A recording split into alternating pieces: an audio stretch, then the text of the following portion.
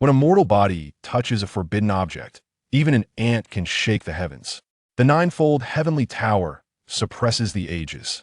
Today it reopens. Who will hold the reins? Chapter 1.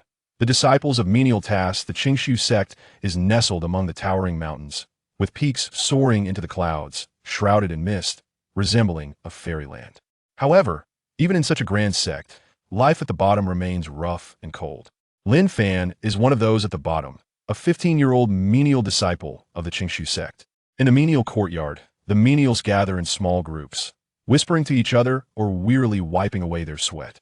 Lin Fan's parents were once inner disciples of the Qingshu sect, with considerable cultivation, but 2 years ago, they both perished in an accident.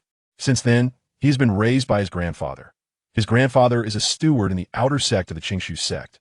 Though his position is not high, he cares for Lin Fan with all his heart. However, Lin Fan was diagnosed at birth with a natural mortal body, a highly unusual constitution with no cultivation talent, unable to sense spiritual energy, let alone draw it into his body. Even if he had spiritual energy, this constitution consumes it far beyond that of ordinary people, making it nearly impossible to embark on the path of immortality. This is a cruel reality. For someone aspiring to practice and yearn for the immortal path, such a constitution is undoubtedly a death sentence. His grandfather understands this well, but he has not given up. Chapter 2. The ninefold heavenly tower. Lin Fan understands in his heart that this Tang Wei, rather than genuinely offering a kind reminder, is more likely using the opportunity to intimidate and test his limits and reactions. He nods humbly in agreement, but has already marked Tang Wei as someone to be wary of. He will not trust anyone here. After seeing off Tang Wei, Lin Fan did not linger in the courtyard like other menials, complaining or idling. Instead, he directly left the menial courtyard and headed towards the back mountain. He wanted to check it out in advance, to try it out. Instead of waiting until tomorrow to be forced into a corner, it is better to familiarize himself with the path today and gauge the efficiency. The path to the back mountain is even more difficult than He Ping described. There are no officially open trails, only the vague paths trodden by those who came before to gather firewood. Thorns are rampant, and loose stones are everywhere. In some places, he even needs to use both hands and feet to climb. Finally, he arrived at the edge of the daunting black forest. The trees are tall and straight, with dense canopies that make it difficult for sunlight to penetrate, creating a sinister atmosphere. Carrying the axe provided by the menial courtyard, Lin Fan took a deep breath, chose a tree that appeared to have a thinner trunk, and began to chop. The axe blade struck the trunk, making a dull, thudding sound. Chapter 3. Qi Refinement. First layer. Lin Fan placed them on the table and then took out the unimpressive small tower. The tower was only the size of a palm. Bronze-colored, covered in verdigris and the marks of time, looking as if it were a piece of scrap picked up from some corner. He carefully placed the 3 inferior elixirs into the only entrance at the bottom of the tower. As soon as the elixirs entered, the tower showed no change, not even a glimmer of light, as if nothing had happened. After putting the small tower away again, Lin Fan dragged his weary body onto the simple wooden bed. He closed his eyes, and the blurry faces of his parents and the figure of his grandfather floated in his mind. He wanted to become stronger, not just for himself, but for them as well.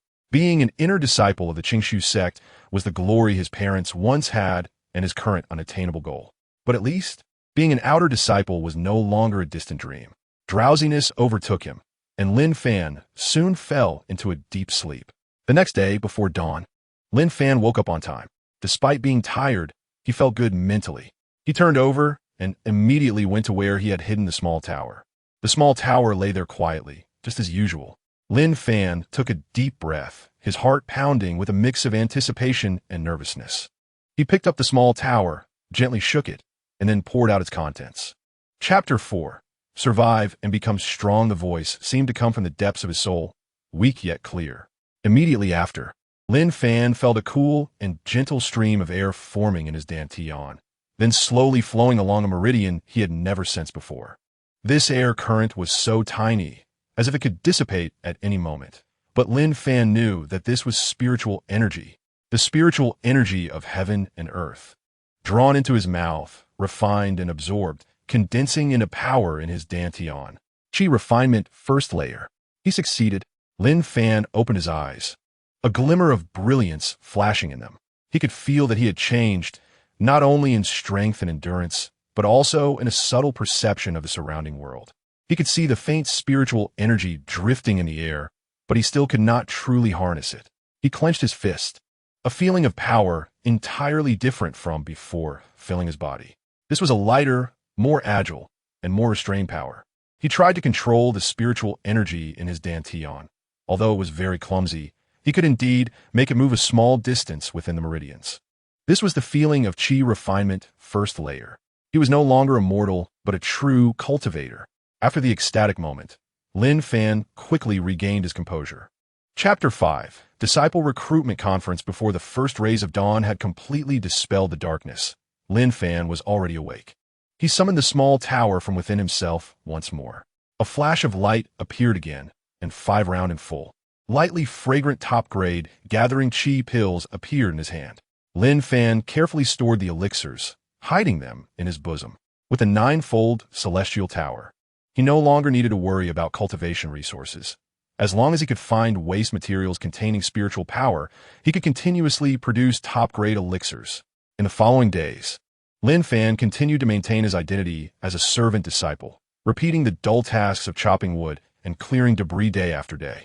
Every morning, before the other servant disciples had risen, he would quietly consume a top-grade, gathering chi pill, guiding the medicinal power to circulate within his body, slowly but steadily impacting his dantian.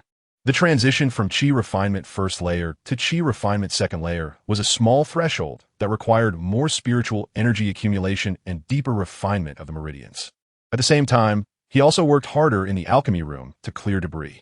Sometimes it was several inferior elixirs, other times it was shattered furnace scraps, and even some strange crystals produced from failed alchemy. These things seemed like trash to others, but to him, they were treasures. Chapter 6. Only accepting waste at the moment the bell tolled, Tang Xian's murderous intent paused, and a hint of unwillingness flashed in her eyes.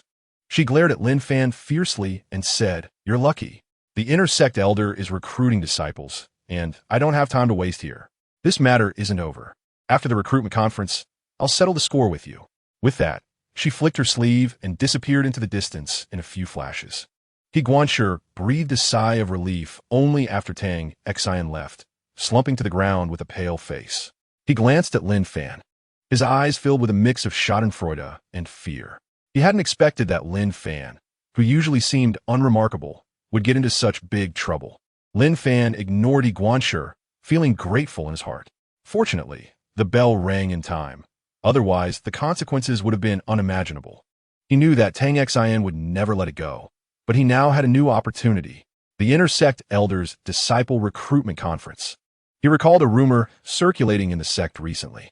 It was said that there was a stunningly talented female elder in the Qingshu sect who had reached the golden core stage before the age of 30 with unfathomable strength.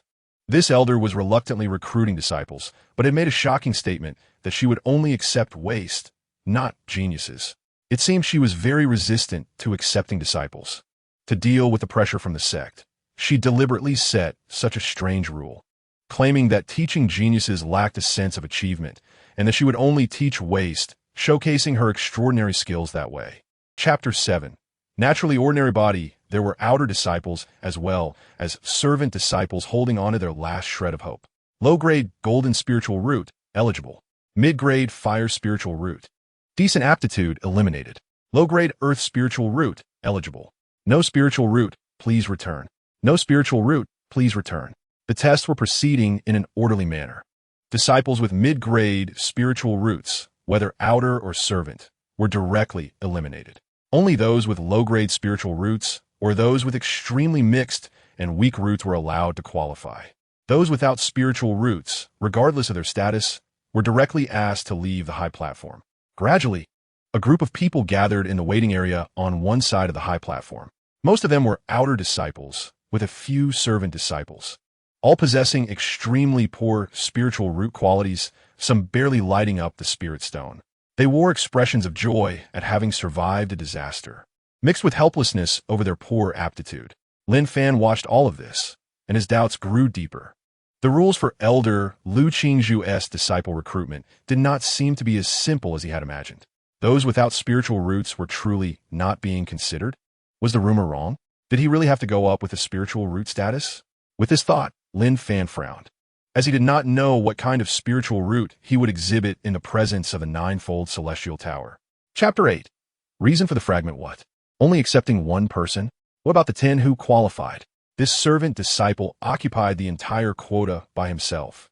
Shock, unwillingness, envy, and jealousy erupted in the crowd in an instant. The 10 waste materials who had just ignited hope turned pale at once, looking incredulously at Lu Qingzhu and Lin Fan. Lu Qingzhu ignored the reactions of the crowd and stood up, ready to leave. Lin Fan, she called his name, her voice carrying an undeniable authority. From today on, you are the chief disciple of this seat. Follow me back to Qingyan Peak. Chief disciple. The title made Lin Fan pause slightly. He didn't expect to become the chief disciple directly. This meant that his status under Lu Qingzhu was the highest. He immediately bowed respectfully. Disciple Lin Fan pays respects to the master. The other disciples in the square, including those eliminated, were now dumbfounded. A naturally ordinary body, a disciple without a spirit root, had actually become the personal disciple of a golden core elder, and the chief disciple at that. This completely overturned their understanding of the cultivation world. On the high platform, an elder sitting next to Lu Qingzhu couldn't help but speak up. Elder Lu, how can this child cultivate without a spirit root? Chapter 9. Completing the cultivation method. Lin Fan put down the scroll and fell into deep thought. This cultivation method was indeed abnormal. If it were anyone else, even with high talent, upon seeing such a cultivation approach, they would stay far away. But Elder Lu said that with his naturally ordinary body, he might be able to find a different path. What was special about his naturally ordinary body? Aside from the inability to sense spiritual energy, it seemed to have no other manifestations. Wait, Lin Fan's thoughts suddenly returned to a detail he had overlooked. The reason he could sense spiritual energy was because of that 9-story sky tower. When he picked up the tower, along with the stream of information entering his mind, there was also a faint energy that allowed his naturally ordinary body to perceive spiritual energy from spiritual rice and spiritual meat. Could it be that this tower? A bold idea appeared in Lin Fan's mind. He closed his eyes, his consciousness sinking into his body, arriving in front of the 9-story sky tower. The ancient black tower stood majestically, its body covered with mysterious runes. He carefully displayed the contents of the indestructible skill before him, trying to make the tower sense it. As soon as he had this thought, the 9-story sky tower seemed to come alive. Chapter 10. Blood transaction. After a month of hellish training, Lin Fan's physical strength had reached a terrifying level. Although his spiritual energy cultivation barely reached the 3rd layer of qi refining, he was confident that with his copper skin and iron bones-like body, he could wrestle with cultivators at the 5th or even 6th layer of qi refining. As for Tang Xin, the outer sect disciple who had once trampled him underfoot at the 4th layer of qi refining, she now seemed like a mere chicken to him. He wanted revenge, but he wasn't reckless. He needed a reasonable opportunity to strike decisively. He continued to seclude himself on Qingyan Peak, consolidating the results of the 1st stage of indestructible skill while steadily improving his spiritual energy cultivation. The transition from the 3rd to the 4th layer of qi refining was a small bottleneck. Although the spiritual energy in Qingzhou Courtyard was dense, it still felt like something was missing. He thought a pool on the back mountain of Qingyan Peak, a place where spiritual energy gathered and where Elder Lu occasionally secluded herself for bathing. Since Elder Lu was in seclusion, there shouldn't be anyone there. Perhaps breaking through there would yield better results. The night was as dark as ink, and Lin Fan quietly left Qingzhou Courtyard, heading towards the pool on the back mountain. The pool was shrouded in a faint spiritual mist, and the moonlight cast shimmering reflections on the surface, making it an excellent place for cultivation. Chapter 11. Life and Death Duel. In the following half-month, Lin Fan lived a life of cultivating indestructible skill during the day at Qingzhou Courtyard and feeding snakes at the pool on the back mountain at night. Every day at the hour of the rabbit, he would appear by the pool, where Qin Yi was usually already waiting nearby. He would force out his blood to feed the blood snake, which seemed very happy after devouring it. Qin Yi would casually toss him a bottle of pills. Sometimes it was a high-grade gathering qi pill, and other times it was a high-grade blood-nourishing pill. He carefully stored these pills, not daring to waste a single bit. With the aid of these pills, the effectiveness of his cultivation of indestructible skill doubled. His body recovered faster, and his spiritual energy cultivation steadily improved. with the loss of blood quickly restoring under the nourishment of the blood-nourishing pills. His exchanges with Qin were minimal, usually consisting of only a few simple words. However, over time, her attitude towards him seemed to undergo subtle changes. From the initial cold, killing intent, it shifted to a mild indifference, and now occasionally included a hint of curiosity and teasing. Your body seems somewhat peculiar. The vitality of your blood far exceeds that of ordinary people. Qin observed the blood snake's reaction after it devoured the blood, thoughtfully commenting. Chapter 12. Unwarranted Disaster Exploding Qi Pills. Tang Xin was shocked. This was a forbidden drug. Although the effects were astonishing, the side effects were also immense. Using it would damage the body and could even cause a permanent stagnation in cultivation. But with it, she could kill Lin Fan and survive. Why was Xie Yan helping her? Tang Xin was puzzled, but at this moment, survival was the priority. Xie Yan had his reasons for helping Tang Xin. He had encountered Qin on the back mountain by chance and was astonished by her beauty. When he approached her, he only received a cold glance from her, without a single word in return. With his status, when had he ever experienced such cold treatment? Recently, he noticed that Qin seemed to have some connection with this disciple named Lin Fan. He speculated that Qin's indifference might very well be related to Lin Fan. Since he couldn't provoke Qin directly, he would first deal with someone she cared about. Killing this ordinary body would be best. If Qin showed no reaction, that would be perfect. If she intervened, then let the whole Qingshu sect see the consequences of offending him. Xie Yan. Tang Xin looked at Xie Yan, her eyes filled with a mix of gratitude and determination. She took a deep breath, suppressing her fear, and looked at Lin Fan. Life and death duel? Fine. Tang Xin suddenly laughed fiercely. Do you think being an inner sect disciple makes you superior? Tang Xin, accept your life and death duel. Chapter 13. Tang Xin's apology. He felt unprecedented pressure, not only from Tang Xin, but also from the impending life and death battle, and even more from Xie Yan's murderous intent, as well as the inexplicable closeness of Qin. He still didn't know Qin's exact identity, only that she was very powerful and highly respected. Lin Fan, don't get distracted, Qin gently reminded him. Lin Fan took a deep breath, forcing himself to bring his attention back to the present. The immediate crisis was Tang Xin. Only by resolving this trouble could he perhaps earn the right to face greater challenges. He glanced at Qin beside him, feeling a mix of emotions. This person, was she his lucky star or his calamity? The outer sect steward frowned slightly, but said nothing. Life and death duels should typically avoid bystanders. But Qin's special status made it inappropriate to drive her away. Moreover, she was only standing below the platform, showing no intention of intervening. Tang Xin, Lin Fan, are you ready? The deacon asked in a deep voice. Tang Xin's face turned pale and then flushed. She had originally thought that with the explosive gas pill and Xie Yan backing her up, she would undoubtedly win this life and death battle. However, the appearance of Qin and her attitude towards Lin Fan made her feel uneasy. Chapter 14. Using forbidden drugs? No. Tang Xin screamed in panic as she felt the threat of death under Lin Fan's onslaught. It was then that she realized Lin Fan's strength was far more than just the fourth level of Qi refinement. She regretted it. She should not have accepted this life and death challenge. She overestimated herself and underestimated Lin Fan. As she saw Lin Fan's fist coming at her again with a howling wind, a trace of madness and despair flashed in Tang Xin's eyes. She knew that if she did not use that thing, she would undoubtedly die today. The side effects be damned. Surviving was the most important thing. At the moment of life and death, Tang Xin let out a piercing scream. Lin Fan, you are forcing me. She abruptly took out the jade bottle from her left sleeve, and in the astonished gaze of everyone, she unhesitatingly poured the pill in her mouth and swallowed it whole.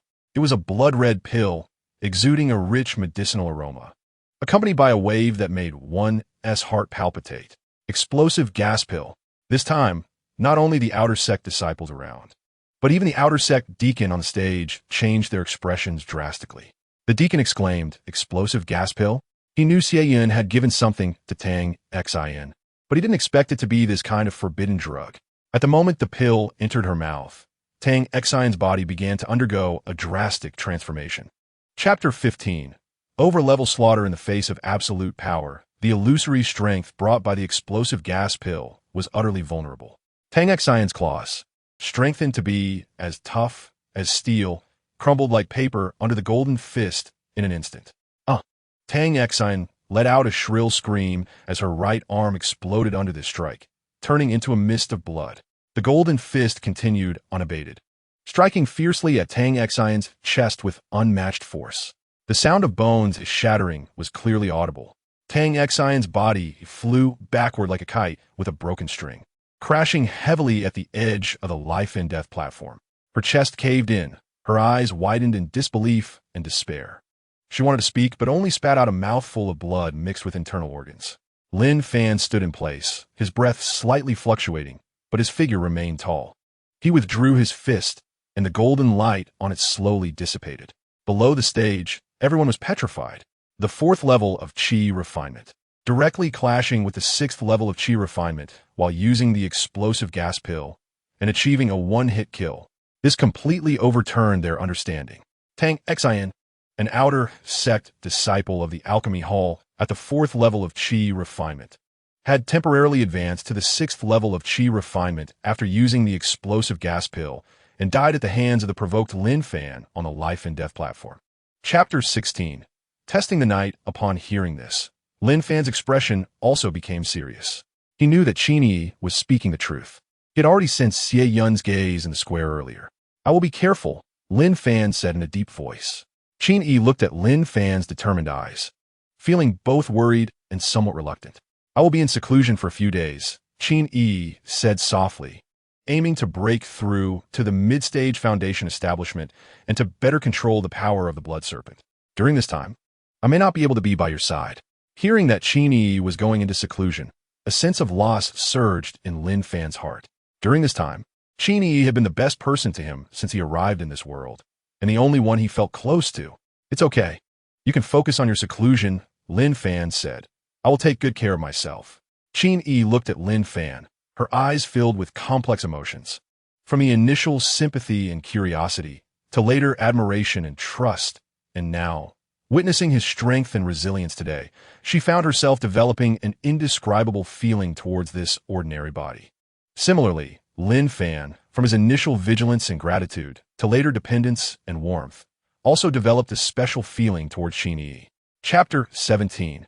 The Disciple Competition. The next day, as the first ray of sunlight broke through the clouds and fell upon Qingyun Peak, a powerful and vast aura surged from the main hall at the peak, accompanied by a faint glow, causing the spiritual energy on the peak to surge. This powerful and pure aura, carrying a flawless charm, was a sign that only a golden core stage cultivator could possess after breaking through their realm. The youngest golden core elder of the Qingshu sect, Lu Qingzhu, had emerged from her seclusion. Moreover, she had successfully broken through to the mid-stage of golden core. Inside the main hall, Lu Qingzhu slowly retracted her aura. Dressed in a plain white long dress, she was exceptionally beautiful, surrounded by a layer of faint spiritual light, making her appear even more ethereal. The mid-stage golden core realm allowed her to perceive the spiritual energy of heaven and earth more acutely, and her strength had improved significantly. Before going into seclusion, she had arranged for her only direct disciple, Lin Fan, to stay at Qingyun Peak and provided him with some resources. She knew Lin Fan was a natural, ordinary body, making cultivation difficult, and had thought that after emerging from seclusion, she could personally guide him and give him some treasures to help cleanse his physique. With a thought, Lu Qingzhu's consciousness extended towards Lin Fan's residence. However, as soon as her consciousness touched Lin Fan's aura, it suddenly halted. This aura was at the 4th level of Qi refinement. Chapter 18. 5th level of Qi refinement. She paused, looking at Lin Fan. All disciples who have joined the Qingshu sect within a year can participate. The reward for the champion is a bottle of mid-grade body strengthening pills and a low-grade flying sword. Hearing these 2 rewards, Lin Fan's heart stirred. The body-strengthening pills would greatly benefit his cultivation of the indestructible skill, while the low-grade flying sword was exactly the offensive tool he urgently needed right now. Although he was powerful now, he lacked a suitable weapon.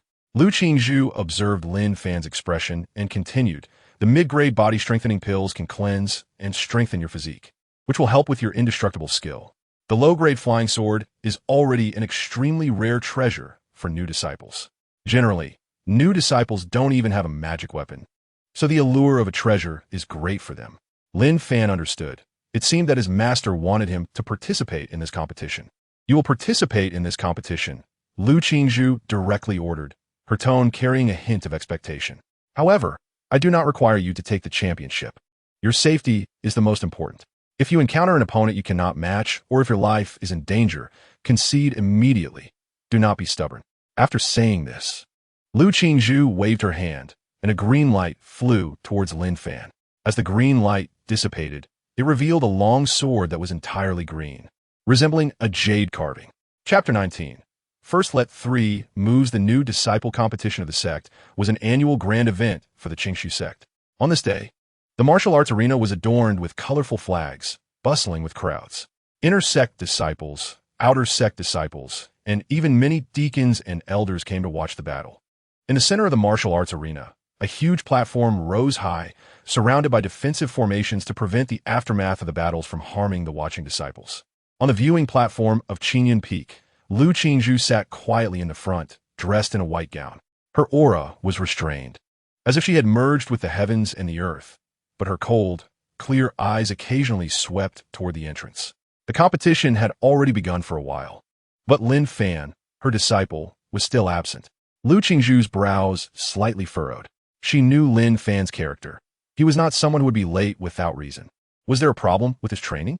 Or was someone sabotaging him? Thinking of Xie Yun, her gaze grew a fraction colder. Not only Lu Qingzhu, but on the other side of the martial arts arena, Xie Yun, belonging to the lineage of the Great Elder, was also feeling restless. He had come today not to watch the new disciples' competition, but to witness Lin Fan's failure, or even his death, with his own eyes. He glanced at Bai Lei on the stage. Bai Lei, one of the most outstanding talents among the new disciples, possessed a mid-grade golden spirit body and had reached the peak of the 6th level of qi refinement at just 17 years old. Chapter 20. Superior quality treasure. When this was said, the entire audience was stunned.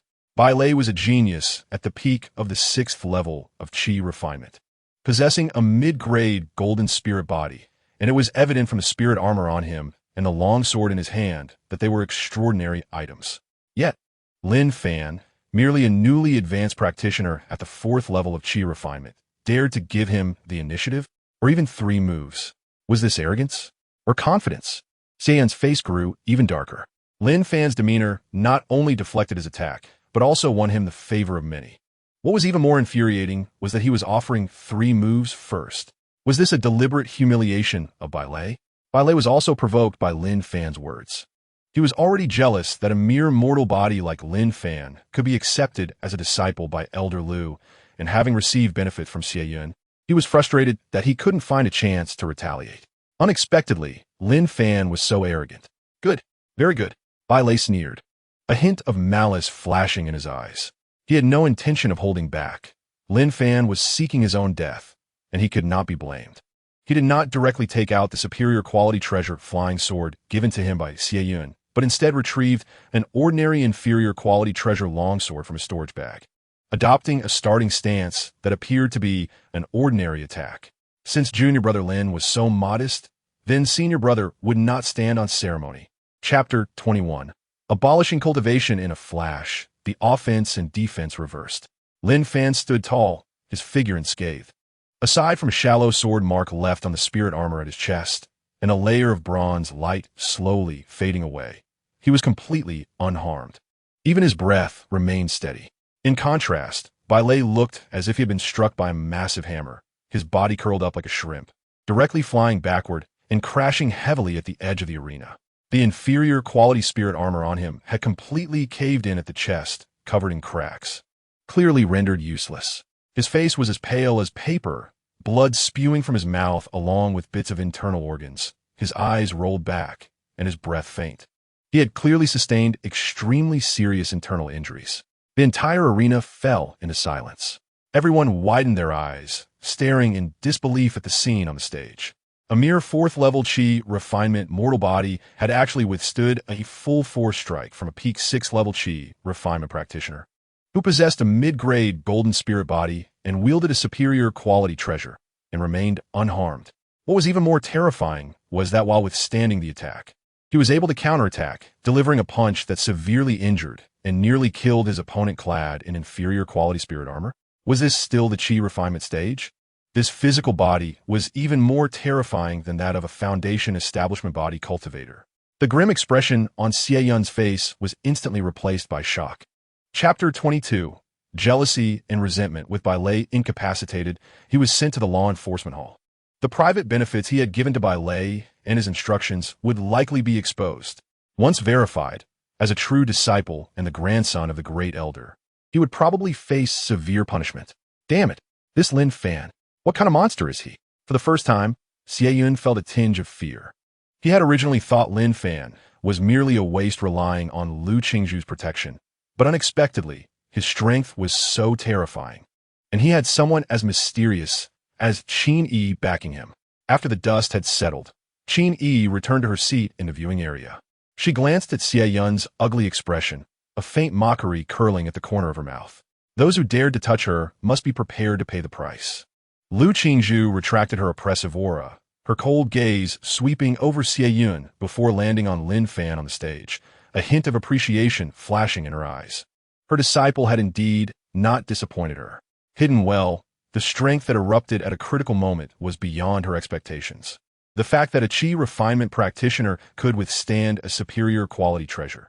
This indestructible art was truly extraordinary. The outer sect elder presiding over the competition saw this and immediately announced the start of the next match, trying to shift the focus of the audience away from the martial arts arena. Chapter 23.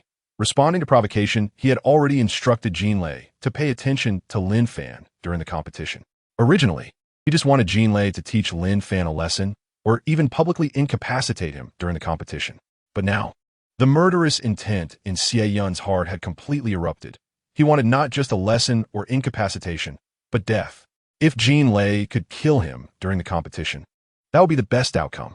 A sinister light flickered in Xie Yun's eyes. If it's not appropriate to act on the stage due to sect rules, rules are made for the weak. He stood up, pacing back and forth in his cave dwelling, calculating various possible opportunities. Lin Fan's strength had been partially exposed, but that abnormal physical body was indeed a trouble. However, the methods of chi refinement stage cultivators were not limited to physical strength. He did not believe Lin Fan had no weaknesses. Qin Yi, one day, I will make you realize who the true pride of heaven is. Who is the one you should admire? And Lin Fan is merely a stumbling block on your path to immortality. I will personally crush him. The sun rose slowly the next day, and the atmosphere in the martial arts arena was even more tense and intense than yesterday. Today, the strongest 10 new disciples would be selected from over 100 participants, and the competition would undoubtedly reach a fever pitch. Chapter 24. Invested heavily, he never expected that Lin Fan would dare to provoke him so boldly. A mere 4th-level chi refinement mortal body would actually dare to make a death threat gesture towards him. A peak 9th-level chi refinement practitioner with a superior quality golden spirit body. The elders in the viewing area also witnessed this scene. Some frowned, while others showed a glimmer of interest in their eyes. Qin Yi's lips curled up again in a barely perceptible smile. Lu Qingzhu remained expressionless, but a trace of appreciation crossed her deep eyes. Xie Yun's face turned ashen. Jinlei was a pawn he had high hopes for, and now he was being so contemptuously threatened by Lin Fan. This was not only an insult to Jinlei, but also a provocation to him. Xie Yun, outrageous. Jinlei finally reacted, shouting in anger, his sword intent erupting instantly, as if it would break through the heavens. The flying sword in his hand emitted a clear humming sound, as if it would be drawn at any moment. Jinlei, stand down. The outer elder presiding over the competition spoke up in time, his voice carrying a hint of warning. Now is not the time for sparring. Tomorrow the top 10 ranking competition will take place, and you will have plenty of opportunities to compete. Jinlei took a deep breath, suppressing the anger within him. He glared fiercely at Lin Fan, his eyes filled with murderous intent. Chapter 25.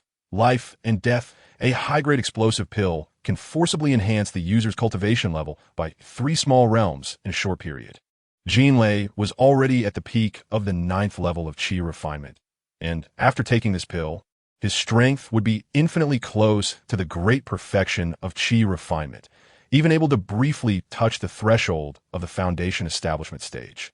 Xie Yun's heavy murderous intent towards Lin Fan can be seen from this. He clearly did not want Lin Fan to leave the arena alive. A common body, a servant born, who dared to threaten him and covet Qin Yi, must die. What is more sinister is that, to prevent Lu Qingzhu and Qin Yi from intervening to help Lin Fan at a critical moment, Xie Yun spent a lot of money bribing several intersect elders allied with the Grand Elder. At that time, they would conveniently be near Lu Qingzhu, using various methods to slightly hinder her, preventing her from providing timely assistance. As for Qin Yi, Xie Yun would personally intervene to block her. Even if he was not a match for Qin Yi, as long as he could delay her for a moment to give Jin Lei the time to kill Lin Fan, it would be enough. This was a deadly trap specifically targeting Lin Fan. He had maximized the timing, location, and support. He did not believe that in this situation, a Qi refinement 4th level common body could still turn the tide. If he failed today and Lin Fan escaped, who knows when such a heavenly opportunity would come again. Chapter 26. Utter humiliation at this critical moment. Lin Fan, who had been passively dodging, suddenly erupted with a terrifying brilliance in his eyes. This was the moment he had been waiting for.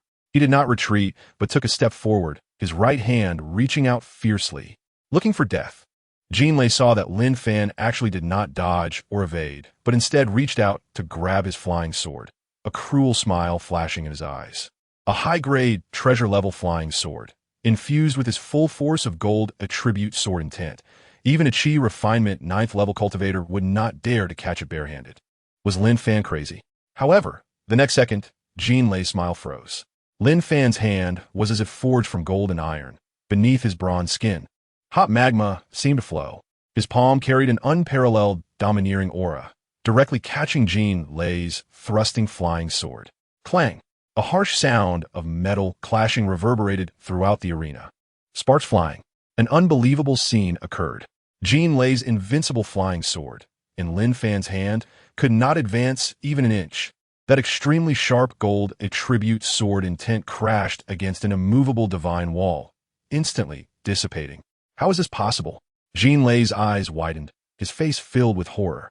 Chapter 27. A single punch killed Qin Yi's voice was not loud, yet exploded like thunder in everyone's ears. Black Prison. That was a forbidden area of the sect that even intersect elders turned pale at the mention of. It was said that even a golden core intersect elder would suffer torment if imprisoned there, facing the danger of falling to a lower realm or even perishing.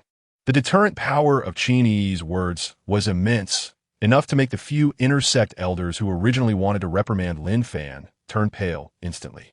They exchanged glances, as if a fishbone was stuck in their throats, ultimately having to close their mouths in frustration and sit back down, cold sweat streaming down their foreheads. Xie Yun's expression was even uglier than ever, but the anger and unwillingness in his heart made it impossible for him to remain silent. He stepped forward, pointing at Lin Fan on the arena, his voice sharp.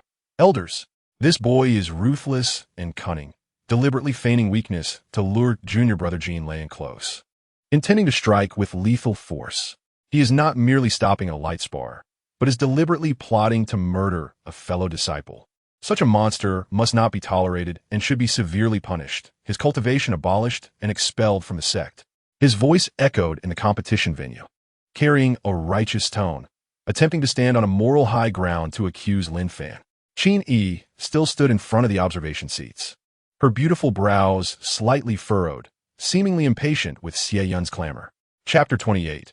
Eventually reckon Lin Fan was unaware of Xie Yun's crazed murderous intent. He simply stood there calmly, accepting the complex gazes around him. Jin Lei's death was merely a stepping stone on his path to becoming stronger.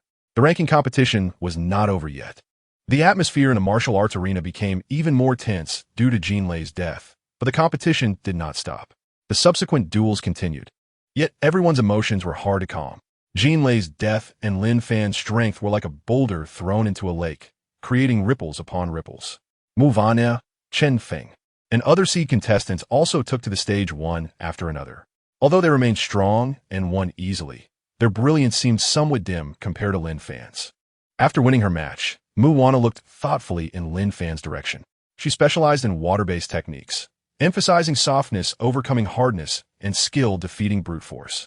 Lin Fan's pure strength and defensive style presented a whole new challenge for her. Chun Feng grinned, revealing a combative gleam.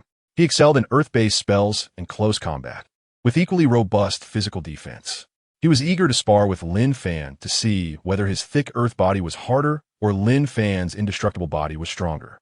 Chapter 29. Assassins arrive as time slowly passed. Lin Fan secluded himself on Qingyun Peak, rapidly advancing in cultivation. Life seemed to return to calm once more. Qin Yi indeed visited him as usual, occasionally checking on him. This time she brought a larger storage bag, which not only contained healing pills and spirit stones, but also some talismans she had carefully crafted, and even a piece of defensive clothing she seldom used. Take this. These are all good things. Qin Yi stuffed the storage bag into Lin Fan's hands, her face bright with a smile, but her eyes sparkled as she looked at him. Senior sister, you've already given me enough. Lin Fan declined slightly. The value of these items was considerable. Oh, why are you being polite? Qin Yi pressed the storage bag into his hand, her pretty face showing a hint of dissatisfaction. You are my junior brother and the chief of Qingyun Peak. Besides, you are breaking through so quickly right now. It's the time when you need resources the most. These things are nothing to me. Just take them. Her words were half true. Her blood serpent still had a certain craving for Lin Fan's blood, but more than that, she found herself enjoying her time with him more and more. Chapter 30. Xie Yun is defeated, however. The anticipated scene of blood splattering and bodies being pierced did not occur. His high-grade magical weapon, the shadowless dagger, only left a shallow white mark on Lin Fan's skin. It was as if he had not stabbed into flesh and blood, but rather into an indestructible black iron. Ying's pupils suddenly contracted. How is this possible? A Qi refinement stage cultivator's body was able to withstand a high-grade magical weapon? This was simply unheard of. The fierce recoil made Ying's wrist numb, causing his attack to falter. Lin Fan seized the opportunity, suddenly raising his hand, his 5 fingers claw-like, filled with a violent force as he reached for Ying's neck. Ying reacted extremely quickly, his figure floating back like smoke, evading Lin Fan's strike. He created distance again, his eyes filled with vigilance and disbelief. The target was clearly just a Qi refining stage cultivator, but why was his physical body so terrifying? The intelligence was wrong. Seriously wrong. Lin Fan also stood up, coldly looking at the black-clad figure before him. The blood and Qi inside him surged, a slight pain piercing his chest. But that injury was insignificant to his powerful physique. He was glad he had never let his guard down during this time and grateful for the strong defense of the indestructible art. Chapter 31. Refining deadly poison. Qin Yi didn't care about him at all, leaving a cold back as she accelerated toward the small courtyard where Lin Fan was. The few blockers brought by Xie Yun were so frightened by this scene that they didn't dare to breathe, quickly rushing forward to help Xie Yun up. Young master, are you all right? Xie Yun pushed them away, his eyes filled with resentment and humiliation. Qin Yi, Lin Fan, this pair of dog men and women. He must make them pay the most painful price. Qin Yi quickly arrived above Lin Fan's small courtyard. She immediately saw the chaotic fluctuations of spiritual power in the courtyard. The houses damaged, clearly having gone through a fierce battle. Lin Fan, she exclaimed, her figure falling like lightning. Both Lin Fan and Ying, who were entangled in combat inside the room, sensed Qin Yi's arrival at the same time. Ying's expression changed. Foundation Establishment Cultivator. And it's Qin Yi. His mission was to assassinate a Qi refining stage cultivator, not to confront a freakish genius from the Qingshu sect. He knew he had been exposed. Staying any longer would only lead to death. Ying no longer wished to fight, his figure suddenly exploding with a cloud of black mist, using the cover of the mist to cast a secret technique, instantly escaping from the room and disappearing into the night. Lin Fan did not pursue. He looked in the direction where the assassin vanished, a complex light flashing in his eyes. Chapter 32. The rampant demon sect. Lin Fan carefully collected the refined poison into a small jade bottle. This poison was colorless and odorless, capable of killing with just a trace. However, what Lin Fan needed was not to kill Xie Yun immediately, but to slowly corrode him until his cultivation was completely destroyed. He diluted the poison countless times, then added some special materials to make it evaporate through the air, and its effects more gradual and concealed. He aimed to concoct a silent, chronic corrosive poison that would erode the Dantian. The next morning, as dawn broke, Lin Fan quietly left Qingyun Peak, stealthily heading towards Xie Yun's cave dwelling. Utilizing the powerful effects of the concealment technique, he perfectly concealed his aura and figure, like a transparent person, avoiding all patrols and perceptions along the way. He arrived outside Xie cave.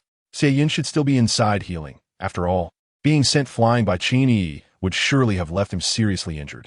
Lin Fan did not force his way in, but instead utilized the characteristics of the concealment technique, silently merging into the air as he quietly entered the cave. He did not go to Xie bedroom, but instead arrived at the hall where Xie usually cultivated and entertained guests. Chapter 33.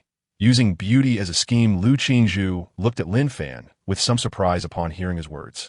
She knew Lin Fan was steady in character, but she didn't expect him to value the camaraderie among fellow disciples so much, although she was displeased with Xie little tricks. Since Lin Fan had already formed a team and spoke so grandly, she felt it was inappropriate to forcibly stop him. Xie, I leave Lin Fan to you. Lu Qingzhu's voice carried a hint of warning.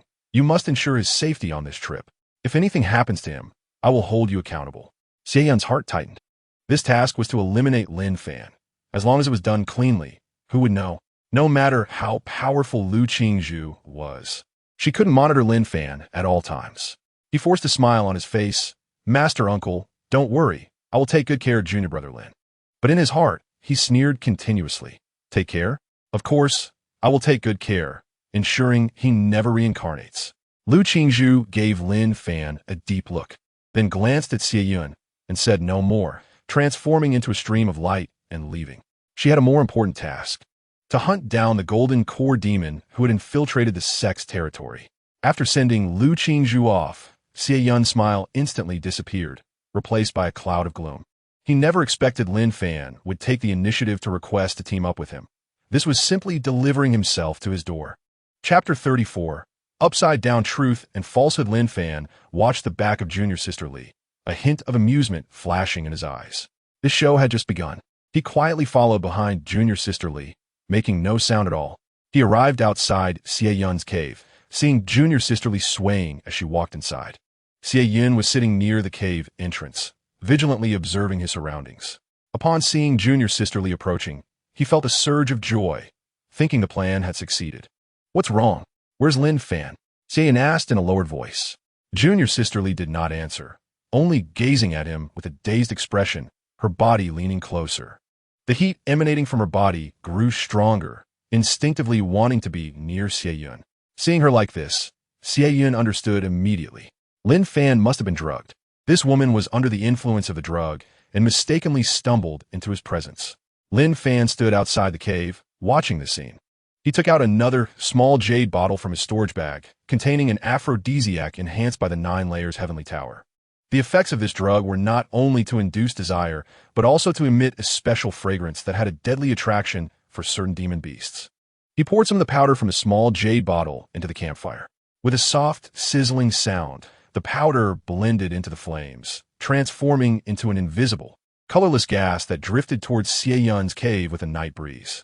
Chapter 35.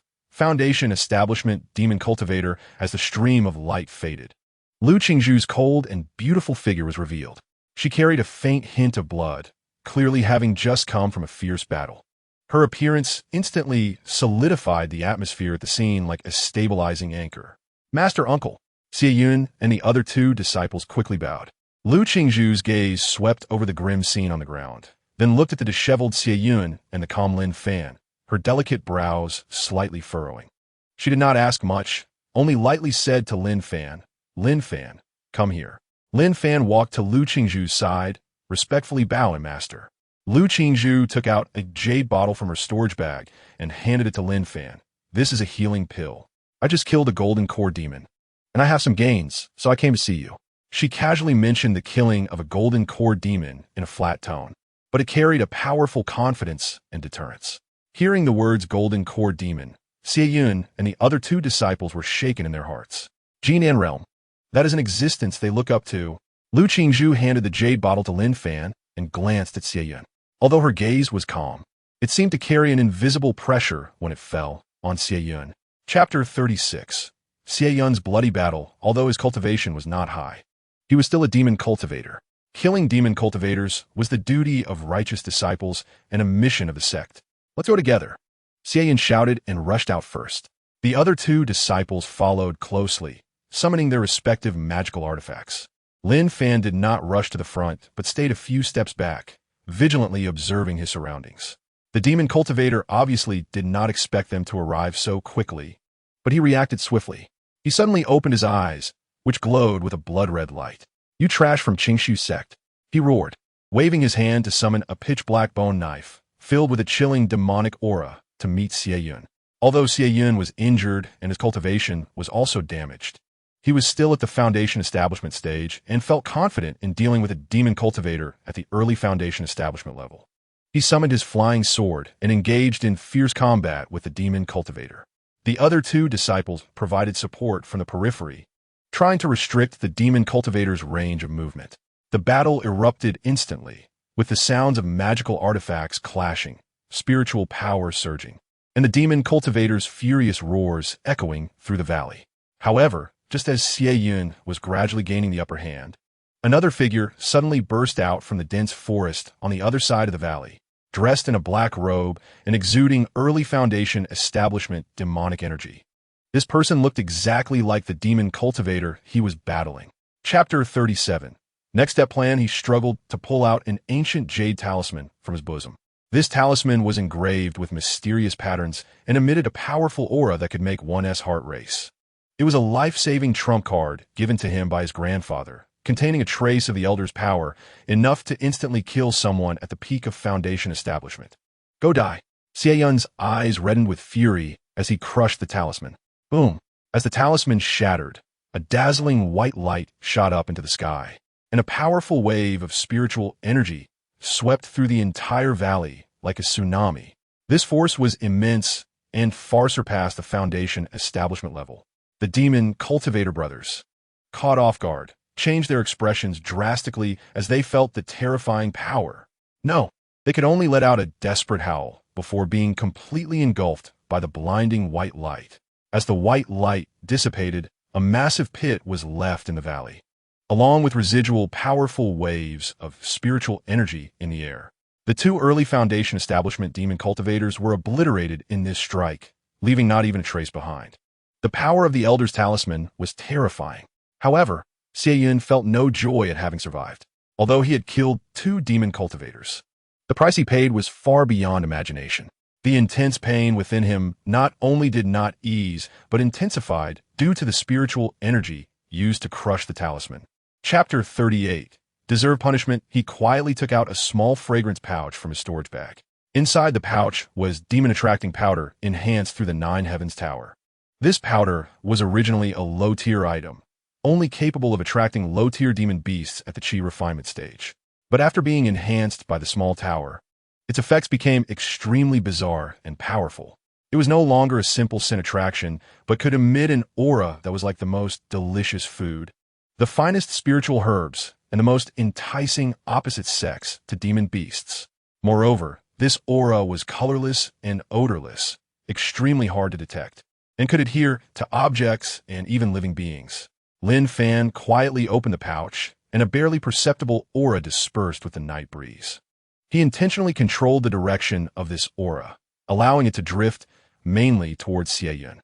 Some of the demon-attracting powder transformed into particles smaller than dust, silently landing on Xie Yun, on his clothes, on his wounds. Even when he gasped for breath or took pills, these particles quietly entered his body. Once these particles entered his body, they would combine with his blood, spiritual energy, and even his soul aura, making Xie Yun exude a deadly allure to demon beasts from within. Chapter 39. Golden Core, Great Demon Qingshu Sect. A vast and overwhelming terrifying aura erupted from deep within the sect without warning. This aura contained extreme sorrow, rage, and killing intent, like a solidified shockwave that swept through every corner of Qingshu sect in an instant. The mountains trembled, and the halls shook. The disciples who were cultivating groaned as if struck in the chest by a giant hammer, spitting blood and collapsing to the ground. The elders who were in a meeting turned pale, and those with slightly weaker cultivation directly collapsed, their eyes filled with terror.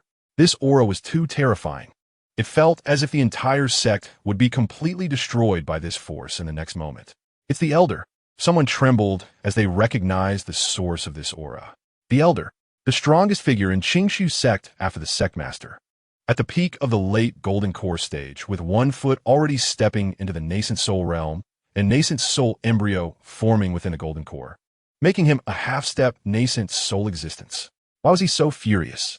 Just as everyone was filled with doubt, a figure suddenly appeared above Qingshu sect like a ghost. It was an old man dressed in a black robe, with disheveled hair and eyes glowing red, his face twisted in a terrifying manner. He floated in midair, surrounded by an inescapable aura of death, as if he had just crawled out of the nine hells. Chapter 40. Nirvana Fire Roar. Hiss, shriek, howl. 4 earth-shattering roars echoed through the mountains and forests, accompanied by violent waves of spiritual energy. A great battle erupted in an instant. The destructive power of a battle between Golden Core cultivators was unimaginable. The ground near the valley began to crack. Trees were uprooted and turned to dust. The violent waves of spiritual energy spread like a tsunami, causing low-tier demon beasts in the distance that sensed the fluctuations and sought to take advantage to be instantly turned to a bloody pulp, wailing continuously. Lin Fan, hidden in the bushes, felt his eardrums buzzing. Even from a distance, he could feel the terrifying pressure. He had to activate the undying art to suppress his aura even further to avoid being affected by the aftermath of the battle or being discovered by either side. He cautiously extended his consciousness to observe the battlefield. Xie Changfeng was indeed a half-step nascent soul, although facing 4 Golden Core great demons, possibly at their peak. He was still able to barely hold his ground due to his profound cultivation and powerful supernatural abilities. His figure moved like lightning, with his palm winds howling, each strike carrying the power to destroy the heavens and the earth. The 4 Golden Core great demons were no ordinary opponents. Chapter 41. It's all over, however. The 3 Golden Core great demons did not intend to let him leave easily. Although they had previously sold the Firehawk, they had also been injured. More importantly, they sensed the weakening aura of Xie Changfeng, which was a perfect opportunity. Want to leave? Not so easy. The Qingwan snake hissed ominously. Stay here, human. If we eat you, we might recover from our injuries faster. The eyes of the earth-shattering bear flashed with ferocity. The extreme ice fox remained silent, but a chilling aura enveloped it, clearly intending to take action. The 3 Golden Core great demons once again attacked the injured Xie Changfeng. Xie Changfeng's face turned ashen. He did not expect these 3 beasts to be so relentless. He took a deep breath, knowing that today's situation would not end well. Gritting his teeth, he took out a communication jade talisman from his bosom and crushed it violently. This was a signal for help from the sect. The sect master of Qingshu sect felt the aura of the shattered jade talisman, and his expression changed slightly. Elder Xie is in danger. Without caring about anything else, he immediately summoned the sect's powerful members to prepare for support. Just as Xie Changfeng was entangled by the 3 Golden Core great demons, and a fierce battle erupted again. With spiritual energy splashing and dust flying, an inconspicuous figure quietly approached the place where the Firehawk had dissipated, like a ghost from the ruins. Chapter 42. Fighting to the death, I don't have time to waste with you, he shouted sternly, his figure flashing like a specter, and in the next moment, he appeared beside Lin Fan. Lin Fan felt an irresistible force grab him, and his body was violently thrown out. The direction was right towards the 3 Golden Core great demons. Xie Changfeng's voice was cold and ruthless.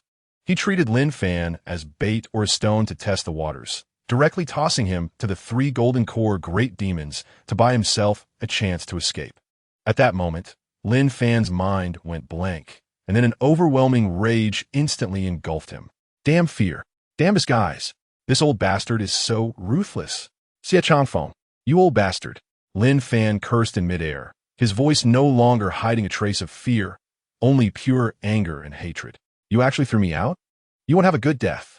The 3 Golden Core great demons did not expect Xie Changfeng to play this hand. They instinctively launched an attack at the flying Lin Fan. The Qingwan snake opened its bloody maw, spewing out a foul-smelling venom. The earth-shattering bear slapped out, carrying the power to shatter mountains. The extreme ice fox swept its tail, unleashing countless ice spikes like a rain of arrows. Chapter 43. It's time to fight Xie Changfeng. At the moment Lin Fan swallowed the Firehawk's demon core, seized the opportunity while the three great demons were shocked and distracted, and without hesitation transformed into a streak of light, fleeing far away. He was already injured and had lost the Fire Hawk's demon core. Continuing to fight was meaningless. As for that kid Lin Fan, he remembered him and would come back to settle the score once his injuries were healed. The three golden core great demons watched helplessly as Xie Changfeng escaped, unable to do anything. All their attention, all their fury, was now focused on Lin Fan. That chi refining stage kid actually dared to consume the demon core of their companion right in front of them. This was an absolute humiliation. Damn human. You actually ate it. Kill you. Eat you. That's ours. They roared, their eyes filled with greed and murderous intent. They believed that as long as they ate Lin Fan, it would be equivalent to swallowing the Fire Hawk's demon core, which contained the essence of a peak golden core beast's power, potentially allowing them to further enhance their strength. Qin Yi looked at the frail figure that was now resolutely standing in front of her, facing the three golden core great demons like ferocious beasts. She initially thought of Lin Fan only as a friend, a younger brother she needed to take care of, but at this moment, seeing him willing to face the threat of death for her, and for the sake of returning to the sect together, a warm and bittersweet feeling surged in her heart like a tide. Chapter 44. Rage to the heavens. Lin Fan's gaze was like a knife. Tightly gripping the spirit sword in his hand, his muscles taut, the perfected indestructible art operating wildly within him, every inch of flesh emitting a faint golden light. He knew this would be the hardest battle of his life, and the only chance to survive. However, just as he was about to gamble everything in charge at the three golden core great demons, an unexpected change occurred. The three great demons did not launch a thunderous assault as he had anticipated. Human kid, do you think you can contend with us just because of this turtle shell? The earth-shattering bear mocked in a deep voice, but its movements were as quick as lightning, and its massive paw slammed down towards the ground. Boom! The ground instantly cracked, and countless fragments flew like cannonballs. This was not an attack aimed at Lin Fan, but a diversion, just as the debris flew and obscured Lin Fan's vision. The figure of the extreme ice fox vanished like a ghost, moving at an incredible speed. Be careful, Qin Yi weakly shouted upon seeing this. She struggled to stand up, but it aggravated her internal injuries, causing her to spit out another mouthful of blood. Lin Fan sensed a huge alarm in his heart and abruptly turned around, sweeping his spirit sword, but only cut through empty air. Chapter 45. Fighting above one's level, looking for death. The earth-shattering bear roared, and its enormous paw, carrying the power to shatter mountains, slammed down towards Lin Fan. Lin Fan did not dodge or evade. He clenched his left fist, his knuckles shining with golden light, as if forged from gold, and fiercely met the paw of the earth-shattering bear. Boom! A deafening roar echoed, and a violent shockwave instantly swept the surroundings, lifting the ground several feet high in dirt. The earth-shattering bear's body trembled violently. It felt an unimaginable massive force coming from Lin Fan's fist, numbing its entire arm and causing its bones to creak in agony. Lin Fan's body also took half a step back, but his fist was unscathed. What? A trace of horror flashed in the earth-shattering bear's eyes.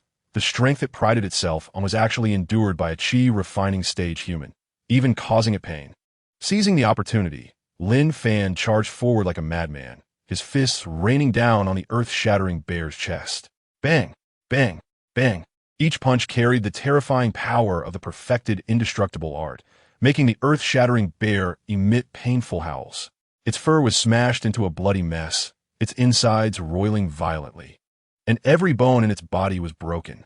Chapter 46. The ancestor comes out in this situation. His predicament was undoubtedly dire.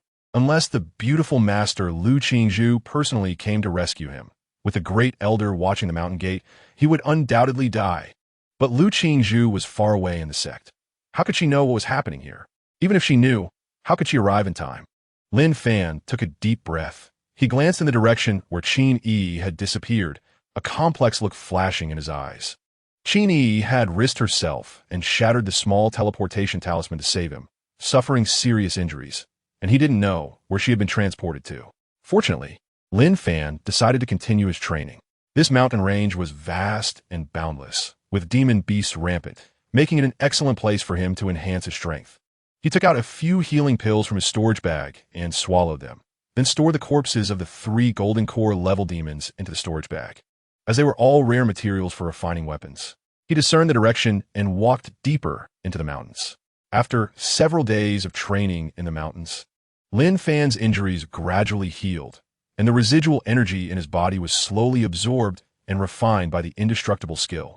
Although his strength remained at the peak of the 9th layer of Qi refining, his physical strength had improved significantly, subtly touching the threshold of the perfected indestructible skill. One day, Lin Fan encountered a group of rogue cultivators deep in the mountains. Chapter 47. Joyful Buddha sect. She suddenly broke free from the support of the ancestor of the Qingshu sect, stumbling toward the fiercest part of the battle. Kneeling on the ground, scraping the dirt with her hands, as if trying to find traces of Lin Fan in the soil. Lin Fan, her voice trembled, tears rolling down like pearls that had broken their string. She felt heart-wrenching sorrow, as if the most important thing in her life had disappeared forever. "Miss, please calm down." The ancestor of the Qingshu sect hurriedly stepped forward to support her, sensing the pain and despair emanating from Qin Yi, feeling extremely anxious. "Calm down? How can you ask me to calm down?" Qin Yi suddenly turned her head, her eyes red and staring at the ancestor of the Qingshu sect. Her voice hoarse and trembling. "He is missing. The 3 golden core demons are also gone. Did those beasts eat him?" The ancestor of the Qingshu sect felt a pang in his heart as he checked the traces at the scene. Indeed, there was no body of Lin Fan, nor any corpses of the golden core demons. This could only mean that either Lin Fan had been devoured by the demon beasts, leaving no remains, or, "I command you, dig 3 feet into the ground to find him. If he is alive, I want to see him. If he is dead, I want to see his corpse." Qin Yi suddenly grabbed the collar of the ancestor of the Qingshu sect, her eyes filled with a mad determination. "Otherwise, I will summon people. By then, the entire Qingshu sect will accompany him in burial." Chapter 48. A Ray of Hope. He Li. "What are you doing?" Zhang Hu and Li Ming exclaimed in disbelief and anger. Hu Jieyu was also taken aback. She never expected that He Li, who had always been so attentive to her, would act in such a despicable and shameless manner. A hint of despair flashed in her eyes. Lin Fan's expression instantly turned ugly. He remembered that He Li was the most enthusiastic toward him among the 3 men in the team, always calling him Brother Fan, acting as if they were bosom friends. He never expected He Li would do such a thing, but the facts were before him, and he couldn't help but believe it. Ha ha ha. Those who know the times are heroes. The monk, who called himself the Master of Abstinence, laughed with satisfaction. With a wave of his hand, a beam of Buddhist light flashed, binding Hu Jieyu with an invisible force, rendering her unable to move. After controlling Hu Jieyu, the Master of Abstinence turned his gaze to He Li. At that moment, He Li was kneeling on the ground like a dog, looking at the Master of Abstinence with a fawning expression, afraid he might change his mind. "You are quite good, with a good root of wisdom," the Master of Abstinence said with a smile, his smile sending chills down one's spine. "Are you willing to cultivate Buddhism and see the Western paradise?" "I am willing. I am willing. I dream of seeing Buddha and practicing Buddhism," He Li exclaimed with joy, repeatedly bowing, his voice filled with a yearning for life and power. Chapter 49. A Life and Death Situation. Have one die. Not so easy. The Master of Abstinence snorted coldly, waving his hand, and an invisible force instantly struck the dagger. Clang! The dagger was knocked away, landing on the ground with a crisp sound. At the same time, Hu Jieyu's body trembled violently. She felt all the meridians in her body sealed by an invisible force, unable to move even a finger, completely losing the ability to resist, and could only wait to be slaughtered. Hu Jieyu lay on the ground, her eyes hollowly staring at the sky, tears silently streaming down her cheeks. Lin Fan painfully closed his eyes, and when he reopened them, a glimmer of determination flickered in his gaze. He stepped toward the Master of Abstinence.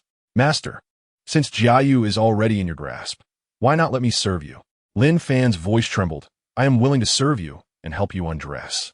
As soon as he said this, Hu Jieyu's eyes widened in disbelief and disappointment. She never expected Lin Fan would say such words. Was he really going to submit to this evil monk? Upon hearing this, the Master of Abstinence was taken aback at first, then burst into laughter. Chapter 50. Poison of Love. The person who arrived was none other than the youngest golden core elder of the Qingshu sect, Lin Fan's master, Lu Qingzhu. She wore a blue long dress, her figure graceful, her beauty stunning, her expression cold, yet carrying an aura of unapproachable authority. "Master!" Lin Fan exclaimed in surprise. He never expected Lu Qingzhu to appear suddenly and so timely.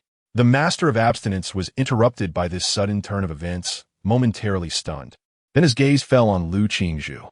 When he saw Lu Qingzhu's beautiful face and ethereal aura, a greedy and sinister light instantly burst forth in his eyes. "Ha ha ha!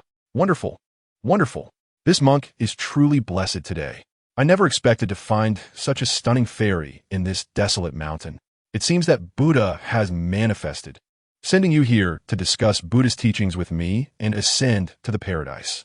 He laughed wildly, completely considering Lu Qingzhu as his next target for plunder, even temporarily forgetting Lin Fan and Hu Jiayu. He reached out his withered hand toward Lu Qingzhu, his eyes filled with a sinister determination to possess her. He underestimated Lu Qingzhu's strength. As the youngest Golden Core elder of the Qingshu sect, her cultivation level was certainly not something an ordinary early-stage Golden Core cultivator could compare to. Chapter 51. Slaying the Golden Core. Lin Fan's heart sank when he saw this. Although his master had severely injured the Master of Abstinence, she had also been poisoned and was at her weakest now. And the Master of Abstinence, even though he was seriously injured, had a foundation in the Golden Core realm far beyond what he in the Qi refining stage could compare to. The Master of Abstinence struggled, enduring the excruciating pain, and reached tremblingly into his bosom. He knew this was his last chance, as long as he swallowed a healing pill. Even if he couldn't recover to his peak, he could temporarily suppress his injuries and buy himself a chance to escape. A fierce light flickered in his eyes. As long as he could live, he would definitely take revenge on this master and disciple duo, torturing them to vent his hatred. However, Lin Fan's movements were faster than his. "Want to take the pill? Dream on!" Lin Fan roared, disregarding the pain in his chest, and rushed forward in a swift stride. His sword, like a venomous snake, flicked its tongue, drawing a strange arc in the air, accurately targeting the wrist of the Master of Abstinence. Clang! A crisp sound of metal clashing echoed, as the jade vial in the Master of Abstinence's hand had not been fully taken out before being forcefully flicked away by Lin Fan's sword tip. Spinning in the air and flying far away into the depths of the forest, disappearing from sight. Chapter 52. Master and Disciple Relationship. Lu Qingzhu did not respond. She simply pressed tightly against Lin Fan's back, unconsciously wrapping her arms around his waist. Her head rested on Lin Fan's shoulder, warm breath spraying against his ear, carrying a tremor of heat that made one's heart race. Her body trembled slightly, eyes hazy, the originally cool gaze now filled with mist and desire, completely devoid of the usual high and mighty demeanor. "So hot, so hot." Lu Qingzhu let out low moans. Her body felt like a furnace scaldingly hot. Unconsciously, she rubbed against Lin Fan, seemingly trying to draw some coolness from him. Lin Fan's heart suddenly raced. He knew that Lu Qingzhu had completely lost her reason, controlled by the poison of passion. Feeling the soft and scorching body behind him, along with Lu Qingzhu's unconscious movements, his own body began to stiffen. He struggled to turn his head, looking at Lu Qingzhu's stunning face. At this moment, her face was flushed, lips slightly parted, eyes shimmering with water, adding several alluring charms compared to her usual demeanor. This Lu Qingzhu was someone Lin Fan had never seen before. "Master," Lin Fan wanted to say something, but his throat felt blocked, unable to make a sound. Chapter 53. Leaving the sect. Lin Fan still lay there, not moving. "Stop pretending to be asleep." Lu Qingzhu's voice carried a hint of impatience, along with a barely perceptible fatigue. Upon hearing this, Lin Fan let out a bitter smile in his heart. He knew he could no longer pretend. Slowly, he opened his eyes, meeting Lu Qingzhu's complex gaze. "Master." Lin Fan sat up, feeling somewhat awkward as he looked at Lu Qingzhu. He hadn't expected things to develop to this point. It was completely beyond his expectation. Lu Qingzhu ignored his awkwardness. Her sword still pointed at Lin Fan's neck, the cold light of the sword reflecting on his face. "How do you treat me?" Lu Qingzhu's voice was soft, yet carried an undeniable authority. Her gaze fixed intently on Lin Fan, as if trying to read any sign of abnormality in his eyes. Lin Fan's heart tightened. He knew what Lu Qingzhu was asking. Without any hesitation, and without dodging, he looked directly into Lu Qingzhu's eyes, his tone firm and sincere. Disciple is willing to protect master with my life. His voice wasn't loud, but in the silent cave, it sounded exceptionally clear. Lu Qingzhu's body trembled violently. She clearly hadn't expected Lin Fan to say such words. Chapter 54. No regrets. Lin Fan pushed open the cave door and stepped inside. The cave was simply and elegantly arranged, filled with a faint fragrance. Lu Qingzhu was sitting on a mat, facing away from him, seemingly meditating. Disciple Lin Fan pays respects to master. Lin Fan respectfully bowed. Lu Qingzhu slowly turned around. Her expression had returned to calm, but her eyes still held a hint of complexity. She stared at Lin Fan, silent for a moment. Do you understand the consequences of today's events? Lu Qingzhu's voice was soft, yet carried a heavy pressure. Lin Fan's heart tightened. He knew what Lu Qingzhu was referring to. He did not evade or argue, simply replied calmly. Disciple understands. Lu Qingzhu's brows slightly furrowed. She seemed somewhat dissatisfied with Lin Fan's calm response. Do you know that what you did today is enough to have you expelled from the sect, or even have your cultivation abolished? Lu Qingzhu's tone carried a hint of coldness. Lin Fan remained calm, raising his head to meet Lu Qingzhu's eyes, seriously stating, Disciple has no regrets. Lu Qingzhu's body trembled violently. Looking into Lin Fan's clear and determined eyes, the complex emotions in her heart surged again. Chapter 55. A massacre. Upon hearing this, Hu Jiayu's eyes flashed with surprise. She knew Lin Fan's situation and understood his concerns. The two had searched for a long time in the market, finally finding a book titled Thousand Faces Technique in an inconspicuous shop. Thousand Faces Technique was merely an ordinary disguise technique, capable of altering one's appearance. But if encountered by a highly skilled cultivator, it would be easily seen through. However, Lin Fan was not worried at all. He had the 9 layers tower, which could complete and enhance the technique. Back at the inn, Lin Fan eagerly placed the Thousand Faces technique into the 9 layers tower. The tower trembled slightly, a mysterious aura emanating, enveloping the Thousand Faces technique. Lin Fan knew that the 9 layers tower was working on completing and enhancing the technique. After 2 days of interaction, Lin Fan had also learned about Hu Jiayu's situation. Hu Jiayu was the young lady of a cultivation family. Her family wanted to marry her off for a political alliance to someone she did not like. Not wanted to be a pawn in this union, she had escaped. Lin Fan's heart tightened. He hadn't expected Hu Jiayu to have such a background. The next morning, Lin Fan couldn't wait to take out the enhanced Thousand Faces technique from the 9 layers tower. Chapter 56. A fatal blow. Lin Fan stepped forward, walking towards the bloody battlefield. Each step was firm and heavy, as if he was treading on the hearts of the disciples of the Day Sun sect. His sword was guiding his path. He wanted to kill. He wanted to seek justice for the innocent villagers, for the despairing Shirley, for the frightened little girl. Fan Lin, Hu Jiayu hurriedly stepped forward, grabbing the hem of Lin Fan's clothes, her voice tinged with urgency. You can't go. The strength of the Day Sun sect is not weaker than the Qing Su sect. It is said that there are 2 nascent soul ancestors. If you act against them, you could very well attract endless pursuit, and then you will find it impossible to escape.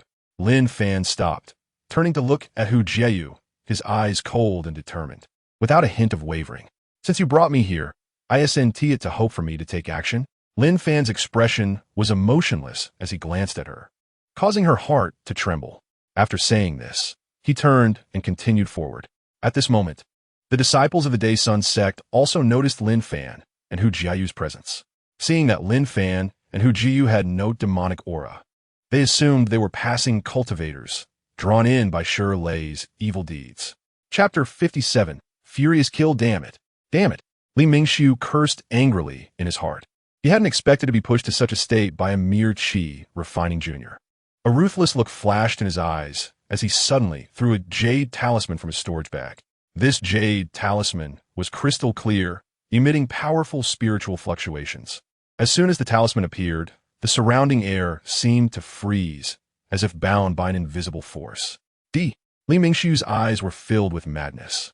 This talisman was a life-saving talisman given to him by a golden core elder, containing the full power of a golden core cultivator's attack. The talisman instantly erupted with dazzling light, and a huge golden palm print shot out from the talisman, carrying a destructive aura as it slammed down towards Lin Fan. This golden palm print contained the full force of a golden core cultivator strike. Its power was immense. Lin Fan's expression changed drastically. He felt the terrifying power contained in this golden palm print, and knew he could not withstand it head-on. There was no time to dodge. He could only cross his sword in front of his chest, simultaneously operating the indestructible technique to its fullest, flooding his entire body's spiritual energy into the sword. Boom! A deafening roar echoed as a golden palm print crashed down on Lin Fan. Chapter 58. Severely injured at the forefront was an elder dressed in a golden robe.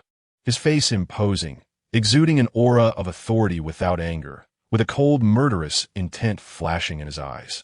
He was Li Shantian, the father of Li Mingxiu, an elder of the Dai sect at the Golden Core stage.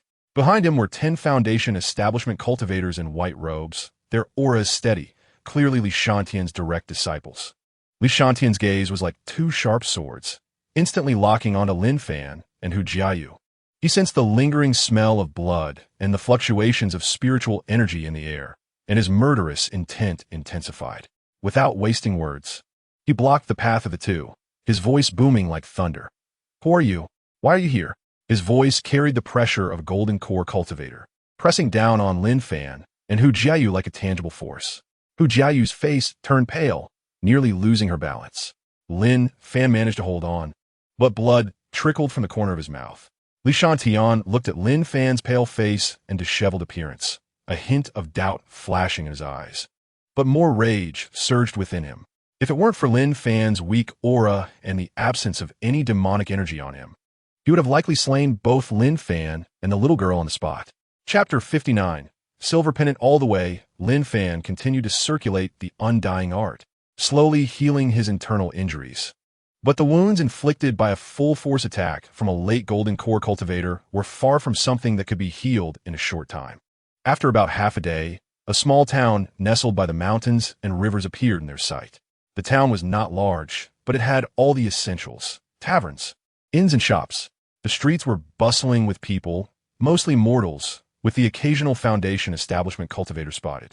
Lin Fan and Hu Jiayu found a clean-looking tavern and requested a private room. Lin Fan placed the little girl on a chair and ordered some light food. She looked timidly at the dishes on the table, hesitating for a moment before carefully picking up the chopsticks. She was clearly starving, but ate very slowly.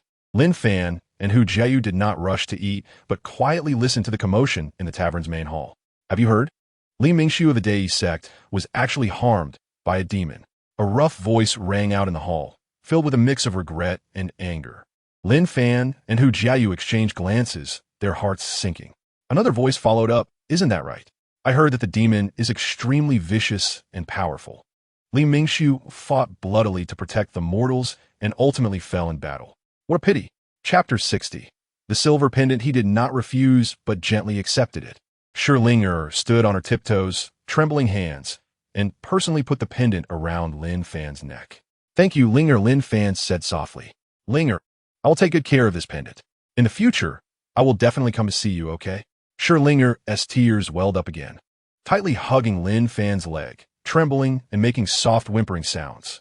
"Big brother, you must come find Linger. Linger will wait for you patiently." She stood on her tiptoes, her tearful eyes misty, and gently kissed Lin Fan on the forehead. The soft touch made Lin Fan's heart tremble. Linger snifflet, her voice as delicate as a mosquito's buzz, yet filled with sincerity. "Mom said that if a girl kisses a boy, if he kisses back, he will be her husband." Lin Fan was taken aback. He hadn't expected this little girl to say such things. He looked into Linger's red-rimmed eyes, filled with innocence and a longing for affection. When she mentioned her mother, the light in her eyes touched Lin Fan's heartstrings. He knew this was not just a child's playful remark, but her yearning for love and reliance. Chapter 61. Teacher in trouble Lin Fan utilized these top-tier elixirs and complete techniques, cultivating at an astonishing speed. The spiritual energy within him surged like a tide, continuously crashing against his bottleneck. Half a month later, Lin Fan sat cross-legged in a secluded cave, surrounded by swirling spiritual energy, almost tangible. He took a pill cultivated from the 9-tiered sky tower, its medicinal power washing over his meridians like a torrent. He heard a series of booming sounds within him as the spiritual energy condensed in his dantian, and the barriers of his realm were easily broken through under the powerful impact of the medicinal force. Mid-Foundation establishment. Lin Fan opened his eyes, a glimmer of brilliance flashing within them. He felt the more abundant spiritual energy within him compared to before, and the more solid dantian filled him with joy. In just half a month, he had broken through from early to mid-foundation establishment. Such speed would surely shock the entire cultivation world if it got out. This was all thanks to the miraculous abilities of the 9-tiered Sky Tower. Just as he was consolidating his cultivation, a jade pendant at his waist suddenly shimmered. This was a communication pendant given to him by his master, rarely used. Lin Fan's heart stirred. He picked up the pendant and probed his consciousness into it. A clear and familiar voice came from the pendant. It was his beautiful master, Lu Qingzhu. Chapter 62. Impersonating an elder far away, 1,000 miles from the Qingshu sect. Lin Fan was unaware that his master was enduring inhumane torment. However, the ominous premonition in his heart grew stronger. He knew that returning to the Qingshu sect would be a perilous journey, but he had to go back. He could not forget his master's kindness. Moreover, he vaguely felt that his master's plight might be connected to him in some way. However, he couldn't just return like this.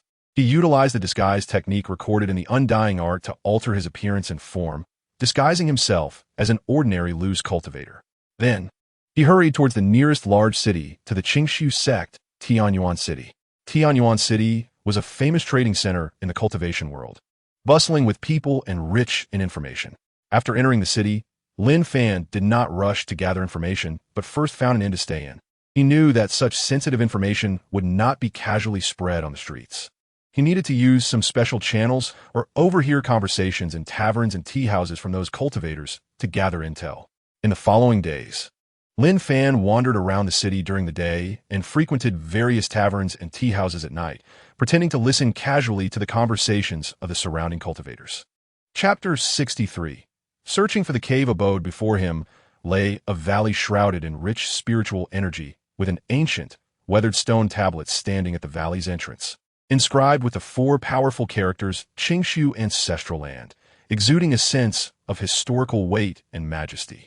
The perimeter of the Ancestral Land was guarded year-round by rotating protective elders to prevent outsiders from intruding. At this moment, an elder with white hair and a stern expression was sitting cross-legged on a piece of green stone, his eyes slightly closed, surrounded by swirling spiritual light, clearly in meditation. Lin Fan felt a tightening in his chest. He knew that although this protecting elder was only at the early golden core stage, he had been guarding the Ancestral Land for many years and was extremely sensitive to fluctuations in the sect's aura. He pushed the art of disguise to the extreme, perfectly simulating not only the appearance and figure, but also the soul and aura of Xie Changfeng. He took a deep breath and walked forward with steady steps. The elder in charge of the sect heard the movement and slowly opened his eyes, where he saw the figure of Xie Changfeng. A hint of doubt flashed in his eyes, but it was quickly replaced by respect.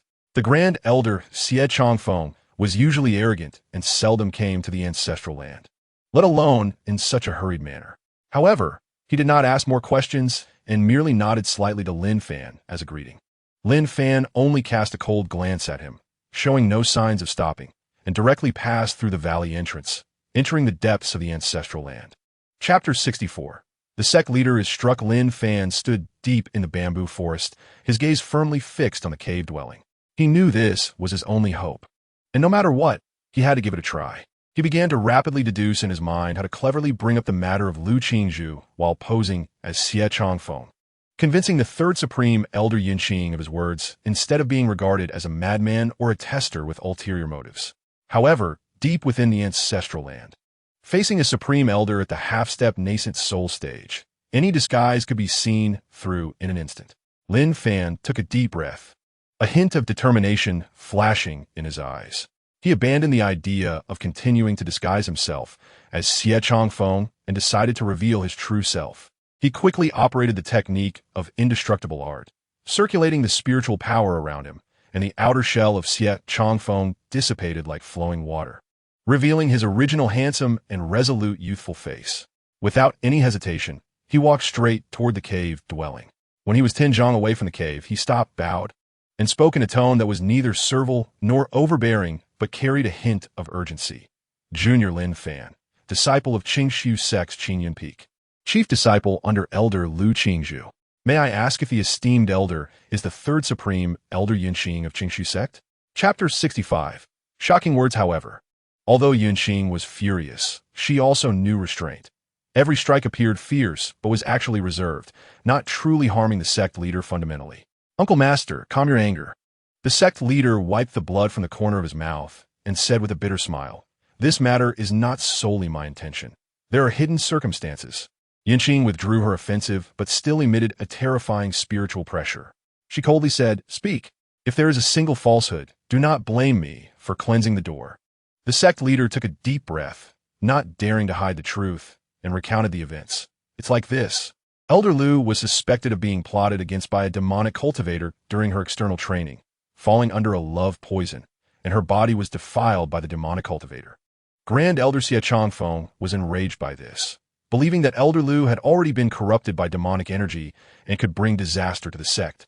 So he united with several elders to capture Elder Lu, sealing her cultivation and imprisoning her in the sect's forbidden area, sharing a room with that demonic cultivator, waiting for interrogation. Upon hearing this, Lin Fan clenched his fists, fury burning in his eyes. What does it mean to be suspected of being plotted against by a demonic cultivator? What does it mean to have her body defiled by a demonic cultivator? This was clearly Xie Changfeng seeking personal revenge, turning black and white upside down. Yunqing's expression darkened further as she looked at Lin Fan, a hint of understanding flashing in her eyes. Then she turned to the sect leader, her voice like ice. "Absurd. How could my disciple Qingzhu collude with a demonic cultivator? Even if this were true, it should be decided by me as her master. How could others imprison her without permission? Release her immediately. I want to interrogate her personally." Chapter 66. A man's responsibility. That figure was slender, dressed in a blue long dress, and it was Lin Fan's master, Lu Qingzhu. Lin Fan's heart trembled violently. The Lu Qingzhu before him was completely different from the cold, proud, and peerless master he remembered. She was as pale as paper, her lips cracked, her eye sockets sunken, and her long black hair appeared somewhat disheveled, as if she had just recovered from a serious illness. Her spiritual power was sealed, and her aura was so weak it was barely perceptible. She was being held by two enforcement disciples. Each step she took appeared somewhat unsteady. When her gaze inadvertently swept over Lin Fan, complex emotions surged in her originally cold eyes. There was surprise, there was anger, but more than that, there was an undeniable worry. "Lin Fan, why have you returned?" Lu Qingzhu's voice was hoarse, trembling with disbelief. Lin Fan looked at her haggard appearance. His heart ached like a knife. He clenched his fists tightly, wanting to move forward, but was stopped by a glance from Yunqing. Yunqing stepped forward, her cold gaze landing on Lu Qingzhu, her voice icy as frost, but with a hint of subtle concern. "Qingzhu, tell your master, during your training outside, did you have any relations with a demonic cultivator, leading to the loss of your primordial eon?" Chapter 67. Lin Fan goes mad. Lin Fan felt a suffocating pressure rush toward him, and the indestructible art within him operated wildly, but in front of the sect leader. It was like an ant.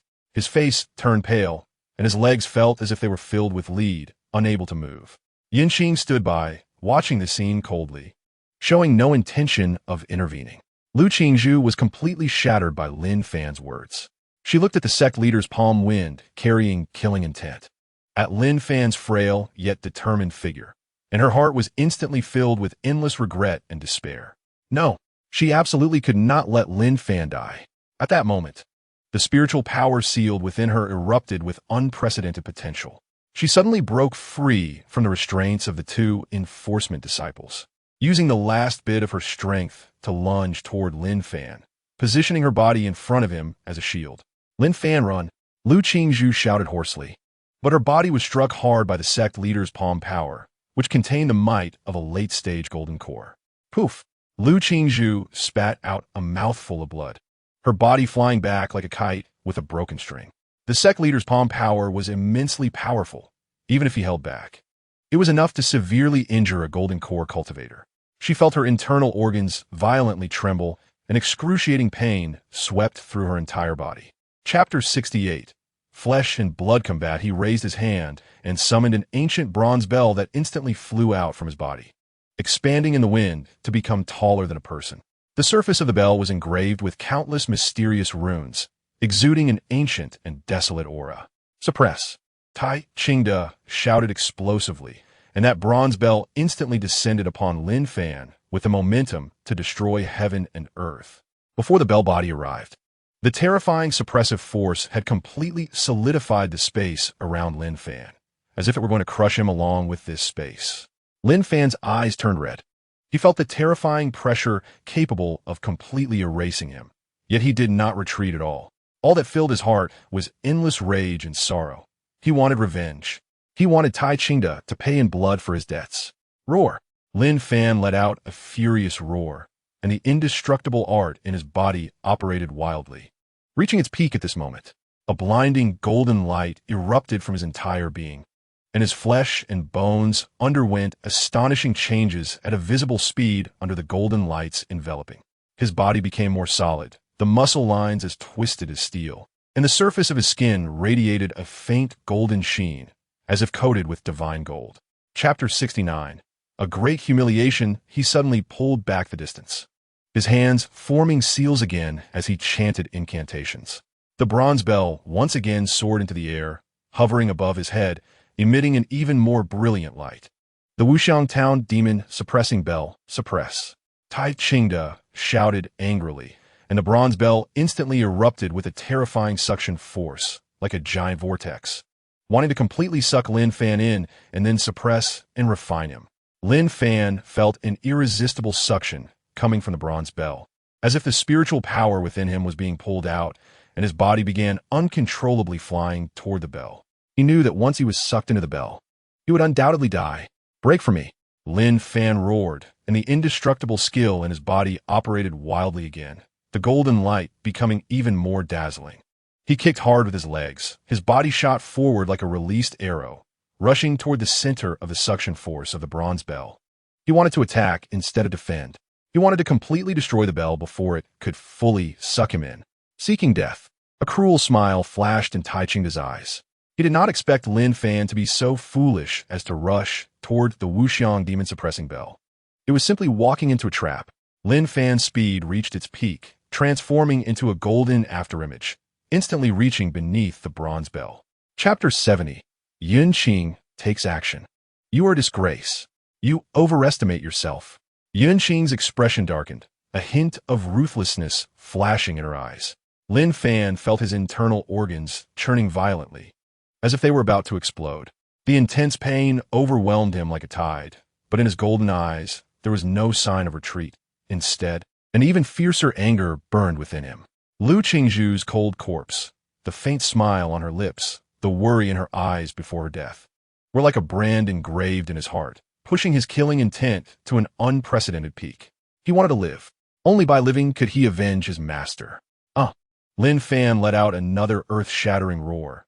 Enduring the excruciating pain, he raised his arms sharply, trying to lift the illusory hand. However, the weight of this seemingly illusory hand was beyond imagination. With every inch he raised it, it felt as if it would exhaust all his strength. His body trembled violently, veins bulging like dragons, sweat and blood mixed and dripped down his cheeks. Desperate struggle. Yun Qing sneered, exerting a bit of force. The illusory hand pressed down. Boom! The illusory hand, carrying the full power of a half-step nascent soul, pressed down with overwhelming force. Chapter 71. Qin Yi's anger. The bronze giant bell brushed past his body, crashing onto the ruins of the law enforcement hall, causing another violent tremor. Disgrace. You seek death. Tai Ching-Da was completely enraged. As the master of the Qingshu sect, he was forced into such a pathetic state by a Foundation establishment disciple. It was simply a great humiliation. He summoned the bronze bell back, letting it hover above his head, exuding the might to suppress the heavens and the earth. At the same time, he flipped his wrist, and a colorful spiritual sword appeared in his hand in an instant. This sword had a long body, a sharp blade, and a gem embedded in the hilt that flashed with cold light. It was actually a top-grade spiritual weapon. Today, this sect master will definitely kill you here. Tai Ching-Da roared, holding the spiritual sword, his figure like lightning, fiercely attacking Lin Fan. The bronze bell circled above his head, ready to suppress Lin Fan at any moment. Lin Fan's eyes shone with golden light. He felt the surging power within him and the powerful self-healing ability brought by the indestructible skill. He knew that his current strength was enough to kill Tai Chingde. He did not retreat, but instead took the initiative to meet him. Clang! Lin Fan summoned an ancient black long sword from the Nine Heavens Tower. On the sword body, dragon patterns faintly appeared, exuding an ancient and heavy aura. Chapter 72. Taking Your Life. Sectmaster, Elder Yun Qing, you have such great courage. Qin Yi's voice was not loud, but it made everyone change their expressions. Qin Yi slowly stood up, a layer of frost covering her stunning face, her clear eyes now as cold as an abyss, staring fixedly at Tai Chingde, who was suppressed by the ancestor's pressure. Her delicate fingers brushed over the shocking wound on Lin Fan's chest, feeling the warm blood on her fingertips, as if her heart was being tightly gripped by an invisible hand. You hurt my junior brother Lin to this extent. You deserve to die. Qin Yi's voice was soft as a whisper, but carried an undeniable killing intent that made the surrounding air freeze. The killing intent in her clear eyes gathered like substance, and her spiritual power began to surge uncontrollably, her pink dress moving without wind, making a rustling sound. She took one step at a time, slowly walking toward Tai Chingde, each step seemingly stepping on everyone's heartstrings, creating a suffocating pressure for all present inside and outside the law enforcement hall. The ancestor of the Qingshu sect saw this and instantly became extremely grave. He knew that Qin Yi's identity was extraordinary and was well aware of the immense power behind her. Chapter 73. Heavenly Prodigy of the Upper Realm. Her voice was not loud, but it resonated like the thunder of the heavens in everyone's ears. Before her words fell, Qin Yi's figure flashed, turning into a streak of pink light, embracing Lin Fan and instantly disappearing into the air above the law enforcement hall, flying toward the outside of the Qingshu sect. The ancestor of the Qingshu sect watched in the direction Qin Yi left, letting out a long sigh, his face filled with helplessness and worry. He knew that Qin Yi's words today were not empty threats. Inside the law enforcement hall, there was dead silence. Everyone was stunned by Qin Yi's words, unable to regain their senses for a long time. Tai Chingde struggled to get up from the ground, half of his face swollen and blood at the corner of his mouth, looking utterly wretched. He looked in the direction where Qin Yi had disappeared, his eyes filled with resentment and unwillingness. Ancestor. Tai Chingde looked pitifully at the ancestor, his tone filled with rage. Did you see that? This Qin Yi is too arrogant. She threatened to take the life of a disciple right in front of you. Ancestor, you must seek justice for your disciple. Or let me kill her. It's fine. I absolutely cannot allow such an arrogant person to continue staying in the Qingshu sect, ruining the sect's reputation. Tai Chingde had completely lost his rationality at this moment. He only thought about revenge, avenging the humiliation Qin Yi brought him. Chapter 74. The Snow Mountains. Qin Yi embraced Lin Fan, her figure like a streak of pink light, instantly cutting through the sky, speeding toward the outside of the Qingshu sect. Her speed was astonishing, almost disappearing from everyone's sight in the blink of an eye.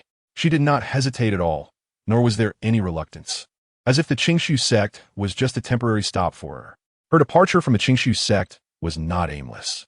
The lower realm is vast, with many sects. She descended from the upper realm to train her heart and hone her cultivation. The Qingshu sect was not her only destination during this time. She had traveled far and wide, visiting dozens of sects, large and small. Some sects she only stayed for a few days, experiencing the local customs before quietly leaving. Others she lingered for months, deeply understanding their heritage and foundations. She had only stayed at the Qingshu sect for a little over a month. Had it not been for the unexpected encounter with Lin Fan, she might have already moved on to her next destination.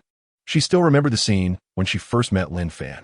One day, she was bathing under a hidden waterfall at the back mountain of the Qingshu sect, only to be unexpectedly interrupted by a careless young man. At that moment, she was filled with rage and murderous intent, instinctively ready to strike. Chapter 75. Determined with his foundation-building cultivation level, wasn't entering the snowy mountains a death wish? Lin Fan felt a strong sense of powerlessness surge within him, but he quickly suppressed that emotion. Death? No, he would never let Lu Qingzhu perish, nor would he allow himself to die in vain. 3 years may seem short, but it was not without hope.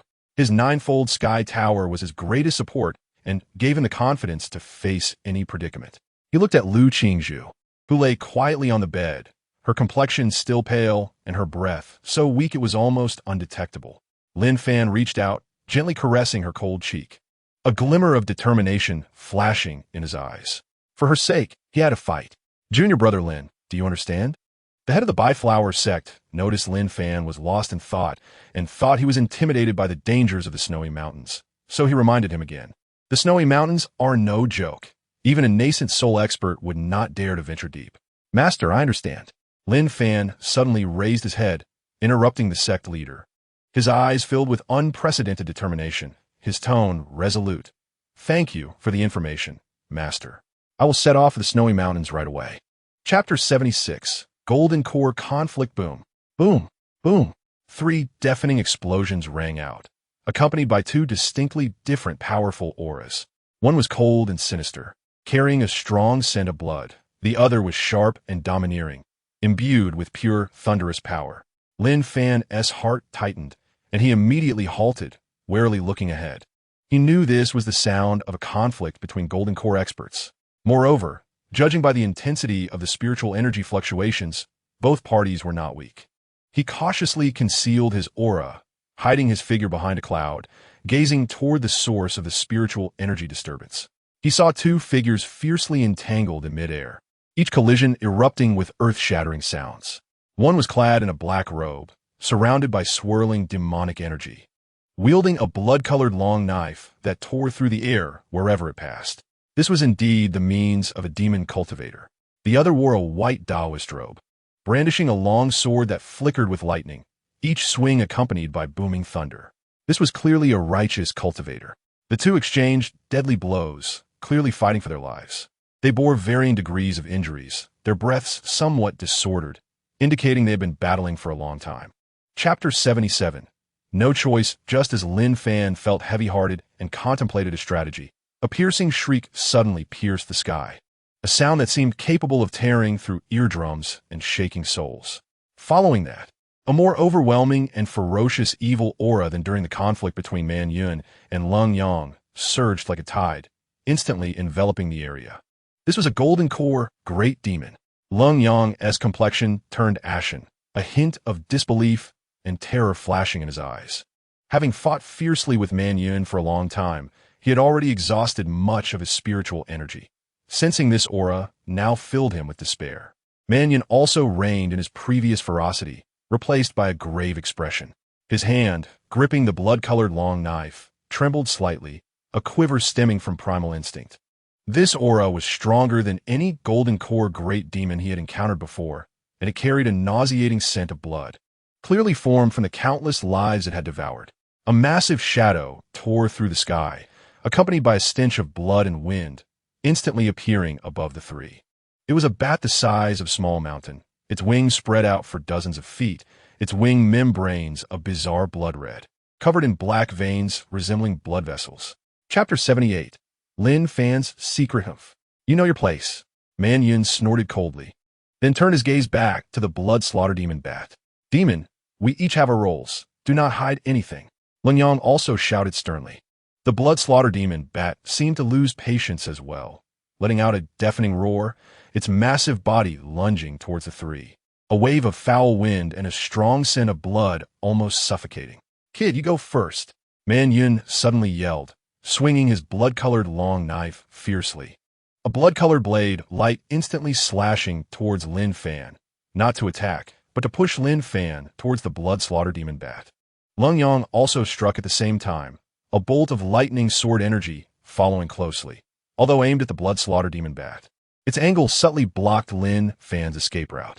Lin Fan's heart sank. He knew these 2 old foxes wanted him to test the depths of the blood slaughter demon bat first. He was forced to act first, his figure leaving a phantom in the air as he charged towards the blood slaughter demon bat. He chose not to clash head-on, but instead pushed the movement technique from the Undying skill to its limits, his figure flickering like a ghost in the air, trying to evade the blood slaughter demon bat's frontal attack and find its weakness. In the shadows, Qin eyes were filled with murderous intent. Chapter 79. The Fisherman's Gain Boom. A battle of Golden Core realm erupted completely. Cold Yang and Man Yun, 2 late-stage Golden Core experts, despite their severe injuries, unleashed unprecedented potential to survive. They knew that if they could not slay the blood-slaughter demon bat, they would undoubtedly perish today. Cold Yang wielded his long sword, the lightning blazing, each sword strike carrying the power to tear apart the void. He pushed his lightning sword intent to the extreme, with thick bolts of lightning falling like divine punishment, crashing onto the massive body of the blood-slaughter demon bat. The lightning exploded, scorching the air until it twisted and deformed, producing a deafening roar. Man Yun was even more frenzied, his blood energy surging as he swung the blood-colored long knife, raising a massive wave of blood. Each slash carried a strong scent of blood, as if wanting to dye the heavens and earth red. The blood-slaughter demon bat was thoroughly enraged. It let out ear-splitting shrieks, its massive body moving rapidly in the air, stirring up waves of foul wind. It flapped its wings violently. Countless blood-colored bat phantoms flew out from its wing membranes, like a tide surging towards Cold Yang and Man Yun, each phantom carrying strong, corrosive properties, attempting to devour their spiritual energy. Chapter 80. Time to harvest. Cold Yang and Man Yun trembled violently, the intense pain in their chests and the loss of life force filling them with unprecedented fear. They had thought that Lin Fan, this foundation-building junior, had long since turned to dust, but unexpectedly, he appeared like a ghost and launched this lethal strike. The shadow of death loomed over them, leaving them no time for shock or anger. Their survival instinct prompted them to speak in unison. "Stop, Lin Fan. You can't kill me." Lung Yang suddenly raised his head, a pale face squeezing out a smile that was uglier than crying, his voice hoarse and urgent. "I am an elder of the inner sect of the Behan sect. If you kill me, the Behan sect will never let you go. But if you spare me, I can offer you generous rewards. I can teach you our sect's foundational technique, the Behan formula. I can also give you all the rare materials and spirit stones I have collected over the years. Just let me go." He eagerly threw out the bait, his eyes filled with pleading and a hint of barely detectable resentment. "Oof, Lin Fan, do not believe the words of this hypocrite." Man Yin saw Lung Yang speak first. His expression changed, and despite his injuries, he struggled to shout, "The blood demon blade technique of my demon sect is even more powerful. I can teach that to you too. I also have a high-grade spirit weapon called the blood slaughter blade, which I can give you as well, although my demon sect practices the demonic path. We have always been clear about our grievances. If you save me, I will definitely repay you in the future." Chapter 81. Nascent Soul Expert. As for the blood slaughter demon bat, it is filled with treasures. Lin Fan first took out the inner core from within it, which emitted a rich demonic aura. This inner core was dark red, covered with fine blood-colored patterns, containing immense demonic power essence. This was the inner core of a late-stage golden core great demon, worth a fortune and a coveted treasure for demon cultivators. Lin Fan sat cross-legged, holding the inner core of the blood slaughter demon bat in his palm. He did not rush to check the newly acquired techniques and spells, but instead sank his mind into his body and began to operate the Undying Technique. The Undying Technique has 9 levels, each representing the ultimate sublimation of the physical body and vitality. Although Lin Fan had reached the first major achievement, he was still a step away from perfection. He slowly sent the inner core of the blood slaughter demon bat into his mouth, and the immense demonic power surged into his body like a flood that broke its dam, impacting his limbs and bones.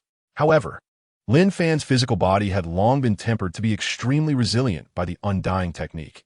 Even such a violent demonic power could not harm him. He guided this power to circulate within his body according to the route of the Undying Technique. The demonic power was quickly refined by the Undying Technique, transforming into the purest vitality and physical energy, nourishing every inch of his flesh, bones, and meridians. Chapter 82. Foundation Establishment Expert. The Nether Demon King was even more ruthless. It twisted its body and transformed into a shadow, silently wrapping around the blood slaughter ancestor. A stinking poisonous mist spewed from its mouth, withering the grass and trees and corroding the rocks in its path, clearly extremely toxic. Looking for death, He Rishing shouted angrily, forming hand seals with both hands. Waves of ice-blue spiritual power gathered before him, instantly transforming into a massive iceberg carrying extreme coldness, heading towards the crazy mountain demon king.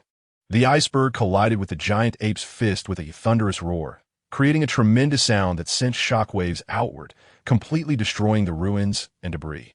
The blood-slaughter ancestor coldly snorted. A surge of demonic energy rolled around him, forming a blood-colored barrier that blocked all of the Nether Demon King's poisonous mist. He swung the blood-colored long knife in his hand, its blade gleaming like blood, carrying a bloodthirsty killing intent, directly slashing at the Nether Demon King's vital point. The battle of nascent soul realm experts was far from comparable to that of the Golden Core stage. Each clash changed the colors of the heavens and earth, causing spiritual energy to become chaotic. The crazy mountain demon king's physical body was incredibly strong, with immense power. Each strike carried the might to shatter mountains and crack the earth. The Nether Demon King excelled in poison techniques and entanglement, with unpredictable attacks. Hirishing's icy spiritual power froze everything, integrating offense and defense. The blood-slaughter ancestors' demonic techniques were even more bizarre and ruthless, exuding a chilling killing intent. Chapter 83. Encounter with Xie. Chongfeng Lin Fan sneered inwardly, but his face remained expressionless as he shook his head and said, "Senior must have mistaken me. I am not a disciple of the Qingshu sect. I am a loose cultivator, just passing through here, and I know nothing about the Qingshu sect you mentioned." A loose cultivator? Xie Chongfeng's eyes flashed with disdain. As a late-stage Golden Core expert, how could he take a Foundation Establishment initial-stage loose cultivator seriously? He snorted coldly, his tone carrying a hint of threat. "Kid, I advise you to speak the truth. I am Xie Chongfeng, the Grand Elder of the Qingshu sect. If you dare to deceive me, you will bear the consequences." Lin Fan's heart stirred, but he quickly displayed an appropriately terrified expression. Bowing deeply, "So is Grand Elder Xie. I am blind not to recognize Mount Tai. I hope the Grand Elder forgives me. What I said is absolutely true, with no falsehood. I am indeed a loose cultivator and have never joined any sect." Seeing Lin Fan's terrified demeanor, Xie Chongfeng's doubts eased slightly. However, he still felt something was off about this young man. His demeanor was not at all like that of a typical loose cultivator, who would usually be subservient. He snorted coldly, a trace of sharpness flashing in his eyes. "Humph. Kid, I see you have an extraordinary bone structure and decent aptitude. Why not follow me back to the Qingshu sect and become a registered disciple? I can personally guide your cultivation." Chapter 84. The young lady of the Gu family. She was none other than the young lady of the Xianbao Pavilion, Gu Meier. When she received the elder's message, a hint of surprise flashed in her beautiful eyes. A Foundation Establishment initial-stage cultivator could obtain the corpse of a late-stage Golden Core Great Demon. This was not something ordinary cultivators could achieve. It seemed that Tianluo City was going to be lively again. Gu Meier set down her teacup, a playful smile curving her lips. She had developed a strong interest in this young man named Fan Lin. After Lin Fan left the Xianbao Pavilion, he did not immediately leave Tianluo City, but began to visit other shops to purchase resources. Originally, the Xianbao Pavilion should have been the best choice. But having just sold so many things here, it felt a bit unstable to turn around and buy cultivation materials again. After searching for a while, Lin Fan arrived at the Wanbao Tower in Tianluo City. However, as soon as he stepped into the entrance of the Wanbao Tower, preparing to look for the cultivation resources he needed, a faint fragrance wafted towards him, accompanied by a clear, yet slightly enchanting voice. "Dear friend, are you here to sell treasures? I am Gu Meier, here to welcome you." Lin Fan turned to look, and he saw a stunning woman in a purple long dress gracefully approaching with light steps. Chapter 85. The store's treasure, oh, was the price. Lin Fan's heart stirred. The soul-nourishing grass was precisely one of the materials he urgently needed. 100,000 top-grade spirit stones, Gu Meier said, stating a number indifferently. 100,000 top-grade spirit stones. Even though Lin Fan had long been prepared for this, hearing the number still made him gasp in surprise. Top-grade spirit stones were the highest currency in the cultivation world. One top-grade spirit stone was equivalent to 100 superior-grade spirit stones, 10,000 medium-grade spirit stones, or 1 million inferior-grade spirit stones. 100,000 top-grade spirit stones were almost the income of a medium-sized sect for several years. Moreover, fellow Taoist Fan Lin, Gu Meier continued, the soul-nourishing pill is an 8th-grade pill. To refine this pill, one needs to be an 8th-grade top alchemist. Even so, the success rate is extremely low. Are you sure you want to purchase the soul-nourishing grass? Her words carried a hint of kind reminder, clearly thinking that Lin Fan, a Foundation Establishment cultivator, would not be able to refine the soul-nourishing pill even if he bought the soul-nourishing grass. However, Lin Fan felt a wave of ecstasy in his heart. For Lin Fan, spirit stones were not a concern at all. With the presence of the Nine Heaven Tower, regardless of what spirit stones were put in, they would ultimately turn into top-grade spirit stones. Chapter 86. Surpassing battle power. As soon as these words were spoken, the three were taken aback for a moment, then burst into a fit of laughter. The Golden Core cultivator laughed so hard he nearly fell over, as if he had heard the funniest joke in the world. Ha ha ha, you little thing who doesn't know life or death. The Golden Core cultivator pointed at Lin Fan, tears almost coming out from laughing. A mere early-stage foundation establishment cultivator dares to speak wildly in front of us. You even want us to become dead men? Who do you think you are? A nascent soul, true monarch? The two foundation establishment cultivators echoed him, their eyes filled with mockery and disdain. In their eyes, Lin Fan was just a lucky upstart, now arrogant and ignorant of the vastness of the world. Lin Fan ignored their ridicule and calmly looked at them, a glint of cold light flashing in his eyes. I knew the three of you were following me back in the Immortal Treasure Pavilion. Later, you followed me to the 10,000 Treasures building. The reason we weren't in Tianluo City is that it doesn't allow for violence, but now, he glanced around, his gaze falling deep into the desolate mountains and forests, his voice suddenly turning cold. This is a remote place, perfect for killing. The smile on the Golden Core cultivator's face suddenly froze, a flicker of anger flashing in his eyes. Chapter 87. A certain kill, she could clearly perceive Lin Fan's cultivation level, merely mid-foundation establishment, yet the battle power he displayed far exceeded the limits of this realm. Gu Meier had been hailed as a gifted woman since childhood, bearing an ancient bloodline and exceptional talent, practicing the top-secret techniques of the Immortal Treasure Pavilion. Even so, during her mid-foundation establishment phase, it was impossible for her to so cleanly and decisively kill two cultivators of the same realm, especially since one of them was late foundation establishment. Such an ability to fight beyond one's rank was simply unheard of. Could it be that a true dragon had really emerged from the southern wilderness? Gu Meier stared intently at Lin Fan in the copper mirror, her eyes sparkling with unusual light. She had seen countless prodigies and had battled various geniuses, but someone like Lin Fan, who could unleash such astonishing battle power with a mortal body, completely overturned her understanding. She had originally thought Lin Fan was just a lucky rogue cultivator who had obtained some fortuitous opportunity, but it seemed now that he himself was the greatest opportunity, the biggest variable, a waste without a spirit root. Yet he had reached the foundation establishment stage and could slay late Golden Core cultivators and great demons, and even possessed such immense wealth. This was an extremely unusual thing in itself, Gu Meier murmured to herself. Chapter 88. Shocked beyond measure in that moment, Lin Fan's eyes suddenly sharpened. He had been waiting for this moment. Although the Golden Core cultivator strike was immensely powerful, it also revealed a fatal flaw. His Dantian's energy flow momentarily stagnated. This was the inevitable result of concentrating all his energy into a single strike. Now, Lin Fan's heart let out a low shout, no longer hiding. Indestructible golden body. A faint blood light suddenly erupted from his entire body.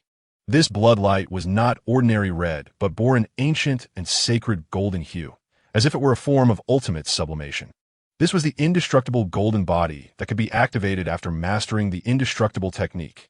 As the golden body activated, Lin Fan's physical strength surged instantly, transforming him into an immortal golden war god, exuding an aura of indestructibility.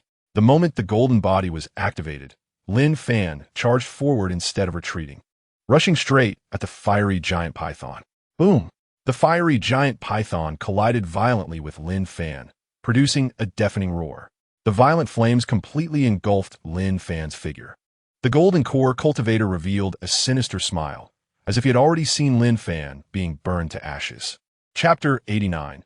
Heavenly reversing techniques. He had never felt such a strong sense of oppression, not even when facing the late Golden Core Elder Xiechongfeng. Had he ever experienced this feeling of being in a dire situation? Lin Fan's heart rang alarms, his instincts telling him that Gu Meier was extremely dangerous, and her true combat power likely far exceeded that of the Golden Core realm. Even if he revealed all his trump cards and used all his methods, it would be hard to contend. The spirit energy within him surged wildly, The azure light flying sword in his storage ring was restless, ready to be drawn at any moment. Lin Fan's expression grew serious. Gu Meier took in Lin Fan's reaction completely, noticing his vigilance as if faced with a great enemy, and the deep-seated gravity in his eyes. A satisfied curve appeared at the corner of her mouth. She retracted the pressure emanating from her, and the terrifying weight dissipated instantly, as if it had never existed. Young Master Lin need not be so tense. Gu Meier chuckled lightly again, her voice returning to its previous charm and softness. I just want young Master Lin to know my sincerity.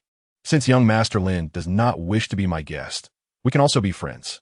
She shifted her tone to a sincere one. After all, only between friends would I give such a precious gift as the soul-nourishing grass. Young Master Lin, do you know the value of the soul-nourishing grass? It is not an ordinary spirit herb, but a rare treasure in the world, priceless and hard to find. Even ordinary cultivators would find it difficult to obtain one even if they exhausted their fortunes. Chapter 90. Curiosity arises at this moment.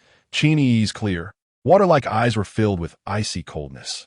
She watched Gu Meier's enchanting demeanor and the way she clung to Lin Fan, her expression turning extremely ugly. Although she usually appeared cool, she had an inherent domineering nature that would not tolerate infringement. Lin Fan was the one she had taken a liking to.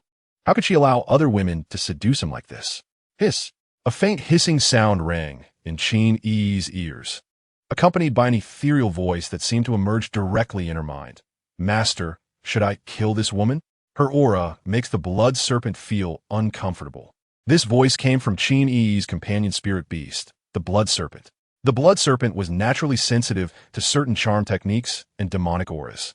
Although Gu Meier did not deliberately use charm techniques, her inherent enchanting nature made the blood serpent feel uneasy. Hearing this, a flicker of struggle passed over Qin Yi's cold face. She truly wanted to take action directly and kill Gu Meier to eliminate future troubles. But in the end, she suppressed the killing intent in her heart. No need. Qin Yi's cold voice echoed in the void, carrying a hint of complex emotion. Powerful men often have many partners. While I may be a bit domineering, I and Lin Fan have not yet confirmed our partner relationship, so I have no right to interfere. Moreover, this woman is not ordinary. Killing her might bring unnecessary trouble. Chapter 91. The caution of the monk. Since that's the case, let us continue following him. Gu Meier made a decision in her heart. She gently waved her hand, and a barely noticeable spatial fluctuation rippled around her. Her figure became blurry again, blending into the void, silently pursuing the direction Lin Fan had gone.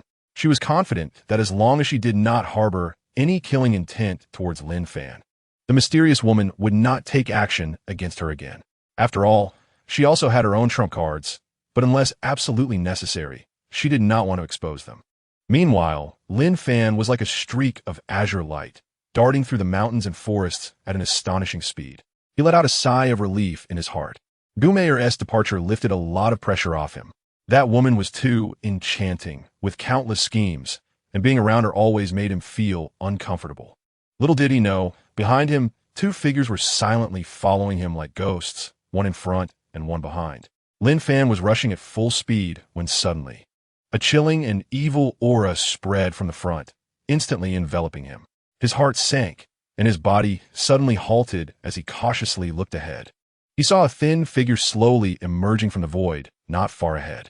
It was an old monk dressed in a gray robe, his face gaunt, but his eyes gleamed with an eerie red light, a cold smile playing at the corners of his mouth, and in his hand, he held a string of black bone beads, exuding waves of evil energy. Chapter 92. The treasure of the sect. The old monk's gaze on Lin Fan was as if he were looking at a rare treasure. To his surprise, the unfilial disciple of the Jesurk sect actually sent such a good seed to the old monk before dying. The old monk, Jiechi, chuckled sinisterly. Little benefactor, since you have a connection with Jesha and have obtained his teachings, you might as well be considered my disciple.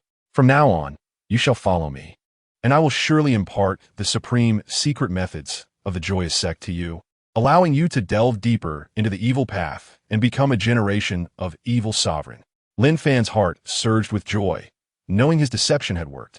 He quickly bowed and said respectfully, "Thank you, Master Ancestor, for your cultivation. I will surely live up to your expectations." "Very good. The old monk Jiechi nodded in satisfaction, his red glowing eyes sweeping over Lin Fan again. Since you have joined my sect, I will not treat you poorly. Today, I will take you to capture the Yin of the Holy Maiden of the Hundred Flowers sect as your first great gift for entering the sect. At these words, Lin Fan's heart leaped. The Holy Maiden of the Hundred Flowers sect? She was the pride of the righteous sects. Could it be that this old monk had captured her, and he wanted him to seize her yin? Chapter 93. Deception fails. The old monk's red glowing eyes swept over Lin Fan again, filled with anticipation. Lin Fan bowed respectfully on the surface, his face full of flattering smiles, as if he had received a tremendous favor, but inside, he had cursed the old monk's ancestors 18 generations. This old monk was utterly mad. He wanted him to seize the yin of the Holy Maiden of the Hundred Flowers sect. Although Lin Fan was not exactly a paragon of virtue, he absolutely could not commit such an immoral act of harming a woman. Moreover, he inherently detested such filthy affairs. However, at this moment, with his life in the hands of the other party, he could only comply with the old monk's intentions for now, taking it one step at a time while seeking an opportunity to escape. Come with me, the old monk Jiechi said with a hoarse laugh, turning and walking deeper into the forest. Lin Fan followed closely behind, each step feeling extraordinarily heavy. He could sense that although the old monk seemed to have relaxed his vigilance, the subtle pressure of a nascent soul was always shrouding him, like a parasite, making him dare not act rashly. After passing through a dark and eerie forest, a dilapidated temple suddenly appeared before them. The plaque of the temple had long since rotted, barely revealing the three characters Kongxing Temple. Chapter 94. In a dilemma, the thousands of yin of women he had boasted about earlier had now become evidence for the old monk's suspicion of him. This old monk had never fully trusted him from the beginning. He was merely using him, or rather, testing him. Unless he truly followed the old monk's instructions and directly took the Holy Maiden of the Hundred Flowers sect, perhaps the old monk would trust him a bit more. However, that was exactly what Lin Fan was most unwilling to do. In the distant void, a complex expression flashed in Gu Meier's beautiful eyes. She looked at Lin Fan's distressed appearance and couldn't help but curl her lips into a playful arc. This guy had finally hit a hard wall. However, she was also curious about how Lin Fan would choose. Would he choose to submit or to resist? If he really laid hands on the Holy Maiden of the Hundred Flowers sect, then all the innocence and integrity he had previously displayed would just be a facade. And further away, in Qini's clear eyes, a substantial killing intent had already filled them. The spiritual power within her surged like boiling magma, and the Bai Shui snake emitted a low hiss, its snake eyes flashing with a bloodthirsty light. She stared intensely at the old monk Jiechi, wishing she could rush out immediately and tear this old devil apart. Chapter 95. The charm drug enough. Stop pretending. A crisp and slightly impatient voice suddenly came from the stone pillar. The Holy Maiden of the Hundred Flowers sect, whose body had been bound by rune chains, suddenly trembled, and those seemingly unbreakable chains snapped like paper with crack. Her originally disheveled long hair, at that moment, was swept by an invisible force, instantly becoming smooth and flowing, revealing her stunningly beautiful and slightly proud face. In the astonished gazes of Lin Fan and the old monk Jiechi, Mei Qinyan's figure flashed, and, like a fledgling swallow's returning to the nest, she actively lunged towards Lin Fan. Her speed was astonishing, carrying a fragrant breeze, and she was instantly in front of Lin Fan.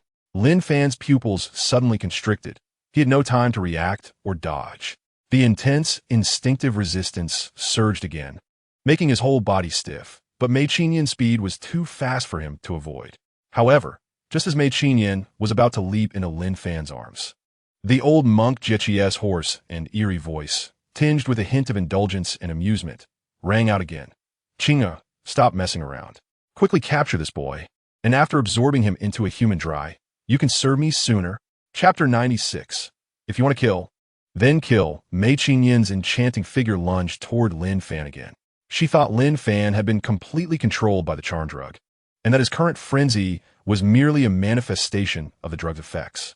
As long as she employed some more techniques, this young man would completely become her subordinate.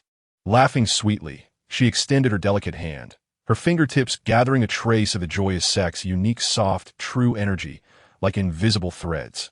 attempting to wrap around Lin Fan's body and completely bind him.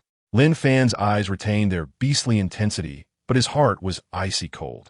He sensed the entanglement of Mei Qingyan's true energy. Knowing this was her attempt to completely control him, he sneered inwardly, yet on the surface, he pretended to struggle, allowing the soft, true energy to wrap around his limbs, binding him tightly.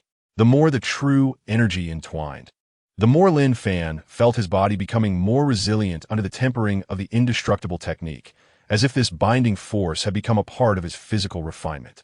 Little junior brother, why are you struggling? Sister will take good care of you. Mei Qingyan, seeing Lin Fan bound, wore an even more smug expression. She thought Lin Fan's struggle was a result of the drug's effects and his instinctive resistance, unaware that this was precisely Lin Fan's trap. Chapter 97. Finally compromised this old devil. After all, still couldn't bear to part with her. His apparent ruthlessness was merely to confuse Lin Fan and make him lower his guard. She suppressed the anger and humiliation within her, casting a complex glance at Lin Fan and then at the old monk Jiechi. She knew that this old demon's true intention was to use her to control the Baiwa sect, as a major righteous sect with many female cultivators. If he could turn the Baiwa sect into his own pleasure garden, that would be his real goal, and she was just a tool for him to achieve this aim. Although Mei Qingyan was filled with hatred for the sake of her life, she forced herself to suppress her anger and planned to cooperate with the old monk Jiechi to act in secret. A hint of cunning flashed in her eyes, and her body began to relax slightly, as if she were truly soothed by Jiechi's words and no longer so tense. She intended to take advantage of Lin Fan's unpreparedness to use her charm technique again or counterattack with her true energy. However, Lin Fan was no ordinary person. Although he could not hear Jiechi's transmission, he sensed something was off from the subtle changes in Mei Qingyan's expression. This old monk could not possibly have no feelings for Mei Qingyan at all. Chapter 98. Transformation Spirit Demon King Lin Fan ran wildly without any pause. He could feel the pressure from the nascent soul stage behind him gradually weakening, but it had not completely disappeared.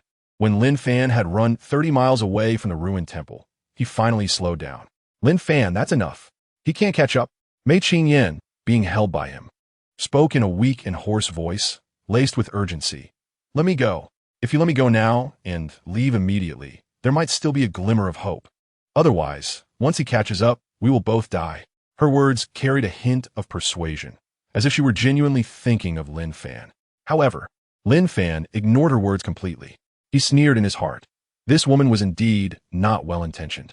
Lin Fan did not speak, but coldly glanced at Mei Qingyan, a glint of coldness flashing in his eyes. He gently drew the spirit sword across Mei Qingyan's neck again. A deeper scar instantly appeared on her neck. Mei Qingyan let out a terrified scream. At the same time, a furious roar echoed from afar, booming like thunder in the night sky. Lin Fan, you little beast, you dare to break your promise. Jiechi's voice was filled with rage and murderous intent, his nascent soul pressure crashing down on Lin Fan like a tangible hammer. Chapter 99. The second layer opens. Lin Fan's heart jolted at the words.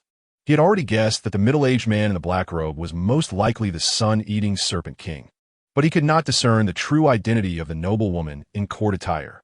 Lin Fan respectfully clasped his hands again, just about to express his gratitude, when his gaze inadvertently swept over the limp Mei Qingyan beside him. At that moment, Mei Qingyan's face was pale, her eyes filled with fear and despair. But when she sensed Lin Fan's gaze, a hint of barely perceptible resentment and calculation flickered in the depths of her eyes. Lin Fan's heart skipped a beat. He recognized the gaze all too well. This woman, even in a desperate situation, had never given up her hatred and plans to use him. Her current weakness was merely a facade. Once she escaped his control or found any opportunity, she would not hesitate to turn against him. He knew that a woman like Mei Qingyan, as venomous as a scorpion, would eventually be a threat if he did not kill her. He could not allow such a hidden danger to exist. Thank you for your kindness, Senior. Lin Fan's voice remained respectful, but his hand quietly gripped the spirit sword. He turned, facing away from the middle-aged man in the black robe and the noble woman, as if he were merely helping the weak Mei Qingyan. Chapter 100. Black Flame Eagle King. Without any hesitation, Lin Fan placed the water manipulation technique manual into the first layer of the Nine Heavens Tower. Buzz. The nine heavens tower trembled slightly, a divine light flickering on its surface, completely enveloping the water manipulation technique manual. The radiance flowed, and a mysterious aura spread out. Moments later, the divine light dissipated. Lin Fan focused his mind and retrieved the water manipulation technique. The original manual had transformed into a brand new jade slip, inscribed with 3 ancient characters: water manipulation formula. Lin Fan's heart filled with joy. He eagerly probed his consciousness into the jade slip, and a massive amount of information about the technique flooded into his mind. This water manipulation formula was indeed extraordinary. It not only contained all the essence of the water manipulation technique, but also underwent significant refinement on that basis, becoming more profound and exquisite, with power far surpassing ordinary water-based spells. Although the jade slip did not indicate its grade, Lin Fan was certain that it was definitely a powerful water-based technique beyond the ordinary. He immediately began to comprehend the water manipulation formula. Sitting cross-legged, he immersed his mind into the jade slip, carefully understanding the profound truths of water contained within. As the water manipulation formula operated, the spiritual power within him began to flow along a completely new trajectory. Chapter 101. A great secret. Hey, old sun-eating snake, your territory is getting livelier. The voice of the Black Flame Eagle King thundered like a storm in the air, laced with sarcasm. When did you, the renowned sun-eating Serpent King, learn to coexist peacefully with humans? Are you going to betray the demon race and ally with the human race, your mortal enemies? The Black Flame Eagle King's voice brimmed with malice, as he firmly placed the label of betrayal against the demon race on the sun-eating Serpent King's head. The middle-aged man in the black robes' eyes flashed with a cold light upon hearing this. He snorted coldly, the aura around him instantly becoming more somber, as if it could freeze the space. Black Flame, stop spouting nonsense here. The human brat is merely food raised by this king. If you want to eat him, feel free to speak. This king doesn't mind sharing a bite. Although the term raised food sounded unpleasant, Lin Fan's heart jolted. He understood that the sun-eating Serpent King was protecting him.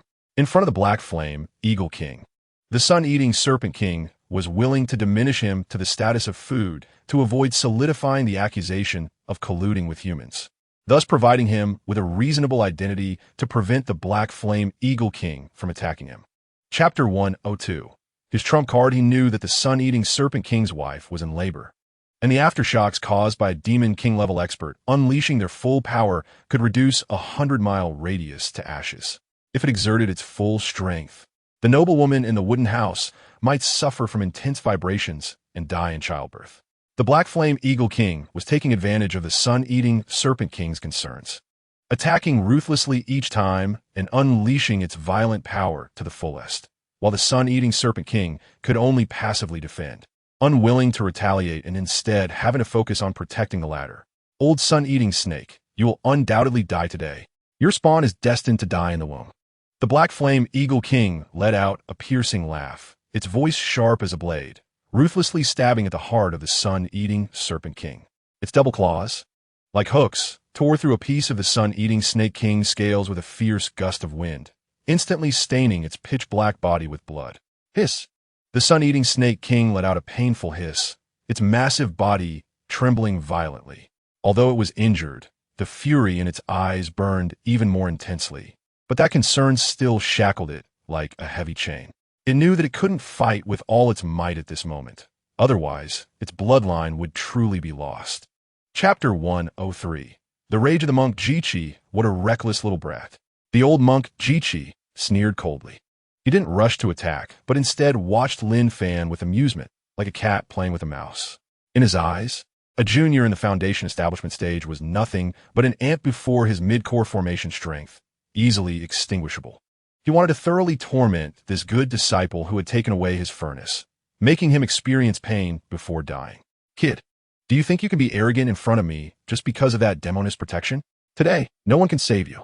The old monk Jichi slowly raised his right hand, a ball of gray Buddhist light gathering in his palm, exuding a decaying aura as if it could devour all life.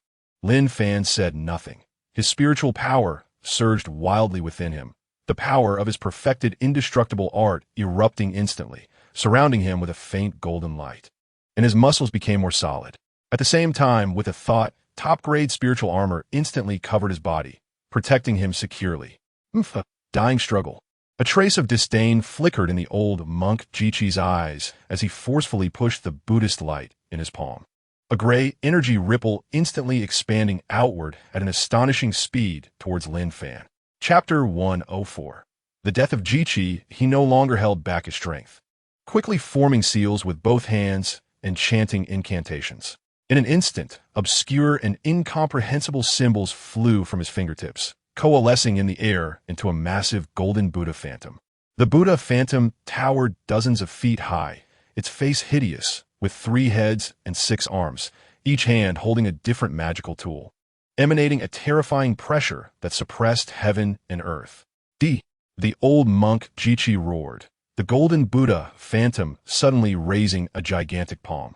The Buddhist light in its palm shining brilliantly with destructive power, crashing down harshly towards Lin Fan. This palm contained the full power of a core formation cultivator. Far beyond the previous playful attacks, the air emitted a piercing explosion beneath this palm, as if space itself was about to be torn apart. Lin Fan's expression changed dramatically. He could feel the terrifying power contained in this palm. Even the top-grade spiritual armor couldn't fully withstand it. Without a moment's hesitation, he poured his spiritual power into the top-grade spiritual sword, which instantly erupted with dazzling azure light. At the same time, he unleashed the strongest defensive move from the water control technique, the water curtain heavenly splendor. Layers upon layers of water curtains appeared out of thin air, instantly coalescing into a thick blue barrier in front of him. Chapter 105. The death of the Snake King. The sun-eating Snake King had just devoured the old monk Jichi. At the moment when its old strength was exhausted and new strength had not yet been born, and it couldn't dodge in time. Countless arrows fiercely pierced into the sun-eating Snake King's tough scales. Although most were blocked by the scales, dozens still penetrated its defenses and deeply embedded themselves in its flesh. Blood instantly gushed from the wounds, staining its dark scales. The massive body of the sun-eating Snake King trembled violently, letting out a painful roar. It paid no heed to its injuries, its crimson giant eyes fixated on Lin Fan's direction. Lin Fan, take my wife and child and leave. The voice of the sun-eating Snake King was weak. You must swear. You must protect my wife and child well. Otherwise, even if I turn into a vengeful spirit, I will not let you go. Lin Fan struggled to lift his head, looking at the severely injured sun-eating Snake King, still standing in front of him. A surge of complex emotions welled up in his heart. He knew that the sun-eating Snake King was buying him time with its life. I swear, I, Lin Fan, swear by my Tao heart that I will protect the noble lady and young master. Lin Fan spoke with difficulty, his voice hoarse yet resolute. Chapter 106. The Great Yin Dynasty, its massive body trembled violently again, letting out a deep roar. Then, a huge inner core radiating brilliant light slowly emerged from its mouth. The inner core was dark green, covered in profound symbols, exuding immense and pure demonic power, the essence of the sun-eating Snake King's lifelong cultivation. As the inner core was expelled, the sun-eating Snake King's aura instantly withered to the extreme, its massive body beginning to shrink visibly. Hurry and go. The sun-eating Snake King used its last bit of strength to push the inner core in front of Lin Fan, its voice like a candle in the wind, urging them not to delay, fearing that a delay would lead to change. Its crimson giant eyes cast a final deep look at the noble lady and the child. And then, those massive pupils rapidly dispersed, life completely extinguished. Boom! The sun-eating Snake King, as massive as a mountain, lost its life force after expelling the inner core, crashing to the ground and kicking up clouds of dust. A generation of demon kings thus fell. Lin Fan looked at everything before him, his heart heavy. He didn't waste any time, knowing that the Black Flame Eagle King could return at any moment. He quickly stored the sun-eating Snake King's inner core and gathered all the heavenly materials and earthly treasures it had mentioned into his storage ring. Chapter 107. Changes in the heavenly tower. The Empress sighed deeply, her sigh containing too many emotions. Longing for her daughter, frustration at her reckless disregard, and complex feelings for this unusual child. She reached out to touch the child, but halted mid-air, ultimately just gently patting the noble lady's hand. an overwhelming sadness and worry flooding her heart. Your Majesty is still angry. You should stay here and rest well, the Empress said softly, her tone carrying a hint of fatigue. She knew that the Emperor was still brooding over his daughter's betrayal and blemish and would not meet her in the short term. Outside the palace, footsteps approached. The noble lady's siblings, upon hearing of her return to the palace, arrived one after another. The first to step through the palace door was the noble lady's eldest brother, dressed in splendid attire, his face stern, with a hint of disdain and mockery in his eyes. He glanced at the infant in the noble lady's arms, a cold smile creeping onto his lips. Oh, isn't this our 7th princess? Enjoying life outside for so many years, and now you've brought back a bastard? His words pierced the noble lady's heart like a sharp knife. Chapter 108. Leaving the palace, the 9-tiered heavenly tower is Lin Fan's foundation, his support for reaching the peak of the immortal path. Each layer contains opportunities that can defy fate, from nurturing waste pills to completing cultivation methods, all of which are astonishing abilities. Once the changes in the 9-tiered heavenly tower are known to outsiders, countless powerful beings will definitely scramble for it. As an ordinary body, he should have exhausted his lifespan in 100 years, turning to dust, but now he has condensed a golden core and possesses 500 years of lifespan. Such a heavenly opportunity. Even a fool would know he has obtained a tremendous secret. He must be cautious and cannot let the secret of the 9-tiered heavenly tower leak out in the slightest. After avoiding the search of the powerful beings from the Great Yin dynasty, Lin Fan quietly left the mountain forest. He did not fly, but instead used his movement technique, weaving through the woods in the direction of the Great Yin Palace. He needed to bid farewell to the noble woman and ensure that she and her child were settled in the palace before he could consider fulfilling the sun-eating Serpent King's entrustment.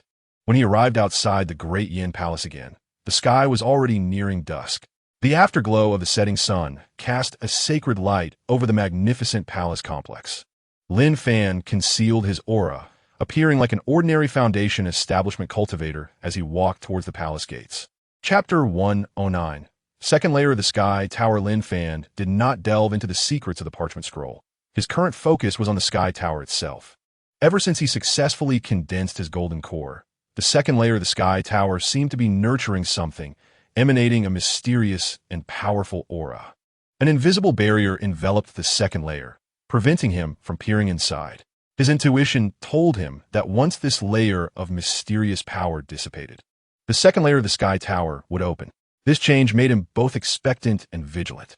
The secrets of the sky tower were his greatest reliance and could not be leaked in the slightest. He traveled north towards the direction of the snowy mountains. A few days later, in the city of Luoxia, Lin Fan stopped to rest.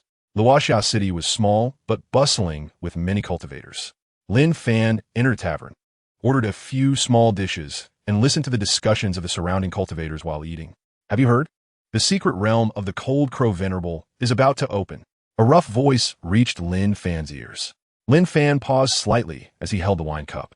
Cold Crow Venerable? He had heard of this name. It belonged to a powerful transformation stage cultivator from thousands of years ago who dominated a region. Indeed, it is said that the secret realm is deep within the Luoxia mountain range, and many Golden Core elders have already arrived in recent days, another cultivator echoed. Chapter 110. 9 Nether Immortal Herb. Lin Fan was not surprised by this news. In fact, he had long known about the restrictions of the Cold Crow Venerable's secret realm. While in the tavern of Luoxia City, he had heard about it. It was said that during the first manifestation of the Cold Crow Venerable's secret realm, a loose cultivator in the early yuanying stage, relying on his profound cultivation, disregarded warnings and forcibly entered the secret realm. As a result, the moment he stepped into the entrance, the entire space crackled violently, as if it would collapse at any moment. Terrifying spatial turbulence surged from the fissures, instantly swallowing that yuanying cultivator. Although he ultimately saved his life, he was severely injured by the backlash of the secret realm. His soul was damaged, and his cultivation regressed, nearly rendering him useless. Since then, no yuanying cultivators dared to attempt entering the Cold Crow Venerable's secret realm. It was precisely because of this restriction that the inheritance and core treasures of the secret realm had yet to be obtained. After all, the core inheritance and most precious treasures of a transformation stage cultivator's secret realm often required higher cultivation and special opportunities to obtain. Although cultivators below the yuanying stage could enter, obtaining the complete inheritance of the Cold Crow Venerable would undoubtedly be as difficult as ascending to the heavens. Lin Fan looked up at the faintly visible spatial fissure, with countless thoughts swirling in his heart. Chapter 111. Opening of the Secret Realm in these 3 days. The atmosphere in the Luoxia Valley became increasingly tense and heated. Countless cultivators surged in from all directions, crowding the valley to the point where it was impassable. Various flying artifacts darted through the sky, shining with spiritual light, resembling countless stars. On the ground, cultivators gathered in groups of 3 or 5, whispering about the various legends of the secret realm and speculating on the treasures that might exist within. Occasionally, a powerful cultivator would release a strong aura, causing the surroundings to fall silent before returning to the previous clamor. During these 3 days, Lin Fan maintained a low profile, finding an inconspicuous corner to sit cross-legged, seemingly meditating, but in reality, he spread his divine sense to observe everything around him. He noticed that the teams sent by various major powers had fully assembled, all consisting of young faces, each with extraordinary auras, clearly elites from their respective sects or royal families. Their eyes were filled with a thirst for opportunity and excitement for the unknown. Finally, on the morning of the 3rd day, when the first rays of sunlight broke through the clouds and illuminated the valley, the faintly visible spatial fissure suddenly trembled violently. A thunderous roar erupted from the fissure, as if 10,000 bolts of thunder were exploding within. Chapter 112. Life and Death Trial. He had already made calculations in his heart. The inheritance of the Cold Crow Venerable, especially that 9 nether immortal herb, was far too tempting for him. As long as he could obtain any one of them, everything he had paid would be worth it. He even began to fantasize about the scene where he would achieve rapid progress in cultivation after obtaining the inheritance, becoming a yuanying strongman or even a transformation stage powerhouse. The personnel from various forces had all entered the secret realm. The robe-clad offering waved his hand. Fellow Taoists, the secret realm has opened, and opportunities await. You may enter at will, but remember, the secret realm is fraught with dangers. Proceed with caution. As his words fell, the previously suppressed loose cultivators and those from small to medium forces surged towards the entrance of the secret realm like a tide. They rushed forward, fearing that if they were a moment too late, they would miss this tremendous opportunity. Lin Fan did not compete with others. He blended into the crowd, suppressing his aura to the lowest level, appearing like an ordinary Foundation establishment cultivator, quietly flowing into the entrance of the secret realm along with the throng. His ordinary appearance and unremarkable aura made him inconspicuous among countless cultivators, drawing no one's attention. The light and shadow in front of him shifted, and a sensation of spinning enveloped him. Chapter 113. Second checkpoint. He felt as though his body was being propelled by an invisible force, with low rumbling sounds echoing in his ears, as if he had traversed through endless void. He soon discovered that there was indeed a special formation within this passage. This formation not only blocked sound from escaping, making it impossible for anyone outside to hear any noise, but also exerted a powerful and irresistible force, pushing those entering the passage to move forward continuously. This force was not an attack, but a pure propulsion, making it impossible to stop or retreat. To return, one would need the strength surpassing that of the Cold Crow Venerable in the transformation stage. Lin Fan's heart sank. He finally understood why all the cultivators entering the passage remained silent. It was not that they were directly eliminated or teleported, but rather they were bound by the power of this formation, only able to passively advance forward. The scenery inside the passage was not pitch black, but presented a hazy glow, obscuring the view of the endpoint ahead. Lin Fan attempted to mobilize the spiritual power within him, but found that the flow of his spiritual power was obstructed, although it was not completely sealed. He could not exert his full strength. This was clearly also the influence of the formation. He did not struggle or resist. He simply followed the pushing force, allowing himself to be led towards the unknown ahead. Chapter 114. Cold Crow Venerable. His heart suddenly jolted. This secret realm was set up by the Cold Crow Elder to find a successor for his teachings. If it truly is a test, then the elimination rate is unreasonably high. Moreover, if everyone dies here, how can the legacy continue? He recalled the earlier hints about surviving against all odds on the platform. as well as the courage test in the first phase. If the first phase was a test of courage, then what would the second phase be? With spiritual power sealed, the environment extremely harsh, and death looming nearby, everything felt too real. So real that it was impossible to distinguish truth from illusion. Yet, it was this very reality that caused Lin Fan to harbor a sliver of doubt. A mirage. This thought flashed through his mind like lightning. He suddenly realized that this could very well be an illusion. Everyone was trapped in this mirage. From the moment they stepped into the cave, they had already fallen into the trap. Although he didn't know when or how it happened, Lin Fan felt incredibly certain about this speculation. He immediately immersed his mind in his dantian, sensing the mysterious nine-tiered heaven tower. In the next moment, the nine-tiered heaven tower within his dantian awakened like a slumbering beast, suddenly emitting a barely perceptible ghostly light.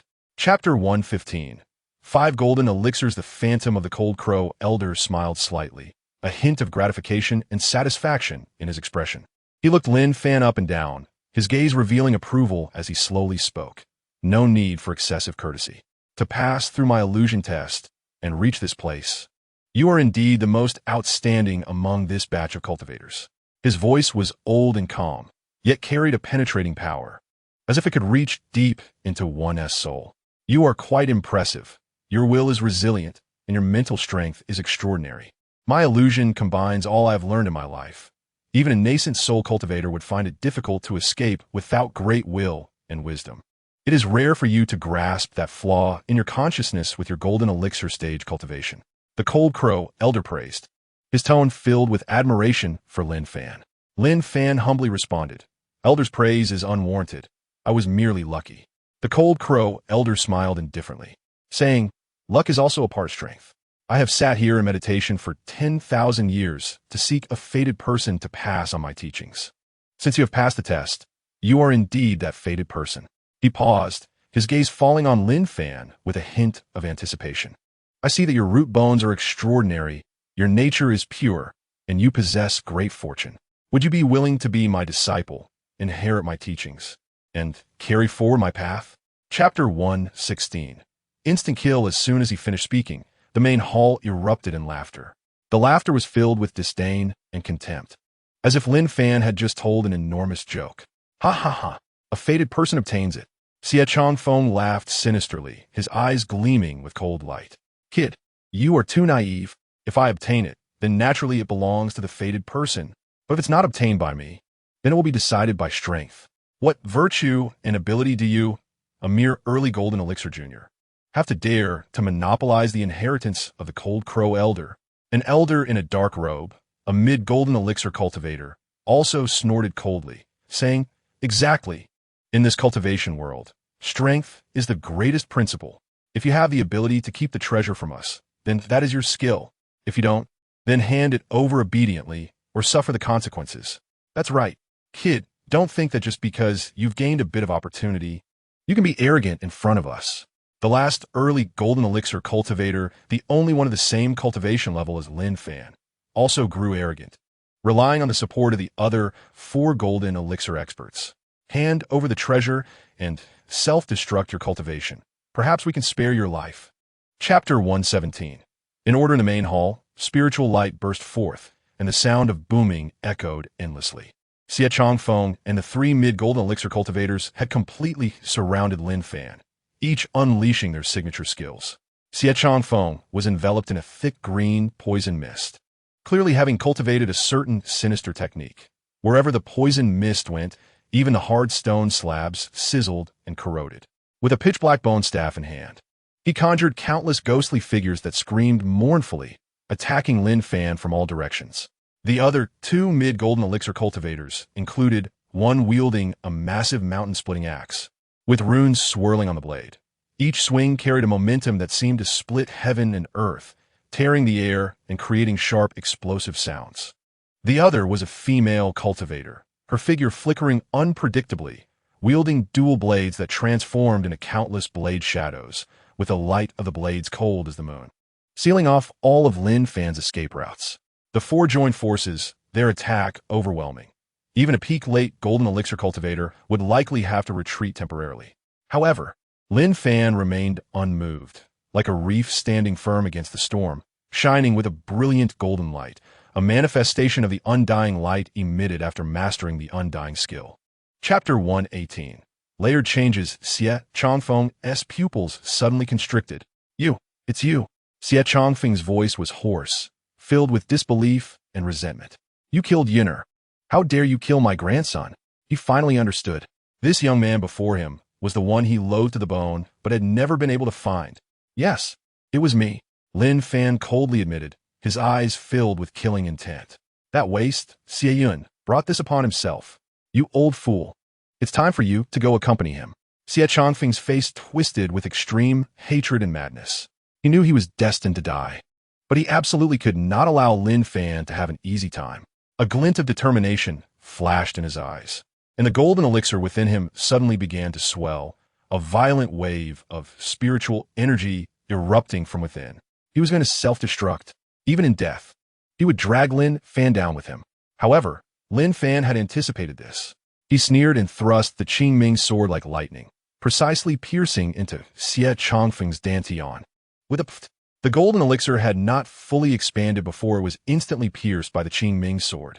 The violent wave of spiritual energy abruptly ceased, and Xie Chongfeng's body shook violently, his eyes filled with unwillingness and despair. His golden elixir shattered, life force instantly severed, and the thought of self-destruction vanished into thin air. Chapter 119. Preparing for trouble, the forbidden area of the Qingshu sect was located at the deepest part of the sect, shrouded in dense spiritual mist year-round, with layers of formations, making it impossible for ordinary disciples to approach. This was the most secretive place in the sect, also where the supreme elders closed themselves off for quiet cultivation. Tai Qingde took a deep breath, organized his thoughts, respectfully bowed, and said loudly, Sect Master Tai Qingde, seeking an audience with the Supreme Elder and the Second Supreme Elder.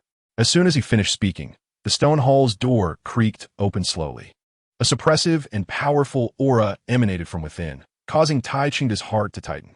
Qingde, you are not handling affairs in the sect. What urgent matter brings you to the forbidden area? Pan Xian's voice was hoarse, but contained an undeniable authority. Tai Qingde trembled internally, knowing that what he was about to say would ignite a storm of fury. But he had no choice. He bowed again, his voice tinged with heaviness and sorrow, reporting to the Grand Elder. The second Grand Elder Qingde has come with unfortunate news that needs to be conveyed to both elders. Pan Xian and Xie Huitang exchanged a glance, both displaying a hint of confusion in their eyes. For Tai Qingde to be so serious, it must be something significant. Chapter 120. Creating chaos. Lin Fan mingled among the crowd of cultivators waiting in line for inspection. He appeared calm and unruffled, but in reality, his spiritual sense had quietly spread out, taking in everything around him. The two powerful figures, Pan Xian and Xie Huitang, both half-step nascent souls, exuded an aura as deep as the ocean, silencing the area for miles around. Any slight movement could provoke their thunderous strike. However, he noticed that the faces of the scattered cultivators and those from small sects being inspected were marked with evident fatigue and dissatisfaction. The secret realm had a limited opening time, and they had expended great cost to enter, expecting to gain opportunities, only to be blocked at the exit by major powers like the Qingshu sect and subjected to forced inspections, which undoubtedly touched their sore spots. Oof. The Qingshu sect is too domineering. The secret realm isn't theirs.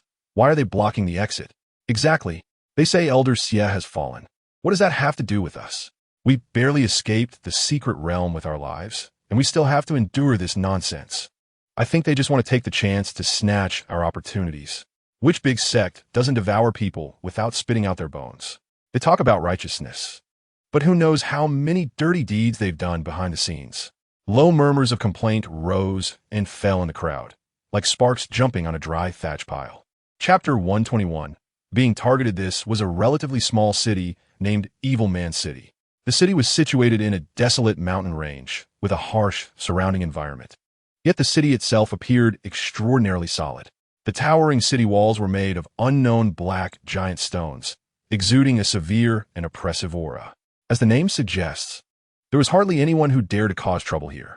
This was because all the inhabitants were vicious cultivators from various places. Some carried blood debts. Some were fleeing from enemies, and some simply enjoyed the freedom and chaos here. However, even among this unruly group of villains, Evil Man City maintained absolute order. No one knew the true realm of the city's lord. Legends about the Lord of Evil Man City were widely circulated in the cultivation world. Some said he was a traitor from an ancient sect, others said he was a disciple of a great demonic figure, and some even claimed he was not human, but a ferocious beast cultivated to intelligence. Yet, one thing was common among all rumors.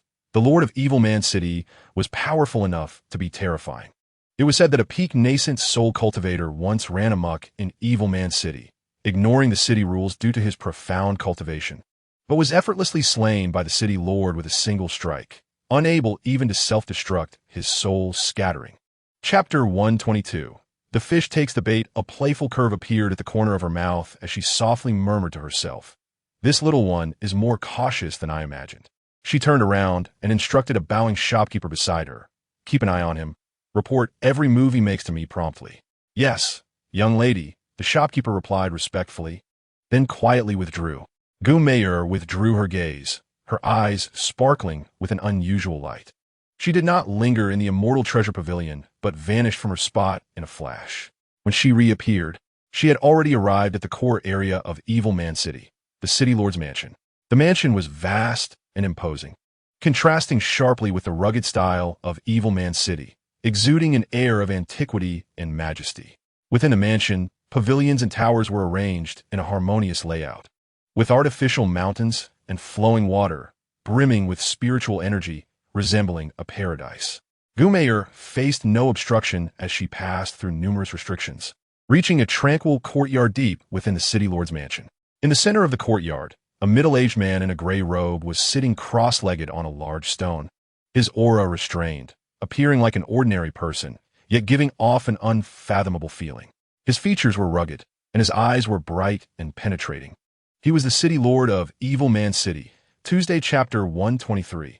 Nascent Soul takes action. He did not turn around or accelerate, merely maintaining a steady pace as he walked toward the city gate of Evil Man City. The guards at the gate still wore their cold and fierce expressions, ignoring the cultivators entering and exiting the city. When Lin Fan's figure completely stepped out of Evil Man City and onto the desolate land outside, the feeling of being targeted reached its peak. He could distinctly sense that behind him, at least a dozen golden core auras were closely following him like maggots on rotten flesh. The pressure from a nascent soul realm was also becoming clearer.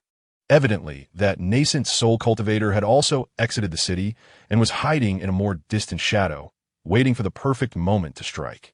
A group of foolish idiots. Lin Fan scoffed coldly in his heart.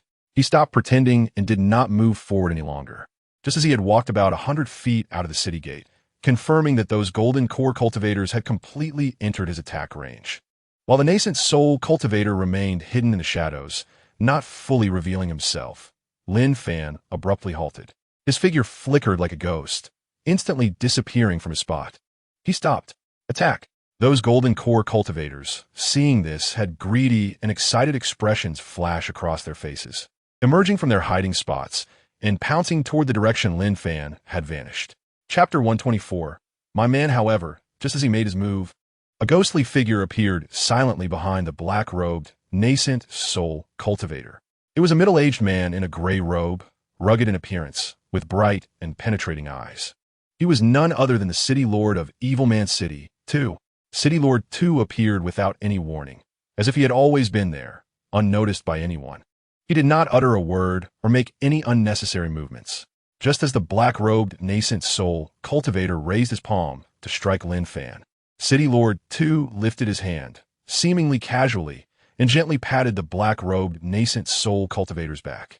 This strike had no earth-shattering momentum, no magnificent spiritual light, and not even a hint of spiritual power fluctuation. Yet with this simple strike, the black-robed nascent soul cultivator, along with all the cultivators inside and outside the city gate witnessing this scene, instantly felt the arrival of death. No, the black-robed nascent soul cultivator's eyes filled with fear and despair in an instant. He felt an unstoppable, terrifying force behind him, a pressure that surpassed the limits of his understanding. He wanted to dodge, wanted to counterattack, but his body felt as if it had been frozen in place, unable to move a single inch. Chapter 125. Sound east, strike west. As the voice fell, the air in the courtyard seemed to solidify. City Lord 2's expression grew more peculiar and filled with deep fear. He dared not speak further, even lowering his head slightly to show obedience. He understood clearly that the owner of this pressure was an existence he could not provoke in any way. Gumayor's originally proud expression darkened in an instant, her eyes flashing with anger and unwillingness. She suddenly sat up from the soft couch, her phoenix-like eyes fixed on the void, yet she saw nothing. The appearance of Qin Yi gave her an indescribable headache. Gumayor muttered the name Qin Yi in her heart, filled with complex emotions. Up to now, she still had not uncovered Qin Yi's origins, only knowing that she had visited numerous sects, her identity extremely mysterious, and her strength impossible to gauge. But one thing was certain. Wherever she had been, whether it was ancient sects with long legacies or powerful sects with deep foundations, the ancestors of those sects, the Yuan Ying and even the Hua Shan realm powerhouses who usually held themselves high and commanded others, would behave like lapdogs in front of Qin Yi, obeying her every word and not daring to show any defiance. Chapter 126. Three-eyed ice ape in just a single encounter. 3 golden core realm cultivators didn't even have time to scream before Lin Fan's sword light directly bisected them, blood gushing out and staining the cold ground red. Their primordial spirits didn't have time to escape before being crushed in an instant by the immense power contained in the sword light, obliterating both body and spirit. Lin Fan didn't pause for even a moment. While killing the 3, he kept moving, using his momentum to dart through the crowd like a butterfly flitting among flowers, avoiding the vast majority of attacks. Those attacks that he couldn't evade merely rang against his indestructible golden body like metal clashing, leaving not even a trace. "Get out of my way," he shouted explosively, his figure charging like a wild bull, directly colliding with several golden core cultivators who tried to block him. In their terrified gazes, he broke through the encirclement with incredible explosive force, racing towards the direction of the Wanli Snow Mountain like an arrow released from a bow. Not looking back, everything happened in the blink of an eye. From Lin Fan launching his attack to breaking out of the encirclement took only a few breaths. The 3 Yuan Ying powerhouses didn't even get a chance to act before losing 3 of their dozens of golden core subordinates. And Lin Fan's figure had already disappeared at the foot of the snow mountain, merging into the vast, icy world. Chapter 127.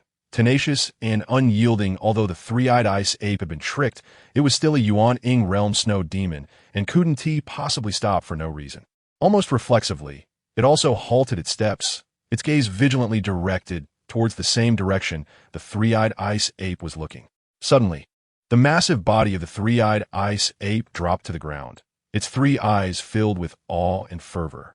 It roared loudly, its voice no longer filled with anger and fear, but instead carried an extreme sense of devotion and excitement. "Great Lord Snow, Demon King, human cultivators have invaded. They wish to flatten the Wanli Snow Mountain. Please, Great Lord Snow Demon King, take action to suppress them." Snow Demon King? Lin Fan's heart jolted. An ominous premonition surged within him. He had come to the Wanli Snow Mountain for training and to find the Tianshan Ice Lotus, not to provoke the king of the Snow Demon clan. Just as the 3-eyed ice ape finished speaking, a terrifying pressure far beyond the Yuan Ying realm descended from the sky like the collapse of heaven and earth. This pressure was vast and mighty, carrying the aura of freezing everything and suppressing the world, as if the entire Wanli Snow Mountain came alive at this moment, becoming an extension of this pressure. Boom! The void trembled, and the ice and snow collapsed. The 3 Yuan Ying powerhouses and dozens of golden core cultivators pursuing from behind had no power to resist under this terrifying pressure. Chapter 128. 3-tailed snow fox. This was simply a ridiculous farce. "Sorry, I'm not interested." Lin Fan suppressed his speechlessness and directly rejected. He didn't want to become a pet of a snow demon. If this got out, would he still have any face left? The 3-tailed snow fox flashed a hint of confusion in its eyes, seeming not to understand why Lin Fan would refuse. Its exquisite fox face showed a human-like expression of contemplation. Then it spoke again. "Why not? Being my pet is great. I have lots of delicious food and many fun things. And I will protect you, so no other snow demons can bully you." Lin Fan took a deep breath, trying to calm his emotions. He knew that although this fox spoke human words, its mind seemed genuinely childlike, innocent and direct. He didn't want to provoke this powerful snow demon. After all, his life at that moment was entirely in the hands of the Snow Demon King. I came to the Wanli Snow Mountain not for fun and not to seek protection, Lin Fan said in a deep voice, trying to keep his tone calm. I came here to find an extremely important medicinal herb. As long as I get the herb, I will leave immediately and one tea linger here. Chapter 129. Too smooth, the snow-covered mountains rapidly receded behind Lin Fan, his figure like lightning, closely following the three-tailed snow fox. The deeper they went, the colder the air became. Ordinary cultivators would have likely frozen stiff in this place, but Lin Fan's indestructible art was running wildly, golden light circulating around him, completely isolating the bone-chilling cold. The speed of the three-tailed snow fox was astonishing. It seemed to know this icy world like the back of its hand. Lin Fan noticed that as they went deeper, the aura of the snow demons around them also grew stronger. Occasionally, some powerful snow demons would peek their heads out from beneath the ice or cast wary glances from snow holes. However, upon seeing the snow-white figure of the three-tailed snow fox, they would immediately retract their auras and even lower their heads with a hint of reverence, not daring to show any offense. Big brother, quick look. That's the ice and snow royal city. After an unknown amount of time racing, the three-tailed snow fox suddenly stopped, excitedly pointing ahead. Lin Fan looked up and saw a magnificent cluster of ice and snow buildings appearing before him. It was a city entirely forged from ice and snow, with towering ice walls shimmering with a crystalline glow, as if embedded with countless enormous sapphires. Chapter 130. Illusory sea, golden bamboo. However, for now, all these doubts were temporarily suppressed. The Tianshan ice lotus was already in hand, and he had acquired 2 types of medicinal materials. As long as he got Gumayer's soul-nourishing grass, he would have gathered all 3 types of medicinal materials, getting one step closer to awakening Lu Qingzhu with the soul-replenishing pill. Big brother, we've arrived. Quickly take me to eat something delicious. The three-tailed snow fox jumped off Lin Fan's shoulder, excitedly spinning in place, urging him impatiently. Looking at its expectant eyes, Lin Fan couldn't help but feel a warmth rise in his heart.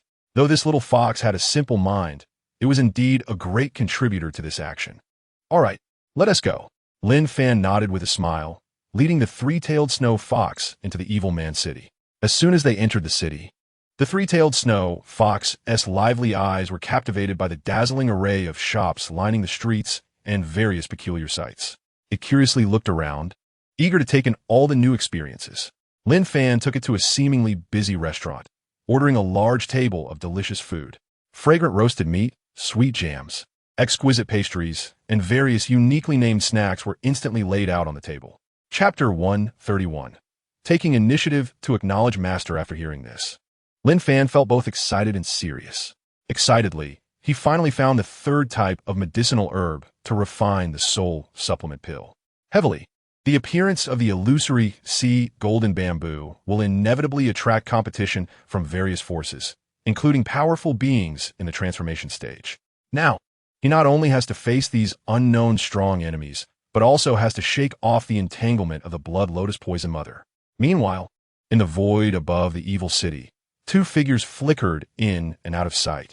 One of the figures was enveloped in a faint blue light, making her face indistinguishable, but her transcendent aura evoked a sense of reverence. It was Qingyi.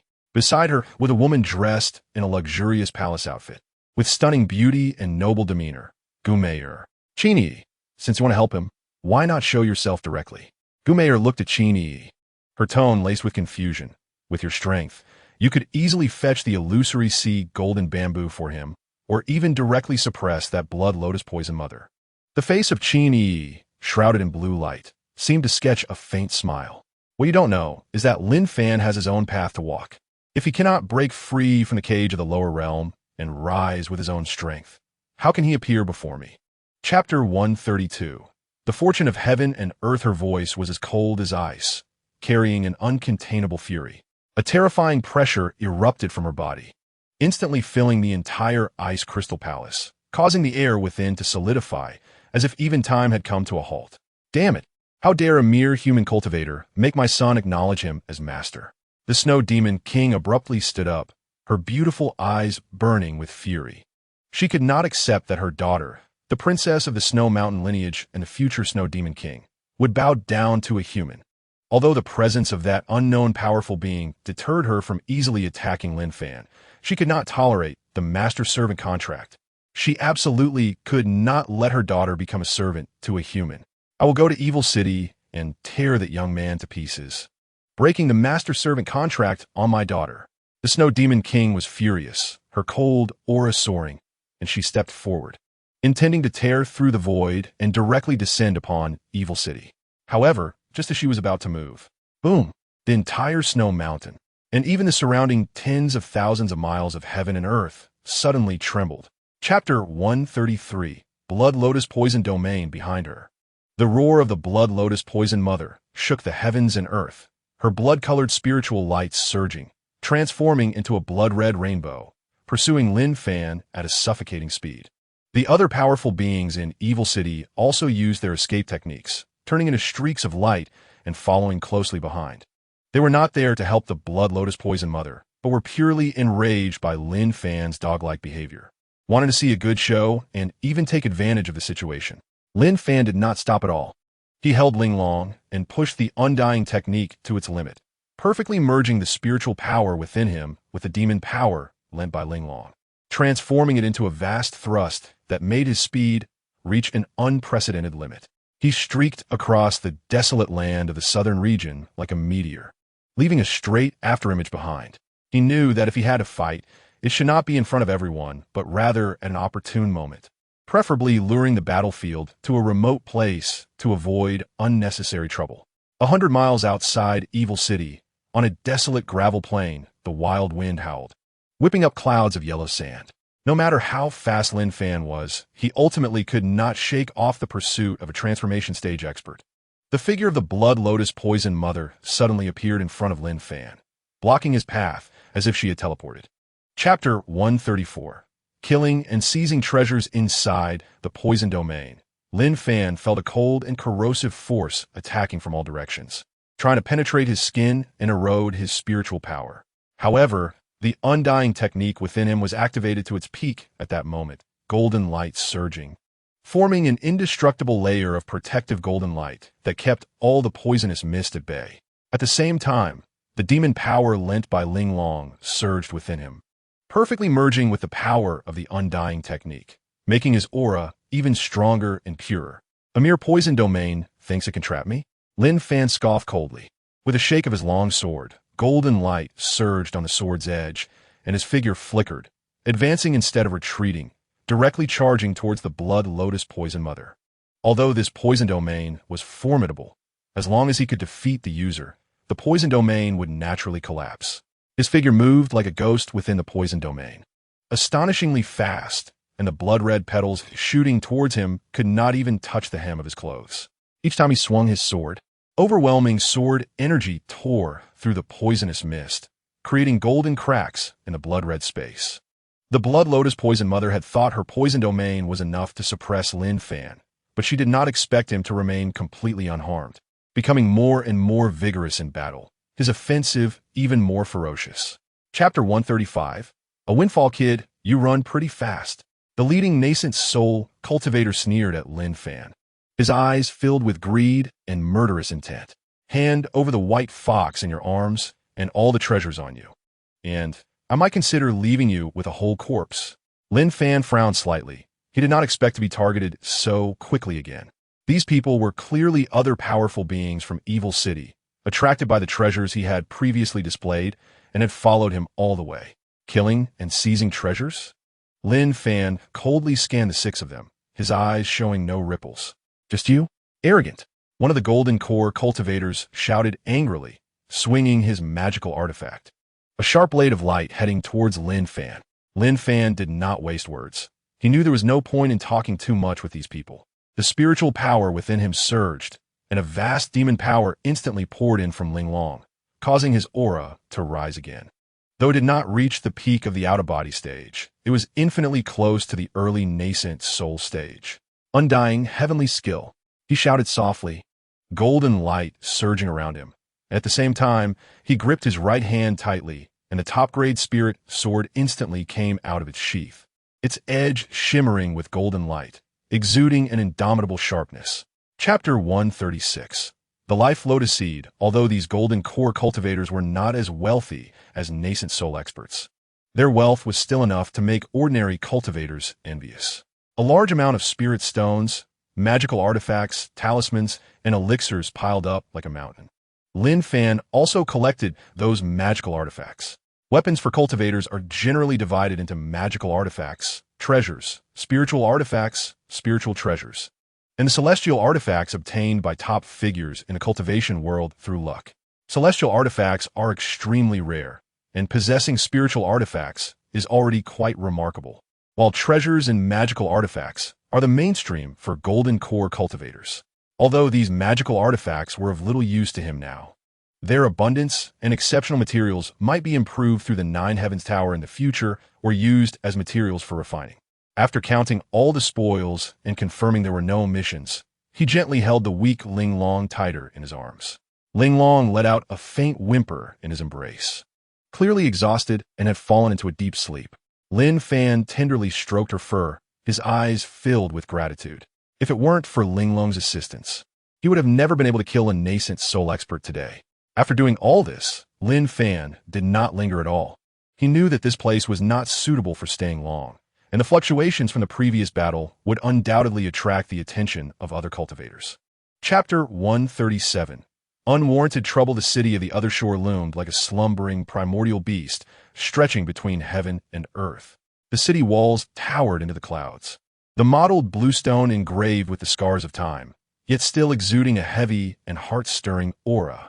The city gate stood open, and the flow of people was like a woven tapestry, with cultivators from all walks of life jostling against each other, among them many with deep breaths and extraordinary cultivation. Lin Fan entered side by side with the Blood Lotus Poison Mother, and the clamor inside the city formed a stark contrast to the desolation outside, heightening Lin Fan's vigilance. This place was a mix of fish and dragons, with strong individuals like clouds. A slight misstep could lead to life-threatening danger. As soon as they stepped through the city gate, before they could find a place to settle, a cold and violent aura surged in like a tide, instantly locking onto the Blood Lotus Poison Mother.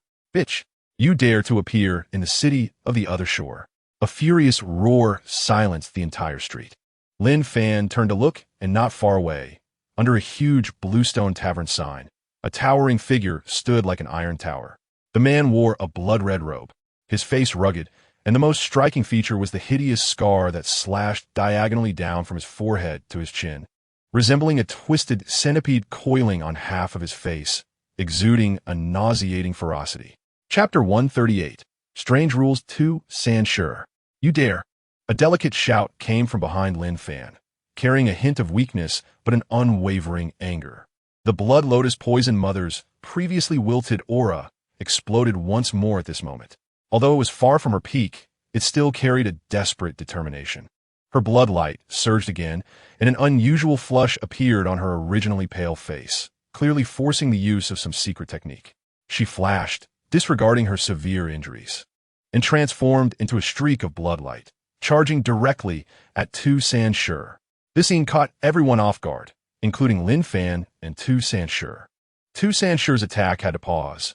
A flicker of astonishment passed through his eyes, followed by an even more intense rage. "Bitch, you dare to fight back!" The Blood Lotus Poison Mother ignored Tu Sanshur's roar. She formed seals with both hands, countless blood-red runes coalescing before her, ultimately transforming into a blood-red dagger, piercing straight towards Tu Sanshur's brow with an unstoppable momentum. Her movements were as swift as lightning, clearly with the intent of mutual destruction. Although Tu Sanshur was furious, he did not dare to underestimate the Blood Lotus Poison Mother's desperate strike.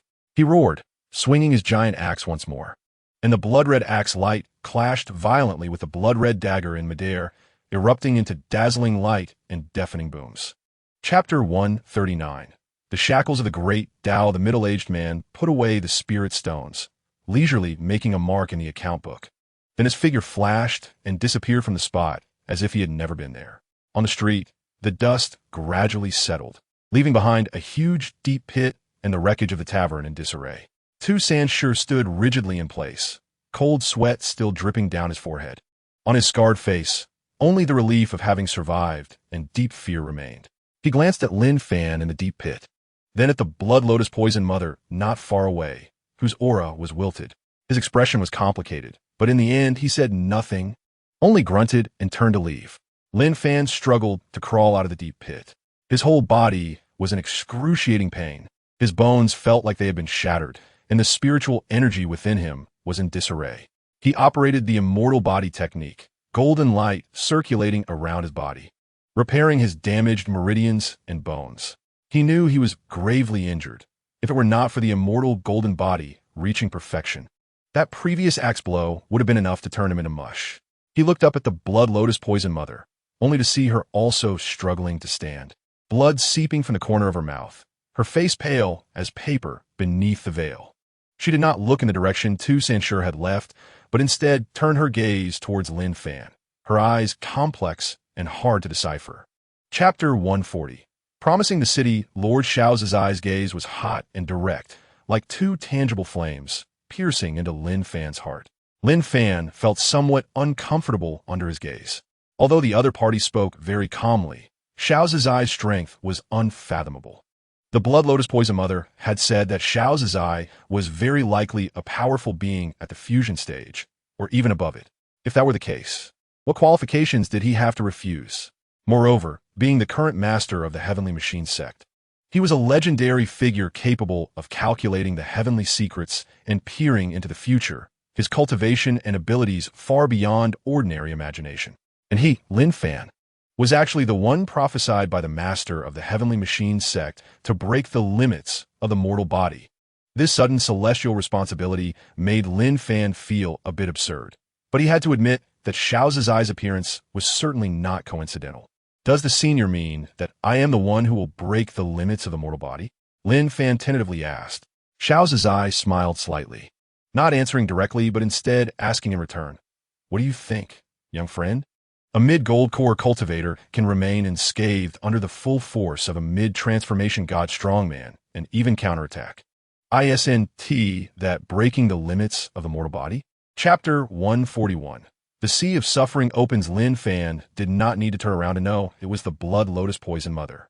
She still wore her veil, her figure graceful, seemingly browsing nearby treasures casually, but Lin Fan could sense that her eyes, hidden behind the veil, were subtly watching him. What made Lin Fan even more speechless was that the entrance of the immortal treasure pavilion. A gaze filled with resentment and fury was firmly locking onto him and the Blood Lotus Poison Mother. That was Tu Sanshur. His eyes burned with fire, and the muscles on his scarred face twitched, clearly regarding Lin Fan and the Blood Lotus Poison Mother as a pair of dog men and women, making them a peculiar attraction within the immortal treasure pavilion. This trio, one selecting treasures, one secretly following, and one glaring from afar, truly was a comical sight. Lin Fan suppressed his helplessness and directly inquired about the price of the true dragon armor from the attendant of the immortal treasure pavilion. The attendant was a female cultivator in the early nascent soul stage, and she smiled as she quoted a price that made Lin Fan gasp. The true dragon armor, a top-grade magical treasure, was priced at 800,000 low-grade spirit stones, or 8,000 mid-grade spirit stones, or 80 top-grade spirit stones. Without hesitation, Lin Fan directly took out 80 top-grade spirit stones from his storage ring. Chapter 142. Entering the Sea of Suffering immediately after, a gentle and familiar voice directly entered Lin Fan's mind. Lin Fan, young friend, go ahead and act without worry. If there is any danger, I will step in. It was Xiao Zizai's voice. Lin Fan's heart tightened. He did not expect Xiao Zizai to also be here, and even hiding in the shadows. He responded calmly, "Thank you, senior." With Xiao Zizai's promise, Lin Fan felt much more at ease. He knew that Xiao Zizai's strength was unfathomable, and with him protecting the way, his safety in the Sea of Suffering would greatly increase. He stood among the loose cultivators, quietly waiting for the special mist of the Sea of Suffering to completely dissipate. However, during his wait, he suddenly noticed a strange phenomenon. The 9-story sky tower in his Dantian was quietly absorbing the special mist above the Sea of Bitterness. Strands of gray mist, invisible to the naked eye, were being drawn towards Lin Fan from the direction of the Sea of Bitterness, as if pulled by some mysterious force. continuously flowing into his body and ultimately being devoured by the 9-story sky tower in his dantian. This absorption was extremely subtle. Even the powerful beings present in the transformation stage noticed only that the special mist above the sea of bitterness was becoming increasingly thin, without anyone realizing that the rate at which it dissipated was much faster than before. Chapter 143. Encountering the undead clan, an item that could float in the sea of bitterness, was undoubtedly a huge advantage. It not only conserved the cultivators' spiritual power, but also allowed them to reach their destination faster, to compete for heavenly materials and earthly treasures. No one wanted to see someone having such a privilege. The supreme elder of the Qingshu sect, Qingshu-zi, summoned a small blue boat the size of a palm, which expanded in the wind and instantly transformed into a delicate wooden boat about 10 feet long.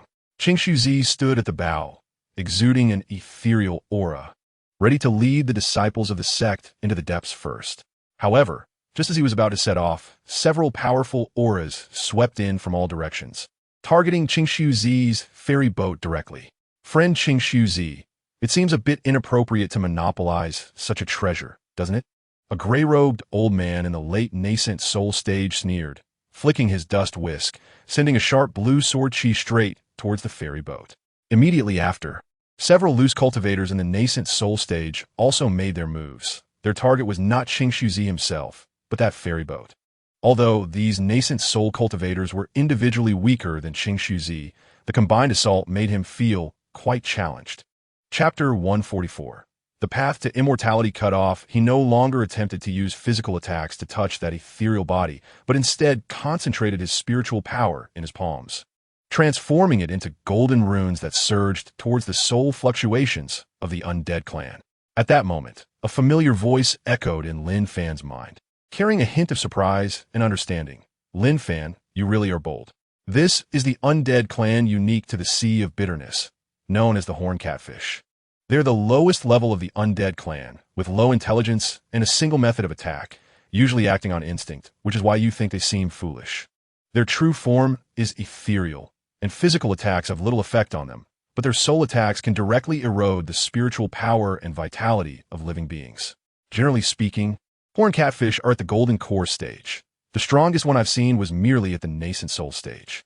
Lin Fan's heart stirred. It all made sense. The timing of Xiao Zizai's voice confirmed his suspicion. While continuing to deal with the horn catfish, he communicated with Xiao Zizai in his mind. Senior Xiao, you seem to know a lot about the undead clan in the Sea of Bitterness. Do the horn catfish have any weaknesses? How can we truly harm their ethereal bodies? Chapter 145. Late Golden Core, he did not rush to ask about Xiao Zizai's condition. Since the horn catfish were the lowest level of the undead clan, he would start with them. Lin Fan thought to himself, moving his body once again towards the depths of the Sea of Bitterness. He was no longer passively waiting, but actively seeking his next target. In the Sea of Bitterness, the water flowed with a decayed and cold aura. Lin Fan activated the undying technique to its utmost, retracting the golden light so that it only formed a thin shield on its surface, resisting the erosion of the seawater. His divine sense spread out like radar, searching for traces of the undead clan. Before long, a familiar cold aura returned. Following the aura, Lin Fan looked ahead and saw a huge ethereal figure shimmering in the water, which was another horn catfish. This horn catfish was larger than the previous one, exuding a more solid aura, clearly of a higher cultivation level. Lin Fan did not retreat, but advanced instead. The horn catfish roared, its hollow eyes glowing with eerie green light, and its massive body traced a strange trajectory through the water, with invisible claws and soul-piercing waves attacking once again. Lin Fan's body flickered with golden light, pushing the defense of the undying technique to its limits. Chapter 146. The center of the Sea of Bitterness, this late golden core horn catfish had an aura that was powerful and domineering, with its hollow eyes glowing like two flickering ghost fires. Upon discovering Lin Fan, the intruder, it wasted no time and charged at him immediately. Its massive body left a visible afterimage in the water, moving in astonishing speed, with invisible claws and soul-piercing waves exuding a destructive momentum, instantly enveloping Lin Fan. However, what it did not know was that Lin Fan's combat power had changed drastically since he first entered the Sea of Bitterness. At this moment, Lin Fan not only fully adapted to the environment of the Sea of Bitterness, but his combat power was no longer suppressed, and through repeated battles, his application of the undying technique had reached a new height. A glint of excitement flashed in Lin Fan's eyes. He did not evade, but instead charged forward. His body was enveloped in brilliant golden light, no longer retracted, but like solid golden flames, dyeing the surrounding seawater gold.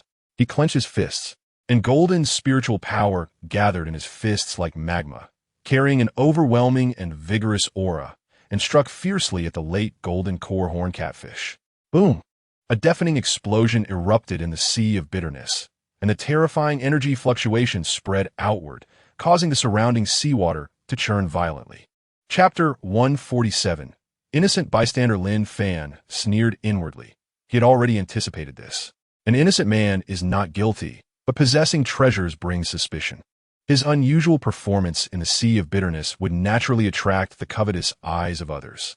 Junior, hand over the treasures on you, and I might consider sparing your life. The withered old man spoke first, his voice hoarse and carrying a hint of threat. Spiritual power surged around him, although suppressed in the sea of bitterness. The pressure of the transformation stage still bore down like a mountain towards Lin Fan. Lin Fan remained expressionless, a flicker of disdain in his eyes. He did not respond, merely watching them silently, unappreciative. The burly man, seeing Lin Fan unmoved, shouted angrily. His temperament was the most irritable, and at this moment, his greed could no longer be contained. Since you are unwilling to hand it over, we will take it ourselves. The burly man suddenly stood up, his spiritual power erupting. Although suppressed by 30 to 40% in the sea of bitterness, he was confident that dealing with a golden core cultivator posed no pressure. He struck out with a palm, and a massive spiritual handprint formed in the seawater, carrying the might to split mountains and shatter rocks, heading straight for Lin Fan. This handprint also bore a cold and eerie energy, clearly something he had picked up while battling the undead clan in the sea of bitterness. Chapter 148. Possessing treasures is a crime. Lin Fan did not look back, but turned to leave, the suction of the 9-story sky tower still ongoing, seemingly urging him to search for more crystal cores. He speculated that the third level of the 9-story sky tower was probably close to being unlocked. Just as Lin Fan was about to leave, a terrifying aura far surpassing that of a late-stage golden core realm creature surged forth from the depths of the bitter sea, like a giant mouth of an abyss. This aura carried an extreme chill and decay, seemingly capable of freezing all life, causing the surrounding seawater to stagnate. It was larger and older than any aura of the undead clan he had encountered before, and even the few mid-stage transformation god realm experts, upon sensing this aura, changed their expressions drastically, their eyes filled with unprecedented terror. "What is this?" An emaciated old man exclaimed in fear. Hearing the voice, Lin Fan abruptly stopped, feeling a violent tremor from the 9-layered heavenly tower in his mind, as if it were giving a warning or yearning. He looked up and saw a massive black shadow slowly emerging from the dark depths of the bitter sea. It was a giant crocodile, completely black, its size towering over 100 feet like a mountain range beneath the sea. Its body was covered with thick scales, each shimmering with a metallic luster, and densely packed with sharp, eerie barbs that radiated a chilling glare. Chapter 149.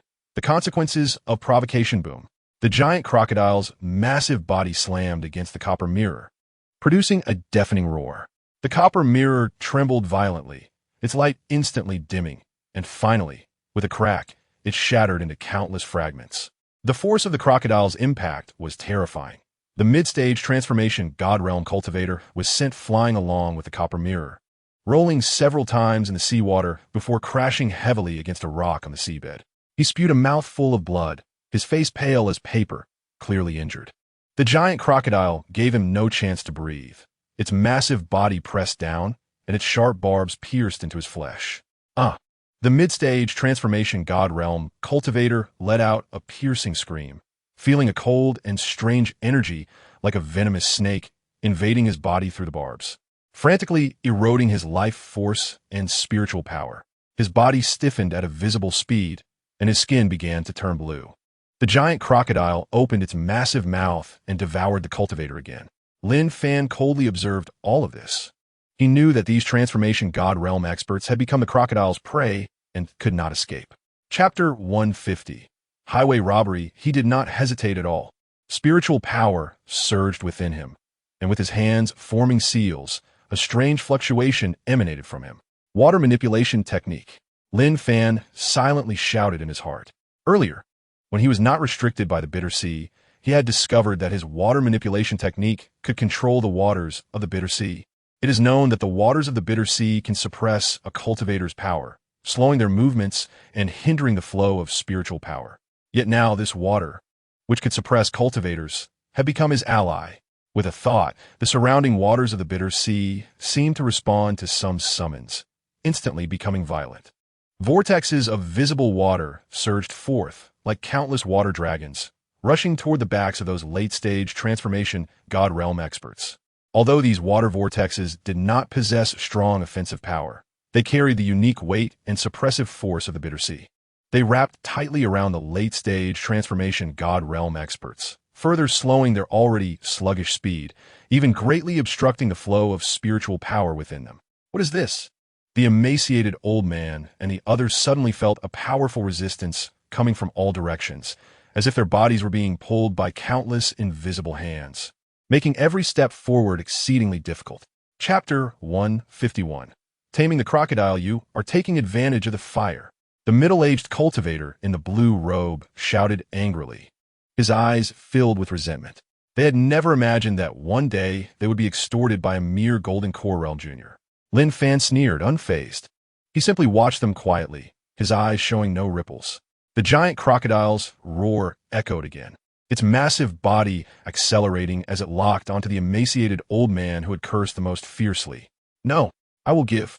I will give. The emaciated old man, terrified, abandoned his curses and frantically pulled out a large pile of spirit stones and several magical artifacts from his storage ring, desperately throwing them towards Lin Fan. Lin Fan raised his hand, and those spirit stones and magical artifacts were lifted by the bitter sea waters, flying to his side. He scanned with his consciousness, confirming their value was sufficient, and then with a thought, the water vortex wrapped around the emaciated old man weakened a bit. The emaciated old man felt his body lighten and immediately unleashed all his spiritual power, fleeing for his life, with the first person complying. The remaining late-stage transformation God realm experts finally understood that Lin Fan was serious. Under the death threat of the giant crocodile, they no longer cared about their possessions and hastily threw their most valuable items and spirit stones from their storage rings towards Lin Fan. Chapter 152. Buying life. Lin Fan slowly turned around, his gaze falling on those late-stage transformation God realm experts who had just escaped death and were now looking at him in shock.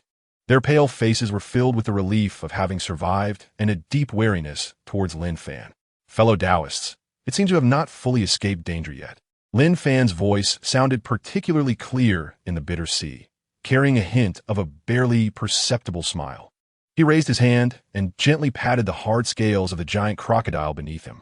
The crocodile seemed to sense Lin Fan's intent, its massive body shaking violently, its blood-red eyes once again locking onto those late-stage transformation God realm experts who had just caught their breath. Its gigantic head lifted slightly, a low growl emanating from deep within its throat. Though silent, it carried a chilling pressure. It was the unique excitement and cruelty of a predator locking onto its prey. No. The emaciated old man's face changed drastically, his recently calmed heartbeat racing again. He watched helplessly as the giant crocodile's massive body swam towards them again. Though its speed was not fast, every movement carried the omen of death. Young friend, what do you mean? The middle-aged cultivator in the blue robe shouted in terror, his voice trembling. Chapter 153. All value their lives he had initially approached with a mindset of trying. After all, the giant crocodile, although intelligent, was still a beast. He had no confidence that it could understand such a complex tactical intent. However, to Lin Fan's surprise, the giant crocodile's massive body actually came to a stop. Its blood-red eyes, though still filled with anxiety and unwillingness, were no longer restless and did not charge forward again. It simply stood still, its enormous body trembling slightly, clearly struggling to suppress its impulse to charge ahead. This scene left the 8 late-stage transformation God realm experts behind him dumbfounded. They witnessed the giant crocodile obeying Lin Fan's words, which completely overturned their understanding. This crocodile, it actually understood? The emaciated old man murmured, disbelief filling his eyes. It really regarded this Golden Core realm kid as its master. The middle-aged cultivator in the blue robe exclaimed in shock and fear. The remaining few late-stage transformation cultivators were now standing in the sea of suffering as if they had seen a ghost. They suddenly felt how ridiculous and foolish their previous greed and schemes against Lin Fan were. Chapter 154. The battle to establish authority. Then, without looking back, he fled desperately into the depths of the sea of suffering. Here, he was definitely no match for the giant ghost crocodile. If he delayed any longer, it was very likely that he would perish here. No one wanted to die. Those who had cultivated to their current level knew how much effort and time they had put in, and they wouldn't throw away their lives for nothing. At the same time that Tu Sanshur was fleeing for his life, the Blood Lotus Poison Mother also saw Lin Fan. Unlike Tu Sanshur's resentment, the Blood Lotus Poison Mother felt a surge of joy upon seeing Lin Fan, and a strange light flashed in her eyes. She suddenly turned her body and no longer fled into the distance, but instead rushed toward Lin Fan's direction. Seeing this, Lin Fan was immediately filled with black lines on his forehead. What was wrong with this ruthless woman who kills without blinking? Back then, she had been willing to put him to death without hesitation, and now she was sticking to him like a dog's skin plaster. He really couldn't understand her thoughts. However, this was not Lin Fan's most pressing concern at the moment. He noticed the murderous intent in Tu Sanshur's eyes and sneered coldly in his heart. Want to kill me? Then let us see if you have that fate. A bold idea suddenly appeared in Lin Fan's mind. Chapter 155. Tu Sanshur dies. Tu Sanshur let out a desperate roar as he watched the giant fangs magnify in front of him, powerless to do anything. He wanted to struggle, but he was firmly trapped by the waters of the sea of suffering. With a tearing sound that made one's teeth ache, the giant mouth of the ghost crocodile bit down hard on Tu Sanshur's right arm. His hard bones and muscles were as weak as tofu in front of the terrifying biting force of the giant ghost crocodile. Blood instantly stained the surrounding sea of suffering, carrying a strong smell of blood that excited the giant ghost crocodile even more. Tu Sanshur let out a heart-wrenching scream as his right arm was torn off. The severed area a bloody mess with exposed bones. The intense pain made his vision go dark, and he nearly fainted.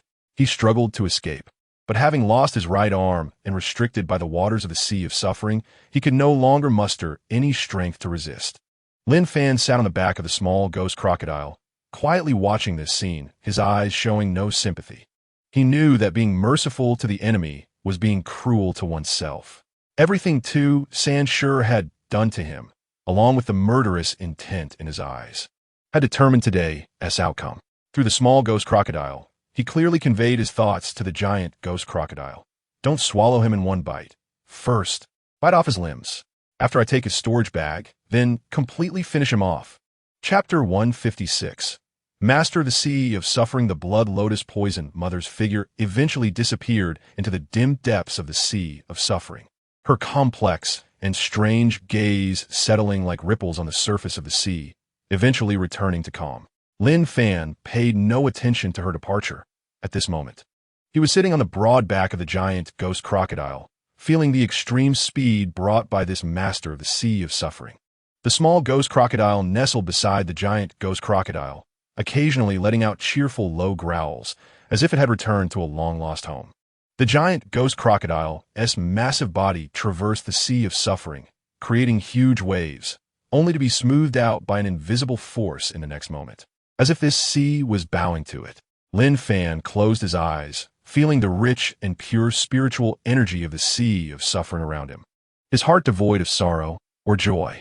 He knew that deep within the sea of suffering lay countless secrets and opportunities, alongside unimaginable dangers.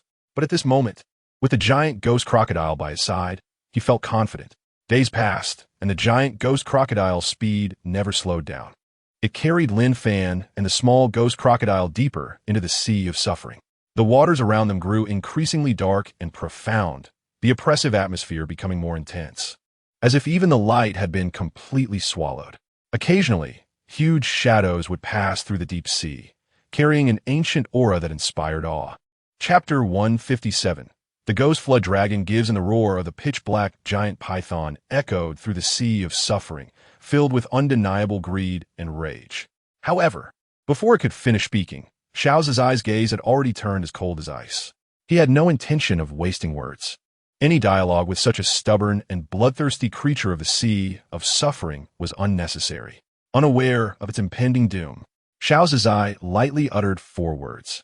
He didn't team move, but the spiritual power surging around him solidified in an instant, causing the waters of the sea of suffering in front of him to churn violently, as if boiling. Then, another massive hand appeared out of thin air, more solid and larger than the previous one, with mysterious runes faintly visible on it, exuding a terrifying aura that could suppress the ages. As soon as this giant hand appeared, it brought with it an unmatched might and directly grabbed at the pitch-black giant python. Its speed was at its peak, transcending the limits of space and time, as if everything in the sea of suffering had come to a standstill before it. In the cold, vertical pupils of the black giant python, a hint of fear finally flickered. It felt the threat of death, a terrifying power far beyond its imagination, capable of completely obliterating it. Roar! The ghost flood dragon let out a desperate roar, its massive body twisting violently, trying to break free from the invisible pressure. Chapter 158. The Poison Mother is dead. The giant ghost crocodile's massive body surged through the dark waters. Moving with such speed, it resembled a bolt of black lightning, slicing through the depths of the sea of suffering. The small ghost crocodile followed closely behind, occasionally emitting excited low growls. Lin Fan stood steadily on the broad back of the giant ghost crocodile, his spiritual power surging, isolating the oppressive cold of the sea of suffering. This deep sea of suffering was broader and more mysterious than Lin Fan had imagined. The deeper they went, the more intense the color of the water became, shifting from deep blue to pitch black, as if it could swallow all light. Occasionally, massive sea beasts would surface from the abyss, exuding an ancient aura, and just their presence could stir up terrifying undercurrents capable of tearing apart ordinary cultivators' bodies. Lin Fan's mind was highly focused. He could sense the aura of the blood lotus poison mother ahead gradually strengthening, indicating that she had not escaped too far. Sure enough, after another incense stick's worth of time, when the giant ghost crocodile passed through an area filled with eerie black mist, the front opened up. It was a relatively calm sea area where 2 powerful auras stood like towering mountains, stirring the surrounding spiritual energy. The figure of the blood lotus poison mother was right between these 2 auras, her radiance dim, her aura chaotic, clearly still recovering from the heavy injuries inflicted by the giant ghost crocodile earlier. Chapter 159. The land of the other side. The voice of the blood lotus poison mother carried a hint of a sob, as if she had suffered a great injustice. She moved gracefully, trying to get closer to Lin Fan, her beautiful eyes shimmering with tears, looking pitiful. However, Lin Fan's expression was as cold as frost, showing no signs of emotion. He looked coldly at the blood lotus poison mother, his eyes filled with increasing killing intent. Heartless? Lin Fan's voice was indifferent. Blood lotus poison mother, do you think I'm a fool? Have you forgotten how much you wanted to kill me in the city of evil? Just now, you wanted to use me to block disaster, drawing that ghost crocodile's attention to me. What relationship do we have? Only great enmity. Lin Fan's words were like sharp swords, completely tearing apart the blood lotus poison mother's disguise. He wasted no time, the sword energy in his hand coalescing once more, carrying the momentum of breaking through the air, directly targeting the blood lotus poison mother's throat. The blood lotus poison mother turned pale, her figure retreating rapidly, barely avoiding Lin Fan's sword energy, but the ghost crocodile's attack followed closely. The battle in the depths of the bitter sea intensified, with Lin Fan and the little ghost crocodile tightly entangled with the blood lotus poison mother. Although they couldn't kill her immediately, they made her exhausted. Multiple sword energy cuts appearing on her body, and the poisonous mist began to thin. Chapter 160. Crossing tribulation existence. Lin Fan was stunned. This giant ghost crocodile actually did not follow his orders? He felt puzzled. This was the first time he encountered a giant ghost crocodile disobeying him. He tried to communicate again, but the giant ghost crocodile only let out a low growl, increasing its speed instead, clearly determined to go in the direction it chose. This creature, Xiao Zizai, also sensed the giant ghost crocodile's anomaly, his brows furrowing slightly, a hint of curiosity flashing in his eyes. It seems to have its own destination. Well, Lin Fan, just let it go. I want to see where this giant ghost crocodile intends to take you. Lin Fan felt helpless. Since he couldn't communicate, he could only take one step at a time. He took a deep breath, standing steadily on the giant ghost crocodile's back, letting it carry him as it swiftly traversed the dark, bitter sea. The little ghost crocodile followed closely behind, like a loyal guard, protecting Lin Fan's side. The giant ghost crocodile's speed was astonishing. Even in the depths of the bitter sea, where resistance was immense, it was like a black lightning, leaving behind trails in the water. Lin Fan felt the wind howling past his ears, the surrounding scenery blurring, making it impossible to see the direction. Although he was puzzled, he still felt reassured about the giant ghost crocodile's strength and loyalty. Chapter 161. Mysterious Palace. Lin Fan's heart trembled. Crossing Tribulation Realm. Such a powerful being, not to mention in the southern region, could even be considered among the top existences in the entire cultivation world, capable of establishing sex and suppressing a region.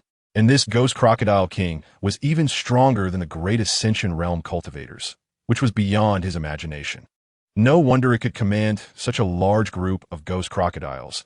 No wonder it had guarded this mysterious temple for generations. Lin Fan collected his thoughts and directed his gaze back to the bronze door in front of him. He walked up to the door, stretched out his hand, and gently touched the mottled copper rust. A cold and hard sensation came through, as if he had touched the marks of time.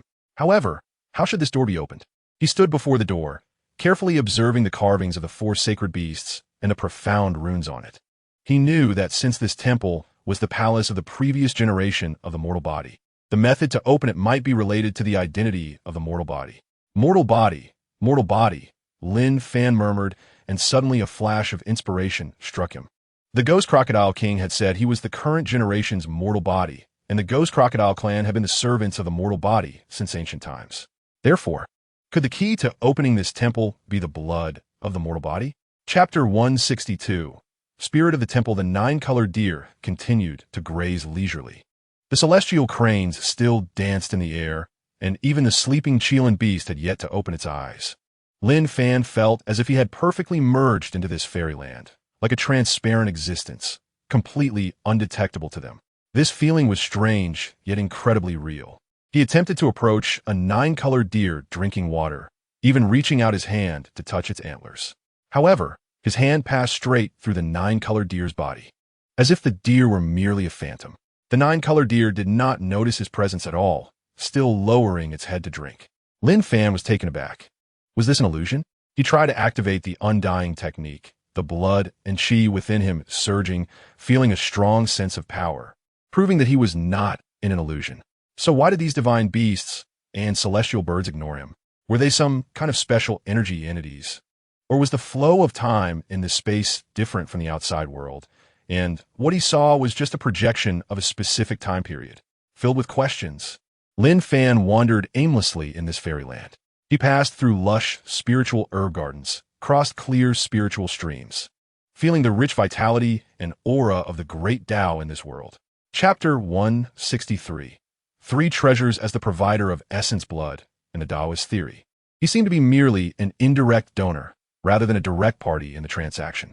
This robber logic made Lin Fan feel a bit frustrated. Yet he couldn't find the right words to refute it. The so-called Taoist before him, as the spirit of the mortal Tao palace, had likely existed longer than the entire history of the southern region. The power it possessed was certainly beyond what a mere golden core realm cultivator could contend with. Instead of arguing about those elusive principles here, it would be better to first see what kind of medicine this Taoist was selling. Lin Fan took a deep breath, forcibly suppressing his displeasure, restoring calm to his face. The Taoist seemed quite satisfied with Lin Fan's perceptiveness. Its smile, which was both present and absent, became more pronounced, carrying an elusive meaning. It slowly spoke, its tone laced with temptation. Lin Fan, I've been trapped in this bitter sea for countless years, long weary of this endless loneliness. You're the only hope for me. As long as you can become my master and take me out of this bitter sea to see the light of day again, then you can freely take any treasure from the entire mortal Tao palace, and I will not obstruct you. Chapter 164. Half-step Tao artifact. The Taoist looked at Lin Fan's furious expression, its seemingly amused demeanor unchanged, instead carrying a hint of playfulness. It sighed lightly, its tone filled with a touch of helplessness. Ah, Lin Fan, you young man, your temperament is just too impatient. I have lived for countless years. How could I do something so boring? 10 billion drops of essence blood is indeed a price you cannot bear right now. But I am not unreasonable. It paused, its gaze penetrating as it looked at Lin Fan, as if it could see through his innermost thoughts. How about this? In light of your merit in awakening me, I can offer you a compromise. If you can sacrifice 10,000 drops of essence blood, you can become half a master of the mortal Tao Palace. While you cannot freely take all the treasures in the palace, I can allow you to choose one top-grade spiritual treasure. And I will also grant you partial access to the mortal Tao Palace, giving you some self-defense capabilities in this bitter sea. 10,000 drops of essence blood? Lin Fan sneered in his heart. This Taoist is really generous. 10,000 drops of essence blood are still a fantasy for him. His entire body's essence blood adds up to only a few hundred drops at most. Chapter 165. The Trial of the Prodigies. As soon as the Taoist's voice fell, the entire sea of suffering began to tremble violently. An indescribable vast power erupted from the depths of the sea of suffering, instantly enveloping the entire ordinary Tao Palace.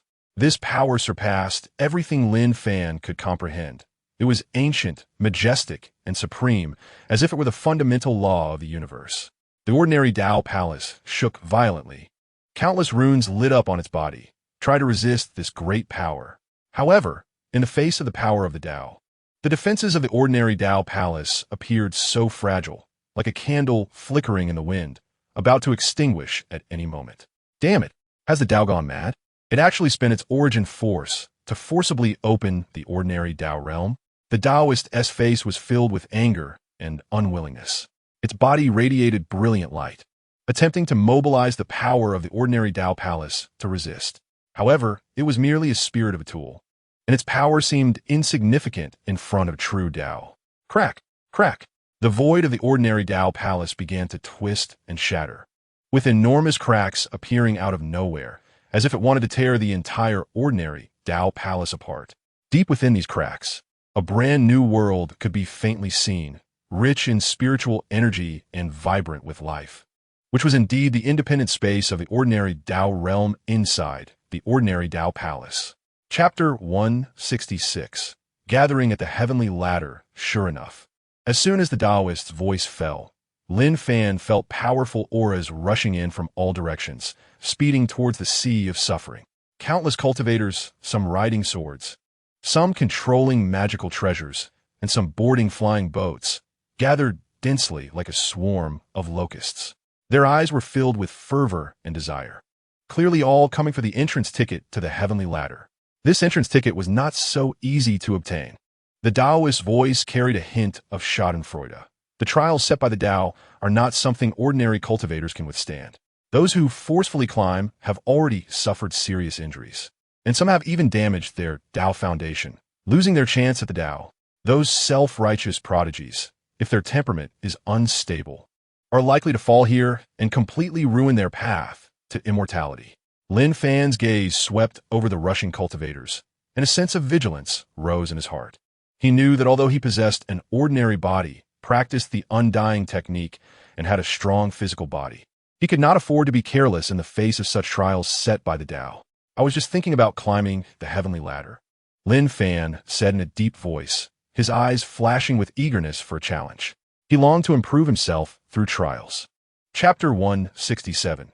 Breaking through the late stage. This grand battle that swept through the 5 domains and affected the cause and effect of countless ages had already unveiled its most magnificent and grand curtain. However, Lin Fan, who was at the center of the storm in the southern domain, had made a different choice.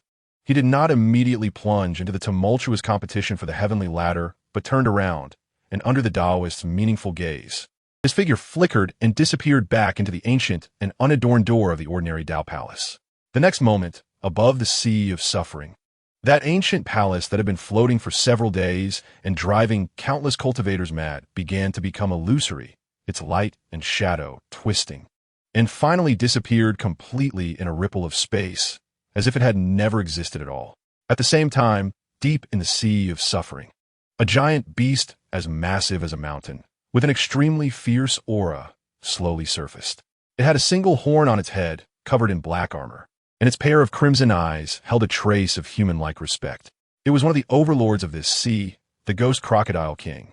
On the massive head of the Ghost Crocodile King, Lin Fan's figure quietly appeared, standing with his hands behind his back, his clothes rustling in the sea breeze. "Thank you for the escort, Senior Ghost Crocodile King." Lin Fan slightly clasped his hands towards the colossal creature beneath him. Chapter 168. The heavenly ladder begins when the third person was mentioned. A deep wariness appeared on the face of the middle-aged, loose cultivator, and he lowered his voice even more. This third one is the most mysterious and the most terrifying. He is the evil shadow, who has long occupied the first place on the Southern Domain's prodigy list for those under 100 years old. Evil shadow. Indeed, no one knows his true name, nor does anyone know which sect or family he comes from, as if he appeared out of thin air.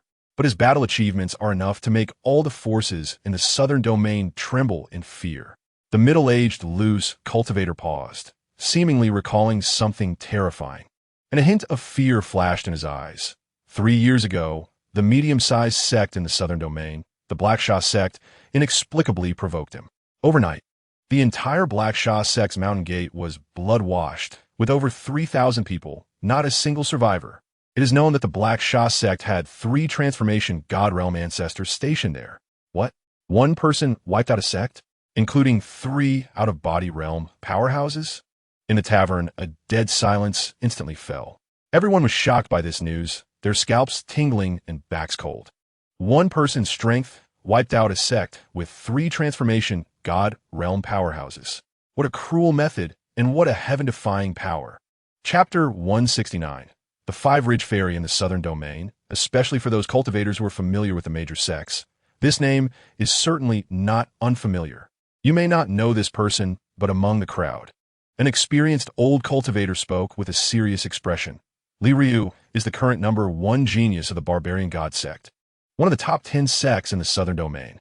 The Barbarian God Sect is an ancient sect that specializes in physical cultivation, and its inheritance is so strong that it is considered a pillar in the body-refining faction of the Southern Domain. He paused and threw out an even more explosive piece of news. It is said that even that so-called martial arts prodigy of the Southern Domain, Wu Lei, once went to the Barbarian God Sect to study in his early years, wanting to learn from their body-refining methods. It is rumored that he paid a huge price to gain 3 days of comprehension in the Barbarian God Sect Scripture Pavilion. As soon as this was said, countless gazes instinctively turned towards the distant figure of Wu Lei like an iron tower. Wu Lei still had his arms crossed and an expressionless face. But those who understood that past knew the old cultivator was not lying. The old cultivator continued, and back then, when Wu Lei was at the Barbarian God Sect, in a peer competition, the only match he lost was to this Li Ryu. At that time, Li Ryu was recognized as a being who could suppress Wu Lei in physical cultivation talent. Chapter 170. Ling Long awakens the 5-Ridge Fairy? Yao Cixi? Lin Fan's mouth twitched violently. He considered himself to have a firm will and a stable Tao heart, but at this moment, he felt that his understanding was being challenged like never before. What kind of twisted mind could lead a person to such an absurd misunderstanding of themselves? He really did not want to have any entanglements with someone who was clearly not normal, ugly yet still fancied themselves beautiful. He even felt that just looking at her more, or saying a word, might affect his IQ and clarity of Tao heart. Thus, Lin Fan directly turned his head and shifted his gaze back to the heavenly ladder, choosing to ignore her. This act of ignoring, however, completely enraged the 5-Ridge Fairy. Yao Cixi. In her view, no man in this world could resist her charm. Lin Fan's disregard was not disdain, but a lowly tactic of feigning indifference to entice her attention. It was a despicable trick to attract her notice. How bold! Yao Cixi screamed, her piercing voice causing many nearby cultivators to cover their ears in pain. You dare to play such tricks on this fairy. You've succeeded. You've successfully caught my attention. Her massive body suddenly trembled, revealing an agility that was completely incongruent with her size, as she rushed to Lin Fan's side in a few steps, extending her palm, which was as large as a fan, to grab his shoulder. Chapter 171. People of the southern wilderness, a strong interest flashed in Linglong's eyes. It seemed completely unaffected by the terrifying pressure from the outside world, nimbly jumping onto Lin Fan's shoulder and rubbing its furry head against his cheek. Lin Fan, can I climb this ladder too? Its voice resonated directly in Lin Fan's mind, clear and melodious, like the ringing of silver bells. Lin Fan's heart stirred as he communicated with Xiao through his thoughts. Do you want to go? I do. It's too stuffy in the tower. It's just right to go out and stretch my legs. Besides, I feel like there's something delicious at the top of the ladder. Xiao Bai licked its lips, displaying an extremely human-like expression of desire. Lin Fan smiled. Go ahead. He did not hesitate at all. After receiving permission, Xiao Bai cheered, its three tails wagging excitedly. In the next moment, it transformed into a streak of white lightning, leaping off Lin Fan's shoulder and silently landing on the ground of the plane.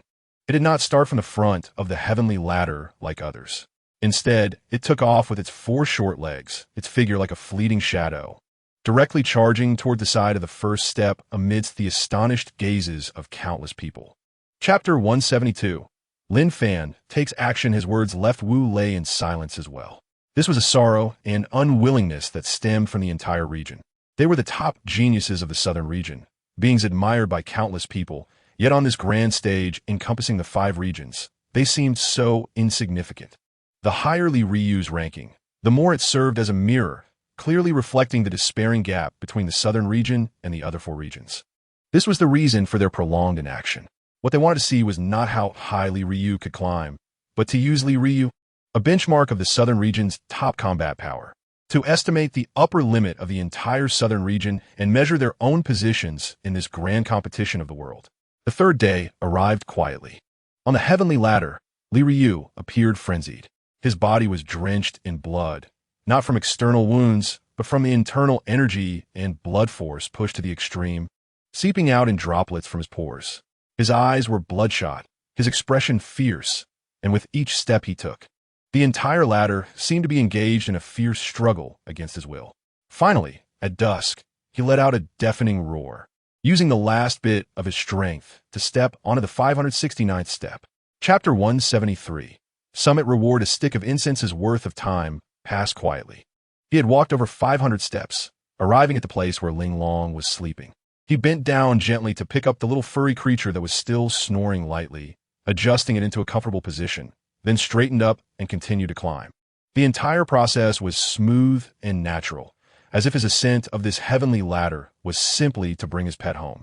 This scene made countless cultivators on the plain twitch at the corners of their eyes, feeling as if their worldview had been refreshed once again. Climbing the heavenly ladder while holding a sleeping fox? This was no longer just showing off. It was a miracle. Unknowingly, Lin Fan's steps had crossed the threshold of the 600th step, when the terrifying pressure capable of burning the blood of a genius, like Li Ryu, descended upon him. It felt like a spring breeze, merely causing his clothes to flutter slightly. There was still not much pressure. Lin Fan's gaze remained calm and unruffled. His consciousness turned inward, clearly perceiving that this vast and pure pressure of the heavenly path was like countless invisible small hammers, continuously striking at his flesh, meridians, and bones. Chapter 174. Phoenix Bloodline Lin Fan? Linglong?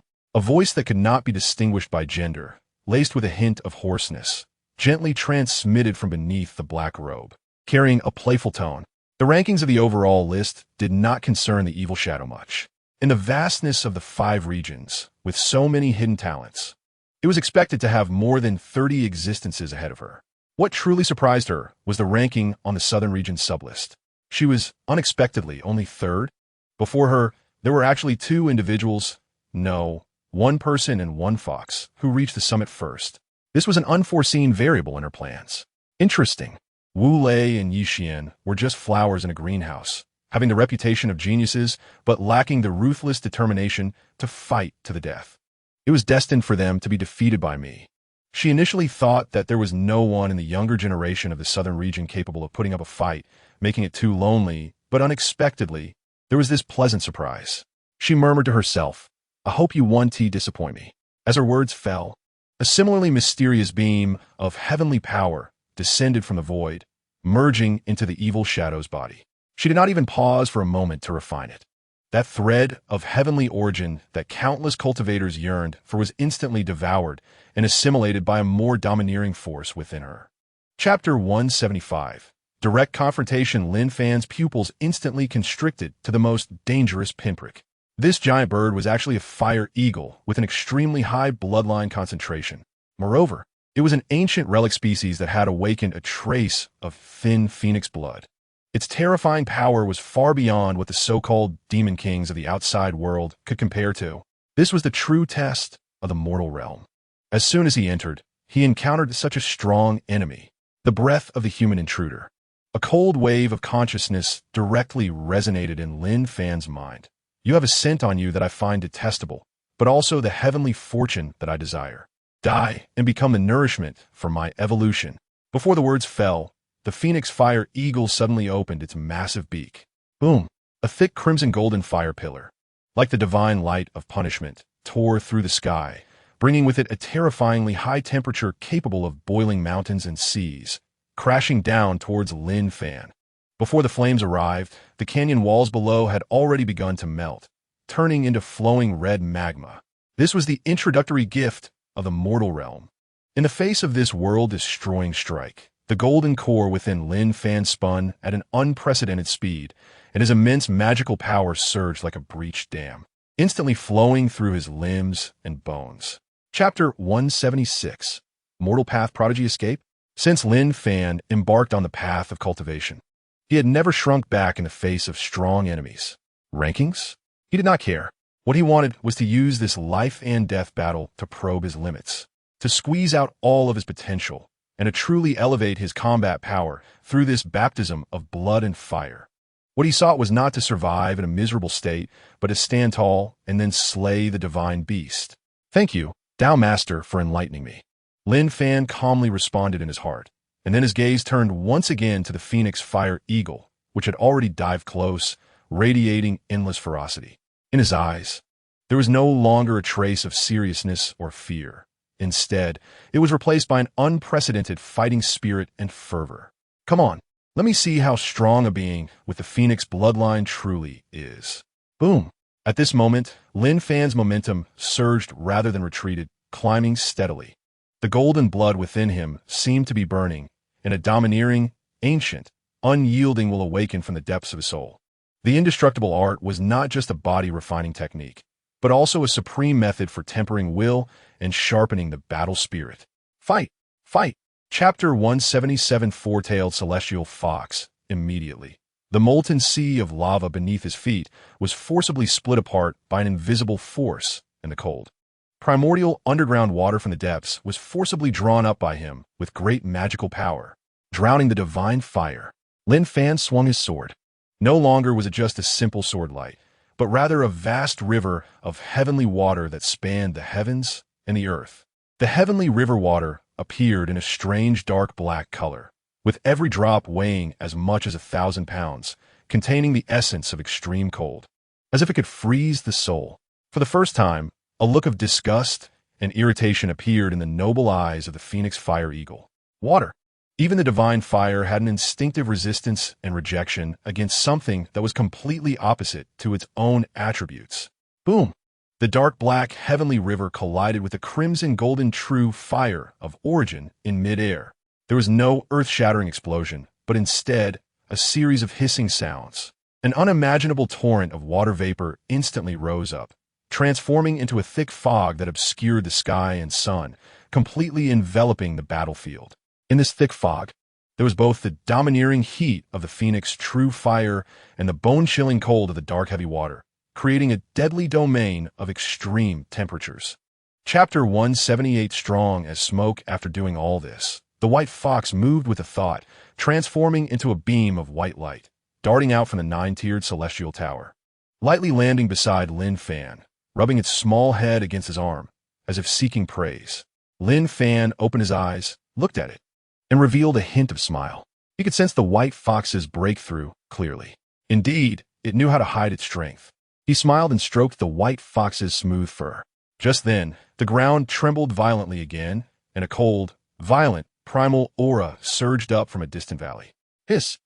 A giant python, hundreds of feet long, covered in ominous black scales and with a single horn on its head, broke through the rocks and slithered out. Its serpent eyes resembled two blood-colored moons, exuding a cruel and bloodthirsty light, locking on Lin Fan, who had just experienced a battle and had a slightly unstable aura. Another divine beast projection, although its bloodline aura was slightly inferior to that of the Phoenix Fire Eagle. It was still a top-tier presence among the peak of a nascent soul. However, this time, before Lin Fan could rise, the white fox beside him had already moved. A hint of disdain and pride flashed in its beautiful fox eyes. Chapter 179 Chief Pet. The appearance of the white fox was like a ball of fire dropping into an ice lake, instantly shattering the tranquility of this world. The white fox, with its delicate form, slightly squinted its lively eyes, sensing an extremely refined and dangerous fire law force emanating from the red-clad woman, its purity even surpassing that of the previous Phoenix Fire Eagle. This was a true powerhouse, a top genius who had fought her way out of a sea of corpses and rivers of blood. Lu Rian's gaze lingered on the white fox for a moment, and in her cool phoenix eyes, a strange light suddenly blossomed, containing a hint of surprise, a touch of greed, and a sense of possessiveness that felt entirely justified. What a fine spirit fox, pure white and flawless, possessing such spirituality that it could remain safe and sound in this mortal realm, indicating an extraordinary bloodline. She parted her red lips, her voice as cold as jade striking stone, yet carrying an undeniable commanding tone. From now on, you shall follow me, become my spirit pet, and I will grant you supreme fortune. As soon as her words fell, she lightly raised her delicate hand, her slender fingers gently slicing through the void. Buzz! The void trembled, and crimson runes suddenly appeared out of thin air, these runes being incredibly hot, as if forged from Phoenix's true fire. They quickly intertwined, forming a massive flaming net that descended towards the white fox below.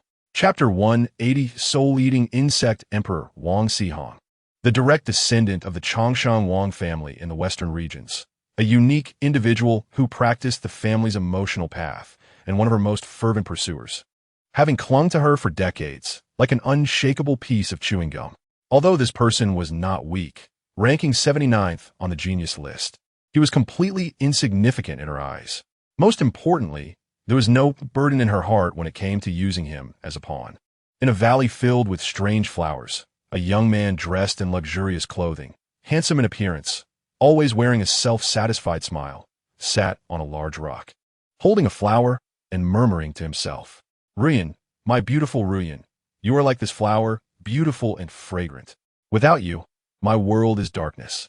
Even in this mortal realm filled with opportunities, without your presence, everything would be tasteless."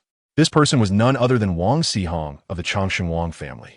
Just as he was deeply engrossed in his own sentiments, a familiar red figure descended from the sky, landing in front of him. Ruyan. Upon seeing the visitor, Wang Xihong was instantly overjoyed, rushing forward in a single step, his face filled with a flattering smile. "Ruyan, you finally agreed to see me.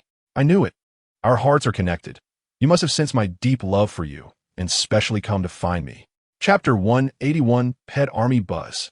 The entire underground cave suddenly trembled, and countless strange magical patterns on the massive black flesh cocoon lit up abruptly, unleashing a pure storm of resentment, hatred, and madness.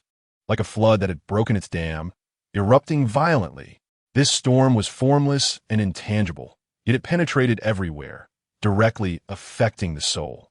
The first to bear the brunt was the delicate white fox, which felt as if billions of wronged souls were simultaneously screaming in its mind. Even though its soul was powerful, it couldn't help but be momentarily stunned, a hint of pain flashing in its lively eyes. Crack! The flesh cocoon responded with a rupture, dark cracks spreading out, and then tens of thousands of pitch-black, thumb-sized, beetle-like strange insects surged like a black tide from the cracks.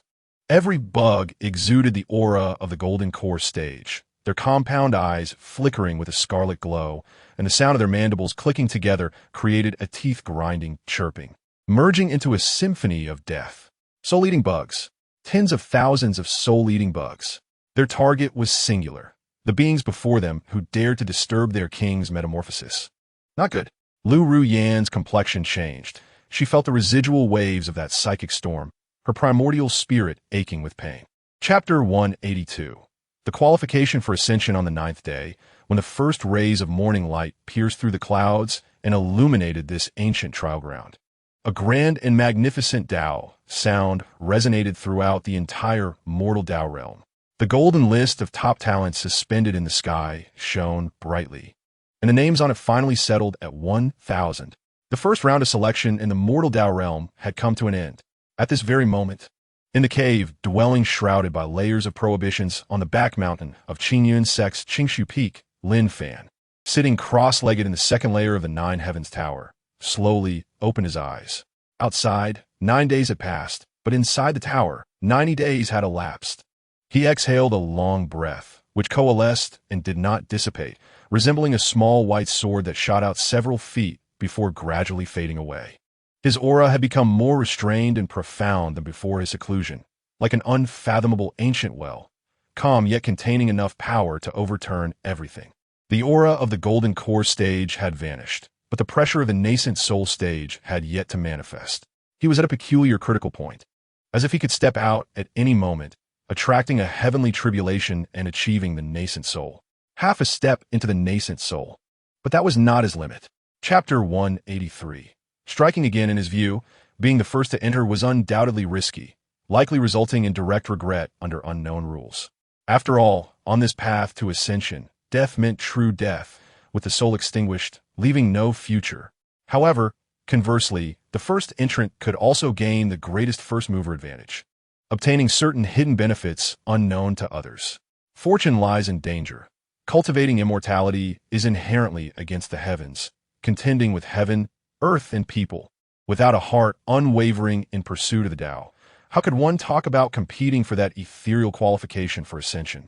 Of course, while he thought this way, the word recklessness had never existed in Lin Fan's dictionary. Stability was the foundation for survival in this cruel world, until the situation became clear. Taking the initiative after others and observing the changes was the best choice. Just as this tense silence was about to be broken by a certain impatient genius, a loud and arrogant voice thundered across the square like a bolt of lightning. Everyone wait. This shout contained an incredibly domineering will, shaking the entire Jade Square, causing many slightly weaker geniuses to feel their blood surge and their faces turn pale. Chapter 184.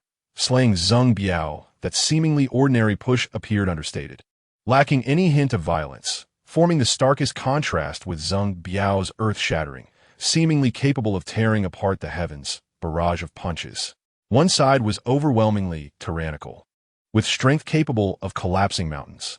The other side was calm and composed, silent as the abyss. As everyone looked on in shock, confusion, and even a hint of mockery, that hand met the torrent of punches. Boom! There was no earth-shattering roar as expected, nor was there a rampant energy storm. At the moment Lin Fan's palm touched the violent punch, an indescribably bizarre scene unfolded. The overwhelming punch, capable of flattening a mountain, upon contact with that fair palm, seemed to vanish without a trace, like a cow sinking into the sea or spring snow meeting the sun, stirring not a ripple before silently dissipating and disintegrating into nothingness. Time seemed to pause at that moment. Space appeared to freeze. Zheng Biao's frenzied charge came to an abrupt halt, and the bloodthirsty expression on his face froze, his copper bell-like eyes revealing confusion and disbelief for the first time. How is this possible? He muttered in disbelief, as if witnessing the most incredible ghost in the world. Chapter 185. Geniuses joining forces at this moment. Everyone completely extinguished any inappropriate thoughts in their hearts. What a joke. One was a hidden monster with heaven-defying combat power and unpredictable methods. The other was a notorious killer, ranking high on the genius list. To resolve a severely injured Shirley while offending these two powerful figures? Unless one had a brain stuck in the door, it was unnecessary to risk one's life just to eliminate a potential opponent on the path to ascension. In an instant, those cultivators who had previously harbored any hopes scattered like birds and beasts, distancing themselves for fear of being caught in the crossfire. A bloody ambush that was about to erupt was thus dissipated into nothingness by Lin Fan's thunderous sword and the strong stance of the evil shadow. The shadow of death that loomed over Shirley finally dispersed. Thank you, benefactor. Thank you, fellow Taoist. Shirley, with a weak breath, looked at the two figures before him, his eyes filled with gratitude. Oof. Just then, a dissatisfied snort came from Lin Fan's embrace. The little white fox poked its furry head out, glaring at Shirley with its lively big eyes, and transmitted a voice in a babyish tone. "Hey, big guy, why don't you thank this baby? If it weren't for this baby reminding Lin Fan just now, you would have been done for. Moreover, that stinky girl standing out is also because of this baby and Lin Fan's face. Do you understand what it means to distinguish between primary and secondary?" Chapter 186. The spirit of geniuses, rest assured, Linger is doing well. Lin Fan began to briefly recount the initial events, as well as how the ancestor of the Hu family appeared, took Linger as a closed-door disciple, and brought her back to the Hu family for careful cultivation. The Hu family is a prestigious family with a long-standing inheritance in the southern region, with deep foundations. The ancestor of the Hu family is a senior expert in the transformation stage. Linger's tiny body will receive the best training and protection in the Hu family, far safer than wandering around with us. Lin Fan patted his shoulder, comforting him. "If you have time, you can go to the Hu family to see her. I believe the Hu family will not make it difficult for you in light of Linger's connection." Hearing this, Shirley, the Hu family's transformation stage ancestor, was stunned, and waves of shock surged in his heart. He never expected that his sister would have such a great fortune, being recognized by such a legendary figure and accepted as a disciple. The biggest weight on his heart finally fell away. He let out a long sigh of relief, revealing a simple smile, and felt relaxed all over. "Great, great," he murmured, his joy evident. Chapter 187. The King of Wolves Lin Fan felt a strong warning in his heart, a tremor originating from the depths of his soul, as if some terrifying existence that had been dormant for ages was disturbed by the breath of these living beings. Dead things? Shirley was stunned upon hearing this. His powerful divine sense swept across the area, but he only felt a dead silence and found no signs of life, leading him to question, "Ling Long, are you sure you felt right? There is nothing here but ruins." "Yes, that's right. Dead things." The little white fox was anxious and stamping its feet, its snow-white fur slightly bristling. It pointed at the cracked ground ahead and said, "They have no heartbeat, no life force, but they are coming."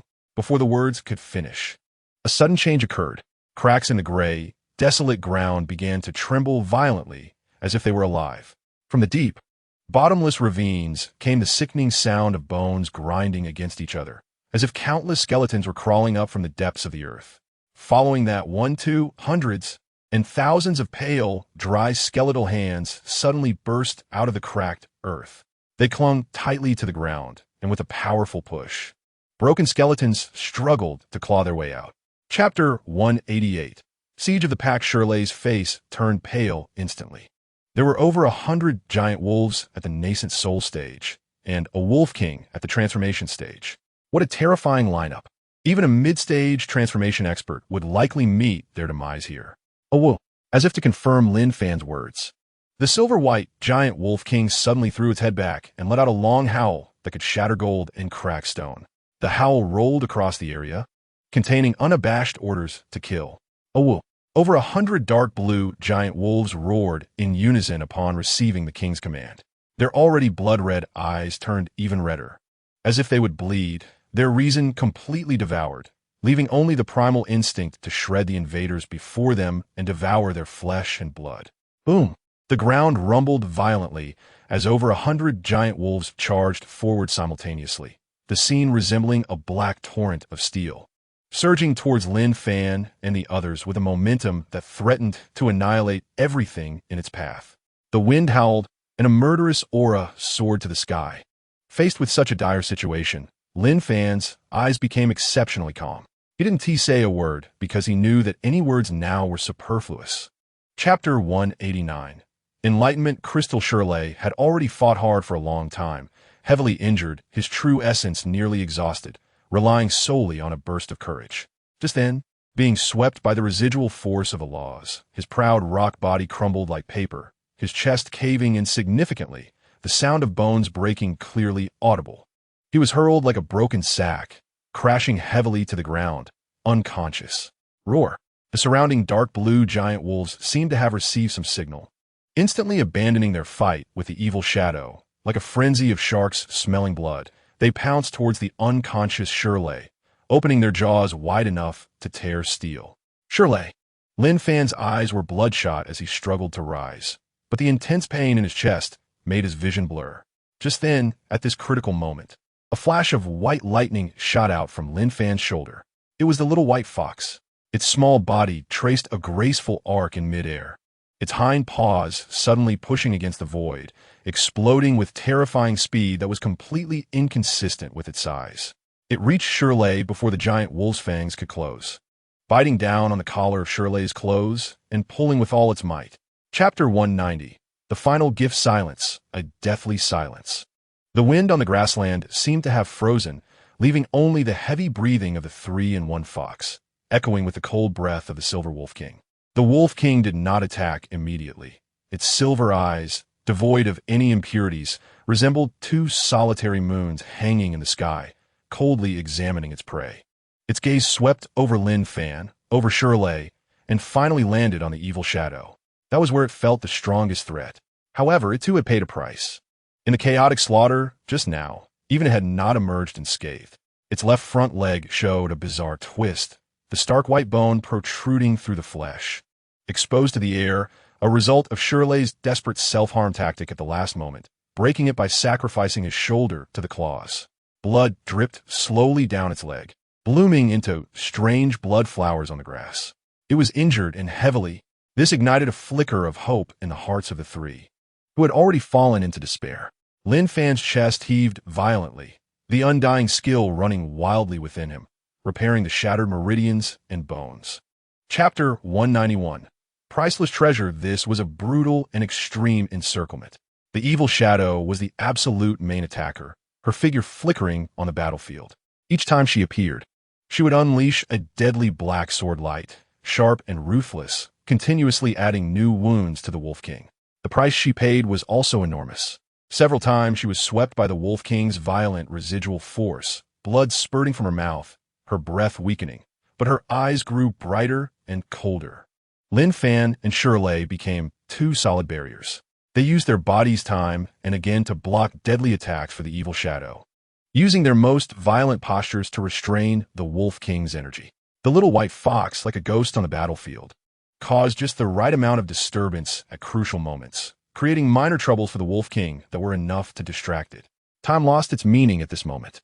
After an unknown duration, when the Silver Wolf King let out a cry filled with reluctance and despair, its massive body finally collapsed under the strain. It was covered in a multitude of wounds, sword marks, fist prints, claw marks, crisscrossing each other, with hardly a single intact spot. Chapter 192. Sudden change. How? The number one prodigy of the central domain. At this moment, in a realm ravaged by thunder, Hao stood with his hands behind his back. Beneath him lay the corpse of a purple lightning dragon, its size several times larger than the Silver Wolf King. This lightning dragon, with its terrifying strength at the mid-transformation stage, had only a small blood hole in its forehead, with its thunderous laws completely annihilated. Hao was dressed in white, utterly spotless. There wasn't even a hint of disarray in his aura. Dealing with this terrifying existence that could force Lin Fan and the others to risk their lives seemed like swatting a fly to him.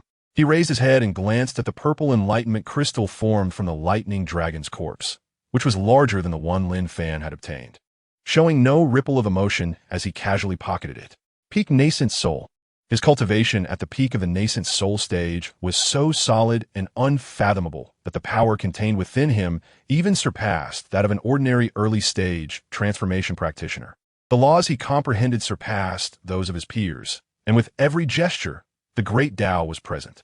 He was truly exceptional. It was unclear how much time had passed when the emerald green light cocoon surrounding Lin Fan slowly dissipated. Chapter 193. Blood-Eye Giant Python. A pair, two pairs. Dozens of pairs of crimson eyes, resembling blood-red lanterns, suddenly lit up in the darkness. Those eyes held no emotion, only the most primal, pure coldness and hunger. They silently hovered in the darkness, slowly surrounding the small area where the three of them stood from all directions. The second wave of trial assessment had arrived. A foul, damp aura rushed towards them with the night wind. A hissing sound, reminiscent of metal scraping, echoed from all directions, sending chills down their spines. The red eyes began to move, and their owners slowly revealed their outlines from the darkness. When those creatures came within 100 meters, Lin Fan and the others' pupils shrank slightly, thanks to the powerful vision of the cultivators. What they faced were not beasts, but giant pythons covered in pitch-black scales. With fierce blood-red eyes, there were at least a dozen of these giant pythons, each shockingly robust, with the thinnest bodies having a diameter of half a meter. They moved silently on the grass, bringing with them an immense sense of oppression, as if they were chains of death from hell. Chapter 194. Finding weakness, the magical power was rapidly depleting, and Shirley couldn't hold out much longer, yet the most terrifying Python King hadn't even made a move. They had to find its weakness, the real weakness.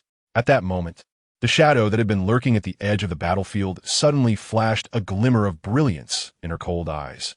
Earlier, her clever assassination attempt had grazed the corner of a giant python's eye with her short blade, although it had still failed to inflict damage.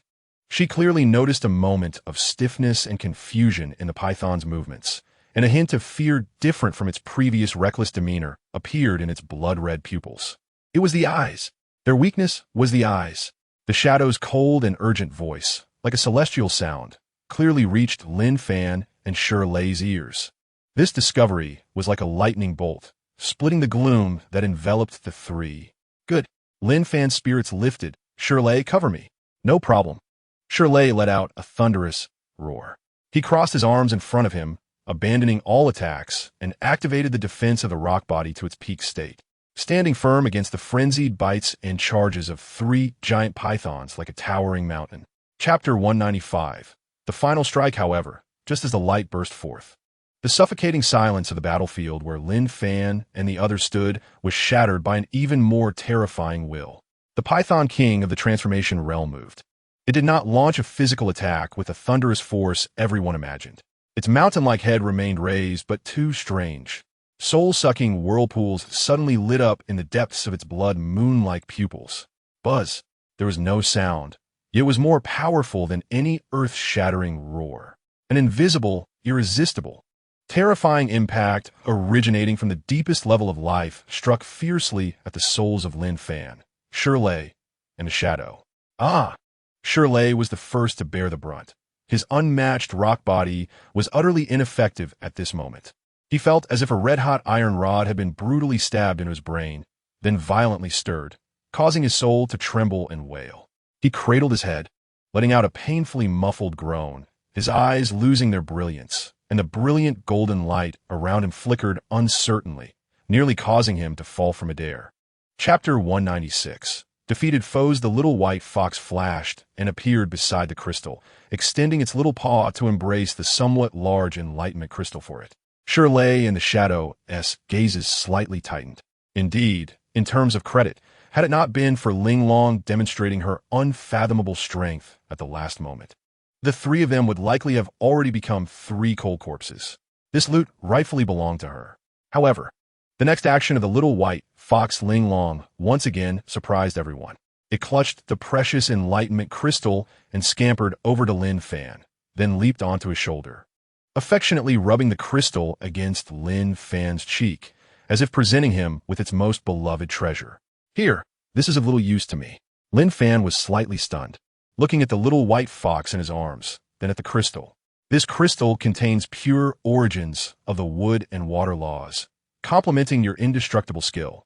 For me, this thing has too low an energy level. Swallowing it wouldn't increase my cultivation much, and it's not as practical as a piece of roasted meat. Giving it to you is the best use of it, the little white fox Ling Long said proudly. Chapter 197. Personal duel, since you are eager to die. Then I will fulfill your wish. The smile on Teslav's face instantly vanished, turning into a hideous expression. Kill them. Take their points. Let everyone see the fate of the trash from the southern region. As soon as he finished speaking, he moved like a golden tiger released from its cage. Launching a punch, the wind from his punch howled, distorting space, as golden energy transformed into a massive lion's head, opening its bloody maw, vowing to swallow Lin Fan and the others whole. The six people behind him also launched their attacks simultaneously, with flashes of swords and lights, and torrents of spells sealing off all escape routes, forming a deadly net. They were full of confidence, believing that under this strike, the three cultivators from the southern region, along with the seemingly harmless little fox, would be reduced to dust. However, what they faced were Lin Fan and the others, who had just undergone the baptism of the transformation realm demon king and gained immense improvement. Seeking death, a cold light flashed in Lin Fan's eyes, and he had no intention of wasting words with the opponent. Just as Teslav's attack was about to reach him, a ghostly shadow appeared silently beside him, faster than his punch and swifter than lightning. Chapter 198. A sword reincarnated Buzz. The leaderboard stretched infinitely, golden light soaring, as lines of increasingly dazzling ancient runes appeared at the top of the leaderboard, emanating an unparalleled aura that drove everyone mad. That was the final reward. The final ranking rewards of the Ascension Road were announced. A grand and majestic voice resounded in everyone's minds. Rank 100, 10,000 low-grade spirit stones. A set of high-grade mysterious techniques. A set of magical flying swords. A suit of treasure armor. As soon as this was said, the audience erupted in an uproar. Even the reward for ranking 100 was enough to make a medium-sized sect in the outside world envious. High-grade mysterious techniques. A complete set of magical flying swords and armor. These were treasures that could stir up bloodshed in the outside world. And this is just the beginning. 91st place, 100,000 low-grade spirit stones. 1 low-grade, earth-level cultivation method. 50th place, 10,000 mid-grade spirit stones. 1 upper-grade, earth-level cultivation method. 10th place, 10,000 upper-grade spirit stones. 1 low-grade heaven-level cultivation method. 1 heavenly spiritual treasure. The richness of the reward skyrockets geometrically with the increase in rankings. When the reward for the 10th place was announced, the breaths of all the geniuses present became heavy. Their eyes filled with intense greed. Chapter 199.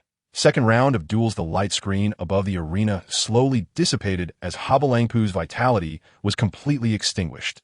Lin Fan's figure was enveloped by gentle force, and in the next moment, he returned to the vast white celestial jade square. He stood quietly in place, the Qingyun sword already sheathed, as if that earth-shattering sword strike that had slain a late-stage nascent soul had never occurred. All eyes in the square were focused on him, with shock, suspicion, wariness, and greed intertwining to form an invisible net.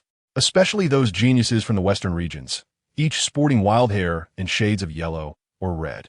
Their eyes green or gray-brown. The wildness and arrogance they originally had now turned into disbelief and fury. Their gazes towards Lin Fan were like flames. And if it weren't for the strict rules of the place, they would have likely rushed at him in a frenzy, tearing him to shreds. Habalangpu is dead? Killed by a late-stage golden core kid with a single strike? Impossible. This is absolutely impossible. That ant from the southern region must have used some forbidden treasure, exhausting his life force to deliver that blow. The cultivators from the western regions roared, unable to accept this fact. Chapter 200. Not appreciating the kindness, the enormous light screen at the front of the square lit up again, and 50 golden numbers began to jump wildly, like 50 brilliant stars. Everyone's hearts were at their throats. This battle is crucial. The disparity in rewards is too great. The difference between the top 50 and the top 25 is like heaven and earth. Winning means a chance to ascend to greatness, obtaining unimaginable resources and legacies. Losing means all previous efforts will turn to dust. No one wants to lose. Lin Fan's gaze was fixed on a light screen, silently praying that Shirley would be matched against a relatively weak opponent, giving him a moment to breathe. The numbers on the light screen flickered faster and faster. And finally, amidst a dazzling golden light, they suddenly froze. The brand new battle list was clearly presented before everyone. Number 1, How versus number 49. Number 3 versus No. 27. Lin Fan's eyes quickly scanned, and his heart skipped a beat. He saw Shirley's number. Number 46, Shirley, versus number 15, and that No. 15 was actually a top assassin from the northern region, his aura cold, his eyes like a venomous snake, coldly gazing at the heavily injured Shirley as if viewing prey. Chapter 201. True for the barbarian god in a series of dangerous evades. Lin Fan's Qingyun sword always found opportunities, transforming into streams of blue light, striking at the defensive blind spots around the barbarian sister at extremely tricky angles. Clang, clang, bang. The sound of metal clashing was incessant. The Chinyan sword struck against the barbarian sister's bronze-like skin, making a sound as if striking divine iron, sparks flying. Lin Fan's heart sank. This woman's physical defense is incredibly strong.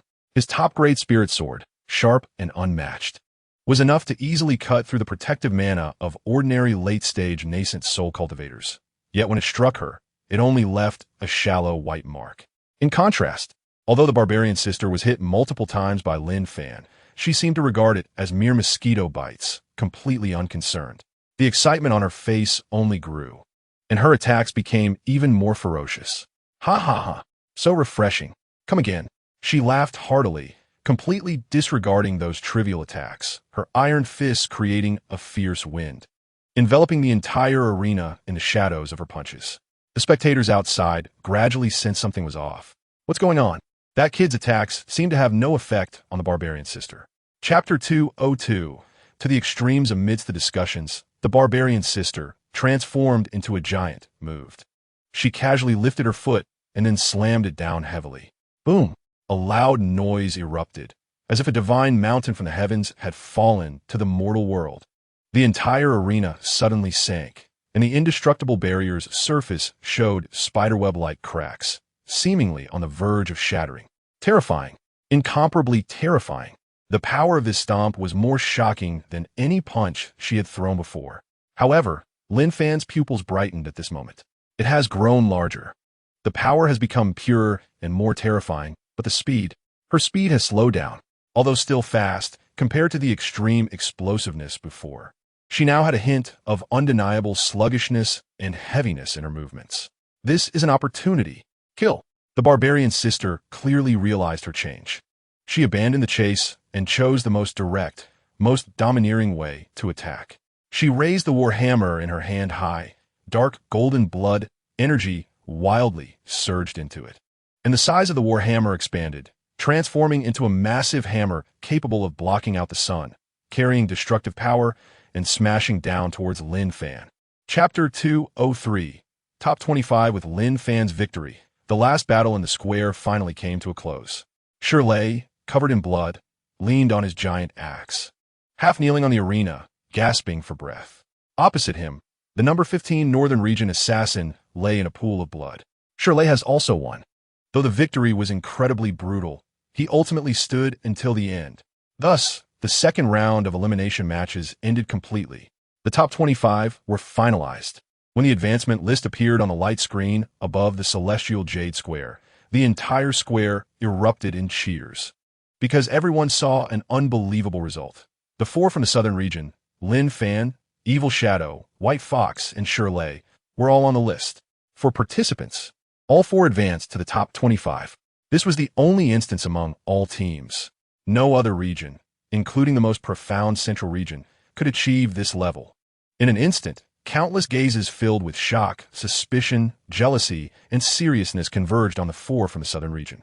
However, beneath this glory, Lin Fan's gaze fell on the nearly unsteady Shirley, and his heart sank. Chapter 204. Severing emotions to prove the path. If defeating the barbarian sister previously relied on agility and wit, then this time it was with sheer, unmatched strength, crushing the opponent. At this moment, no matter how proud the geniuses from the other four domains were, no matter how unwilling they were to admit it, they had to face a cruel reality. The Southern Domain, which they regarded as a barbaric land, had produced several prodigies whose talent and combat power were not at all inferior to theirs. In fact, under the same cultivation resources, they might even be stronger. An invisible pressure enveloped the hearts of all non-Southern Domain geniuses. With Lin Fan's victory, the battle from 25 to 13 was declared over. The list of the top 12, plus the by receiver Shirley, totaled 13 qualifiers, which appeared on the light screen. Southern Domain, Lin Fan, Evil Shadow, White Fox, Shirley, a full 4 people. Central Domain, 4 people. Northern Domain, 2 people. Eastern Domain, 2 people. Western Domain, 1 person. The Southern Domain, once the least expected region, surprisingly tied with the Central Domain, the one with the deepest foundation for the most qualifiers. This result left everyone breathless. The 13-person battle meant that one person would receive a buy again. At this time, who could get the buy represented immense fortune. Chapter 205. He is still alive? What a strange technique. Lin Fan felt a chill in his heart. This Zhang Shiming was definitely the strongest and most dangerous opponent he had encountered since the Five Domains Martial Arts Conference began. The previous Gu Che, although his knife technique was domineering, was ultimately straightforward power. But the Zhang Shiming before him was treacherous in his path, and his techniques were vicious, making it hard to defend against. Lin Fan took a deep breath, his gaze becoming incredibly firm. He could not lose. The image of that stunning yet lifeless figure flashed in his mind. His master, Lu Qingzhu, had nearly destroyed her soul for him, and now she was hanging onto her last thread of life through the Nine Heavens Tower. The only hope was the ultimate reward of the Five Domains Martial Arts Conference. The Nether Immortal Mushroom. For his master, he would not hesitate to defeat Zhang Shiming, even if a god stood in his way.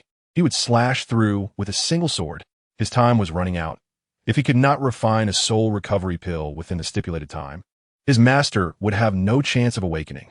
That would be a regret and remorse he could never make up for in his life. Therefore, Zhang Shiming must be defeated. He had an unyielding reason to win. Fight! Lin Fan shouted the word fight, his voice booming like thunder. He held nothing back. As the early-stage nascent soul power surged out like the Yangtze River, and the Qingyun sword in his hand emitted a clear sword cry, as if he and the sword had completely merged at that moment. Chapter 206. Slang to advance puff. A mouthful of golden blood sprayed from his mouth, splattering onto the charred ground with a sizzling sound. At this moment, he was in the most wretched state. The top-grade spirit armor on him had completely shattered, turning into countless powder. The external tornado had long since disappeared. Even the indestructible golden body was covered in web-like cracks, its brilliance dimmed to the extreme, as if it could collapse at any moment. His face was as pale as paper, and his breath was weak, clearly suffering from severe internal injuries. However, his back remained straight. In the depths of his pitch-black pupils, there was no fear or retreat, but instead, two unprecedented, intense battle intents and killing intents burned brightly. He had stubbornly endured an attack comparable to the late stage of divine transformation. Impossible. On the other end of the arena, Zhang Shiming let out an incredulous roar. He had almost exhausted all his power and comprehension of the ruthless path to deliver this strike, and now he was in the most vulnerable state. He had thought this strike would completely erase Lin Fan along with his soul, but he never expected that the opponent would survive. Chapter 207. The list of the 7 strong this round of duels has concluded. The qualifiers, 7 people. Central Domain Hao. Southern Domain, Lin Fan. Southern Domain, White Fox. Southern Domain, Evil Shadow. Southern Domain, Shirley. The buy receiver from the previous round. Northern Domain, Ba Dao. A young man as sturdy as an iron tower, shouldering a ferocious giant knife wider than a door, with blood and evil aura intertwining on the blade, as if he had just drunk the blood of gods and demons. He used only 3 strikes to split his opponent and his treasure in half, utterly domineering. Eastern Domain, Little Gun Saint. He was dressed in white like snow, holding a silver spear, his posture tall and straight like a pine tree. His spear technique was agile and swift. The spear shot out like a dragon, piercing through his opponent's brow among thousands of spear shadows, clean and neat, showcasing a grand demeanor. The list of the 7 strong was finalized. The entire Xinyu Square erupted again. Among the 7, the Southern Domain actually occupied 4 seats. How is this possible? Wasn't the Southern Domain always regarded as the most barren and weakest of the 5 domains? How could so many extraordinary prodigies emerge?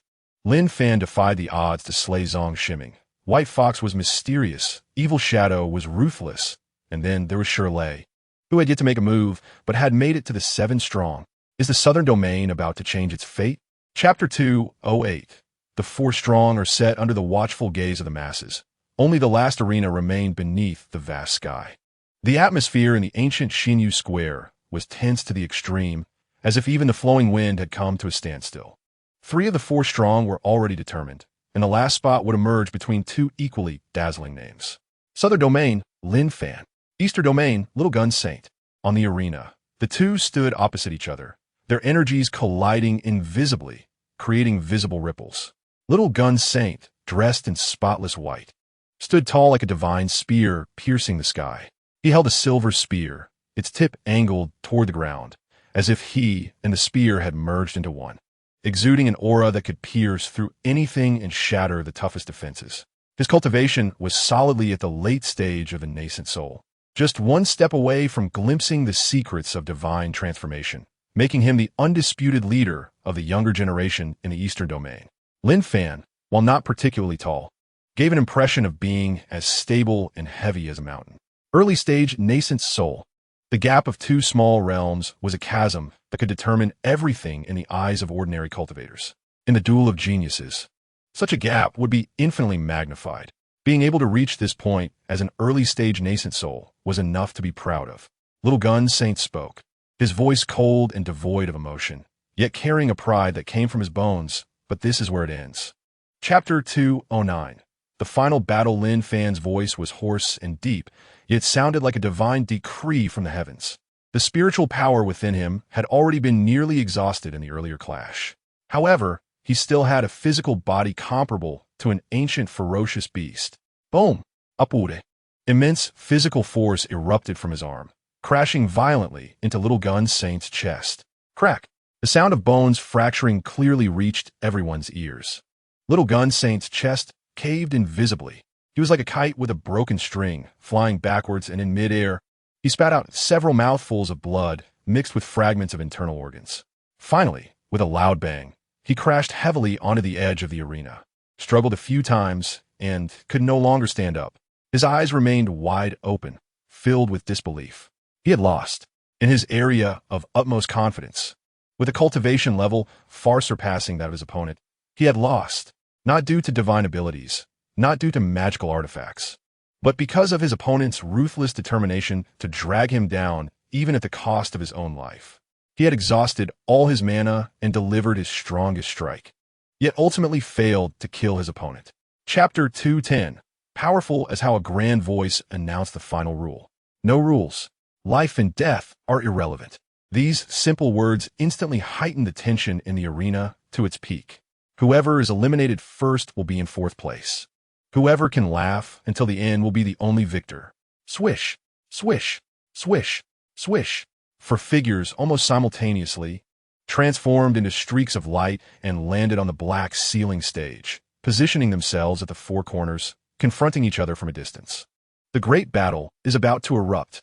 However, at this tense moment, a discordant voice came from the spectator seats. We refuse to accept. The speaker was an elder from the central domain, whose powerful aura revealed him to be a terrifying existence at the transformation stage. He stood up, his gaze like lightning, staring at the sky, and said solemnly, "This rule is unfair. The three from Southern Domain are already connected by blood. Now in this melee, is it not asking our central domain's talents to fight three alone? What kind of competition is this for the leader? This is clearly a siege against Hao." His words instantly resonated widely. That's right. It's so unfair. Who can resist the Southern Domain's trio working together? Isn't the championship already predetermined? The rules must be changed. It must be one-on-one battles. Chapter 211. Linglong's Fury 10 Moves. This number felt like an invisible mountain, heavily weighing down on Lin Fan and the White Fox's hearts. Lin Fan had personally experienced how strong the Little Gun Saint was. The reincarnation gun intent had almost pinned him down. If it weren't for his eternal, undying body being sufficiently heaven-defying, he would have long been a corpse. Yet such a powerful existence, in Hao's hands, could not last beyond 10 moves. This was no longer a gap. It was a chasm, a divide between different levels of life. Lin Fan nodded, his gaze intense, locking onto the figure wrapped in chaotic energy. Shirley's words confirmed Daoist's warning and made him completely retract any underestimating thoughts. He could sense that beneath the chaotic energy lurked an ancient and colossal beast, ready to awaken and devour the heavens and the earth. Lazy was right. This Hao should not be underestimated. Lin Fan's mind was calm and resolute, showing no signs of wavering. Although he had not exerted his full strength, he had easily crushed his opponents with just a finger in every previous battle, which itself indicated a problem. What he was hiding was far more than we imagined. Therefore, wanting to deal with such an opponent, it is only natural for us to join forces. Lin Fan's tone was firm and resolute. Chapter 212. Hidden strength. This is the Qilin Sun of our central domain. This is the strongest talent in the 5 domains since ancient times. Central domain is invincible. How is invincible? Ha ha ha. Southern domains, barbarians, do you see? This is the gap between you and us. A world of difference. 3 against 1, and still treated like children. What huge joke. Mocking voices and laughter echoed through the clouds. What made the southern domain cultivators feel even more desperate was that after a brief moment of distraction, the cultivators from the eastern, western, and northern domains also joined in the cheering. How's divine might? You should be our leader. That's right. This is the true invincible stance. We are convinced. They had previously been clamoring about the unfairness of the rules, but now they had become Hao's most fervent supporters. In the face of absolute, crushing power, all jealousy and resentment turned into the humblest of worship. They would rather see a deity ascend than let 3 barbarians they once looked down upon share this glory. Only the southern domain's camp still emitted faint but stubborn voices. Lin Fan, go for it. Lord White Fox, Shirley, stand up. But their voices were soon drowned out by the overwhelming cheers of Hao's invincibility. Chapter 2:13. Breaking Hao's finger. The cultivators below were all dumbfounded. What is he doing? Is he self-destructing his cultivation? His aura is retreating.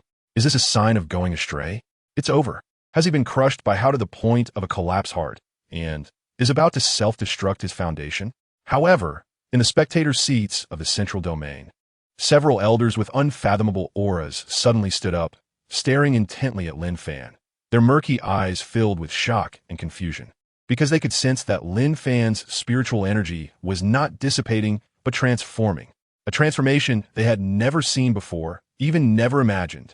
That pure spiritual energy belonging to a nascent soul cultivator was quietly transforming into a brand new power they could not comprehend in an unimaginable way. It was an extreme restraint, an extreme weight, an extreme ordinariness. Yes, ordinariness. If spiritual energy is high and mighty, ethereal and powerful, then this newly born power is the myriad beings, the mundane world, the most inconspicuous speck of dust, a drop of water. It has no dazzling brilliance, no terrifying pressure, but contains a charm of returning to simplicity. That is the purest power of the mortal body. Chapter 2:14. Reincarnation gun intent. Ha. Did you see that? You self-righteous fool. Did you see it?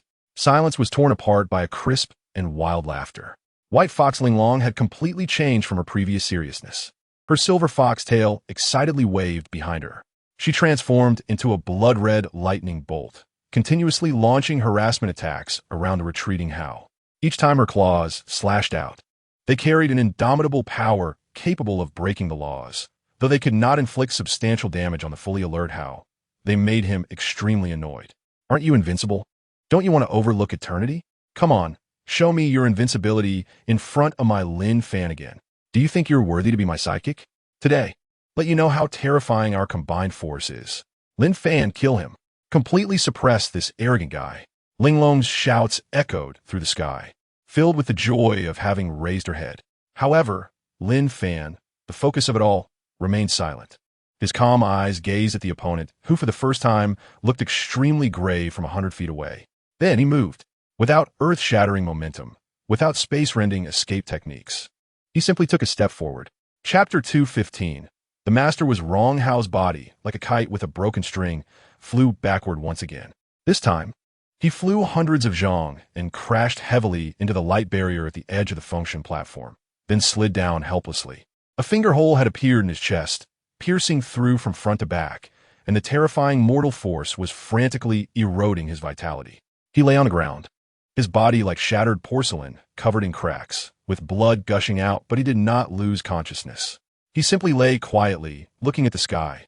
The indomitable fighting spirit in his eyes finally slowly extinguished, replaced by an unprecedented sense of confusion and shock. His intuition told him that if Lin Fan wanted, that single finger just now could have completely erased his soul along with his foundation from this world. He had lost, completely and utterly, without any suspense. The entire Xiangyu Square was silent. The sound of a falling needle could be heard. Everyone was stunned into silence by this final blow. The phantom behind Lin Fan slowly dissipated, and the aura around him returned to calm, stabilizing at the initial stage of the Yuan infant realm. He descended from the air, walking step by step toward Hao, his expression calm. After a long time, Hao turned his head with difficulty to look at Lin Fan, and he suddenly smiled. Chapter 216. Fulfilling a promise, the trial of the 5 regions' talents has come to an end. Lin Fan's name, like the most brilliant comet, streaked across the sky of the 5 regions, its brilliance even overshadowing the previously invincible Kalinzi Hao. Numerous forces sprang into action at the first opportunity. Those with grievances against Lin Fan were like sitting on pins and needles, frantically discussing countermeasures. They could not tolerate such a future great enemy to continue growing safely. Meanwhile, more sects developed a fondness for talent. Major sects from the southern region, including some top-notch orthodoxies from the central region, sent envoys with the most generous conditions, hoping to recruit Lin Fan into their ranks. For a moment, Lin Fan became the hottest figure in the entire 5 regions of the cultivation world. However, just as the storm was brewing in the southern region, the Huanyuzong, this was a magnificent temple complex built among the spiritual mountains and beautiful waters, with Buddhist light illuminating everywhere and the sound of chanting echoing, looking extremely solemn and sacred. But those with profound cultivation could detect that beneath this sacred Buddhist light lay an inescapable air of decadence and a torrent of desire. The Huanyuzong practiced the joyful Zen, speaking of the harmony of yin and yang and worldly trials, which in the eyes of the major orthodox sects in the southern region was no different from the demonic path. Chapter 217. Words follow the law, a madman? Lin Fan murmured to himself, a complex glint flashing in his eyes. Did he ever wish to be mad, to be against the world? But from a moment he stepped onto the path of cultivation, from being chosen by Lu Qingzhu, from slaying Xie Yun, from being forced into a desperate situation. He had no way to retreat with his master. In this world, weakness is the original sin. If you do not go mad, do not be ruthless. You can only be slaughtered, unable to protect even the most important people around you. The betrayal of the Qingshu sect, Lu Qingzhu's injury. The conspiracy of the Huanyuzong, one by one, each like a sharp thorn, pierced into his Tao heart. If not removed, his thoughts would never reach clarity. Just as Lin Fan's mind raced and his killing intent was reined in, the dead silence outside the courtyard was finally broken. An ancient and dignified voice came from the depths of the void, as if it had traversed layers of space, directly resonating in everyone's souls. Lin Fan, your challenge is too playful. But since you have this courage, our central region Tai Holy Land gives you this opportunity. However, before that, some matters need to be discussed with the city lord of the other shore. This voice was gentle, yet carried an undeniable aura of superiority. Clearly one of the 3 hidden experts in the out-of-body realm. Chapter 218. Words that strike the heart. Who are they? The esteemed elders of the Qingshu sect. Figures who could be named in the southern region. Now, they were being reprimanded by a mere child in front of the powerful of the 5 regions. Little beast, seeking death. Pan Xen cursed angrily in her heart, killing intent boiling. Yet they dare not move. It was not fear of Lin Fan, but fear of the man sitting leisurely in the courtyard, sipping tea. Even those in the late stage of the transformation god could be crushed like ants. How could they, who had just stepped into the Yuan infant stage, rush out without seeking their own death? At this moment, the couple exchanged glances, seeing extreme fear and regret in each other's eyes. They should not have come. They should not have let greed cloud their minds, thinking they could take advantage of the chaos among the powerful of the 5 regions to deal a fatal blow to Lin Fan. Now, they just wanted to be tortoises. As long as they could survive this disaster, anything could be discussed. However, they wanted to hide, but someone would not let them. Just as they were about to retract their aura to the extreme, ready to completely blend into the void and wait for an opportunity to slip away, a gentle yet utterly irresistible force, like a spring breeze, gently fell upon them. In the next moment, the space slightly distorted. Chapter 219. Ignite my Yuan infant, however. Facing the joint attack of the 2, Lin Fan, standing in the void, did not even raise an eyelid. Dressed in black, his figure remained as unmoving as a mountain. And there was even a hint of pity in his gaze, because he knew that someone would not let them succeed. Sure enough, just as the poisonous palm and the great seal were about to touch Lin Fan's body, the entire world seemed to have been pressed the pause button. A gentle yet vast will, unimaginably immense, descended. There was no earth-shattering roar, no collision of laws. Puff, puff. Two muffled sounds echoed, as if a deflated leather bag had been pierced. That invincible Huanha poison palm, that earth-suppressing overseas seal, just quietly vanished 3 feet away from Lin Fan, turning into the purest spiritual energy and dissipating into nothingness. Immediately after, Pan Xian and Xie Huitang, as if struck by lightning, their bodies shook violently, both spitting out a mouthful of blood, like 2 stones being violently hurled away, flying hundreds of zhong and crashing heavily onto the distant street, kicking up clouds of dust. Their auras instantly wilted, their faces pale as paper, their eyes filled with boundless horror and fear. Chapter 220. Both form and spirit destroyed on the city walls. All the watching experts were horrified. Burning the Yuan infant. This old woman has gone mad. What a cruel, forbidden technique. With this blow, even those in the transformation god realm would have to retreat. That Lin Fan had overstepped. He bore the previous attack, giving the opponent a chance to breathe and fight back. Countless divine thoughts intertwined in the void, with everyone believing that Lin Fan would surely pay a heavy price for his carelessness. However, facing this world-destroying, life-and-death strike, Lin Fan's face remained as indifferent as ever.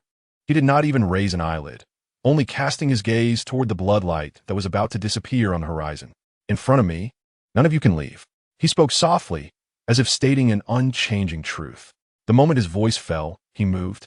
There was no earth-shattering momentum, no vast fluctuations of law. He merely extended his right hand, pointing like a sword, and made a distant slash at that bloodlight.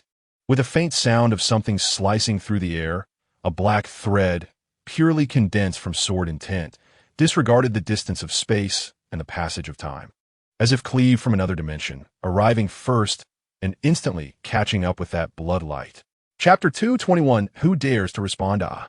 Pan Xian let out a shrill scream that didn't sound human. Her face, already like the bark of an old tree, weirdly flushed with a sickly shade of red at this moment. You little beast, you are forcing me. You are forcing me.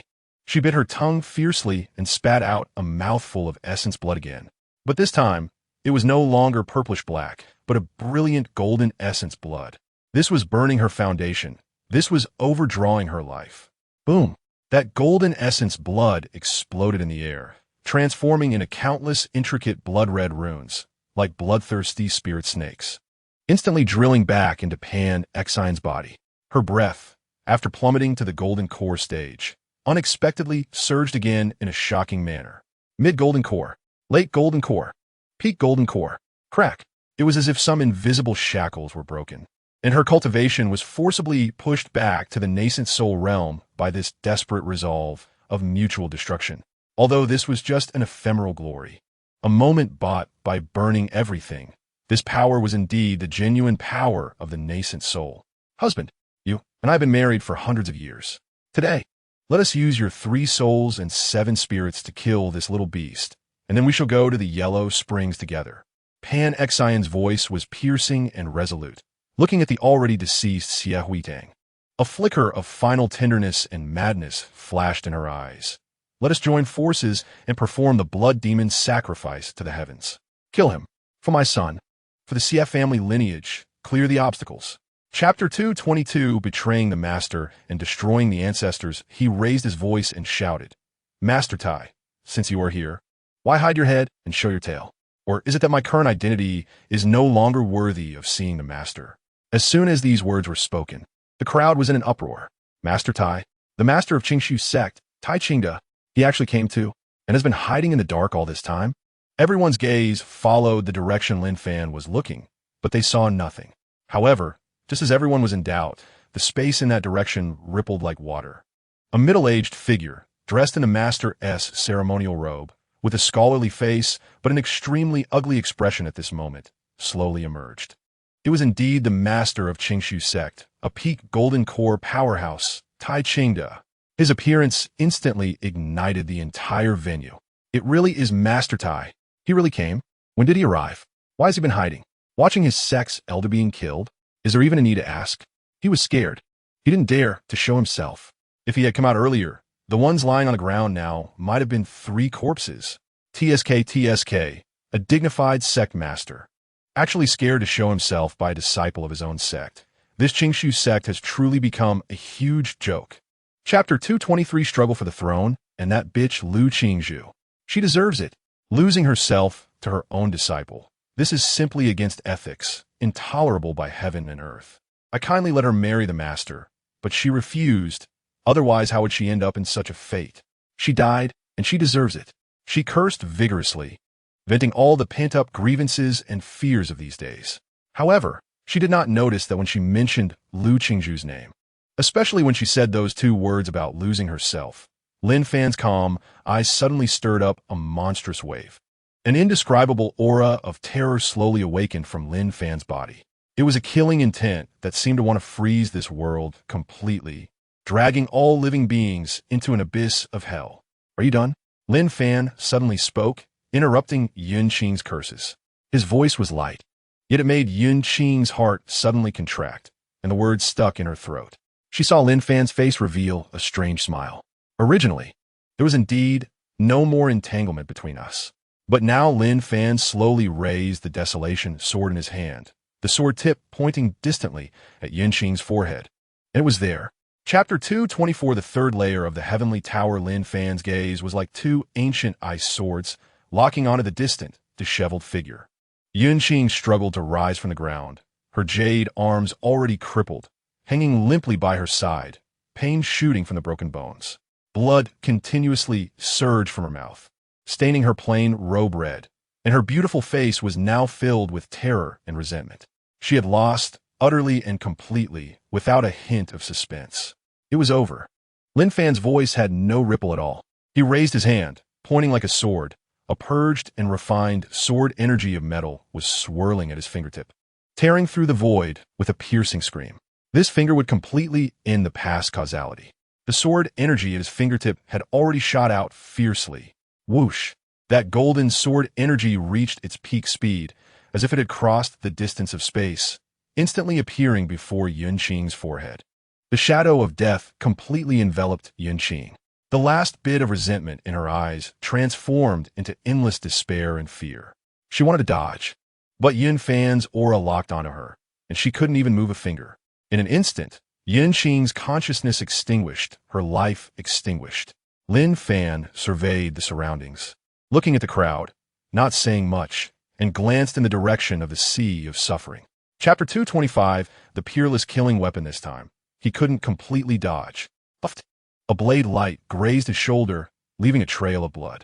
A punch hit heavily on his back, causing his blood to surge, and he tasted blood in his throat. The situation took a turn for the worse. Lin Fan gritted his teeth, frantically urging his mana, engaging in a brutal battle with the 10 battle puppets. A stick of incense, half an hour. On the stone platform, Lin Fan was drenched in blood, covered in wounds of various sizes, some deep enough to see bone. His mana had also been nearly exhausted, and even breathing had become extremely heavy. Yet those 10 battle puppets remained vigorous, their aura showing no signs of decline, as if they possessed endless energy. He couldn't keep fighting like this. He would die here. A trace of unwillingness flashed in Lin Fan's eyes, but he was also decisive. He feigned a move, forcing back the battle puppet in front of him, and with a thought, his figure instantly disappeared from the stone platform, retreating back to the ancient star road. As soon as he came out, he could no longer suppress his injuries, and a mouthful of fresh blood spurted out, his face as pale as paper. Defeated, so thoroughly defeated. Not even a single battle puppet could he kill. Lin Fan sat cross-legged, took out several healing holy medicines, and silently began to recover his injuries and mana. Chapter 226 Blood-colored flower demon. A mouthful of golden blood mixed with internal organ fragments gushed out, tracing a mournful arc in the air. His body, like a kite with a broken string, was violently flung away, his consciousness instantly swallowed by endless darkness. Just before he was about to be shaken out of the trial space, he caught a glimpse in his peripheral vision of a faint red glow seemingly lighting up the hollow eye sockets of the 10 bronze battle puppets. Then, he completely lost consciousness, his body wrapped in a gentle force, retreating back to the ancient starry road. One move, not even a single move, could be counted. Just a casual shake from the opponent sent him, a proud genius who had just comprehended sword intent and wielded a top-notch magical treasure, into such a thorough and complete defeat, leaving him no room for even the slightest resistance. This was no longer a gap in strength, but a crushing difference in the level of life. He did not know how long it had been when Lin Fan finally stirred from his stupor. Excruciating pain, tearing pain, came from every corner of his body. He struggled to look inward and found his condition to be utterly tragic. His bones were shattered, his meridians destroyed, his internal organs turned to a puddle of flesh. Had it not been for the indestructible divine body's tenacious life essence still struggling to support him, he would have long since been a cold corpse. Chapter 227. Encountering the treasure mouse, he walked over and found that it was a seed, entirely emerald green, only the size of a longan, but exuding a powerful life essence. The seed still retained the pure demonic power and soul power of the flower demon. Is this considered a trophy? A thought stirred in Lin Fan's heart as he picked up the seed. He could sense that this tiny seed contained an extremely pure source of power, especially nourishing for the primordial spirit, with unimaginable effects. Without hesitation, he immediately sought a relatively safe crevice in the rocks, sat cross-legged, and pressed the seed against his forehead. He activated his cultivation method and cautiously began to refine this hard-earned treasure. Buzz. As the energy within the seed was gradually drawn out and injected into his sea of consciousness, Lin Fan felt as if his primordial spirit was soaking in the warmest spring water, feeling completely comfortable. His primordial spirit power, which had been somewhat depleted due to continuous battles, was recovering at an astonishing speed, and it was continuously growing and solidifying. His perception became sharper and sharper. His thoughts became clearer and clearer. The strength of his primordial spirit, which was originally at the early stage of a nascent soul, was climbing steadily under the wash of vast amounts of pure energy. Chapter 228. The black-armored knight, he could almost be certain that the seemingly inconspicuous mouse in front of him was the legendary treasure mouse, which was extremely hard to find. Only such a rare treasure of heaven and earth could explain how it survived in this perilous other shore continent and found such a miraculous treasure. I'm going to get rich. This was the only thought in Lin Fan's mind. He forcibly suppressed the impulse to rush forward. The records state that treasure mice are extremely cunning and alert, with an abnormally keen sense of danger. At the slightest disturbance, they will flee immediately. Once they unleash their innate abilities, even those proficient in spatial laws would find it impossible to trace them again. He must strike true, leaving no room for any reaction. Lin Fan took a deep breath, and the mana within him began to flow slowly in a very subtle manner.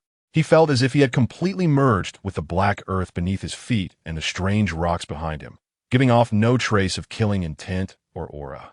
The treasure mouse seemed unaware of the impending danger. It clutched a golden spirit ginseng and emerged from the crevice, its two black, bean-like eyes turning warily as it surveyed its surroundings.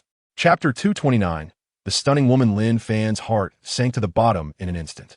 Escape? The thought just arose before he extinguished it himself. Under the lock of those crimson soul flames, he felt as if the space around him had been imprisoned by that domineering will, and even the slightest fluctuation of mana could attract a deadly strike. Fight? That was even more of a pipe dream.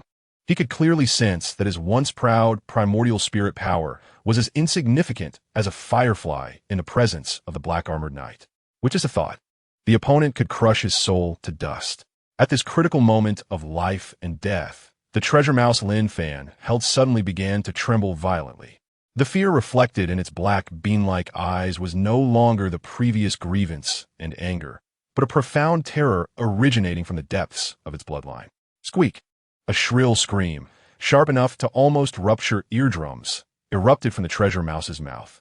The next moment, the treasure mouse's body exploded into a cloud of gray mist. This mist appeared ordinary, but contained an extremely bizarre spatial law power, instantly enveloping Lin Fan. Almost simultaneously, the black-armored knight moved. It made no earth-shattering move, merely raising the rusted giant sword slowly. Chapter 230. Taoist's instant cowardice, Xiao Zizai's wife? That thought uncontrollably sprang to his mind. Besides that legendary woman seeking the path to ascension, he couldn't think of anyone in this other shore continent who could possess such grace and demeanor. However, the next scene completely made Lin Fan deny this thought. The white-haired woman turned her gaze toward Lin Fan outside the courtyard. Her eyes were calm, like an ancient pool, without the slightest ripple. "A distinguished guest has arrived. Why not come in and have a seat?" Her voice was as clear as the sound of jade striking against jade. Pleasant to the ears, but carrying an undeniable charm. Lin Fan's heart instantly sounded the most intense alarm. Rationality told him to turn around immediately and use all means to escape. But his body was completely out of control. His feet seemed to have a will of their own, step by step, steadily and firmly walking toward the slightly ajar fence gate. "No!" Lin Fan screamed frantically in his heart. His primordial spirit power surged wildly, trying to regain control of his body. However, it was futile. An invisible force of the great Tao enveloped him. In the face of this power, all his resistance seemed so pale and powerless. Chapter 231, Seeking Treasure. Devouring Heaven Timeline? Fate Track? Lin Fan's heart shook violently. These words had already touched upon the legendary and most mysterious laws of fate. Could this woman before him see the future? The senior was joking. He was just an ordinary cultivator who had risked everything to enter this desolate place to awaken his master. Lin Fan spoke calmly. "Awakening your master?" The white-haired woman seemed intrigued. "Tell me more." Lin Fan pondered for a moment, realizing that hiding the truth in front of such a being was meaningless and might even provoke her displeasure. He simply recounted his experiences with his master, Lu Qingzhu, from their meeting at the Qingshu sect to the subsequent changes, and to Lu Qingzhu falling into a state of false death to save him. He explained how he had been searching for a divine medicine ever since. Of course, he cleverly omitted details about the Nine Heavens Tower, only saying that he had received some ancient inheritance, had a special physique, and cultivated at an extraordinary speed. He spoke calmly, but ripples appeared in the depths of the white-haired woman's calm eyes. She listened quietly until Lin Fan finished. The courtyard fell into a long silence. Only the large yellow dog, impatient, turned over, its tail sweeping across the ground, creating ripples in the surrounding space.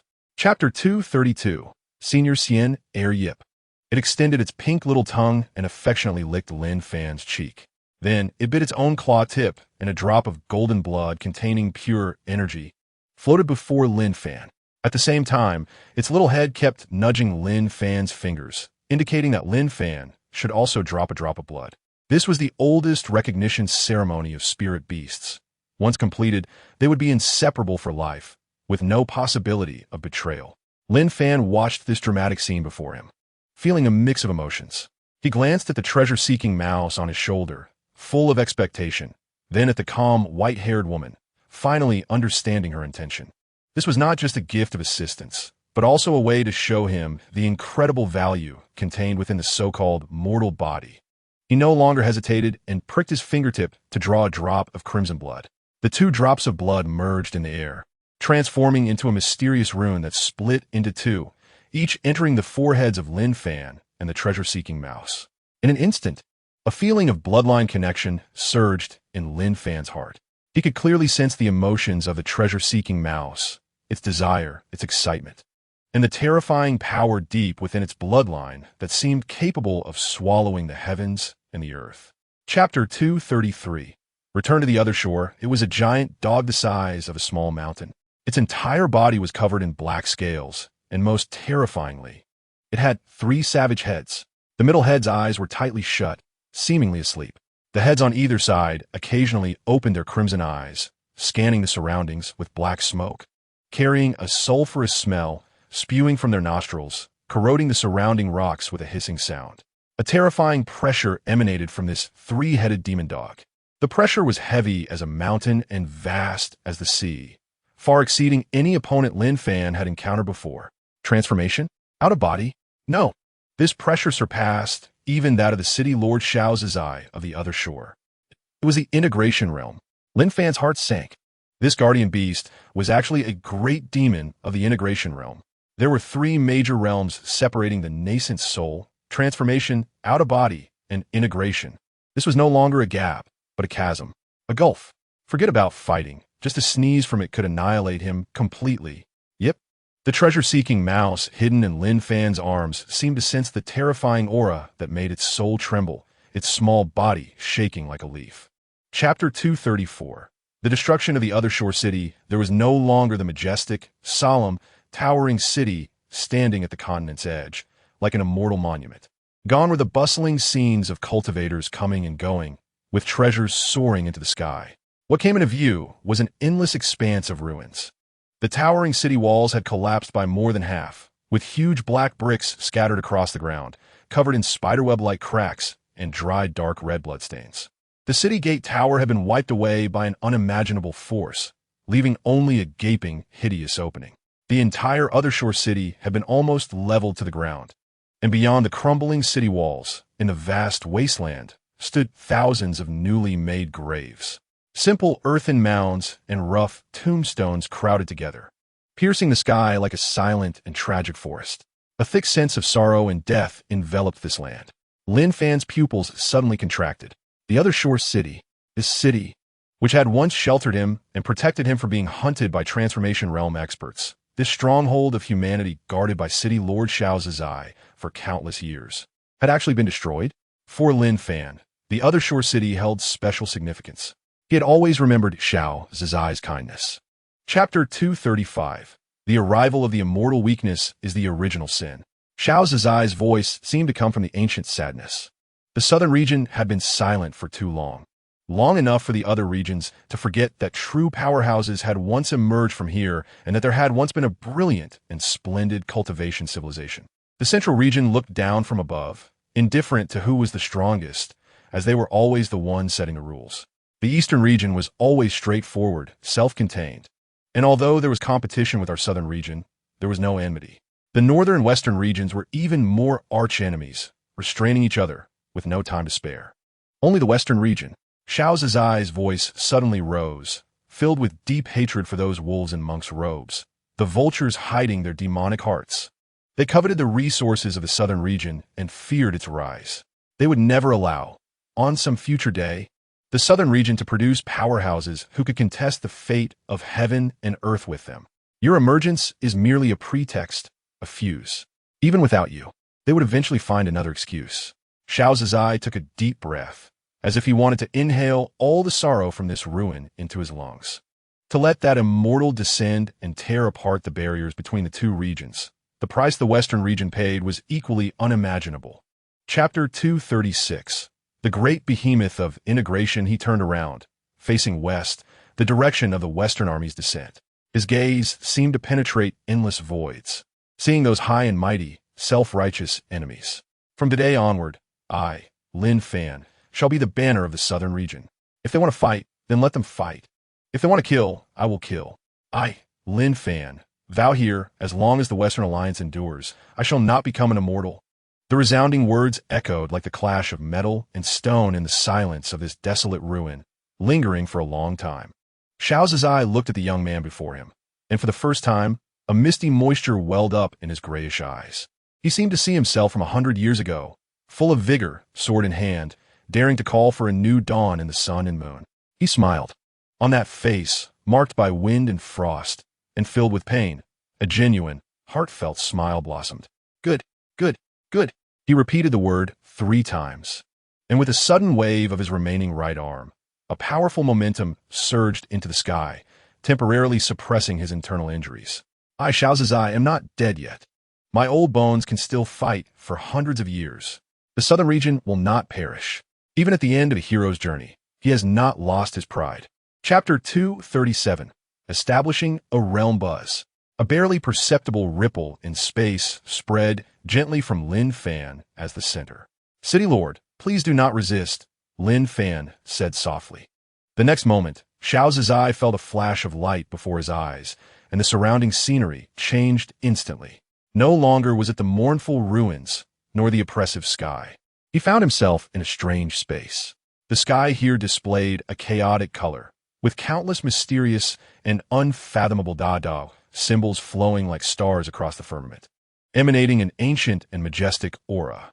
The ground beneath his feet was rich in spiritual energy, almost becoming tangible, forming a thin layer of spiritual mist. With each breath, it brought a long-lost nourishment to his dried-up meridians. What shocked him even more was the flow of time here. One breath in the outside world seemed to stretch tenfold here, even with Xiao Zizai's thousands of years of experience and resilience. He was completely thrown off balance at this moment, his eyes filled with unparalleled shock and ecstasy, and even his body trembled slightly from the overwhelming emotion. The laws of time. The laws of space. Chapter 238. I want to see him, the Heroes Conference? What do they want? What else can they want? They look down on those old guys and covet the talents of our younger generation in the southern region. They want to divide our future like livestock in front of all of us. This is too much. They are practically putting a knife to our necks and expecting us to smile and say it's well done. What is most hateful is that we in the southern region don't even have the right to participate in decision-making. They have arranged everything for us. In a tavern, the crowd was agitated, countless cultivators pounding their chests and stamping their feet, the humiliation and anger almost toppling the dome. Lin Fan sat in the corner, listening quietly, the wine cup in his hand creaking under his grip. Dividing the talents? What a grand Heroes Conference! In his cold eyes, killing intent surged like a tide. Since you want to hold this grand event, then I, Fan Lin, will give you a grand gift. From that day on the hunter mission board of the Xianbao Pavilion, a steward named Fan Lin suddenly rose like a brilliant meteor. Task: destroy the No. 3 supply point of the Western Region Alliance. Completed. Slayed 3 enemy Golden Core cultivators and 17 Foundation establishment cultivators. Chapter 239. Changing offense and defense. The merit points he earned were shockingly high each time, but what he exchanged were all the most basic cultivation resources. No divine weapons. No high-level techniques, just some spiritual herbs and stones used for restoring mana and tempering the body. For ordinary Golden Core cultivators, these things are essential for survival. But for a prodigy capable of contending against the nascent soul, they seemed too shabby. She couldn't understand why, with the talent Fan Lin displayed. He could have anything he desired from the treasury of the Xianbao Pavilion, if he just asked. Yet he chose to accumulate these trivial resources in the most clumsy and dangerous way. She tried several times to hint at this, even engaging in discussions about cultivation insights to speak with him directly. But no matter how clever her words were, the Fan Lin before her was like an ancient, unmelting piece of ice, his words impenetrable, his expression calm and unruffled. In the end, Gumayer gave up. She could only attribute this behavior to a unique obsession belonging to geniuses. Perhaps he wanted to temper his heart for the Tao in this way. What she didn't know was that every night, when Lin Fan returned to the extremely simple cave assigned to him, a vast and boundless world would quietly unfold. Chapter 240. The shock of war thunder. Just as Lin Fan was about to turn and leave, the void behind him rippled again, and lightning tore through the clouds. That domineering, thunder-patterned warship actually returned, hovering before him. The figure of Zhang Lei appeared again, but this time, the pure admiration and grandeur in his eyes were replaced by a more serious reality. Fan Lin, I have something to discuss with you privately. His voice was much lower. Lin Fan nodded silently, already anticipating this. Zhang Lei waved his hand to set up a lightning barrier, isolating the inside from the outside. He stared at Lin Fan, his expression extremely serious. We are both smart people. Some things don't need to be explicitly stated. Your heart to protect your homeland, I admire. But it does not change reality. He paused, his tone carrying a hint of helplessness and coldness. The current battlefield is like a giant meat grinder, consuming countless cultivators' lives every day. The spiritual veins of the southern region have been damaged, and there is no strength to continue. How long can you hold out like this? A year? 2 years? Even if we in the northern region do not intervene, once your cultivators are wiped out, this land will still belong to the western region. Lin Fan remained silent. This was a bloody reality that he understood better than anyone. Chapter 241. The Battle of 3 Realms. Before he could finish speaking, Gumayer had already turned around and said to the southern region cultivators behind her, "We leave." After saying that, she truly did not look back, leading the people of the southern region to transform into streaks of flowing light and depart directly. This action stunned everyone. Mo Lin laughed heartily. Ha ha! Did this scare them away? Waste is still waste.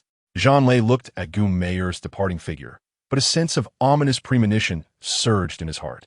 He knew that things would not be so simple. This lady was not any kind-hearted follower. Sure enough, just as the people of the southern region disappeared into the sky, an unexpected change occurred. The previously clear sky darkened without warning. It was not clouds blocking the sun, but a pure darkness stemming from the level of laws. An indescribable, terrifying aura, sufficient to make even a core formation expert shudder, seemed to awaken from the depths of the 9 hells, instantly locking onto Mo Lin on the soul-cutting cliff. What is that? Mo Lin's smile froze instantly, replaced by unprecedented terror. He wanted to escape, but found the space around him completely imprisoned by an invisible force, becoming more solid than divine iron. Chapter 242, A Battle to Ascend to Godhood, a fierce selection competition within the southern region began. Lin Fan and Gu Meier stood side by side in the clouds, overlooking the boiling scene below. Blood and fire intertwine. Shouts and roars shake the heavens and the earth. People are constantly knocked off the stage, suffering serious injuries, but more rush in with resolute expressions. This is the southern region, like a wounded tiger, still sharp and fierce even when on the brink of death. The selection lasted a full day and night. On the stage of the Qi refinement realm, a boy covered in black soot, tattered clothing, as if he had just crawled out of a stove, stood before everyone. His name is Xiao Huahua. At the peak of the Qi refinement realm, a nameless rogue cultivator. His fighting style is extremely savage, even reckless. He wields no magical artifacts, and his means of combat involve detonating various fiercely violent low-level beast fires he has collected. After each battle, his opponents are left covered in dirt and retreating in disgrace. He often suffers from the blast himself, his body charred. Yet with an astonishing willpower, he always manages to stand up again, swaying, and flashing a grin that is even uglier than crying. Chapter 243. Even more savage, this victory was like a thunder that pierced through the ancient night, resounding in the hearts of every cultivator in the southern region. Oppression, humiliation, and grief all transformed into a frenzied roar at this moment, converging into a torrent named hope, sweeping across the scorched earth. However, in stark contrast to the boiling excitement of the southern region, there was a deathly silence in the western region coalition camp. Every demonic cultivator's face was shrouded in a cold, iron-blue color, their overwhelming demonic energy no longer arrogant and proud, but transformed into a palpable resentment and murderous intent, as if to freeze the sky over the soul-ending cliff. What a splendid southern region! What a splendid inheritance of the flame! A hoarse and chilling voice emerged from the depths of the Western Region Coalition's demonic clouds. Not loud, yet it clearly overshadowed all the cheers from the Southern Region. The voice seemed to carry some kind of magic, instantly cooling the boiling scene. Everyone turned to the source of the sound and saw a figure shrouded in layers of demonic shadows sitting on a throne, the features indistinguishable. But an oppressive terror radiated from his mere presence. A game where the death of a single piece, and it would be too dull, wouldn't it? The demonic figure slowly spoke, his words laced with mockery and unquestionable dominance. The little girl from the ancient family. The rules you set only mentioned 3 realms to determine the outcome, but didn't T say that only one person could emerge from each realm? Chapter 244. Someone betrays fight. The demonic fiend roared, with no frills, swinging a massive axe. A pitch-black axe aura, carrying the terrifying might to tear through the void, came crashing down. Everyone thought Tang Shan would defend and counterattack as before with his elusive vines. But Tang Shan merely stood there, his face ashen, as if he had been struck dumb with fear. Boom! The axe aura struck firmly against his protective magical power, sending him flying dozens of meters away, landing in a heap and spitting out a mouthful of blood. In just one move, the outcome was clear. Useless. The second move will take your life. The demonic fiend, wielding the giant axe, grinned as he advanced step by step, just when all the southern region cultivators' hearts were in their throats, thinking Tang Shan would rise to counterattack. He made a move that left everyone in disbelief. He struggled to get up, then, amid the astonished gazes of the crowd, he knelt heavily in the direction of the demonic fiend. I concede. Don't kill me. Tang Shan's voice trembled with a cry, filled with fear and humility, completely devoid of any cultivator's spirit. Silence. A deathly stillness. Then, a thunderous roar and curses erupted from the southern region camp. Chapter 245.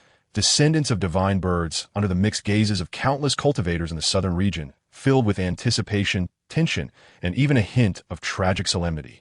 A figure slowly walked out from behind Gu Meier, stepping onto the clouds, dressed in a black robe that billowed without wind, his face shrouded in a faint mist. It was hard to see clearly, but his eyes were deep like the starry sky, calm and still as if no upheaval in the world could stir a ripple in his heart. He stepped forward and instantly appeared at the center of the time-worn stone platform. Without any shocking momentum, Without any domineering declaration, he simply stood there quietly. Yet it seemed he became the center of this world, drawing all light and attention towards him. Fan Lin, it's Senior Fan Lin. Senior Fan Lin, you must win. The glory of the southern region depends on you. The previously silent southern region camp erupted in a roar like a tsunami at this moment. The fighting spirit ignited by Xiao Huahua with his life, the humiliation extinguished by Tang Shan's betrayal, all transformed into boundless hope for this figure before them. They knew that even if Fan Lin won, the southern region would still lose its completeness, destined to have a share taken by the northern region.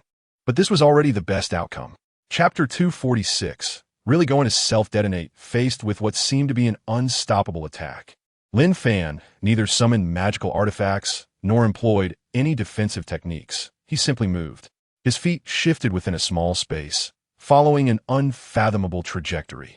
He seemed to become a leaf in the wind or a fish in the water, always capable of dodging those deadly feather swords at the last moment with the smallest movements and the most unexpected angles. Swish, swish, swish. Countless feather swords brushed past his robe, the fierce sword energy shredding the stone platform beneath his feet into pieces, rubble flying and dust swirling. Yet he remained unharmed, casually strolling amidst the dense rain of swords, as though walking in his own backyard. He had been dodging all along, never directly taking on any of Yu Hua's strikes. This scene left everyone dumbfounded. What a terrifying movement technique. What astonishing awareness. To precisely judge the trajectory of each feather sword amidst the rapidly changing flow and find the sole path of survival was simply unfathomable. Dodge, dodge, dodge. Are you just going to hide like a rat? Yu Hua, seeing his thunderous attack so easily evaded, felt his anger burning even more fiercely, believing he had suffered a greater humiliation than the verbal insults earlier. Chapter 247, really killed, I'm not reconciled. Yu Hua let out a beast-like, low growl, his mind completely twisted in a frenzy of anger and extreme humiliation. He hated the black-robed figure beneath him, and he hated those behind him who treated him as a pawn, sacrificing him at will. Why were they the ones not getting beaten? Why were they the ones not dying? So they could shout slogans from high place, urging him to perish alongside the enemy. Glory? Dignity? Those are things belonging to the victors. What glory could a self-detonator, who could not even keep their bones intact, possibly have? Why should it be like this? Why should I exchange my life for your ridiculous victory? An unprecedented desire to survive erupted fiercely under the shadow of death, overwhelming the madness that had been incited. He did not want to die. He still had a bright future ahead, and he had not yet reached the pinnacle to overlook the myriad worlds. A faint syllable was painfully squeezed out from his bloodied mouth. He wanted to admit defeat. Even if it meant his Tao heart would be tarnished and he would become a laughingstock, it was better than turning into a pile of ashes. However, would Lin Fan give him this opportunity? The moment the destructive aura emanated from Yu Hua, Lin Fan's golden eyes turned as cold as ancient ice. Chapter 248, Xuanwu Suppression. Everyone turned their gaze towards the sound, and they saw Gu Meyer, who had been quietly observing, slowly stand up on the high platform. She still looked enchanting and captivating, her eyes flowing with charm that seemed to be able to capture souls. But at this moment, there was not a trace of a smile in her beautiful eyes. Instead, there was a heart-stirring indifference. She walked slowly to the edge of the stone platform, her gaze lightly sweeping over the people from the western region, and with her red lips slightly parted, she announced word by word. First match of the Golden Core realm. Southern region, Fan Lin victory. The battle continues. Western region, is there anyone else willing to step up for a fight? Her voice seemed to carry a strange magic, forcibly suppressing the anger that was about to erupt among the people from the western region. The demon lord with horns turned pale and roared unwillingly. Goose City Lord, this child is cruel and indiscriminately kills the innocent. Do you not care? Upon hearing this, Gu Meyer suddenly smiled. That smile was like a blooming flower, stunningly beautiful yet chillingly cold. Indiscriminately killing the innocent? Demon Lord, you yist. Who here is innocent? She extended a delicate finger, lightly tapping the stone platform beneath her feet, and said lightly, once you step here, you are betting your life and glory. Either he dies or you perish. If you do not wish to abide by the rules of life and death, then. Chapter 249, 10,000 swords returned to one within the Xuanwu barrier. Xian Yuan's mocking laughter echoed clearly in everyone's ears. In the northern region camp, Shi Patian and others laughed loudly, not hiding their delight. Do you see? This is the Yu clan. They look flashy, but when faced with our northern region's tough bones, they are utterly helpless. Still want to settle the outcome in one move? That's truly laughable. The expressions of the people from the western region turned extremely ugly. They never expected that their nearly invincible Qianfan Gongzi would be so easily blocked by the opponent and suffer such humiliation. The cultivators from the southern region, however, watched the fierce battle with great interest, reveling in the spectacle. Only Lin Fan stood at one corner of the stone platform, his expression calm, his golden eyes deep as the starry sky, showing not a hint of turbulence. To others, it seemed that Yu Qianfan's attack had fallen into a stalemate. But in Lin Fan's eyes, he saw something entirely different. His spiritual sense was so powerful that it had already absorbed every bit of energy flow on the battlefield. The countless golden feather swords, seemingly chaotic and attacking wildly, actually had every sword's landing position, angle, and force subtly testing every corner of the Xuanwu barrier. Chapter 250. The arena falls silent, however. Yu Qianfan did not argue with them any further. The truth is always the best response. He slowly closed his eyes, his hands forming an incredibly ancient and complex seal in front of his chest. Buzz! The pale yellow wings behind him erupted with dazzling light once more. But this time, everyone keenly sensed that while the light was still brilliant, it flickered with instability, and Yu Qianfan's already fair face turned even paler than paper. Clearly, this third gathering of power placed an immense burden on him. He was burning his bloodline essence. The golden light points that had previously been shattered and dissipated in the world seemed to receive some supreme summons at this moment, recondensing from a void into streams of golden light, crazily pouring back towards Yu Qianfan. 10,000 feather swords, third gathering. But this time, they did not transform into a sea of swords, nor did they coalesce into a giant sword. Roar! A resounding roar, as if from an ancient divine realm, echoed through the skies. All the golden feather swords spiraled, intertwined, and fused in the air, ultimately transforming into a lifelike golden divine dragon over 100 yards long. Chapter 251. The flesh is the Tao. The northern region camp fell in a gloom, while no one from the western region cheered either, because their Qianfan Gongzi had also won at a great cost, even described as a Pyrrhic victory. With Xian Yuan's admission of defeat, the three battles with 2 victories had now reached a tie of 1-1. All the pressure, all the gazes, converged on the figure slowly walking up to the stone platform. Lin Fan. This battle would determine the final outcome. If Lin Fan won, the Western region's alliance would completely fail in their plans for the Golden Core realm, losing any distribution rights to resources in the southern region. But if Yu Qianfan won, the Western region alliance would claim ultimate victory in the Golden Core realm, paving the way for their subsequent plans. Lin Fan stepped onto the battlefield, his pace unhurried, his expression calm as well. He stood firmly in the center of the stone platform, the shattered stone slabs, the cracked ground, and the lingering smell of blood and energy in the air could not disturb his state of mind in the slightest. Opposite him, Yu Qianfan was sitting cross-legged, swallowing a precious elixir to forcibly suppress his internal injuries and recover the massive expenditure of his mana. He slowly opened his eyes, his cold gaze locking onto Lin Fan tightly. Chapter 252. Blood Slaughter Spear emerges below the platform. In the northern region camp, Xian Yuan, who had just been fed several precious elixirs by his fellow disciples and whose breathing had calmed slightly, leaned against Shi Zhen's side, his eyes wide open, mouth agape enough to fit a fist, staring fixedly at the astonishing scene on the stage. His face was filled with shock, confusion, and bewilderment. Ultimately, all these complex emotions transformed into an almost fanatical reverence. The monster Xian Yuan's Adam's apple bobbed, and he struggled to spit out 2 words. "Seeing your brother Xian Yuan, are you all right?" Shi Zhen asked with concern. Xian Yuan did not respond. His gaze remained fixed on Lin Fan's golden body, muttering to himself, "My Xuanwu barrier is a technique, a law, an external object, but his golden body is the Tao, the body, the essence." Suddenly, he realized, why could the opponent see through his flaws at a glance? Because the height he stood at was completely different. He was still pursuing how to use a tortoise shell to resist attacks, while the other side had already forged themselves into an immovable divine mountain. The gap between the two was like that between heaven and earth. An unprecedented clarity surged in Xian Yuan's heart. The once frenzied battle intent in his crimson eyes had vanished without a trace, replaced by a sense of enlightenment and an unwavering determination. Chapter 253. Mad to the edge, there was no earth-shattering might, no dazzling lights and shadows. He simply and effortlessly thrust the blood-red spear downward. With a dull sound of flesh being pierced, the sharp blade penetrated the abdomen of Yu Qianfan, who was already in a disheveled state, easily piercing through his shattered spine, traversing his chest cavity, and finally bursting out from the top of his head, accompanied by a spray of red and white. Clang!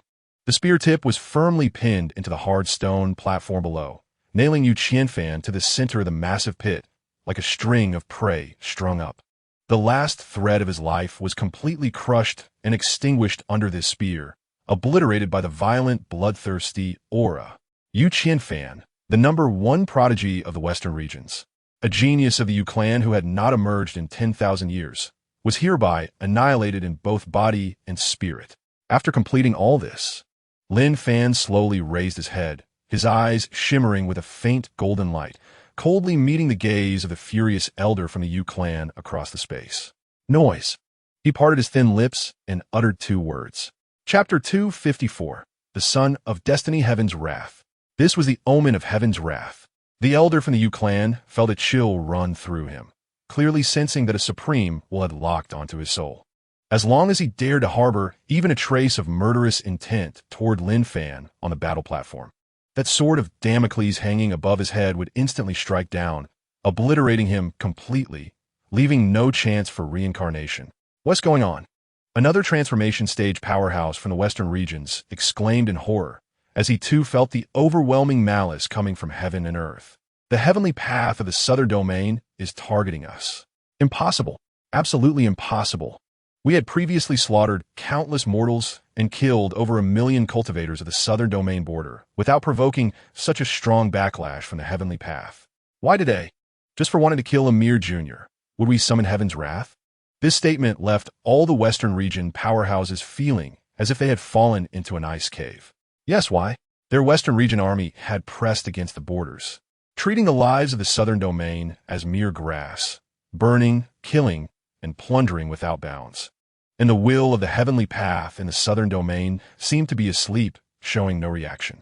But now, they had merely directed their murderous intent at Lin Fan alone, and it felt as if heaven and earth wanted to completely erase them. Chapter 255. 10,000 years ago, I will use the corpses of your so-called prodigies from the Western region to reforge this battle platform. As the words fell, there was a dead silence at the scene. Mad. All that remained in everyone's mind was this one word. If Lin Fan before was domineering and strong, then at this moment, he was a young demon god stepping out from the depths of hell. He not only wanted to kill, but also to strike at the heart. He not only wanted to win, but also to trample the dignity of the Western region alliance underfoot, grinding it into powder. Good, good, good. The elder from the Yu clan laughed in anger, saying the word good 3 times. The murderous intent around him almost became tangible. If it weren't for the oppressive will of the heavenly path locking onto him, he would have already disregarded everything and acted. Since you seek death so eagerly, I shall fulfill your wish. He suddenly waved his hand, pointing to a robust figure behind him, a Bear Clan cultivator radiating the aura of a peak early-stage nascent soul, and shouted, Xiongzhan, go up and twist off his head. Avenge His Highness Qianfan. Roar. The Bear Clan prodigy, named Xiongzhan, let out a thunderous roar. His eyes blood-red, filled with a thirst for blood. He stepped forward, and the entire platform trembled as if an ancient beast had awakened. Chapter 256. It's about to begin. They looked in horror at the lone figure on the battle platform, confirming it with the memories of that forbidden description. Equally unmatched in dominance, equally invincible at the same level, equally from the southern domain. Is history about to repeat itself? A terrifying thought frantically grew in their hearts. No, absolutely not. The tragedy of 10,000 years ago must not happen again. That demon back then was precisely because we underestimated him, failing to crush him at the onset of his growth, that he grew step by step into a terrifying existence that even the ancestors could not contend with. and this Lin Fan before them was already showing the shadow of that demon. Stop! Just as another mid-stage, nascent soul cultivator, who did not believe in evil, was about to step onto the stage, the elder from the Yu clan suddenly let out a loud shout, stopping him. All eyes instantly focused on him. This peak late-stage transformation cultivator's face changed unpredictably, struggling for a long time, and finally, the overwhelming murderous intent and anger were gradually replaced by a deeper, colder rationality. He deeply looked at Lin Fan on the battle platform, his gaze extremely complex.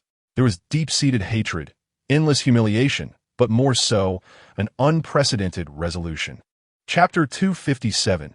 Entering the sea of suffering again, time flew swiftly in this tedious and focused cultivation. One day outside the tower equaled 100 days inside. After a month had passed outside, Gu Meier solemnly arrived again at the outside of the secret chamber. Lin Daoyu, the confidential message has been deciphered. The stone door opened, revealing Lin Fan's figure. His aura was even more solid and restrained than a month ago, and as he opened and closed his eyes, it seemed as if stars were flickering, profound enough to make one's heart race. Inside the tower, he had been cultivating hard for over 20 years. Speak. Lin Fan took the jade slip, his voice calm. The Western Region Alliance has a vicious plan. They are not simply trying to open a passage to the central domain and seize our southern domain resources. They are secretly cultivating a kind of evil creature called the soul-devouring goo. Soul-devouring goo? Lin Fan frowned. Yes. Gu Meier's voice carried a hint of coldness. According to the confidential message, this kind of goo insect itself has no strong attack power, but it possesses a terrifying ability to devour spiritual roots and pollute spiritual veins. Once the mother body of this goo is thrown into the largest, main spiritual veins in our southern domain, countless sub-goo will spread throughout the southern domain along the spiritual veins. At that time, mountains and rivers will wither, spiritual energy will be polluted, and all cultivators living on this land will have their spiritual roots silently eroded and devoured by the goo, ultimately becoming incapable of cultivation. They are trying to sever the ancient heritage foundation of our southern domain. Chapter 258. A gift from heaven in the lead beast cart. Lin Fan, Gu Meier, Xiao Huahua, and Xin Yuan sat facing each other. Aside from them, there were also 5 guards dispatched by the Immortal Treasure Pavilion, all-season elites, currently disguised as bodyguards, scattered throughout the caravan, always on alert. We will not take the usual route, but instead travel along the border between the southern domain and the western region. Gu Meier unfolded a beast skin map, tracing a winding route with her fingertip. Although this path was desolate and frequented by demonic beasts, it could maximize the avoidance of surveillance set up by the Western Region Alliance along the main road. Lin Fan nodded slightly, his gaze calm. He knew that the retaliation from the Western region would not be limited to the sea of suffering. From the moment he stepped out of the Immortal Treasure Pavilion, the invisible killing intent had already followed him like a shadow. Squeak! The treasure-hunting mouse on his shoulder suddenly stood up, sniffing the air vigorously, then let out a series of urgent squeaks towards the left front. There's trouble. Lin Fan's eyes narrowed. 3 miles away, a patrol team of 12 from the Western region was approaching in our direction, with the highest cultivation level being mid-golden core. Gu Meier received a transmission from the scouting guards at the same time, her intelligence system perfectly complementing the intuition of the treasure-hunting mouse. Chapter 259. 2 jade carvings. We can't wait any longer. Lin Fan made a quick decision. We must split up. He looked at Xin Yuan. Xin Yuan, you lead 5 guards, carry our caravan's goods, and continue along the original route, boldly heading towards the entrance of the Sea of Suffering. Your task is to attract all the attention from the Western Region Alliance that is set in the open, buying us time. Xin Yuan nodded firmly without hesitation. Brother Lin, rest assured, my Xin Turtle clan excels in defense. As long as I have breath, I won't let them find any flaws. Good. Lin Fan then looked at Gu Meier and Xiao Huahua. The 3 of us will infiltrate the corrupted Soul Canyon. What? Xiao Huahua was startled. That corrupted soul mist. I have a way to deal with it. Lin Fan's tone was unyielding. On this trip, we not only need to seize the evil-repelling flower, but also to investigate the reality of the soul-eating Gu Mother. If there's a chance, we will destroy it completely. To cut grass is to remove the roots. Gu Meier nodded firmly. All right, I'll go with you. With the plan set, everyone immediately split up to act. Xin Yuan took the disguised caravan and continued eastward. Meanwhile, Lin Fan, Gu Mei'er, and Xiao Huahua concealed all their auras like three phantoms, blending into the night as they sped towards the corrupted Soul Canyon marked on the map. Chapter 260. Devouring all spirits on the other side, Gu Mei'er also faced enormous pressure. She lifted her delicate hand, and a colorful oiled paper umbrella appeared in her grasp. Thousand threads, umbrella. Open. With a soft command, the umbrella suddenly opened, countless fine, glaze-colored threads hanging down, intertwining to form a semi-transparent, circular barrier, firmly protecting her within. Some of the black tide crashed against the barrier, creating ripples, but could not break through for the time being. This Gu mother had long fused with that skeleton, inseparable. It was immortal.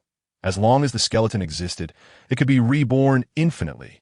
The symbiotic connection must be severed first, and the skeleton destroyed. At this moment, Lin Fan was entangled in battle with three powerful beings from the Western region. Junior, you dare to wave a gun at us in the late Golden Core stage? You don't know the meaning of death. The leader, an elder in a blood robe, sneered, his eyes filled with disdain. He and the other two stood in a triangular formation, their auras connected, subtly forming a simple joint attack formation that kept Lin Fan firmly suppressed in the center. Bloodfiend Poison Palm. The three launched their attacks simultaneously, moving in perfect harmony, three massive handprints swirling with blood mist and exuding a foul odor, sealing off all of Lin Fan's escape routes, roaring towards him. Chapter 261. Yunqi's Past Boom. Nourished by his essence blood. The originally repelled black Gu tide seemed to be infused with endless power, suddenly beginning to surge violently, contracting and condensing. Countless Gu insects emitted sharp shrieks. Under the pull of blood-red runes, they started to devour and merge with each other, transforming into an even purer and darker torrent. In an instant, like a terrifying giant python, dozens of feet long and the thickness of a barrel, with a single horn on its head, coalesced in mid-air. The python's eyes were two ghostly green flames, and every blink radiated a chill capable of freezing souls. It opened its massive mouth, revealing not teeth, but countless writhing, biting small Gu insects. Roar! The giant python let out a silent roar, its enormous body suddenly swaying, with the power to shatter mountains and crack the earth. It fiercely lunged at Lin Fan's head above the altar.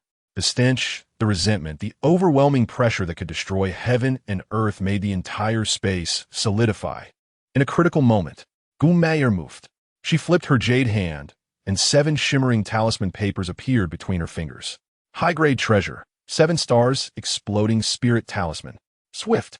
Chapter 262. Great Ascension Power. That was a clue about a type of pill, the soul-replenishing pill. Yunqi, with her extensive knowledge and wide-ranging studies, knew of an ancient recipe that could repair damage to the soul's essence.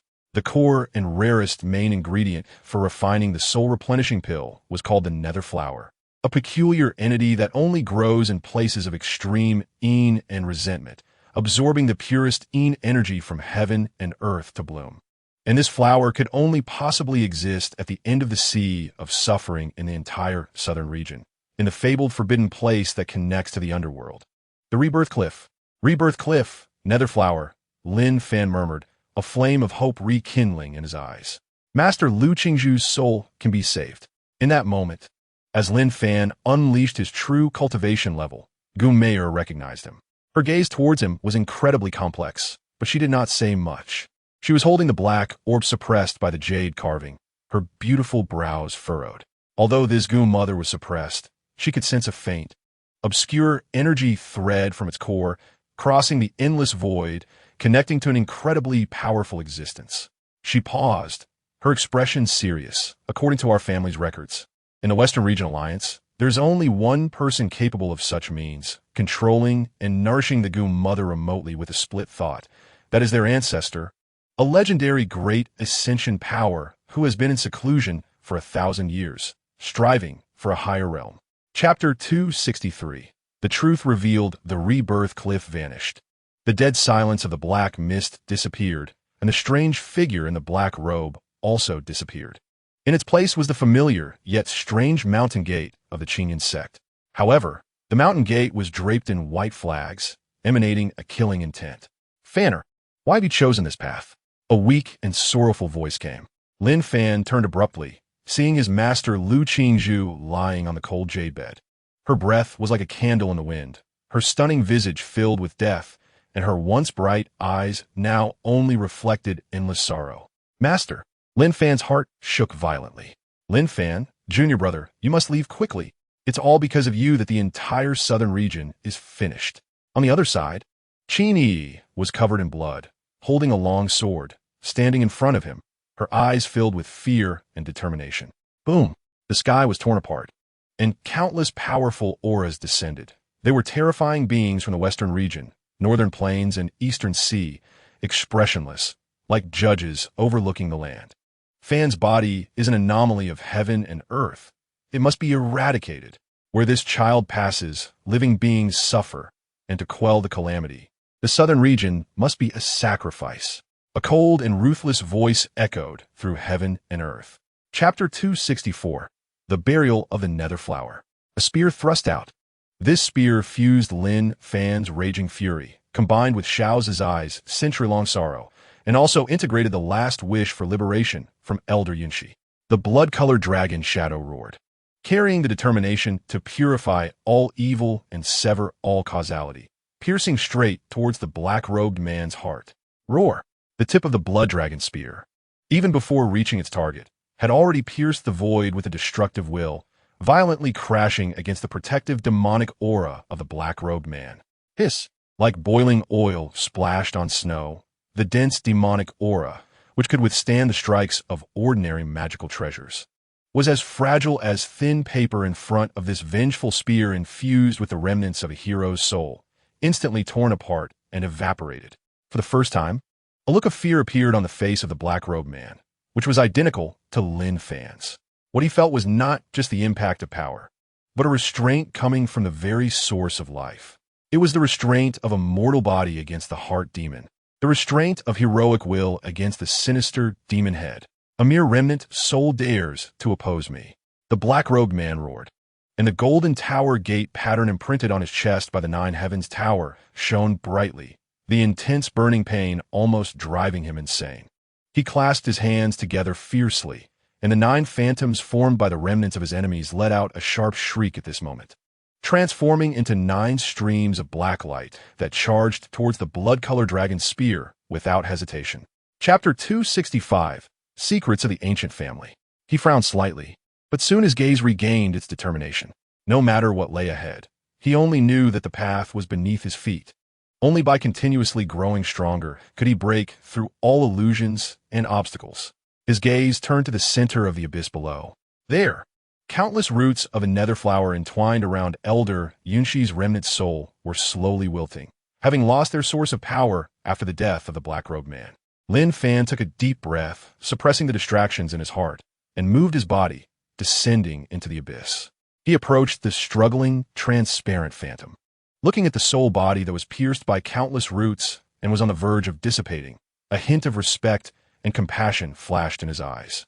Senior, the dust has settled. I will grant you liberation. He raised the blood dragon divine spear in his hand, the blood light swirling at the tip. But no longer for killing, instead a gentle, purifying power. He carefully swung the spear, and as the tip passed, the chains of roots entwined around Elder Yunshi's remnant soul snapped. With the last chain severed, Elder Yunshi's remnant soul finally attained complete freedom. At that moment, the transparent phantom stopped struggling. She slowly turned around, no longer in pain, but restored to the heroic and unparalleled outline she had in life. Chapter 266. The Celestial Tree. Every realm is a chasm.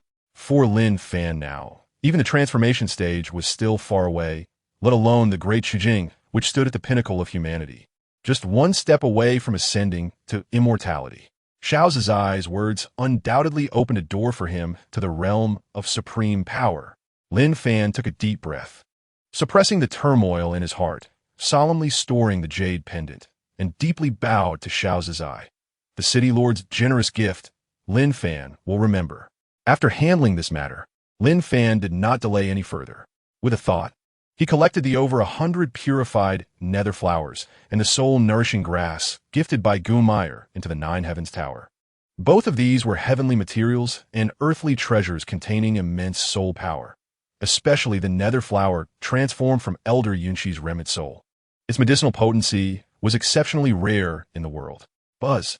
At the moment the two main ingredients entered the Nine Heavens Tower, the ancient tower emitted a faint buzzing sound. Lin Fan's mind sank into it, and he suddenly discovered that the space on the third level of the Nine Heavens Tower had been completely stabilized at some point. At the end of that vast space, among the 9 tightly closed doors, the ancient stone door on the far right, representing the 9th level, had its intricate rune chains quietly unraveling, slowly opening a gap inward. Chapter 267, Secrets of the Southern Region. The Celestial Tree. At that moment, Lin Fan's mind surged with a tremendous wave, 100 times more shocking than when he heard about the Great Sungjing, a celestial artifact. Moreover, a super celestial artifact, capable of changing the laws of a region, allowing the barren southern region's spiritual energy to revive to a level comparable to the central region. This had surpassed the realm of magical treasures and spiritual treasures, belonging truly to the domain of immortals, an unparalleled treasure that could only be heard of in legends. A single tree could represent an immortal vein. What a terrifying and defiant concept this was. Is this true? Lin Fan's voice became a bit hoarse as he stared intently at Gu Meyer, wanting to see even the slightest hint of falsehood on her face. Absolutely true. Gu Meyer smiled bitterly. For this name, my immortal treasure pavilion has completely ruined an important secret line in the Western region. That core disciple of the Buddhist sect had extinguished his soul lamp as soon as the news was leaked. The Western region's Buddhist sect, in order to seal this secret, employed methods that exceeded imagination. As soon as these words were spoken, the air in the secret room seemed to solidify. A core disciple capable of accessing such secrets was killed without hesitation, without a trace of doubt. Chapter 268. The Reincarnation Forbidden Land. Not good. It's fire. Xiao Zizai's face changed dramatically, and his figure flashed as he rushed out. Lin Fan and Gu Meyer exchanged glances and immediately followed. Outside a quiet room specially designed for cultivators, a violent flame aura was about to blow off the entire roof. 2 completely different fire powers, one red as magma, the other blue as ghost fire, were clashing violently within a young cultivator's body, devouring each other. It was also the most talented fire-type cultivator among the younger generation. Xiao Hua was born with an affinity for flames, and by chance, refined a heart of molten lava fire, and during a trial, tamed a wisp of ghost fire, greatly increasing his strength. As the southern region was about to descend into chaos, he attempted to forcibly fuse the 2 different fires to contribute, but instead backfired, causing a flame backlash, and now he was in a state of madness. Flames spewing from all 7 orifices, on the verge of being burned to ashes. Fire. Xiao Zizai's eyes were about to split. His vast cultivation at the out-of-body stage surged forth without reservation, trying to forcibly suppress the rampaging flames, but it only added fuel to the fire, making the 2 flames collide even more violently. City Lord Xiao, get back. At that critical moment, Lin Fan shouted in a low voice, stepping forward directly into the center of the quiet room. Chapter 269, The Shura Battle General. He took a deep breath, no longer hesitating, and stepped into the gray mist. Buzz. The moment he stepped in, Lin Fan felt a terrifying pressure squeezing in from all directions within the dead fog. There was an eerie power capable of erasing vitality and corroding the soul. Any ordinary nascent soul cultivator here would probably be assimilated into an unconscious walking corpse within half an hour.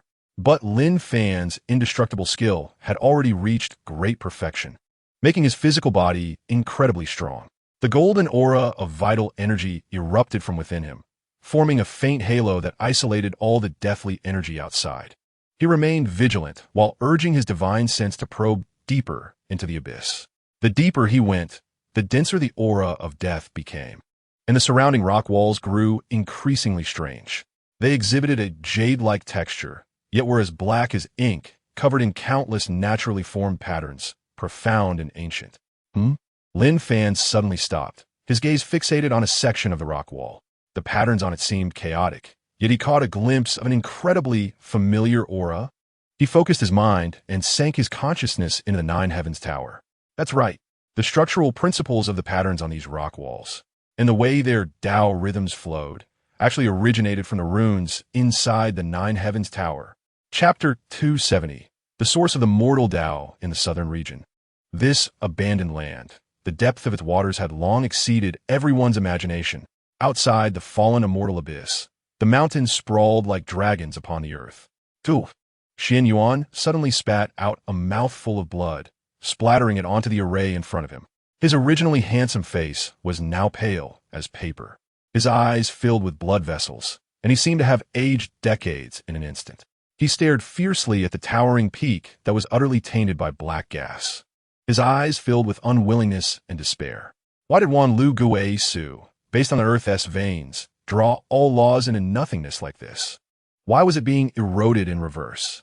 He roared in anger, his voice trembling. This ancient, extraordinary formation was the trump card of his Xian Gui clan, the ultimate means by which they dared to bet in this colossal gamble. To set up this formation, he brought 9/10 of the clan's elite, expending vast amounts of heavenly materials and earthly treasures, even burning his own life essence to activate the core. However, the result was that he had made a wedding dress for someone else. This was not a trap formation. This was clearly a sacrificial grand formation. It not only failed to isolate the fallen immortal abyss, but was instead drawing from the Earth's dragon veins of the southern region, continuously supplying some unknown place in the abyss through the polluted core formation eye. Chapter 271. The Sea of 10,000 Demons all together. Kill him, another middle-aged man shouted, summoning a blood-colored long knife that turned into a river of blood, rushing towards Lin Fan. Roar! At that moment, a thunderous roar echoed. Xiao Huahua, who had been floating in the air, suddenly opened his eyes. The crimson and dark blue in his eyes had completely vanished, replaced by pupils burning with golden flames.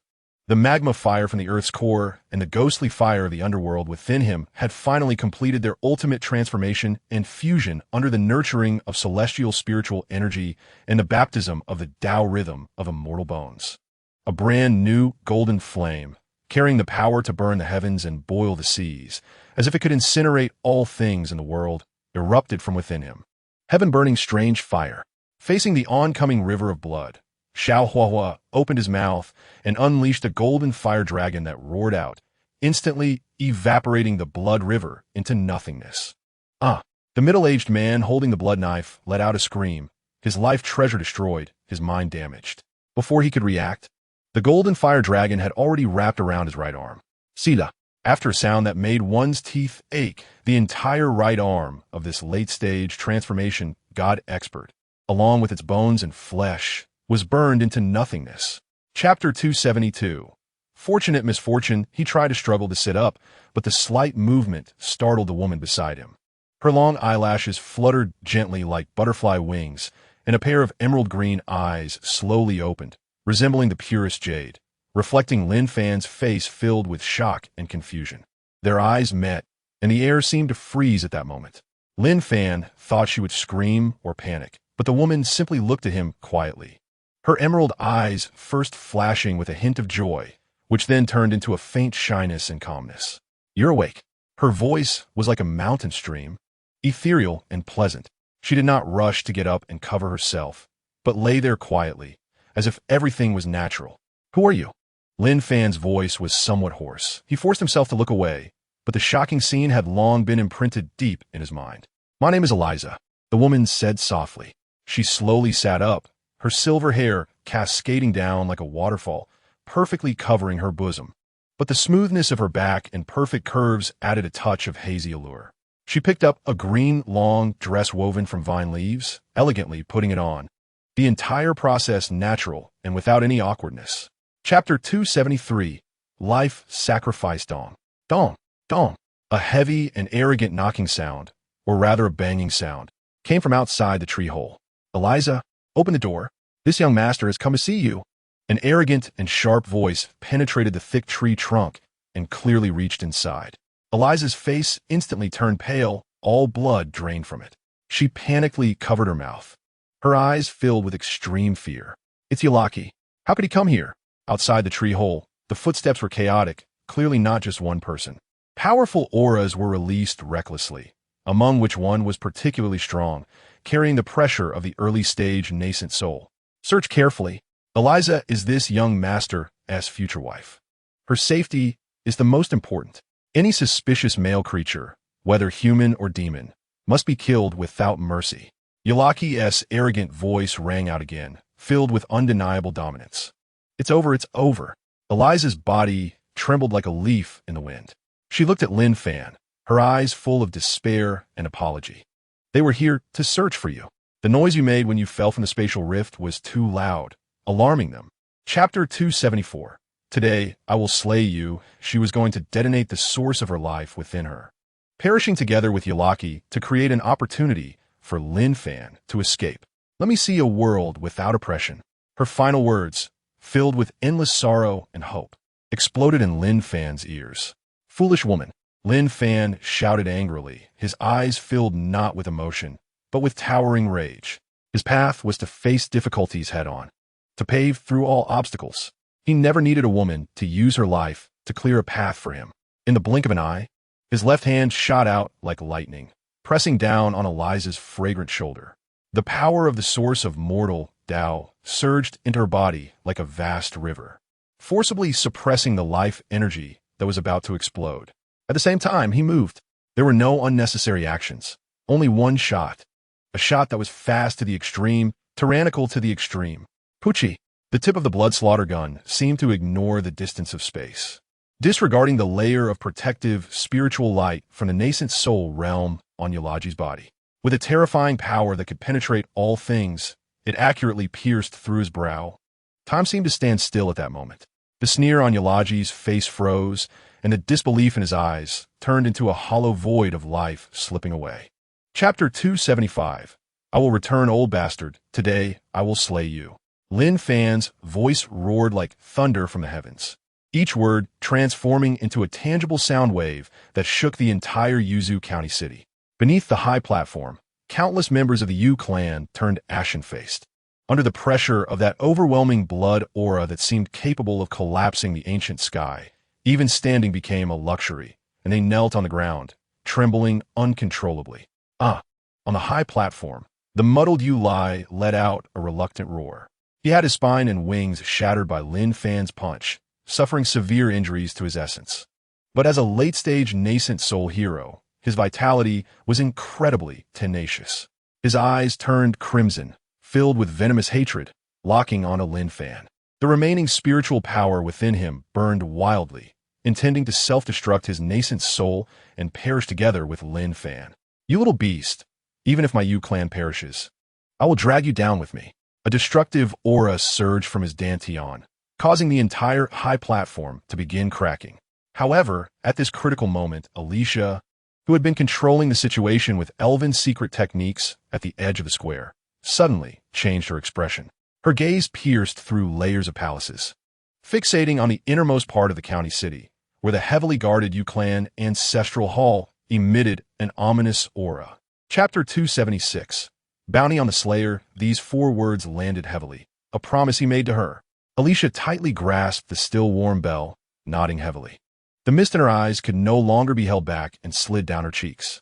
Lin Fan said no more, turning to step into the light of the teleportation array. The brilliance erupted and space twisted. Just before the light completely engulfed him, a thought flashed through his mind.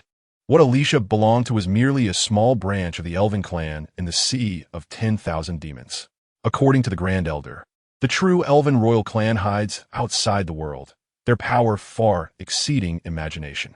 It is rumored that the top talents of the Elven royal clan could even shoot arrows and kill nascent soul old monsters while still in the Golden Core realm. This world is far broader and more dangerous than I imagined. As the light dissipated, Lin Fan's figure vanished into the night of the Western regions. On the vast land of the Western regions, a solitary figure moved swiftly like a wisp of green smoke, traversing the mountains and lakes. After leaving the Elven clan's residence, Lin Fan did not rush to activate the teleportation array to the unknown ancient ruins. He still had one thing to do: find his way back to the southern region. And across the entire western regions, no one understood the interdomain teleportation array better than the Yu clan, who possessed flying talents and had footprints all over the place. Chapter 277. the path to ascendancy boom. The entire tavern, no, the entire Camelbell town, erupted at that moment. 50,000 high-grade spirit stones. What does that mean? It is enough to allow a medium-sized sect to instantly rise to power in the western regions. Not to mention, there are also secret methods and Tao artifacts from the Divine Mountain. Insane. The Yu clan has really put in the effort this time. With this sum of 50,000 high-grade spirit stones, I could live comfortably for the rest of my life. No, for 10 lifetimes. Let's go. What are we still drinking for? Let us hunt someone down. In an instant, countless cultivators' eyes ignited with greedy flames. They surged out of the tavern like hungry wolves smelling blood, rushing into the vast wilderness. The Yu clan placed a bounty on Lin Fan. Anyone who could deliver the head of the rebel to the Yu clan would receive 10,000 high-grade spirit stones, and if they could capture the rebel alive, they would receive 50,000 high-grade spirit stones. In no time, the entire western regions was set in motion. A frenzied hunt swept across the entire western regions. Countless loose cultivators, small sects, mercenary groups, and even some self-proclaimed righteous sect disciples joined in the revelry. They began frantically searching for any suspicious targets. However, Lin Fan's whereabouts were elusive, like a divine dragon that appeared and disappeared without a trace. How could he be so easily found?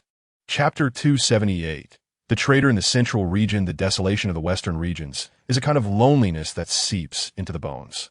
The earth is reddish-yellow. The sky is high and distant, and the wind carries not moisture, but whispers of eons of sand and the unchanging primal atmosphere. Lin Fan's figure, like a grain of dust swept up by a wild wind, steadily advanced towards the legendary Tianyu, Divine Mountain. Along the way, he encountered more hunters. They traveled in groups, wielding various magical artifacts, tightly clutching the blood-red tracking beads as if they were hyenas smelling blood, frantically searching across the plains, ancient paths, and oases. Their eyes burned with greedy flames, shouting about the bounty of 50,000 high-grade spirit stones. Yet they were unaware that the death they sought had brushed past them countless times. Lin Fan did not engage these scattered soldiers. Killing, for him, was a means, not an end. Days later, he stood atop a weathered hill, overlooking another city occupied by the Yu clan's branch below. The scale of the city was no less than that of Heiyu City. On the city walls, the banners of the Yu clan fluttered in the wind, and powerful auras surged into the sky, indicating they were on high alert. Chapter 279. The abandoned people of the Yu clan, a scorching, domineering force, filled with the meaning of tracking and locking on, surged wildly into his body, leaving a vivid golden wing imprint on the back of his hand. This imprint instantly connected with his flesh and soul, as if it had become a part of his body, impossible to erase by any means. The hunting mark of the Yu clan's royal bloodline. This was the true backhand of the Yu clan. The so-called communication jade talisman was merely bait. They had calculated that someone would covet this item, and had long set this inescapable trap. Just as the imprint formed, the nine-tiered heaven tower within Lin Fan suddenly shook violently. It was as if a slumbering giant dragon had been awakened, and a vast, boundless ancient aura erupted from within the tower.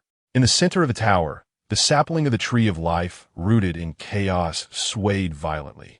A droplet of emerald-like leaves silently fell, transforming into a gentle yet boundless green light that instantly enveloped the golden hunting mark on Lin Fan's hand. The golden light and green light intertwined, and the unmatched hunting mark seemed to meet its nemesis in the face of the tree of life's power. Chapter 280. Half a wing Lin Fan's thoughts raced as he looked at the weathered face of the old man and the fleeting, deep-seated hatred in his eyes. He slowly nodded. Lead the way. A glimmer of light flashed in the old man's murky eyes as he released his grip, limping as he turned and walked toward the back door of the tavern. Lin Fan retracted all his aura, like a shadow, silently following behind. The two moved through 3 dirty and winding alleys, avoiding several patrols of the Feather Clan guards, and finally arrived at a desolate corner of the city wall. Here, weeds grew wild, garbage was everywhere, and a decaying smell filled the air.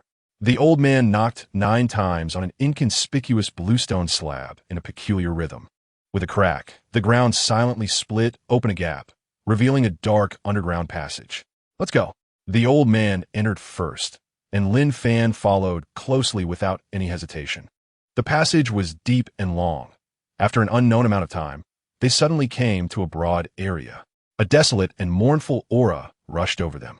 This was a vast valley, surrounded by mountains on all sides, and the valley's mouth was shrouded in thick gray mist, isolating it from all external scrutiny. Chapter 281. An announcement. Yu Tsong looked at the expression on Lin Fan's face. It was not arrogance, but a calmness that came from deep within, as if destroying the Feather Clan's faith was just brushing off dust from his clothes. This weathered old man felt the flicker of hope in his heart instantly transform into a blazing flame. He seemed to see the lofty rule of the Feather Clan royal lineage being torn open by the young man before him in a way they could not understand or resist. Young friend, Yu Tsong's voice trembled with excitement. He wanted to ask Lin Fan what incredible trump card he had, but the words caught in his throat. Some secrets should not be asked, nor need to be asked. He only needed to know that this person was the only hope for the abandoned ones, the only opportunity for them to escape this hellish place. Old sir, Lin Fan retracted his smile, his gaze becoming profound. He looked at Yu Tsong and said calmly, I can repair the void-breaking array and destroy the Goom Mother's split soul. But I have one question. Even if we leave the western regions, what will happen to the others in the Waste Feather Valley? The wrath of the royal lineage will instantly reduce this place to ashes. Chapter 282. 100 billion spirit stones the Feather Clan Royal Court announced, to assist all cultivators in exterminating this villain. We are opening the warehouse to sell Blood Guide Divine Pearls. These pearls contain a trace of the Feather Clan royal bloodline, capable of producing a faint response to the bloodline curse on the human butcher within 1,000 miles. Each pearl is sold for only 10 low-grade spirit stones. Limited quantity. First come, first served.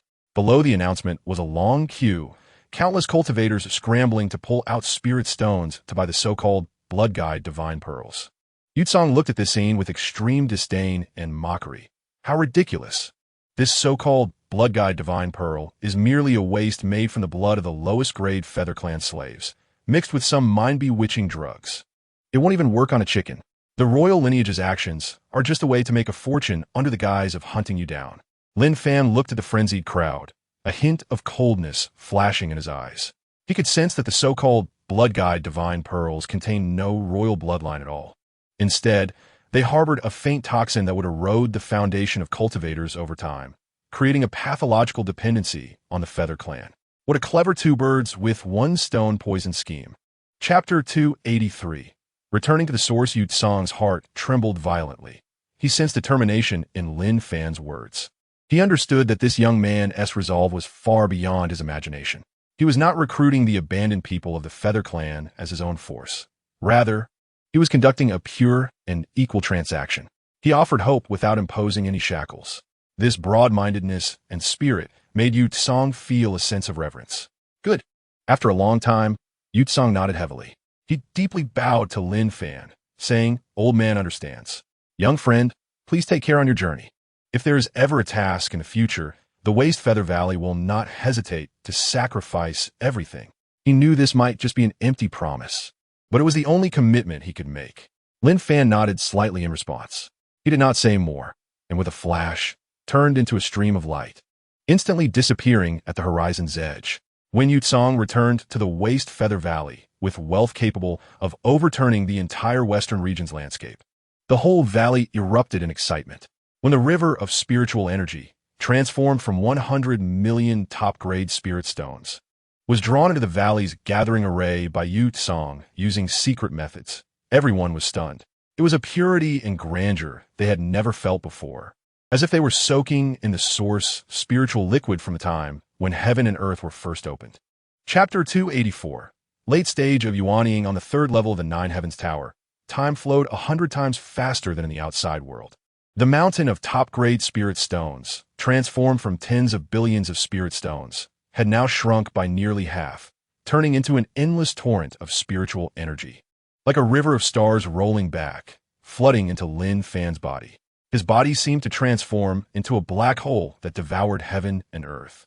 The indestructible skill and the source technique of the mortal path, like two ancient millstones, thunderously operated, madly refining, compressing, and purifying this overwhelming energy that was enough to explode an average transformation realm cultivator.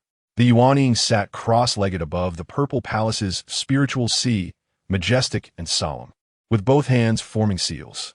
Every breath he took caused the spiritual sea to surge, creating towering waves. The originally solid Yuanying began to display mysterious patterns on its surface under the onslaught of massive pure spiritual energy, as if imprinted by the laws of heaven and earth. Its aura steadily climbing, launching a final assault towards a brand new realm. Boom! After an unknown period, perhaps a year in the tower, or perhaps 10 years, a colossal sound like the opening of heaven and earth suddenly erupted from Lin Fan's body. That invisible barrier, the shackles binding a mid-stage Yuanian cultivator, was at this moment shattered by him in an overwhelming manner.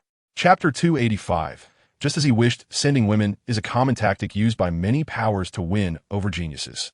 However, Lin Fan's brow slightly frowned when he saw Yume. He had learned a shocking secret about the Feather Clan from Qin Yi and his own gathered intelligence. This seemingly pure and noble race actually had no distinction between genders, or rather, they were born as androgynous beings, able to change their gender at will according to their preferences and needs. Today, they could be a stunning beauty flying together with a man. Tomorrow, they could be a graceful young man accompanying a woman to the Wushan Mountains. This characteristic that transcended worldly ethics seemed to Lin Fan a kind of indescribable strangeness and perversion. He was not a moralist, but his heart and will made him instinctively reject this chaotic form of life. He did not know whether the stunning Yume before him was male or female yesterday, or with whom they had entangled. More importantly, his heart was already filled with that cold and stunning figure. To save Lu Qingzhu, he would spare no effort. How could he be swayed by this false facade here? Chapter 286. Defeating the enemy at a glance, he was not a kind-hearted person. To save his master, he would not hesitate to oppose the entire world. The Feather Clan, in his eyes, was nothing more than a group of pitiful creatures controlled by sorcery, also a stumbling block on his path. Now, with a stage that allowed him to openly slay the geniuses of the Feather Clan, he could not ask for more. Slaughter would not only clear obstacles for his upcoming actions, but also help him establish a reputation, and serve as a cover to delve deeper into the secrets of the Feather Clan. I understand. Lin Fan nodded, his gaze deep as an abyss. Since we are to kill, let us make it a world-shattering one. From today onward, the name Lin will no longer be used. Yu Songming was taken aback. Then what will your name be, Brother Lin Yu? You know, Fan. Lin Fan uttered these 3 words, and an invisible aura of dominance and confidence surged forth. The extraordinary of the feathered wings? Or perhaps, the extraordinary of those called you? This name itself was a declaration, a proclamation that would sweep across the entire younger generation of the Western region. Yu Songming repeated this name in his mind, feeling a surge of heroism rising, as if his blood was about to ignite. Yu Bufin, what a great name. Good name. Yu Songming excitedly slapped his thigh, eager to show those lowly individuals what kind of extraordinary talent had emerged from Qingwan City. Chapter 287. Crossing the tribulation with blood, he pointed at Lin Fan, his voice raised to the highest pitch, as if he wanted the entire square to hear. What do you have to compare with me? That waist beneath your feet. Who can't even withstand a glance from Brother Bufin? Let me tell you, Brother Bufin's future goal is to be in the top 10 of the Ascending Dragon Trial. It is the blood of the Feather King. It is the promotion to the royal lineage. What you in Dongjing City have to compare with my Qingwan City? Yu Rong was choked by a series of words, his face turning red, but he could not rebut a single word, only watching helplessly as his nephew knelt there like a dead dog. A great humiliation. After venting his anger, Yu Songming turned to Lin Fan. His arrogance instantly transformed into a respectful smile, and he lowered his voice. Brother Bufin, calm down, calm down. Such a waste is not worth your personal involvement. He leaned close to Lin Fan's ear and explained quickly. If you want to kill, do in the trial's secret realm. That is a life and death arena, where no one will care. But here, in the territory of the major branch of the Feather Clan in Tianluo City, there are clear rules prohibiting private fights before the trial, let alone killing. If you kill him here, it will bring punishment from the major branch, and the losses will outweigh the gains, affecting our eligibility to participate in the trial. Chapter 288. Defeating enemies with a finger. The next day, the sky was slightly bright. The enormous central square was already crowded, bustling with noise. Hundreds of branches from the Feather Clan across the western region gathered here. The faces of all the younger generation were filled with excitement anticipation, and nervousness. Because today would be the day that determined their fate. The ascending dragon trial was about to officially commence. But before that, there was an appetizer. Silence. A voice of authority, like rolling thunder, came from the high heavens, instantly suppressing all the noise. The crowd looked up and saw a middle-aged member of the Feather Clan, dressed in a black robe with golden patterns, his expression stern, his aura unfathomable, floating above the square. Behind him, a pair of resplendent golden wings slowly flapped, causing ripples in the space with each movement. That was the mark of the royal lineage. Bow to the golden feather royal envoy. In the square, all branch heads, including Yu Songming, bowed and saluted, their expressions extremely respectful. This was a powerful figure from the major branch of the Feather Clan in Tianluo City, a true master of the transformation realm. The golden feather royal envoy glanced indifferently at the crowd below, like a deity overlooking ants, and slowly spoke. The ascending dragon trial is the grand ceremony of our Feather Clan for 10,000 years, aimed at selecting talents and replenishing fresh blood to strengthen our clan's might. The rules, I believe you're all clear about. Chapter 289. Toying with the opponent under the sky, Tianluo City lay like an ancient giant beast, tranquil and majestic. The central square was vast and endless, paved with divine gold, inscribed with ancient formations, resembling an independent realm. At this moment, the voices of people filled this space, the blood energy surging like dragons. Powerful auras intertwining and colliding, causing ripples in the void. Hundreds of branches from the Feather Clan across the western region, thousands of young heroes, gathered here. They were the hope of their respective cities, the future of the Feather Clan, each proud and ambitious. Their eyes burning with fierce battle spirit and infinite desire for the future. The team from Qingwan City was arranged in a relatively remote corner, and Yu Songming was flushed with excitement, frequently nodding to the branch heads around him who cast awed glances, enjoying unprecedented respect. At the end of the team, Lin Fan stood with his hands behind his back, his expression indifferent.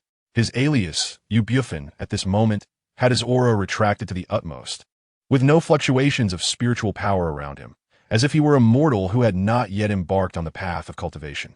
However, it was precisely this return to innocence aura of a mortal body that made the proud young heroes of the Feather Clan around him feel a sense of unease and restlessness from deep within their bloodlines, instinctively distancing themselves from him, as if he were a bottomless whirlpool that would swallow them if they got too close. Chapter 290. The Illusion Butterfly Fairy Die, for me. Yu Chong was about to unleash his final trump card to completely annihilate Lin Fan into dust. However, at that moment, Lin Fan, who had been passively taking hits, moved. His eyes instantly shifted from panic to a cold indifference. It was a gaze that looked down on ants. The game was over. The figure he'd been dodging suddenly shifted like a ghost, evading Yu Chong's sweeping golden wings at an unbelievable angle. Immediately, his body surged forward, his elbow like a spear, carrying an extreme penetrating power, arriving first and striking precisely at Yu Chong's dantian. Puff! This strike seemed to have little force. It was ruthlessly vicious. Yu Chong felt as if his dantian had been struck by a star.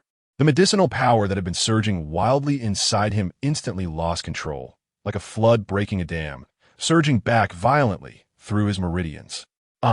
Yu Chong let out a shrill scream that did not resemble a human sound, his aura instantly deflating like a punctured balloon. The blood-colored patterns on his body quickly faded, and a violent tide of power receded, replaced by the boundless pain and weakness brought by the backlash of the forbidden drugs.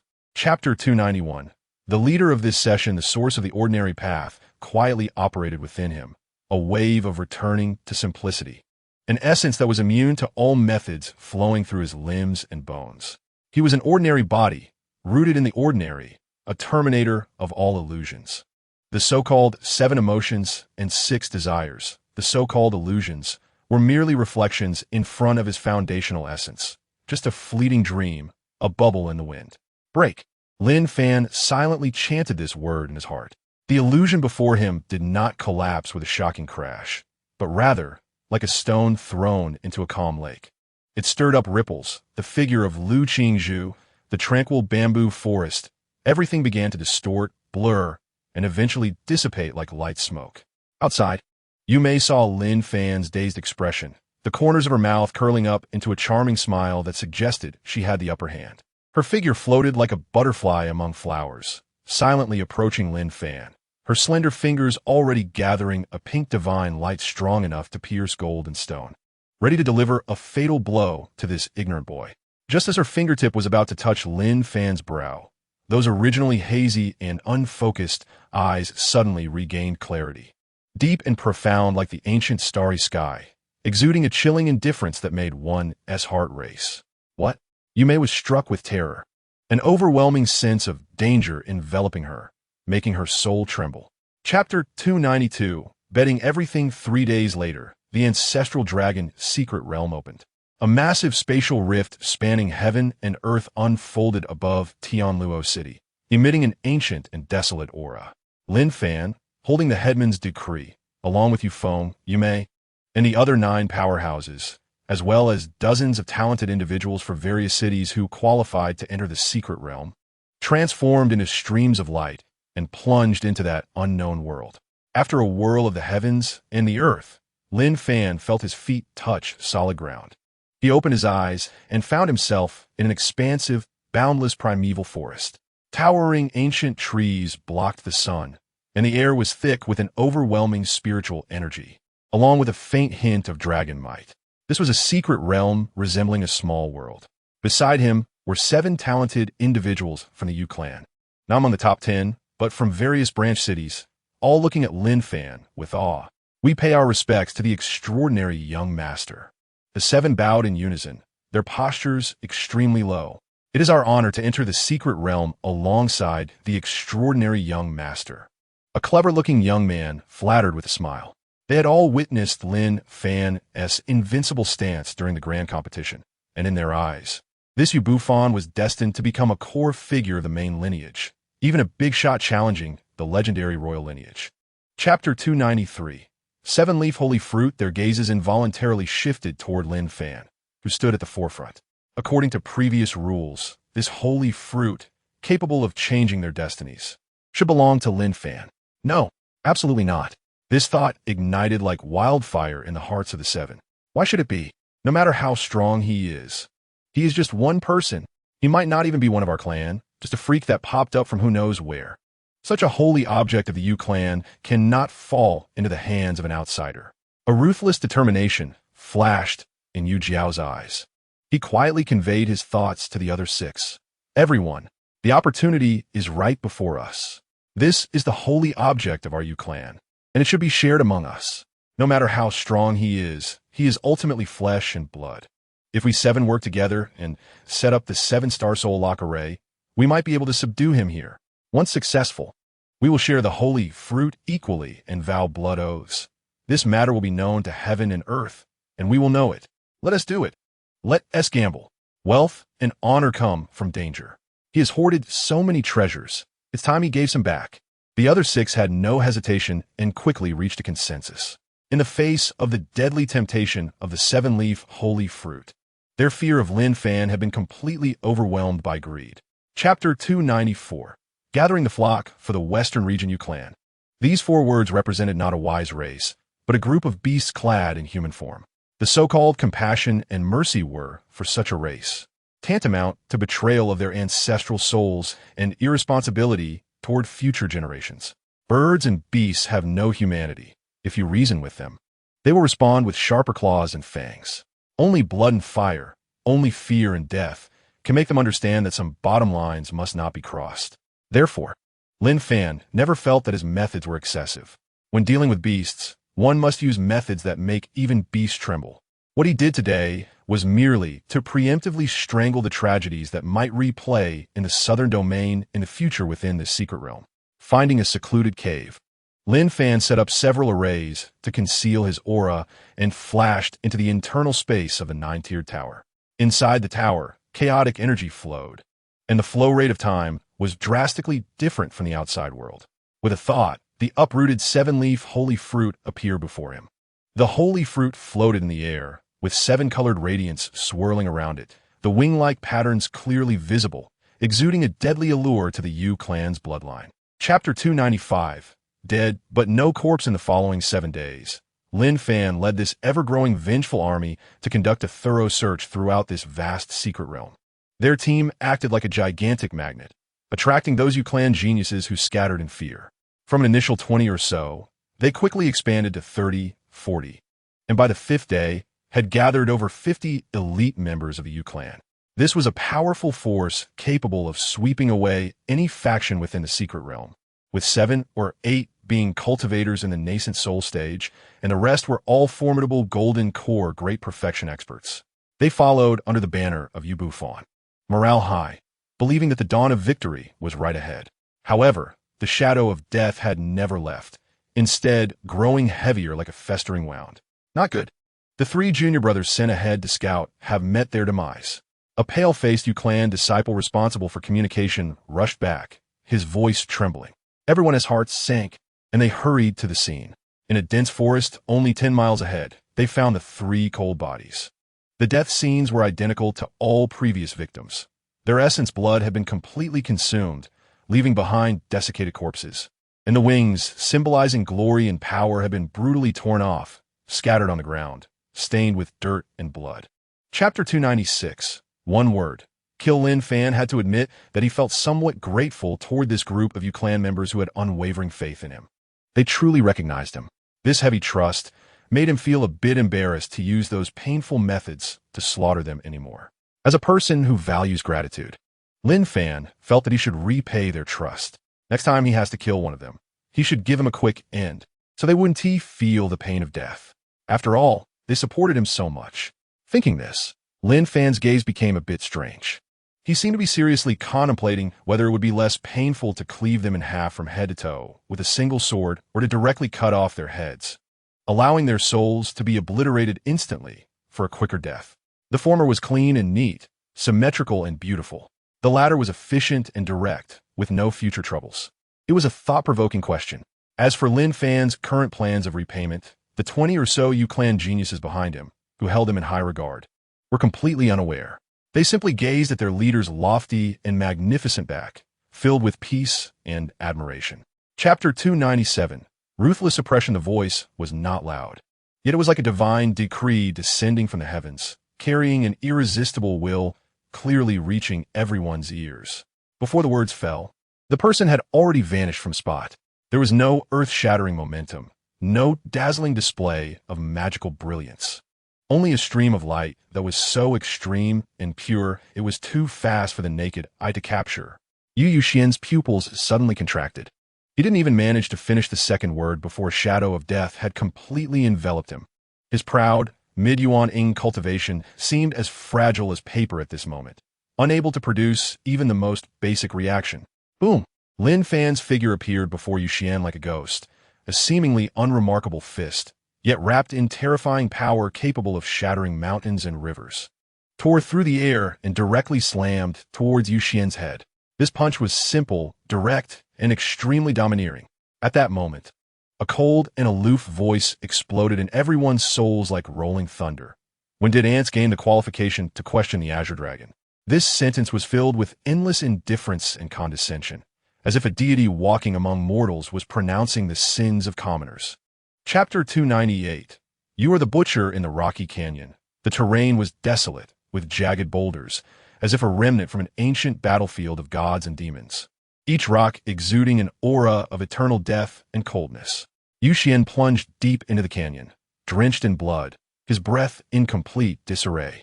He leaned against a cold, giant rock, gasping for air, his eyes filled with the relief of survival and a deep-seated fear. He had escaped a sufficient distance, even burning his vital blood to use the blood escape technique 3 times. Surely that monster, that demon, had been shaken off. However, just as this thought arose, a detached figure silently appeared atop a boulder not far ahead. The person stood with hands clasped behind their back, moonlight draping over them, their black clothes rustling in the night wind, eyes like an unfathomable cold pool, calmly gazing at him as if observing a lifeless being with a predetermined fate. It was Lin Fan. Yuxian's heart instantly sank into a bottomless abyss. Who are you? Yuxian's voice was hoarse, trembling with a hint of despair. He stared fixedly at Lin Fan, trying to find any flaw in his demeanor. Chapter 299. The rare treasure emerges when that familiar purple lightning flickered back into view. Everyone was stunned. Yu Xian had returned. He actually hadn't died. Following that, another even more brilliant golden rainbow streaked across from the horizon and landed before everyone. It was Lin Fan. Yu Tsong and the others immediately rushed over, their faces filled with concern and worry. Young Master Bu Fan, you are back. Yu Xian. They looked at Yu Xian with eyes full of vigilance and hostility. Yu Xian's appearance was extremely tragic, his face pale, his breath weak, clearly having gone through a fierce battle and sustaining serious injuries. However, to everyone's surprise, after landing, Yu Xian directly walked up to Lin Fan and deeply bowed to him. Young Master Bu Fan, earlier I was blind and failed to recognize the mountain. I hope you can forgive my offense. His tone was sincerely apologetic, devoid of any previous resentment or unwillingness, grateful for the mercy shown by young Master and for healing his wounds, a kindness Yu Xian would never forget. This scene left everyone present petrified. What was going on? They fought and even developed feelings? Chapter 300. Unable to justify himself, he was well aware that at such a moment, whoever acted first could become the target of public criticism. Moreover, the butcher hiding in the shadows had yet to reveal himself, and no one knew whether the dazzling golden light concealed a great opportunity or a meticulously laid death trap. The Black Feather Clan was accustomed to waiting in the shadows for the best moment to strike. This was a survival rule ingrained in their bones. However, while he wanted to wait, someone did not want him to. Boom! A violent purple lightning bolt suddenly tore through the silence of the black marsh forest. Like a spear of the thunder god descending from the heavens, viciously striking towards Black Shiga's head. Who is it? Black Shiga's pupils contracted sharply, reacting at lightning speed. The black wings behind him suddenly flared, transforming him into a blurred shadow and instantly moving 100 yards away. Boom! The spot where he had stood was blasted into a massive pit by the purple lightning, charred soil flying, and a pungent sulfur smell filling the air. A figure bathed in flickering arcs of electricity slowly descended from the sky. His face was pale, his breath somewhat disordered, but his eyes burned with fierce anger and deep-seated hatred. Chapter 301. A greater scheme. Lin Fan's voice was filled with undeniable authority and a killing intent, like a supreme king delivering the final judgment. Surround and eliminate Black Shiga. Kill this beast on the spot. For our fallen brothers, take revenge. Kill. Following young Master Bu Fan's command, Yu Xian was the first to respond, appearing frenzied, his purple lightning wings propelled to the extreme, transforming into a raging thunder dragon. Pursuing fiercely. Kill this traitor. Yu Tsong roared, his golden wings tearing through the sky, leading over a dozen experts to flank from another direction. Even those few originally following Black Shiga, after a brief struggle and pain, seeing Black Shiga attempting to escape in fear of punishment, completely lost heart.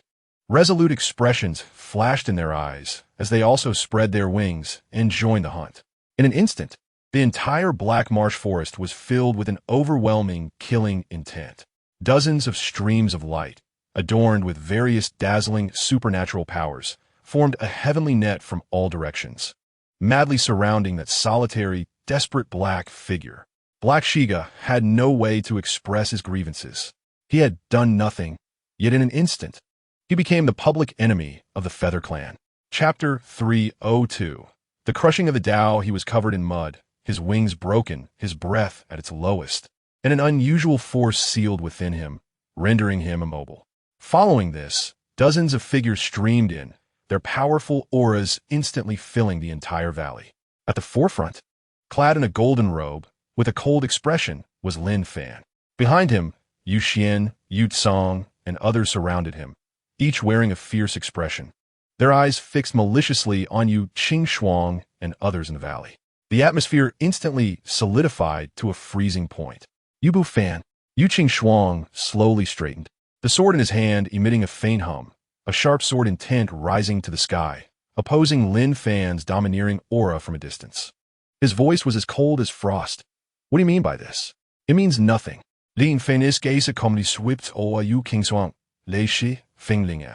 And the expert from the Ghostback clan, a playful curve appearing at the corner of his mouth. He was simply clearing his doors while inviting everyone to watch a good show. Clearing doors? Lei Che's brows furrowed tightly as he shouted angrily. What crime did He Shiga commit to be humiliated like this? What crime did he commit? Lin Fan seemed to find something amusing as he turned to glance at the headless body lying on the ground like mud, then looked at the grief-stricken Yuxian. Chapter 303. Terrifying as such, why go to such lengths? Yu Qingxuang's voice was hoarse and dry as he stared fixedly at Lin Fan, trying to find even the slightest flaw or sign of wavering on that indifferent face. He couldn't understand and couldn't accept it. As a proud member of the Yu clan, even with faction disputes and conflicts of interest, there should always be limits and bottom lines. Yet this Yu Bufan before him was like a demon god emerging from chaos, indifferent to all rules, trampling on all living beings, all for the sake of monopolizing the secret realm. This time, Lin Fan finally gave him an answer. He didn't even bother to fabricate some grandiose reason. Instead, he spoke in a tone that stated the facts, revealing the most naked ambition. Under the horrified gazes of Yu Qingxuang, Lei Che, Feng Linger, and others, Lin Fan extended his hand, beckoning into the void. The head of He Shiga, which had been trampled beyond recognition, slowly floated up from beside the headless corpse and fell into his hand. Holding that bloody and mangled head like an ordinary trophy, Lin Fan's gaze swept across everyone present, his eyes resembling a deity overlooking its pasture. You are merely the resources on my path of cultivation. Chapter 304. The bloody path. Originally, Lin Fan would have needed to expend considerable effort to deal with several top talents of the Yu clan. However, under Yu Xian's desperate self-detonation, some directly perished, while others barely survived, instantly losing their fighting power. The ordinary followers trailing behind were like wheat swept down by a storm, collapsing in droves, with over a dozen of them being obliterated by the shockwave on the spot, leaving no trace of their existence. The entire valley seemed to have been struck hard by a meteorite, the ground collapsing into a massive pit dozens of meters deep, smoke and dust filling the air, creating a scene of devastation. And at the center of this storm of destruction, the only one standing was Lin Fan. His surroundings were enveloped in the domain of the mundane path, and the energy storm capable of shredding late-stage nascent soul cultivators was silently dissolved and smoothed out as it approached within 3 feet of his body. Like spring snow meeting the blazing sun. Throughout it all, the corners of his clothes didn't even flutter. He gazed at the distant explosion of white light, a trace of an incomprehensible complexity flashing in his eyes. Yu Xian's fervor exceeded his expectations, but he felt no sorrow. The path of cultivation was, after all, a bloody road paved with corpses. There were enemies, and there were also allies. Chapter 305. The Golden Palace. Yu Chongfeng's pupils suddenly constricted, a strong sense of alarm rising in his heart. Who is it who possesses such strength to slaughter so many talents, including Yu Qingxuang? His gaze was instantly drawn to the Golden Palace, standing in the center of a sea of corpses and blood. The imperial pressure emanated from there. His breathing quickened, temporarily casting aside the grim situation in the valley. With a flicker of his figure, he landed before the palace's grand entrance. The door, towering 100 feet high, was forged from an unknown golden divine metal, intricately carved with a magnificent scene of all spirits paying homage. An overwhelming will of "I am the Emperor, I am the path" surged forth, causing Yu Chongfeng, a proud descendant of the golden-winged Great Peng, to feel a wave of dizziness, even experiencing an impulse to worship. Open! Yu Chongfeng forcefully suppressed the shock in his heart, his eyes shining with golden light. He pointed his fingers like a sword, and a golden sword beam containing extreme sharpness slashed fiercely toward the golden door. This strike was enough to easily split a mountain. However, the moment that golden sword beam touched the door, it was as if a cow had sunk into the sea, silently dissolving without even causing a ripple. Chapter 306. In a thought, you two, do you wish to acknowledge your master, or do you want to die? This voice was as calm as water, yet it resonated like the thunder of the 9 heavens, exploding in the depths of everyone's souls. The temperature in the entire valley seemed to drop to freezing point in an instant, even the air solidifying. A word so simple yet so heavy. Spoken from Lin Fan's mouth, it carried no killing intent, as if he were merely stating a predetermined fact, an inevitable outcome. It was like a deity asking mortals whether they wished to enter reincarnation or have their souls scattered. The choice was given to you, but the outcome was already determined. Yu Chongfeng's beautiful, demonic face turned exceptionally ugly for the first time, a layer of green energy enveloping him. The golden wings behind him were no longer a symbol of elegance and divinity, but rather stood upright like countless drawn swords, exuding a sharpness capable of slicing through the void. He was of the golden-winged great Pung lineage, with noble blood, born to be a king. Since his cultivation began, no one among his peers had ever dared to speak to him like this. Even those older, powerful figures had to show him some respect. Yet now, in front of hundreds of his kin, he was questioned whether he would be a slave or die. Chapter 307. Ridiculously wrong the moment the words fell, Lin Fan moved. There was no earth-shattering momentum, no world-destroying pressure. His figure simply faded away from the spot, as if he had never existed. Yu Changfeng's pupils suddenly contracted into the most dangerous pinprick. An extreme sense of crisis stemming from his bloodline made all his golden feathers stand on end. Not good. Almost instinctively, he folded his golden wings in front of him, forming the most solid golden barrier. However, Lin Fan's target was not him. With a swish, the sound of a sharp weapon piercing flesh, then being forcibly torn apart, resonated clearly and harshly on the chaotic battlefield. Time seemed to freeze at that moment. Everyone's movements halted. Whether it was the frenzied followers or the struggling resistors, they instinctively looked toward the sound. Then, they witnessed a scene that would be etched in their minds forever, shattering their souls. Unbeknownst to Wen, an ancient long spear, formed from the purest black and white Dao power, had appeared in Lin Fan's hand. At that moment, the spear was piercing through Yu Tsung's back, exiting through his abdomen. Chapter 308. Perfectly landing in the face of true power, nothing is impossible. Lin Fan's voice was like a spell, ringing in his ears. The next moment, Lin Fan's fingertips lightly flicked that bit of chaotic dim light. Crack! A crisp sound rang out as the golden wings, which Yu Changfeng took pride in, transformed into divine weapons that shattered inch by inch. Immediately after, an unmatched force surged into his body, crushing him like withered grass. Poof! Yu Changfeng felt as if struck by lightning. The golden phantom of the great rock behind him instantly shattered, and he was sent flying, leaving a trail of golden blood, heavily crashing into a distant mountain wall, creating a massive human-shaped indentation in the hard rock. In just one move, with his bloodline origin burned and in his strongest state, Yu Changfeng was completely defeated. This was no longer a crushing defeat, but a form of mockery. It was a dimensionality reduction attack from a deity to a mortal. Cough! Cough, cough!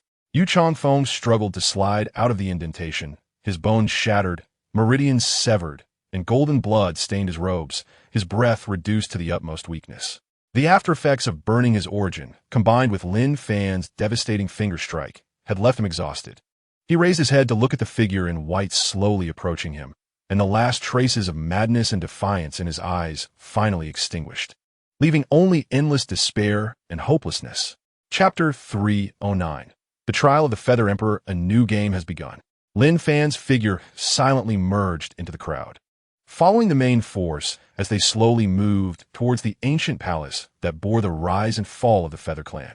The Golden Palace was magnificent and grand, standing at the end of the valley, entirely forged from an unknown divine gold, still radiating an immortal brilliance after countless years. It resembled an ancient giant beast lying in wait, exuding a heart-pounding, oppressive aura. In front of the palace was a vast white jade square. In the center of the square, a staircase reaching to the heavens rose from the ground, disappearing into the clouds and blood mist, with no end in sight. This was the trial staircase to the Feather Emperor's Hall. Each step was imprinted with ancient Tao patterns, exuding a sense of time's weight and grandeur. This was not merely a test of cultivation, but also an interrogation of bloodline, will, and even the Great Path. Only by passing the staircase could one qualify to enter the true Feather Emperor's Hall and receive the ancestor's legacy. All the Feather Clan practitioners wore expressions of excitement and reverence, for this was an unparalleled opportunity for them. However, as Lin Fan's gaze swept over the staircase, his brow furrowed slightly, almost imperceptibly. Chapter 310. The Inheritance in Hand in the Nine Heavens Tower, the third level of space. Time lost its meaning here. It was unclear how long had passed, but Lin Fan, seated on the Tao platform, suddenly trembled. Boom! It was as if millions of thunderclaps erupted simultaneously within him. in his dantian, the identical primordial infant. After absorbing a massive amount of primordial purple chi, finally erased the last trace of flaw on its surface. A flawless, pure aura emanated from the primordial infant. The chasm between the late stage of the primordial infant and the great perfection was forcefully broken by Lin Fan in a domineering manner. Thanks to a hundredfold flow of time and an endless supply of primordial purple chi, primordial infant great perfection, it was achieved. Lin Fan suddenly opened his eyes. Two beams of chaotic divine light, as substantial as reality, shot from his eyes, piercing through the void and severing a distant mountain-like mass of primordial purple chi. He slowly stood up, feeling within him an unprecedented, surging power akin to a vast ocean, and couldn't help but curl the corners of his mouth into a satisfied arc. At this moment, if he were to face Yu Changfeng before he burned his origin, he probably wouldn't even need to lift a finger. Just a glance would be enough to shatter his soul. Chapter 311. The Emperor's divine fist time flowed slowly amidst the fervent, reverent, or complex gazes of the crowd. The atmosphere in the valley, from extreme clamor, gradually settled into a suppressed silence, with everyone holding their breath, waiting for the newly appointed inheritor to return. Uncertain how much time had passed, perhaps a stick of incense, perhaps an entire day. Boom! A sound resembling a giant roar from ancient times echoed from the Feather Emperor's hall above the clouds, shaking the entire world. The ancient palace doors, which had been tightly closed, slowly opened once again. This time, there were no myriad golden lights, no auspicious colors. What remained was an unparalleled, imperial aura that looked down upon all beings. The pressure was tenfold, 100-fold stronger than before. It was as if a true young emperor had emerged from the river of time, about to descend into the mortal realm. Under this pressure, all the Feather Clan practitioners below, including those proud and arrogant talents, involuntarily knelt down once more, their bloodlines trembling, their souls quaking. This was an absolute suppression from the level of life, a natural reverence of subjects toward their king. A figure bathed in a faint golden divine light stepped out from the palace doors. Chapter 312. The unparalleled inheritance. Lin Fan's expression was grim. Yu Changfeng's arrogance perfectly portrayed the drama of a genius being pursued and surpassed. And this drama had a remarkable effect. Lord Changfeng is majestic. We are willing to follow Lord Changfeng and restore our clan's divine might. On the ground, more than half of the Feather Clan practitioners had unhesitatingly stood behind Yu Changfeng, bowing to him to express their stance. The looks in their eyes towards Yu Changfeng were filled with admiration and trust. The remaining small group exchanged glances, hesitant. They looked at the grim-faced Lin Fan, and then at the spirited Yu Changfeng, momentarily caught in a dilemma. The previously most respectful Feather Clan talent towards Lin Fan now wore a face full of conflict and pain. Rationality told him that Yu Changfeng represented the orthodoxy and future of the Feather Clan. But emotionally, Lin Fan's bold declaration of my path leads to the heavens still echoed in his heart, making it difficult for him to make a decision. It seemed an internal conflict sparked by a dispute over the path was about to erupt. Those who chose to follow Yu Changfeng began to cast scrutinizing and hostile glances at those still hesitating among their kin. Chapter 313. Fated Duel, Tianluo City. One of the most prosperous giant cities within the Feather Clan's territory in the western regions, was grand and magnificent, far beyond what one could imagine. The city walls rose like mountains, soaring into the clouds, inscribed with ancient and powerful formations, shimmering with faint divine light under the sun. Resembling a dormant, ancient giant beast guarding millions of lives within the city. Inside the city, the streets were wide enough for a dozen beast carriages to travel side by side, with palatial buildings lining both sides, and floating fairy islands and spirit mountains visible everywhere, surrounded by misty, spiritual energy, creating an otherworldly scene. At this moment, Lin Fan's target was the most magnificent building in the city center, the Xianbao Pavilion, which was even more imposing than the city lord's mansion. The Xianbao Pavilion was a colossal entity spanning 5 domains, with a mysterious background and immeasurable power. It was rumored that there were immortals stationed behind it, conducting business across the heavens and myriad realms, as long as one could afford the price. Whether it was ancient divine weapons or defiant divine pills, they could be procured. Lin Fan held the purple gold VIP token of Feather Flame, and made his way smoothly to the 7th floor of the Immortal Treasure Pavilion. This place was no longer accessible to ordinary cultivators. He was received by a charming middle-aged woman, whose cultivation had evidently reached the late stage of nascent soul. With every frown and smile, she exuded an innate seductive charm, but her gaze towards Lin Fan was filled with professional respect. Chapter 314. Victory achieved. Yu Changfeng let out a long roar, golden light radiating from him as he seemed to transform into a golden war god. He threw a punch, and a vague imperial phantom appeared behind him, also throwing a punch. The momentum of this punch was overwhelmingly dominant, as if it could pierce the heavens. Imperial Fist of the Divine Path. This was the supreme killing technique from the heritage of the Feather Emperor. As soon as it was unleashed, it caused a shift in the winds and clouds, and the world fell silent. The Feather Clan cultivators below were all taken aback. The might of this punch was already infinitely close to that of a god transformation strike. In the face of this earth-shattering punch, Lin Fan's response was astonishingly simple. He also threw a punch. There were no spectacular phenomena, no dazzling divine light. Only an unremarkable fist wrapped in a layer of faint gray mist. However, this punch gave a sense of profound simplicity and a return to the essence. It was as if he was not swinging a fist, but rather a world, a universe. Essence of the ordinary path. Boom! The two fists collided fiercely under the gaze of thousands. There was no imagined, earth-shattering explosion, only a circle of visible, pitch-black spatial ripples, spreading out in all directions like water waves. Wherever the ripples passed, the space shattered inch by inch, revealing a heart-stopping void of chaos. Chapter 315. The Goblin Clan. This is the territory of the Goblin Clan in the Western region. The Goblin Clan is a race of born masters in forging and business. Although they are generally short in stature, they possess incredible strength and outstanding intelligence, especially in formations, weapon refining, and puppet arts, with an innate talent that is unmatched. The Feather Clan is responsible for warfare and governance, while the Goblin Clan is the most important ally and financial resource under the Feather Clan's banner. Finally, they arrived. Yu Changfeng let out a long breath, the dragon chi of the Imperial Path slightly trembling, dispelling the discomfort brought by the teleportation. He turned to Lin Fan, preparing to order the next teleportation immediately, when suddenly Lin Fan's calm voice echoed in his mind. Send the order down to rest for 3 days in Tianri City. Yu Changfeng was taken aback, his thoughts instinctively asking, why? We should hurry to the Holy Land. Awakening the royal bloodline is the priority. Do as I say. Lin Fan's voice carried no emotion. A wave of unease from the depths of his soul caused Yu Changfeng to shiver. He immediately recalled that invisible shackles within his spirit, a mark he could never resist. Understood. Yu Changfeng's heart tightened, no longer daring to question. Chapter 316. Shearing the sheep accepted. From now on, this will be your foundation. Yu Changfeng's body trembled slightly.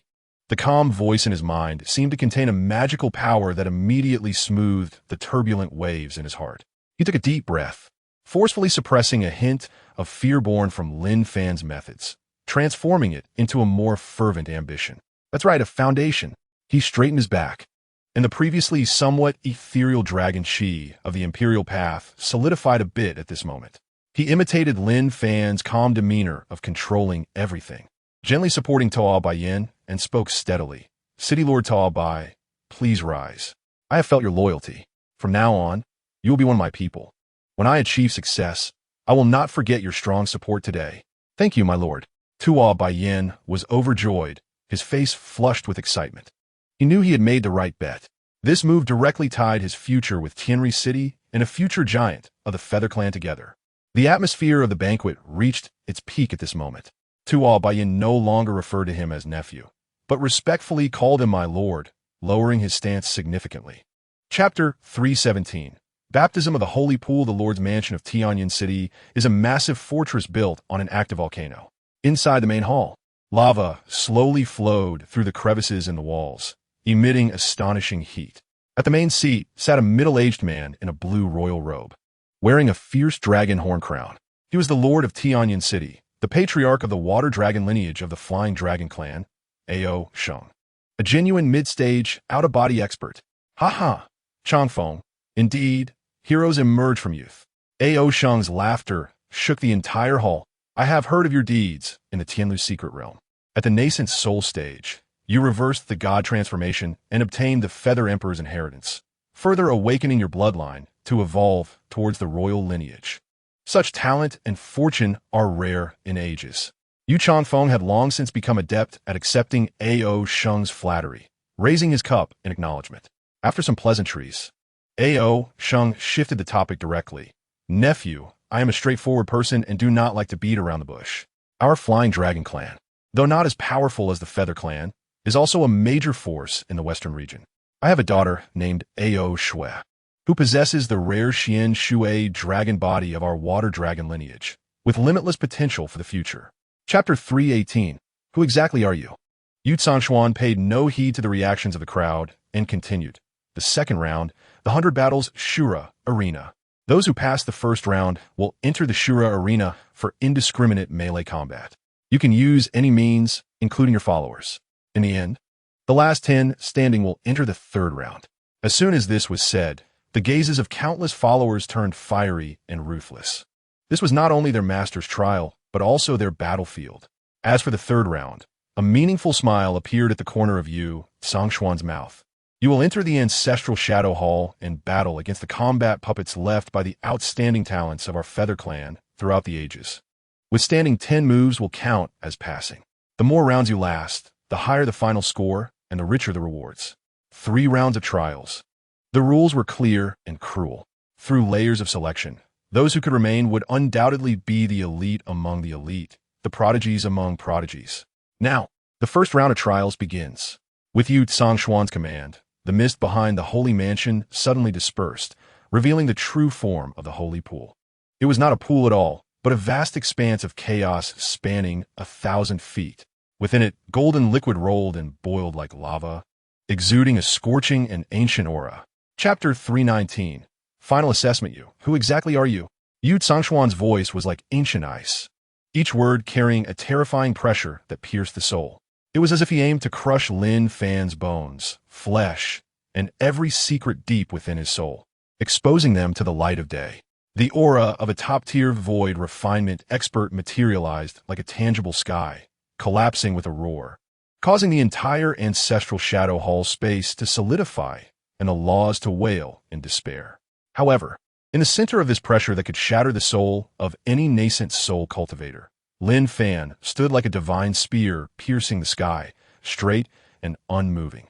His expression remained calm, his ancient well-like eyes even showing no ripple. This sudden scene raised everyone's hearts to their throats. Yu Changfeng's expression changed drastically, and he instinctively moved forward, but was stopped by Lin Fan's subtle glance.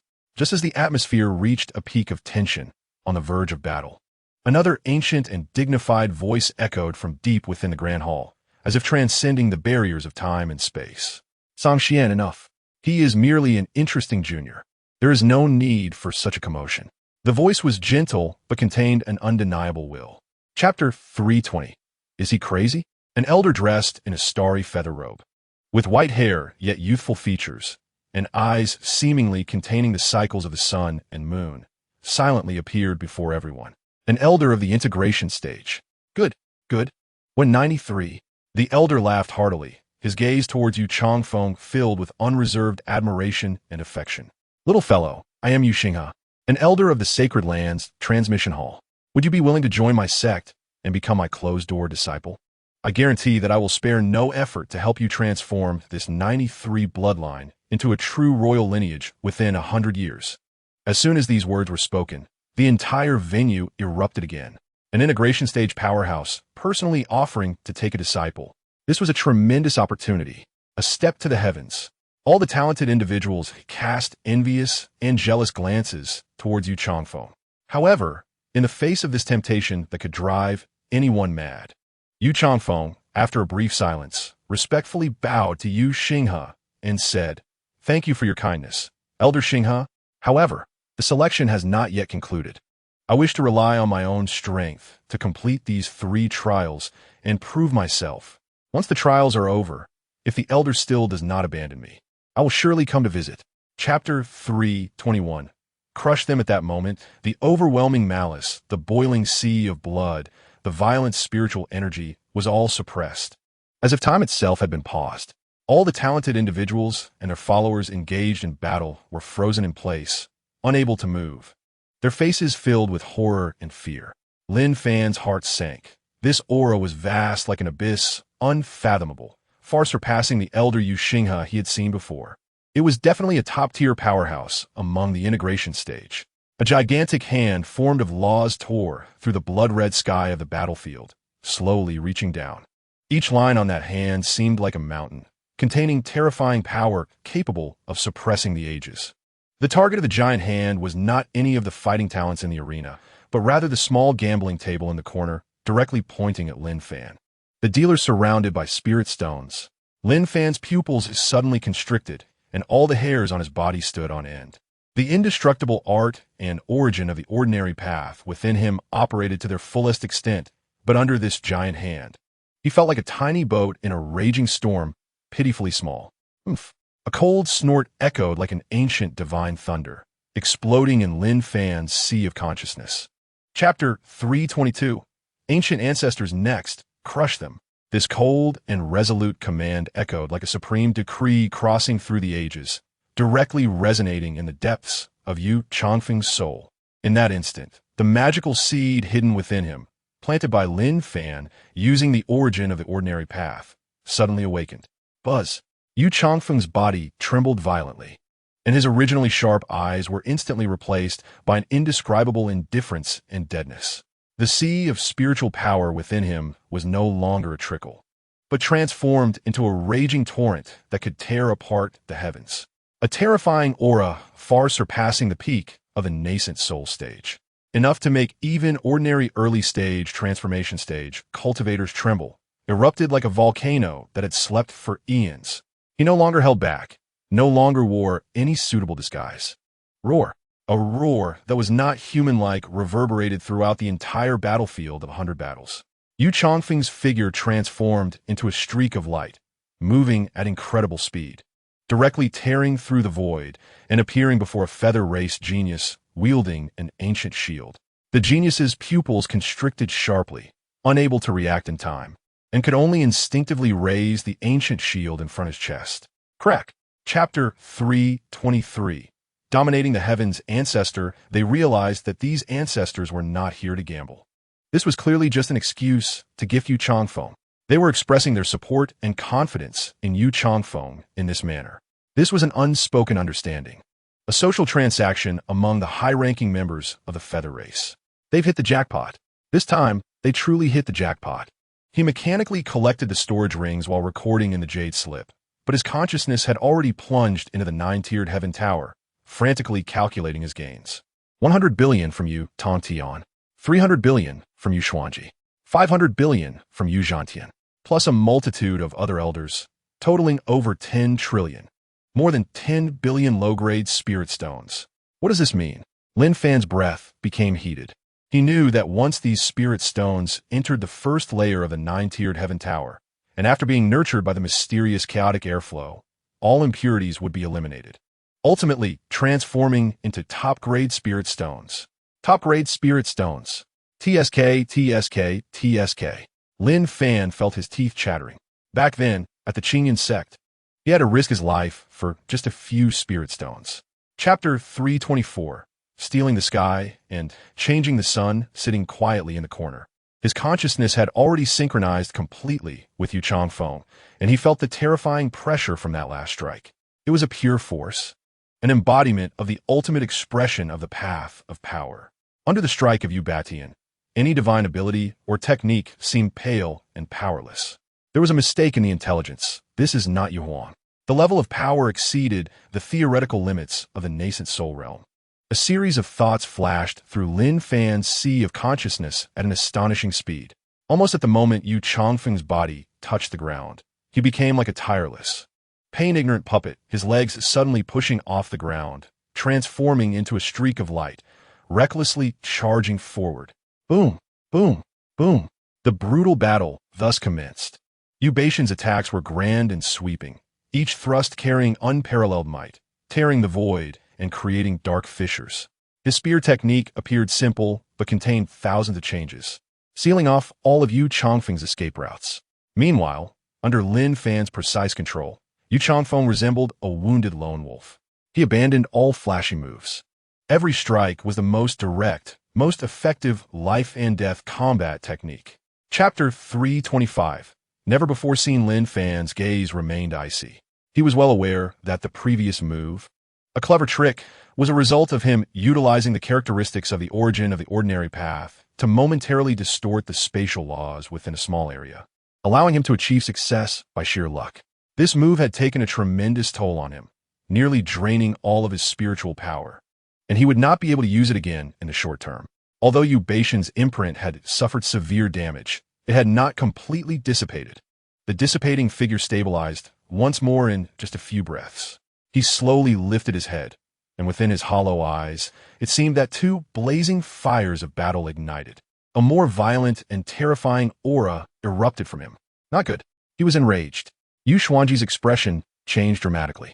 The ancestor of the Yu family was undefeated throughout his life and possessed an invincible belief.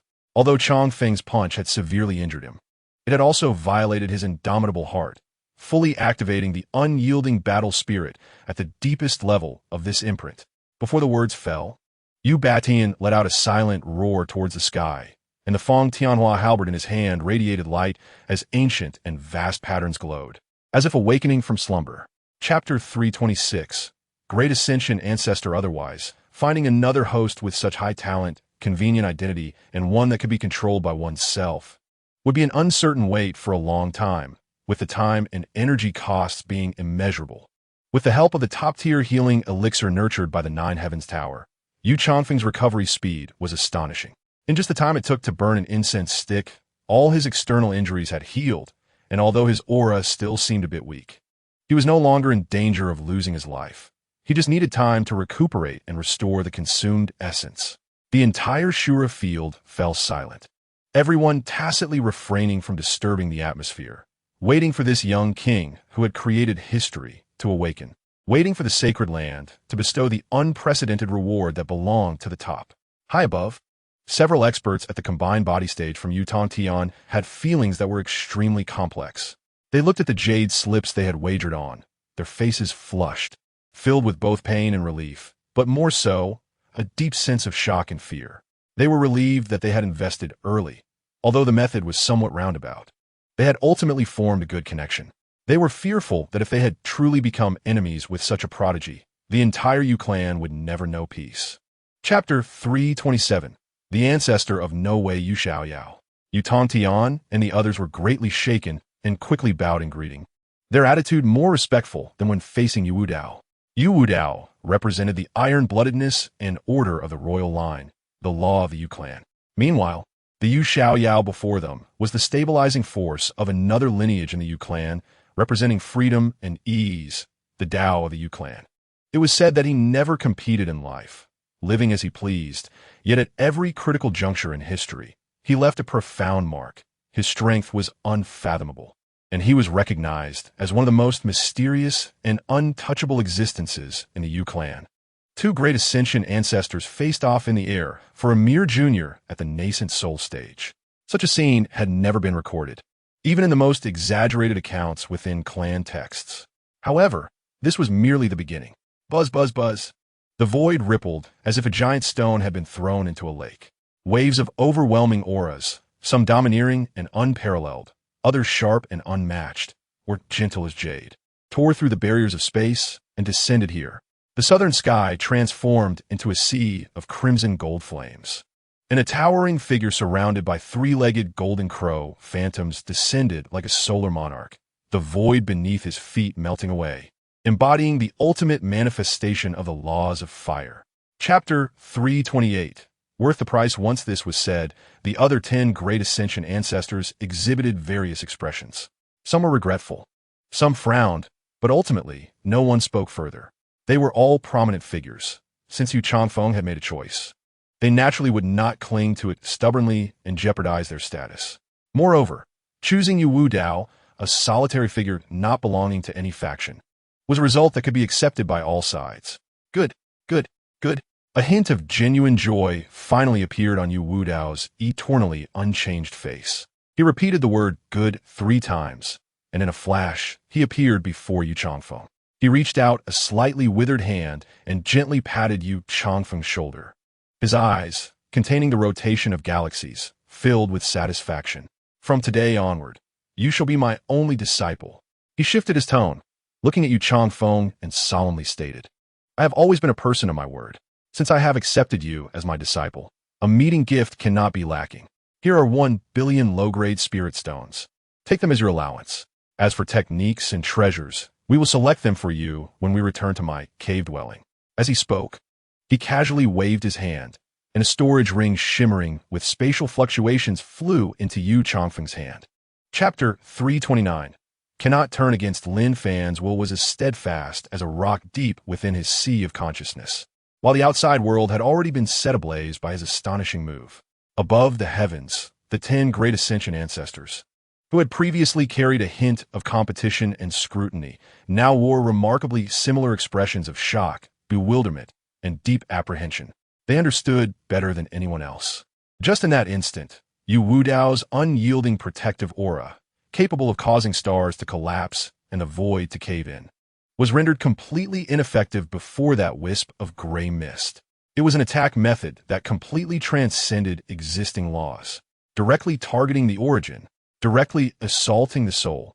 Although it was ultimately blocked by Yu Wudao's unfathomable primordial spirit power, the mere fact that it could cause a momentary stiffness and sway in the body of such a supreme being at the Great Ascension stage was already a legendary tale worthy of being recorded in history. A nascent soul shook the Great Ascension. This was no simple challenge across realms. It was a challenge to the iron laws of the cultivation world, a subversion of understanding that had persisted for eons. What kind of monster was this child? The ancestor bathed in the sea of flame spoke, his voice tinged with dryness. Chapter 330. Heavy News Lin Fan's eyes underwent a rapid transformation from rage to coldness, then to absolute calmness in an instant. He suddenly realized that the person before him was Yu Wudao, a supreme existence at the Great Ascension stage, a terrifying giant who could turn him to ashes with a mere thought. In his presence, he was not even worth comparing to an ant, let alone turning against him now. Even showing a hint of hostility would likely be instantly detected by him. At that time, not only would the gathering spirit fruit be lost, but both his and Yu Changfeng's lives would be in great danger. Endure. He must endure. For the sake of his master, what was this bit of humiliation worth? Lin Fan took a deep breath, forcefully suppressing the overwhelming anger and killing intent deep within his soul. His face even squeezed out a hint of humility and fear befitting his identity as a follower. This subtle psychological change, in the eyes of Yu Wudao, was interpreted as shyness and tension after his thoughts were revealed. This made Yu Wudao's smile even broader. He felt he had completely seen through the little secret between this master and servant, and even felt a bit of admiration in his heart. After all, in his view, to win the heart of a prodigy like Yu Changfeng, this boy named Yu Bufan must certainly have his extraordinary qualities. Chapter 331. Unexpected. The holy son of the Yu clan, the personally taught disciple of the ancestor Yu Wudao, Yu Changfeng, will undertake his first clan mission since becoming the holy son, to go to the fallen immortal ridge and kill the traitor Yu Yi. When the news broke, there was an uproar throughout the Yu clan. But this uproar was not one of shock or worry, but rather a natural understanding, along with envy for Yu Changfeng. Fallen immortal ridge? The traitor Yu Yi? Hee, isn't this just a free achievement? Who would disagree? Although Yu Yi was once a genius of the royal lineage, he is now just a stray dog with a cultivation level merely at the late stage of the nascent soul. And the holy son Changfeng is at the great perfection of nascent soul, a primordial prodigy capable of shaking the Great Ascension ancestor. The gap between them is beyond reasoning. The ancestor truly loves the holy son Changfeng. This first mission is such an easy one, yet perfectly justified, a beautiful task that guarantees great merit. Yes, killing a traitor is indeed a great achievement. When the holy son Changfeng returns, his prestige in the clan will surely rise another level, completely solidifying his status as holy son. Various discussions erupted in every corner of the Yu clan's sacred grounds, with everyone believing that Yu Wudao was paving the way for his beloved disciple. Chapter 332. Perfect. Lin Fan's thoughts raced, but his footsteps did not pause at all. He continued to follow Yu Changfeng like the most loyal shadow, passing through the cold and magnificent starry corridor. His state of mind, after the initial shock, had already settled down, transforming into a bottomless cold pool. The Yu clan, indeed, was like a deep abyss, calm on the surface, yet turbulent beneath, hiding a terrifying vortex that could swallow everything. Factional struggles, royal power games, could lead to irretrievable consequences at any moment. The Yu clan dominates this continent, with a vast population and a multitude of strong beings, far exceeding external imaginations. It is entirely normal for such power struggles to arise in such an ancient and colossal body. Yu Yi, a direct descendant of the royal lineage, is merely a pawn, a discarded piece in this struggle. He can die, but he must not die at the hands of Yu Changfeng, this rising star who is yet to fully integrate into the core of royal power. The decree to kill from the Yu Emperor is less of an order and more of a test, a sword of Damocles hanging over all the geniuses. Whoever accepts it becomes the scapegoat, used up and discarded, perhaps even suffering a backlash that leaves no trace behind. Chapter 333, Who Else Wants to? His voice was hoarse and rough, like two rusty iron sheets rubbing together, filled with blatant malice and greed. The voice was not loud, but it was like a stone thrown into a silent pond, instantly stirring up ripples on this chaotic street. In an instant, hundreds of thousands of gazes converged like searchlights. The owners of these gazes were varied in form and mixed in race. There were tall figures with gray skin and deep-set eyes, as if they had crawled out of graves. There were short figures carrying enormous alchemical devices that were completely mismatched with their size, their eyes shining with madness and intelligence. And some remnants of water clans with scales on their bodies, vertical pupils, exuding a cold and damp aura. They might have once been strong in their respective clans, perhaps geniuses of certain sects, or direct descendants of ancient families. But here, in Qinggo City, they all shared a common identity: fugitives. Their homelands could not accommodate them, and their past was a taboo of blood and fire. Here, they had discarded their dignity, cast aside their glory, leaving only the most primitive survival instinct and an insatiable thirst for power and resources. Chapter 334, Mysterious Elder Puff. Puff, puff, puff. A series of muffled sounds like blades piercing flesh, dense as rain beating on banana leaves. Blood gushed upwards like fountains among the crowd. No one could see Lin Fan's movements. They could only see a blurry shadow flitting through the crowd, like a grim reaper. Each flicker was accompanied by the rise of a large head. Those who had just shouted the loudest, those with the most greedy eyes, those who tried to fish in troubled waters, their lives were harvested cheaply in that instant. Heads rolled on the ground, still wearing expressions of astonishment, fear, and confusion. Warm blood stained the filthy street. The rich smell of blood was nauseating. In just a few short breaths, when Lin Fan's figure returned to its original place, there were already more than a dozen headless corpses at his feet. Dozens of heads rolled around like watermelons, and he, dressed in white, remained spotless. The ordinary iron sword in his hand was still dull, as if it had never tasted blood. The smile at the corner of his mouth remained gentle, as if he had just done something trivial. This extreme violence and extreme elegance formed a terrifying contrast that made one's scalp tingle. Chapter 335, South Region, Human Race, Follow Me. The blind man, Lu said hoarsely, turned around, leaning on his cane, and made a series of clicking sounds as he walked deeper into a dark alley in the city. Lin Fan exchanged a glance with Yu Changfeng beside him, and then stepped forward to follow. Seeing the blind man, Lu personally leading the way, the surrounding thugs became silent, as if they had been frozen, not daring to make any movements. They knew very well that Lu was in a transcendent position in Qinggo City, an existence that even the three major forces were unwilling to provoke easily. With him taking the lead, there would be no room for anyone else to intervene. Everyone could only watch helplessly as that huge wealth slipped away from in front of them, filled with unwillingness and helplessness in their hearts. The alleys of Qinggo City were as complicated as a spider's web, dark and damp. The walls were covered with moss and unknown stains, and the air was perpetually filled with a stench of decay mixed with blood. Blind man Lu walked in front, neither fast nor slow, with each thud of his wooden stick seeming to pulse with the rhythm of the entire city. Lin Fan and Yu Changfeng follow behind, their expressions calm, their powerful divine senses already spread out, alert to any possible movements around them. Chapter 336, not yielding to softness or hardness. No. Who is it? Who is plotting against me? In the next moment, a withered hand, entirely composed of runes and powers of laws, reached deep into the crevice. Like an eagle grabbing a chick, forcibly pulling out a small, weak figure. It was a strange being, less than 3 feet tall, with gray-green skin, large flapping ears, and an eagle-like hooked nose. It is wearing a luxurious golden robe, embroidered with intricate patterns, exuding a strong fluctuation of earth element spiritual power. At this moment, its cultivation aura is so powerful that it is almost suffocating. It is at the transformation stage. Moreover, it is a top-tier expert in the mid-stage of transformation. The terrifying pressure unique to transformation stage cultivators, which merges with the laws of heaven and earth, causes the ruins to tremble slightly, even with just a trace of it dissipating. Lin Fan from the Goblin Clan's gaze sharpened.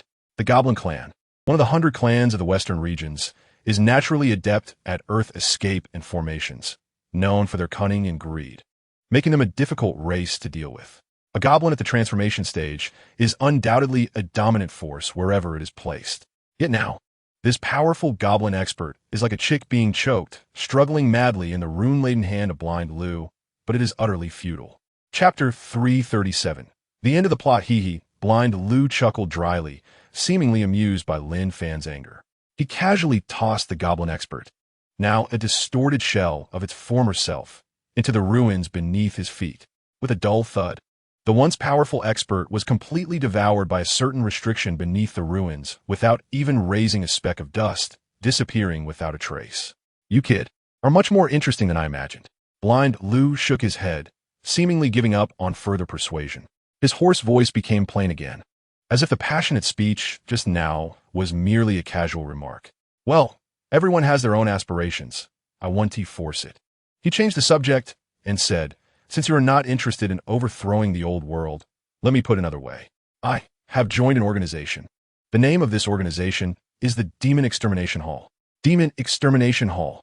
The 3 words are simple and direct, yet they exude a domineering and ruthless aura that surpasses all. To eradicate all demons in the world. Our purpose in the Demon Extermination Hall is very simple. Blind Lu said slowly, to slay alien races and restore humanity.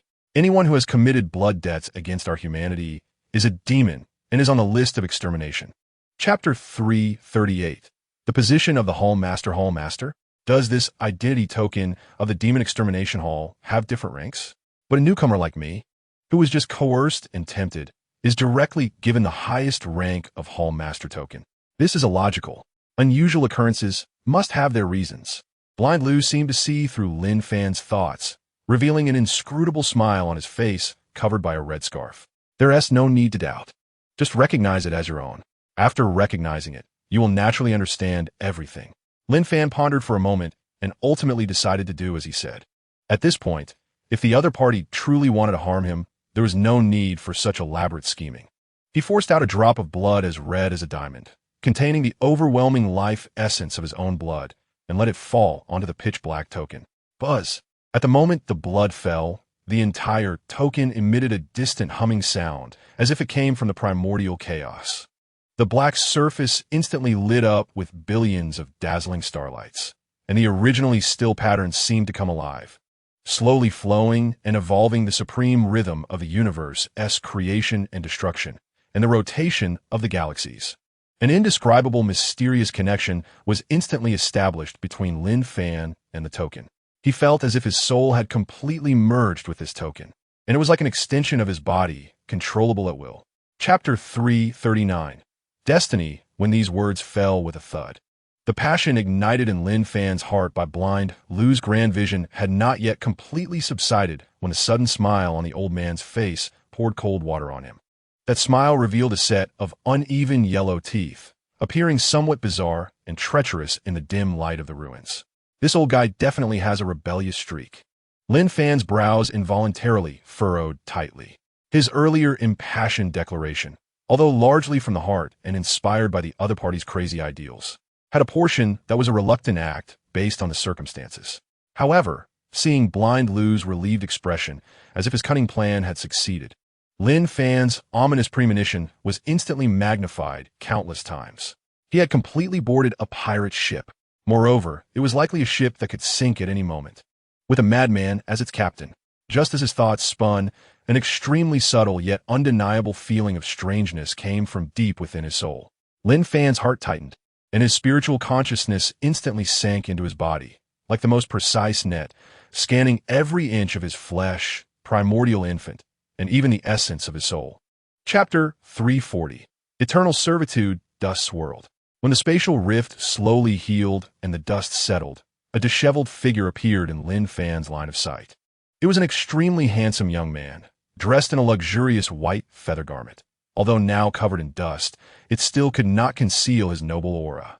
The most striking feature was the pair of wings behind him, which were folding and shimmering with a faint golden light. That gold was not cultivated, but stemmed from deep within his bloodline, symbolizing the purest royal lineage of the Feather Clan.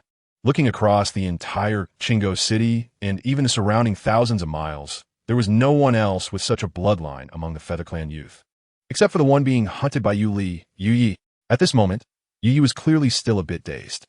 Just a moment ago, he was in a very secret underground cave, carefully concealing his aura, evading the pursuit of the hounds under Yu Li's command.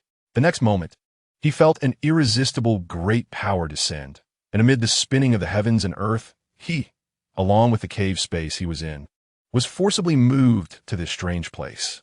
Such means had completely exceeded his understanding.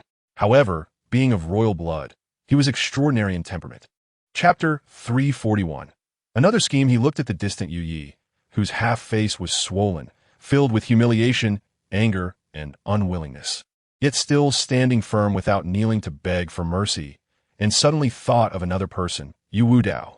Back in the Begins city, Yu Wudao had once told him that the competition among the royal bloodlines of the Feather Clan was far more brutal than outsiders imagined. It was a divine staircase, paved with the corpses and blood of countless kin brothers and sisters. Those who could stand out in such an environment were not simple characters. The losers often faced a tragic end. The Yu Yi before him was clearly a loser on this bloody path. Yet within him, there must also be buried a deep hatred for the victor, Yu Li. This hatred, while fundamentally different from his hatred towards the Feather Clan, was likely equally intense. A pawn filled with hatred and possessing royal blood talent. Lin Fan's gaze gradually deepened. To enslave him? It's not impossible. With my own soul cultivation and the mysteriousness of the ordinary Dao source technique, it's not too difficult to plan a restriction in his soul. But I already have the magic puppet Yu Changfeng. This Yu Changfeng is absolutely loyal and powerful enough to handle most situations. Chapter 342. Learning to respect. These 6 words were deeply spoken by Lin Fan, as if an invisible thunder had shattered the ancient silence above this ruin. The wind seemed to pause at that moment. Even the clamor and bloody scent coming from the distant beast-like city seemed to be intimidated by this soaring will, momentarily freezing in place. Standing next to him, the blind Lu, with his face covered by a red cloth, had a grin that widened even more, revealing a set of yellowed teeth. His hoarse laughter echoed in the ruins, carrying an indescribable strangeness and satisfaction. Good. What a fine acquisition. The words of the old man were filled with fervor, as if he could already envision them ruling this chaotic city and stirring up the future of the entire western region. However, Lin Fan's state of mind rapidly cooled from the boiling passion at the moment he spoke those words, transforming into a deep abyss of calm and scrutiny. He admitted that the blueprint described by blind Lu, a mad plan to manipulate all the clans of the western region and ignite a massive upheaval that would sweep across the heavens and earth, indeed stirred his emotions. Chapter 343. Laughing in anger. Yu Changfeng. Lin Fan casually uttered 3 words. Let them be quiet. Understood. A hoarse, hollow voice devoid of any emotion echoed from the shadow behind Lin Fan. The magic puppet Yu Changfeng, which had been standing like a statue, moved. There was no explosive momentum or any flashy actions. It simply raised its hand. Buzz. An indescribable, terrifying pressure. Like an ancient flood breaking its dam or billions of stars collapsing at once, instantly enveloped the space in front of the city lord's mansion. It was an absolute oppression from the level of life. It was a god's indifferent gaze upon mortals. The might of transformation was beyond the comprehension of mere golden core ants. Thud, thud. 2 muffled sounds almost indistinguishable from one another. The two golden core guards who had just been arrogant and imperious did not even have time to scream. Their expressions instantly froze in fear and horror. Their bodies seemed to be crushed by an invisible divine mountain. Their knees buckled, and they uncontrollably knelt on the ground. The hard-black stone floor was smashed into two spiderweb-like deep pits by their kneecaps. Chapter 344. He is your man. He lay among the ruins, his bones shattered, blood flowing from all 7 orifices, a clear palm print deeply embedded in his chest, his breath weak to the extreme, only a final breath hanging on, unable to even move a finger. A mid-stage nascent soul powerhouse, the captain of the City Lord's Guard, was just so easily disabled. The entire scene was deathly silent. All the onlooking cultivators looked at Lin Fan and Yu Chongfeng with the eyes of seeing a monster, their throats feeling as if stuffed with cotton. Unable to say a word. This was no mere crossing river dragon. This was clearly a death demon from the 9 hells. In this oppressive silence, a more terrifying and suffocating aura finally emerged from deep within the City Lord's mansion. Arrogant, bold ruffians. How dare you commit murder in the City Lord's mansion? Kill. Kill them. Accompanied by shouts filled with towering rage, 9 unmatched powerful auras rose like 9 blood-red suns from deep within the mansion. The next moment, 9 figures, as fast as lightning, appeared before the mansion's gate. These 9 individuals, like the previous captain, were all dressed in standard black armor, but their auras were far more powerful. Chapter 345. I bet with you, he is our new master. When these last few words thundered in Jin Buhuan's ears, even he, who had long been accustomed to great storms and whose mind was as steady as a mountain, could not hide the unexpected shock on his plump face. New master? These 3 words were so arrogant and absurd. Jin Buhuan had controlled Qinggo City for hundreds of years, backed by the vast Wanbao Merchants Association. On the surface, he was the city lord, but in secret, he was the uncrowned king of this chaotic land. Even the 3 major dominant forces, the southern domains clan, the northern border's demonic descendants, and the western desert's demon court, would have to weigh Jin Buhuan's influence before attempting to meddle in Qinggo City's affairs. Now, this unknown blind man actually pointed at the young man outside, who was merely at the late stage of the nascent soul, claiming he was his new master. It was simply the height of absurdity. The air in the study seemed to freeze at that moment. The faint, terrifying pressure suddenly became heavy. The incense smoke no longer curling upward, but pressed firmly against the ground. Even the tea on the table stopped rippling, the surface smooth as a mirror, reflecting Jin Buhuan's eyes, which were slightly squinted and shining with a dangerous light. Chapter 346. You die? I die you. You are insane? Jin Buhuan's voice trembled. Looking at Jin Buhuan's terrified expression, blind Lu chuckled disinterestedly and shook his head. Alas, indeed, in this world, there are very few who dare to play this grand drama with me, an old man. He sighed, seeming a bit disappointed, but then suddenly seemed to remember something, a smile reappearing on his lips. But never mind, at least that little fellow named Lin Fan outside is quite decent, although his cultivation level is lacking. The courage to follow me in overturning the table is rare. With courage, there are all possibilities. Blind Lu's thoughts drifted, while the battlefield outside had already turned upside down. Kill. Blood Slaughter Li Tsung finally made his move. When he saw that his 9 nascent soul captains had been slaughtered by an unknown young man in just the span of a stick of incense. With the remaining ones injured and in disarray, the icy expression that had remained unchanged for 10,000 years finally erupted with immense rage and killing intent. He could no longer wait. If he waited any longer, his old face, along with the entire mansion's authority, would be thoroughly trampled underfoot by these 2 madmen. Chapter 347. Repairing Dao injuries. The captain's scalp tingled, and without thinking, he violently smashed a method seal behind him, simultaneously burning his essence blood to execute the blood escape technique, transforming into a beam of blood light, about to break through the air. But just as he turned into a blood rainbow, a pale, slender hand, containing explosive power, silently penetrated the void, arriving first, and gently pressed on his crown. Crack! A crisp sound of bones cracking echoed.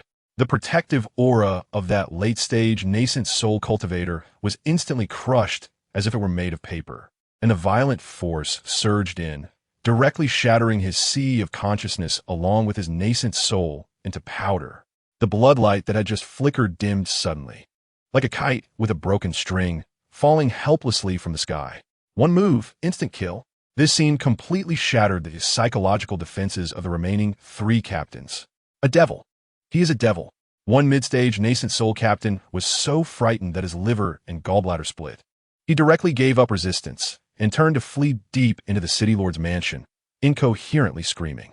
Lin Fan's eyes were cold. He didn't even glance at him, just flicked his finger. Whoosh! A sword chi, refined to the extreme, shot through the air like a meteor cutting through the night sky, trailing a long tail, instantly catching up to the fleeing figure and piercing through his back. Chapter 348. Crucial importance if before he had submitted out of fear of death. Now, a glimmer of true hope and ambition had quietly risen in his heart. Perhaps following this group of madmen could indeed forge a different future. He struggled to get up from the ground, deeply bowing to the blind Lu, his voice hoarse but filled with unprecedented respect. I, Jin Buhuan, the sinner, wish to serve young Master Lin Fan as my lord. From now on, I will never shy away from death. Blind Lu nodded in satisfaction, a smile of someone who could be taught appearing on his face. The battle outside was also nearing its end. Li Tsong was covered in blood, hair disheveled, in a state of utter disarray. His shoulder blade was pierced, demonic energy invading his body, suppressing his strength by more than 30%. On the opposite side, Yu Changfeng, though his chest was concave and his body riddled with cracks, still exuded a fierce, fearless madness, undiminished. In this ebb and flow, Li Tsong had completely fallen to the disadvantage, forced to defend passively, struggling to hold on. His heart was filled with frustration and despair. He knew that today he would probably fall here. Just then, a calm voice came from within the city lord's mansion, clearly ringing in everyone's ears. Chapter 349. The winds rise and clouds gather. Lin Fan took a deep breath and slowly uttered 3 words. Spirit gathering fruit. Spirit gathering fruit? Blind Lu's hand holding the teacup paused slightly in midair. For the first time, a hint of surprise appeared on his otherwise impassive old face. What do you want that for? Blind Lu set down the teacup, his tone becoming serious. The spirit gathering fruit is a top-notch treasure in the world, one of the fundamental treasures upon which the Feather Clan relies. This fruit blooms once every 3,000 years, bears fruit after another 3,000 years, and takes it another 3,000 years to mature. Each time it bears fruit, there are only a handful of them. Its greatest effect is to wash the soul, condense the true spirit, and enhance the power of the soul's origin. Such a level of heavenly material and earthly treasure is, for those whose lifespans are nearing their end and whose souls are beginning to decay, akin to a second life. Within the Feather Clan, countless ancient beings who have lived for who knows how many tens of thousands of years are eagerly waiting for this item to prolong their lives or use it to break through to higher realms. Trying to snatch food from their mouths is no easy task. Lin Fan's gaze was unwavering, showing no signs of wavering. My master was injured while saving me, and her soul is damaged, leaving her in a coma. Common soul-nourishing elixirs can only sustain her life, but cannot repair her damaged origin. I have searched through ancient texts, and only the spirit gathering fruit can potentially awaken her. Chapter 350. The heavens take an oath. The atmosphere in the secret chamber became incredibly intense due to Lin Fan's bold words and Jin Buhuan's complete submission. Jin Buhuan's old face flushed with excitement, as if he could already foresee following Lin Fan to the pinnacle, looking down upon the glory of eternity. However, at the center of this fervor, Lin Fan remained exceptionally calm. His gaze shifted away from the overly excited Jin Buhuan and finally landed on the blind Lu, who had maintained a mysterious smile throughout, as if everything was within his grasp. The fervent oaths and grand visions were merely superficial. Lin Fan's heart was like an unfathomable ancient well, showing no ripples whatsoever. He never believed that opportunities would fall from the sky, nor did he trust that there would be goodwill without reason in this world. The appearance of blind Lu was itself filled with strangeness. He was unimaginably powerful, and his style of action was inscrutable. He had guided Lin Fan step by step, suppressed Jin Buhuan, and paved the way for himself. Now he had thrown out the bait of the spirit gathering fruit, which Lin Fan could not refuse, with the ultimate goal of having Lin Fan carry the flag of the Demon Slayer Hall. All of this was too logical, too seamless, as if it were a grand play with a pre-written script, and Lin Fan was merely the chosen protagonist. Chapter 351. Luring the snake out of its hole, heavenly Tao oath. This is the most malicious and effective oath in the cultivation world. Once established, it will connect with the laws of the heavenly Tao in the dark. Once violated, the oath will take effect, and no matter how high your cultivation, you cannot escape punishment. Lin Fan's action could not be described as anything but ruthless. It was almost forcing Blind Lu into a corner, cutting off all his chances of regret. The air in the secret chamber seemed to freeze at this moment.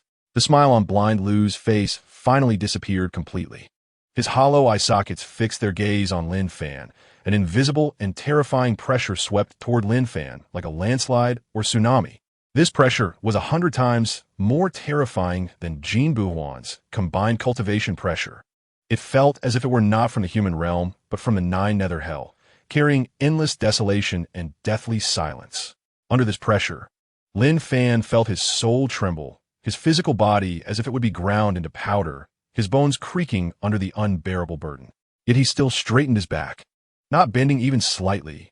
His eyes showed no fear or retreat, but rather burned with an even fiercer flame, defiantly meeting that terrifying pressure. Chapter 352. The new city Lord Lin Fan's voice was not loud, but it resonated like a great bell in the secret chamber, shaking the souls of those present. Blind Lu merely chuckled in response. However, Lin Fan's heart at this moment was not as relaxed as he appeared. The reason he dared to act this way was not blind arrogance, but rather a clear understanding and careful consideration. Blind Lu's strength was his greatest variable and his biggest trump card. If it were not for the spirit gathering fruit from the ancestral land of the Feather Clan, Lin Fan would never linger here. He silently recited the soul-replenishing pill in his heart, a hint of tenderness and determination flashing in his eyes. He had gathered the 5 types of heavenly materials and earthly treasures needed to refine the soul-replenishing pill. If he could obtain the spirit-gathering fruit in the western region, he would have 6. With the reincarnation grass from the ancient family in the central region, he would have all 7 types of medicinal materials. At that time, his master, Lu Qingzhu, who had never looked down on his poor talent and even had an accidental marital bond with him, would awaken. He would never allow Lu Qingzhu to remain in eternal slumber. The internal space of the ninefold heaven tower has a different flow of time compared to the outside world. 1 day outside is equivalent to 10 days inside the tower. This provides Lin Fan with precious time for cultivation and allows him to frequently visit his sleeping master in the crystal coffin. Chapter 353. The might of transformation God in the crowd. A buzzing sound erupted instantly. The Yuan Ing old monsters, who had been attracted by the transformation God pill formula, initially held a bit of awe towards the new city lord. However, upon seeing Lin Fan's true cultivation level, their disdain and contempt could no longer be suppressed. Especially those powerful beings at the transformation God stage, who revealed mockery on their faces, their eyes filled with amusement. In their eyes, Lin Fan was merely a young junior, relying on a pill formula of unknown origin, try to show off in front of them. Simply a delusion. Everyone who has come from afar, Lin, welcome you. Lin Fan's voice was not loud, but it contained a peculiar penetrating power that clearly reached everyone's ears. He ignored the disdainful gazes below, simply smiled faintly, and continued. You must already know that I have gathered everyone here to discuss the future of Chingo City and the surrounding territories of 1,000,000 miles. Future? Ha ha! A rough laugh echoed like thunder, coming from the leader of the Black Wind Gang, Black Wind Old Ancestor. He was tall and muscular, resembling an iron tower. At this moment, he spoke with a hoarse voice, full of unabashed sarcasm. Little brat, do you really think that with your late Yuaning cultivation, you can sit on equal footing with us and discuss some future? Chapter 354. I don't believe it. He did not move, but with a flick of his left hand, the Qingming sword transformed into a streak of light, soaring upward against the current, meeting Duanmu Si's giant axe with a sharpness capable of tearing the heavens apart. Clang! The deafening sound of metal clashing echoed through the valley, and the residual spirit power surged like a tsunami, instantly flattening the surrounding ancient rocks and trees. To everyone's surprise, the black-shot giant axe, which contained all of Duanmu Si's power at the early transformation god stage, was actually blocked by the Qingming sword, leaving not even a crack. In contrast, Duanmu Si felt an overwhelming force coming from the axe, causing his arms to go numb and his body to tremble. He staggered back several steps before barely stabilizing himself. A hint of shock flashed in Duanmuxi's eyes, but it was quickly replaced by rage. He refused to believe it and roared again, unleashing his spirit power like a volcanic eruption. The murderous aura on the giant axe intensified, and he struck at Lin Fan with 3 axes in succession, each more ferocious and cunning than the last. Blackshaw's triple slash. However, Lin Fan remained as leisurely as walking in a garden. Wearing the dragon scale armor, he let the violent axe winds and murderous aura hit him without raising even a ripple. That terrifying transformation god attack fell on the dragon scale armor, as if a mud cow had entered the sea, instantly dissipating without a trace. Chapter 355, True Foundation. He clasped his hands together, and a dark green energy sphere rapidly condensed. Within the sphere, ghostly figures wailed, emitting a terrifying aura that corroded everything. Blackshaw, soul-devouring sphere. The energy sphere howled through the air toward Lin Fan. Without dodging, Lin Fan flicked his flying sword, and a streak of blue sword light instantly condensed at the sword tip, as if it were substantial. Break! The sword light collided with the energy sphere. Boom! With a loud explosion, the energy sphere instantly shattered, and the dark green energy splattered everywhere, corroding the surrounding ground into patches of charred black. However, that streak of blue sword light surged through the energy sphere, its momentum unabated, heading straight for Duanmuxi's face. Duanmuxi's was horrified. He did not expect that his full power strike, even after suppressing his realm, would be so easily neutralized by Lin Fan. He hurriedly turned his head to dodge. The sword light grazed his cheek, leaving a bloody mark, and the sharp pain made him fully awake. This kid is not an ordinary yuan-ing cultivator. Duanmuxi's heart was filled with dread. Lin Fan's control over power, grasp of battle rhythm, and that exquisite sword technique far exceeded what a suppressed realm transformation god could comprehend. Chapter 356, A Change is Coming. Boom. The title of Hall Master sounded like a thunderclap in the minds of all the cultivators. In the valley, it instantly fell into a dead silence. Hundreds of cultivators, regardless of yuan-ing, transformation god, or even those concealed out-of-body stage experts, stood frozen in place, their faces blank, their pupils contracting sharply. Their minds went blank, as if their thoughts had been completely frozen by some invisible force. Hall Master. He actually bowed to Lin Fan, and even called himself a subordinate. How is this possible? Black-Wind Old Ancestor's eyes were almost popping out. He had never witnessed such an absurd scene in his long life. A dignified integration stage powerhouse, the actual ruler of Qinggo City, actually showed such respect to a late Yuan-ing Jr. by calling him Hall Master. Xue Wuyo and Ing Wudi were even more pale, their previous disdain and contempt for Lin Fan now piercing their hearts like sharp blades. They recalled Lin Fan's 2 top-grade spirit treasures, remembered his unfathomable combat experience, and everything suddenly connected. This was no ordinary late Yuan-ing cultivator. Chapter 357. The spirit tongue fairy. This stay was certainly not to invite them for tea, but to take their lives, making them forever close their mouths and bring everything they witnessed today into reincarnation. In the cruel cultivation world, compassion is the most undesirable trait. Without thunderous means, one cannot suppress small evildoers. Without an iron-fisted approach, one cannot gather people's hearts. If today's events were to spread, they would certainly shock a region, but would also attract countless forces prying and wariness. Eradicating these potential informants was the least risky and most effective choice. Baiyang had lived for thousands of years and understood this path well. In his view, since the Hall Master had already revealed his trump card, it would be better to be more decisive and crush all unstable factors in the cradle with absolute force. Below the high platform, those cultivators who had just sworn loyalty were all pale with shock. They clearly felt Baiyang's undisguised killing intent, each one silent as a cicada in winter, not daring to breathe. They finally realized that this integration stage powerhouse was far from the gentle appearance he projected. Deep down, he was a tyrant emerging from a sea of corpses and rivers of blood. Chapter 358. The 10 Great Courtesans. Qinggo City is indeed a city of cultivators. Even at night, it is still brightly lit, resembling daylight. Countless streams of light weave and shuttle through the sky above the city, forming a splendid web of light.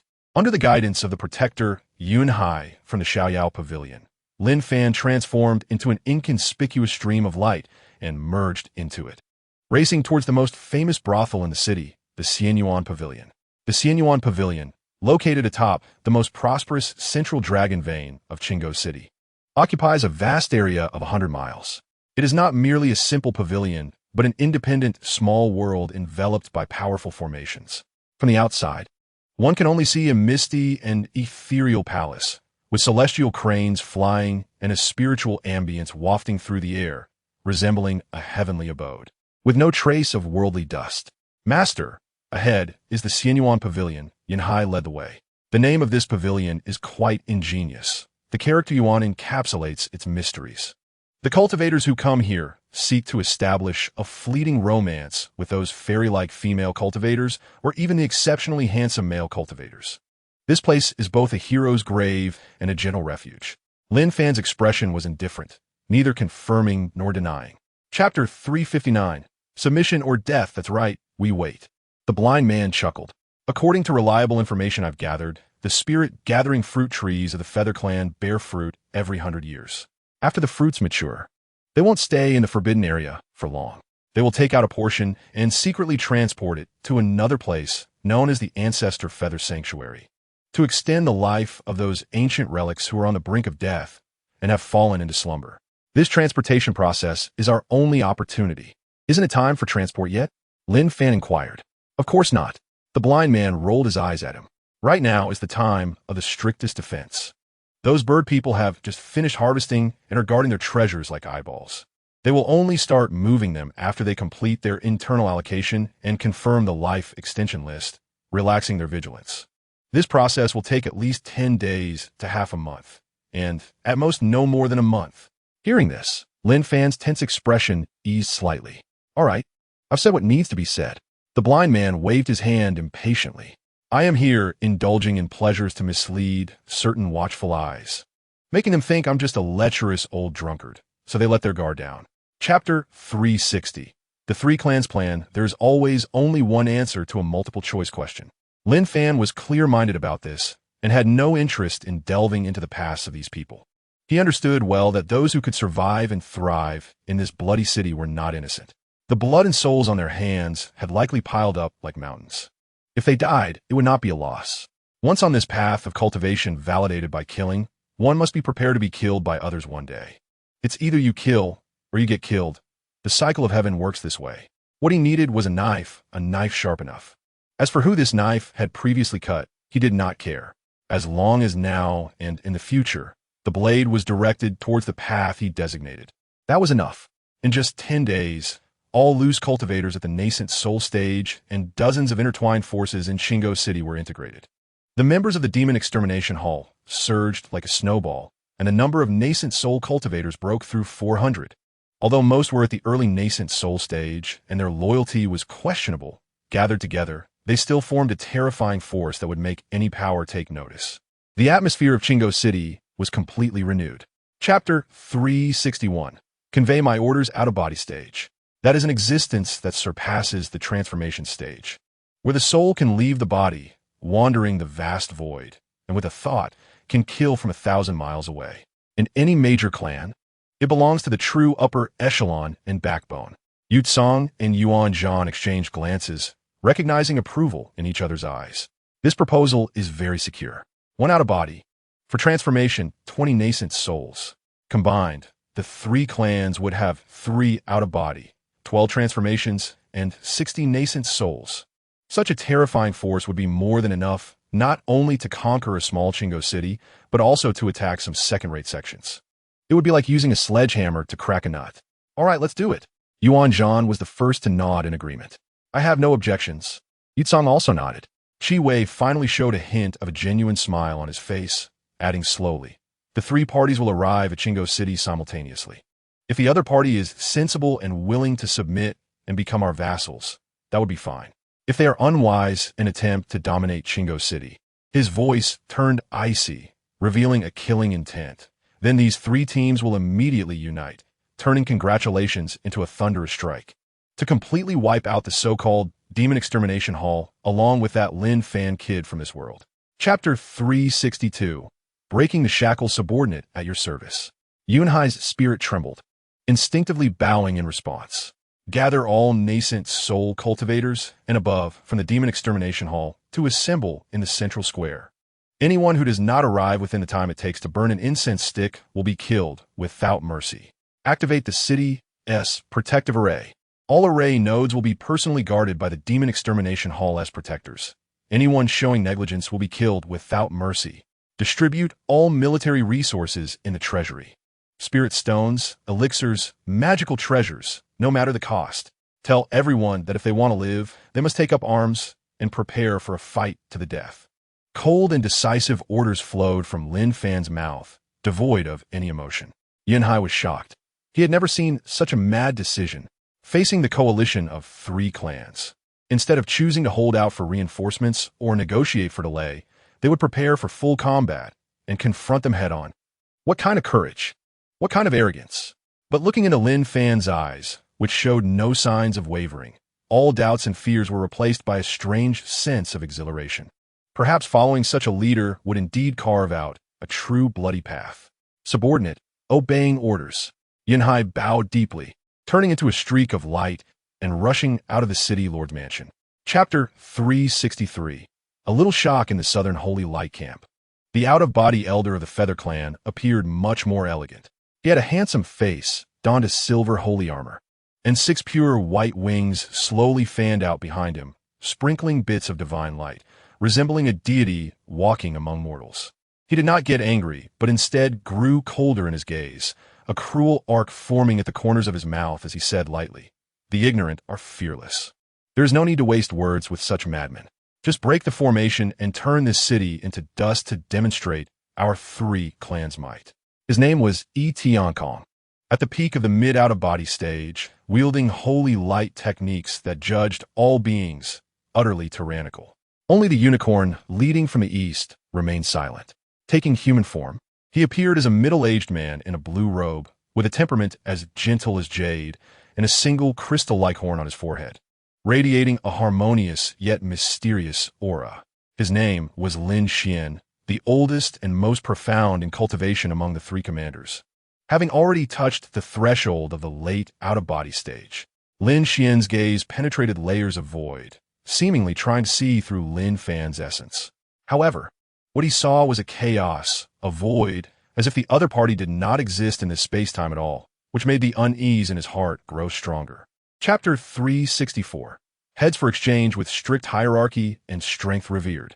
This is the Iron Rule Lin Fan set for the Demon Extermination Hall. At this moment, Lin Fan was seated atop the white jade throne at the highest point of the main hall. On both sides of him stood a woman of stunning beauty and graceful figure. The woman on the left wore an ice-blue gown, her demeanor as cold as eternal ice.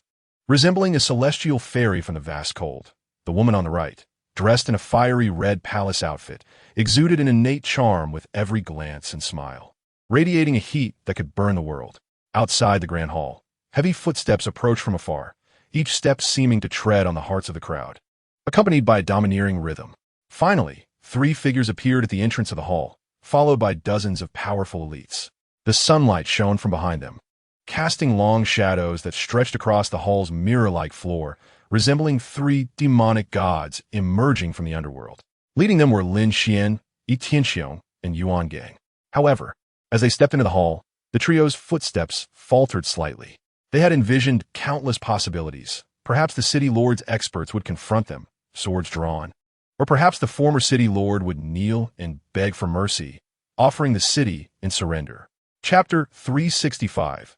Arrogance to this extent, an ordinary Yuaniing realm cultivator. How could he make a dozen unruly out-of-body realm experts bow down and submit? What gave him the power to force a powerful being of the He-Ti realm to willingly step down? There must be a tremendous secret hidden behind this. The sharp-eyed Ho Field stared intently at Lin Fan and asked sharply, Who exactly are you? Which force do you come from? I tell you, this is the territory of my Demon Monkey Clan, the Feather Clan, and the Unicorn Clan. If other races want to meddle here, aren't they reaching too far? Be careful, or you might lose your hands. His words were laced with threats. In his view, Lin Fan must have a powerful force backing him, aiming to carve out a share in the western region. He had to uncover the opponent's background. However, Lin Fan showed no interest in answering him. He merely lifted his eyelids, casting a faint glance at Zhang Laosan beside him, giving a subtle signal. Then, a cold and emotionless voice echoed in the hall. "Take him down. Tonight, everyone will have monkey brain." As the words fell, the entire hall was shocked. No one expected Lin Fan to be so decisive, so domineering. Chapter 366.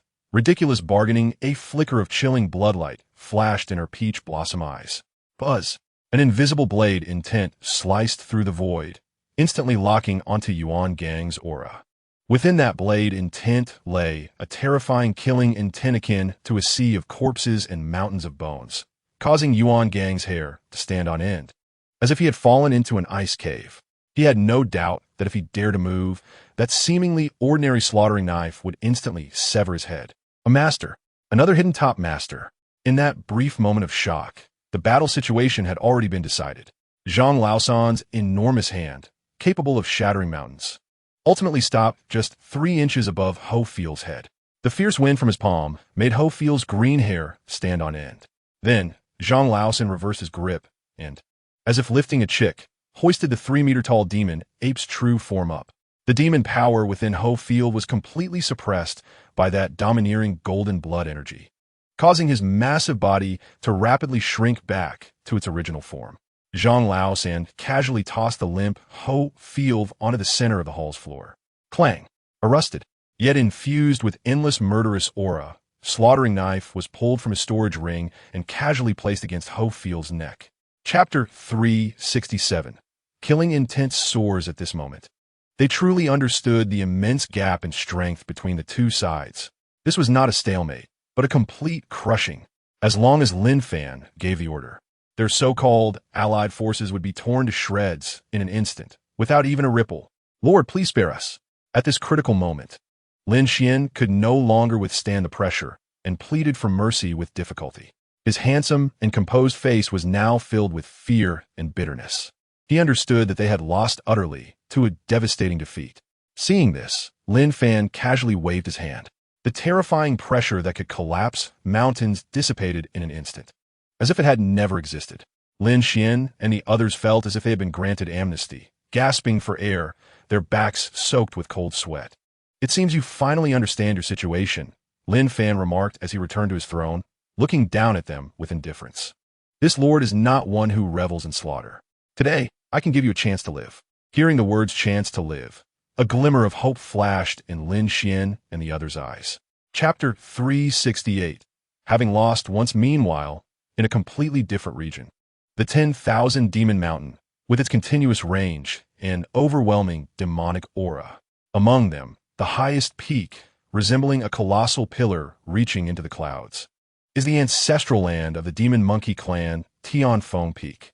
Inside the council hall at the peak, the elder Yuan Gang of the Demon Monkey Clan was reporting everything that had happened in Qinggo City word for word to an old monkey seated in the central stone seat. The old monkey appeared emaciated, with gray-white fur, as if he could expire at any moment. But upon hearing Yuan Gang's account, especially when he heard that Ho Fiel was forced to swear an oath of heavenly path and become a servant, his originally murky eyes suddenly shot forth 2 terrifying beams of golden light. Boom! A dominating and overwhelming demonic might, as if it could overturn the heavens and the earth, erupted violently from his frail body. The entire Tianfeng Peak trembled violently under this pressure, and countless demon beasts prostrated on the ground, trembling in fear. Good! What a demon slaughtering hall! What a Lin Hall master! The old monkey slowly stood up, his frail body at that moment seeming to become towering and formidable. Our Demon Ape clan, from ancient times to now, has never had a precedent of our clansmen being forced into servitude. This child is using a knife to carve out our clan's heart. Chapter 369. Who can resist? This is a magnificent yet naive ideal. In this cultivation world where strength is the only truth, wanting those high and mighty royal families who have enjoyed privileges for thousands of years to put down their weapons and treat the ants in their eyes as equals is nothing short of a dream. Thus they failed, and they failed miserably, so much so that their companions from back then have long since rested underground, leaving only these remnants, living and hiding like ghosts in the underground. The demon-slaughtering hall might just be the continuation of that ideal from their past, the last flicker of flame ignited by their unwillingness to accept defeat. Lin Fan acknowledged their ideal and even felt some admiration, because in this world, there is no shortage of strong individuals. But those who dare to wield a knife against the rules of the entire world are rare as phoenix feathers and Sheelan horns. Yet he understood better than anyone that between ideals and reality lies a chasm known as humanity. I have a question. Lin Fan's voice shattered the silence of the Grand Hall, as a dragon-slaying warrior, once seated on a throne piled high with treasures. How can one ensure that new scales do not grow, turning into another evil dragon? His gaze swept over the stone-like figure of Granny May in the corner, as if he were looking at the already distant blind man. Chapter 370, Playing Tricks No More. Dongfang Tianji, the seven-color divine light, surged violently, and within the voice of the ancestor of the Feather Clan, there was finally a hint of incredible anger. His sharp vision immediately detected Yu Buhua's abnormality. That was no longer a living person, but rather a being whose divine soul had been erased by unnatural means, turned into a combat puppet that only knew to obey commands. You dare. The voice of the ancestor of the Feather Clan trembled, a manifestation of extreme rage. To turn a royal genius, burdened with the bloodline of divine feathers, into a puppet? This was the most vicious and cruel humiliation to the Feather Clan. It was 1,000 times worse than killing him directly. What have you done to our clan's Qilin Zi Linzheng and our clan's Ho Fei Lu? At the same time, roars filled with anger and shock echoed from the other two directions. A sense of ominous premonition rose in their hearts. Lin Fan's smile remained unchanged as he snapped his fingers. Two figures flew out from the city lord's mansion, one on the left and one on the right, standing beside him like the most loyal guards. One was a burly figure with a purple horn on his head, the very Lin Zheng of the Unicorn Clan. The other was a member of the Magic Ape Clan, Ho Fei Lu. Chapter 371. Forbidden Treasure. As soon as the words fell, the Monkey King and the Unicorn King actually formed a subtle angle, two terrifying pressures from the combined realm simultaneously locking onto Yu Zhongtian. Yu Zhongtian's face instantly turned as dark as the bottom of a pot. He didn't expect these two brutes to actually dare to join forces. Although he was arrogant, he also understood that facing two life-and-death enemies of the same level at the same time left him with no chance of victory. Damn it! He had been too eager and underestimated their ferocity. But as the ancestor of the Feather Clan, a long-standing overlord in the western region, how could he easily bow his head? Good. Very good. Yu Zhongtian, furious to the point of laughter, the seven-colored divine light erupted from his body, and a pair of huge light wings slowly unfolded behind him, covering the sky and blocking the sun. Since you want to die, I shall fulfill you today. The battle was on the verge of breaking out. Above the Tianzhao mountain, the power of the laws began to collide, the void twisted, and the great Tao mourned. Once the three combined realm experts unleashed their full power here, this mountain, this land, even the surrounding thousands of miles of mountains and rivers, would be leveled. However, just as this destructive aura reached its peak, a plain voice, without warning, echoed at the mountain's peak, clearly reaching the ears of the three of them. Chapter 372. How terrifying is it? Was it still some ancient secret technique capable of instantly elevating momentum? The three old monsters who had lived for countless ages had numerous possibilities flash through their minds.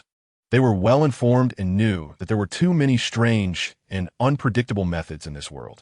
But no matter which one, it was impossible for a transformation realm cultivator to truly possess the strength to threaten their combined realm true bodies. The momentary fear and trembling were gradually replaced by the dignity and confidence of being supreme powerhouses. They were the kings of this land, the masters of the laws. How could they be intimidated by a mere Yuaning junior and an unknown transformation old woman? This was simply ludicrous. Hello, suppressed laugh broke the silence. And on Yu Zhongtian's handsome yet weathered face, a look of extreme disdain and cold mockery slowly emerged. He stared at Lin Fan, his eyes like those of clown. So that's how it is. I was almost fooled by you. His voice was filled with high-handed mockery, an ancient treasure capable of simulating supreme aura. A mysterious transformation old woman. And you, an ignorant Yuaning ant. Is this your trump card? This is the source of your courage to step onto Tianzhao Mountain? Chapter 373. What can you do? Human cultivators, at the same level, usually have weaker physical bodies and combat power compared to the exceptionally talented monster clans. This is an acknowledged iron law. Yet this limping old woman before him could so easily injure the Monkey King, which only indicated one thing. Her realm far surpassed the combined realm, was at the legendary Mahayana realm that had not appeared in the western region for tens of thousands of years. An unparalleled existence in the Mahayana stage? This thought struck like a billion thunderclaps in the minds of Yu Zhongtian and the Unicorn King, leaving them chilled to the bone, their limbs weak, almost losing control of the impulse to turn and flee. Mahayana, that was an existence standing at the very top of this world's pyramid. Each of them possessed the power to destroy the heavens and the earth, truly a living fossil that could be called an immortal. Although their three clans were powerful, in front of a Mahayana cultivator, what were they but chickens and dogs? If the other party wanted to annihilate them, it was merely a matter of flipping a hand. No wonder this kid named Lin Fan dared to be so fearless. It turned out that such a terrifying existence stood behind him. Cold sweat trickled down Yu Zhongtian's forehead.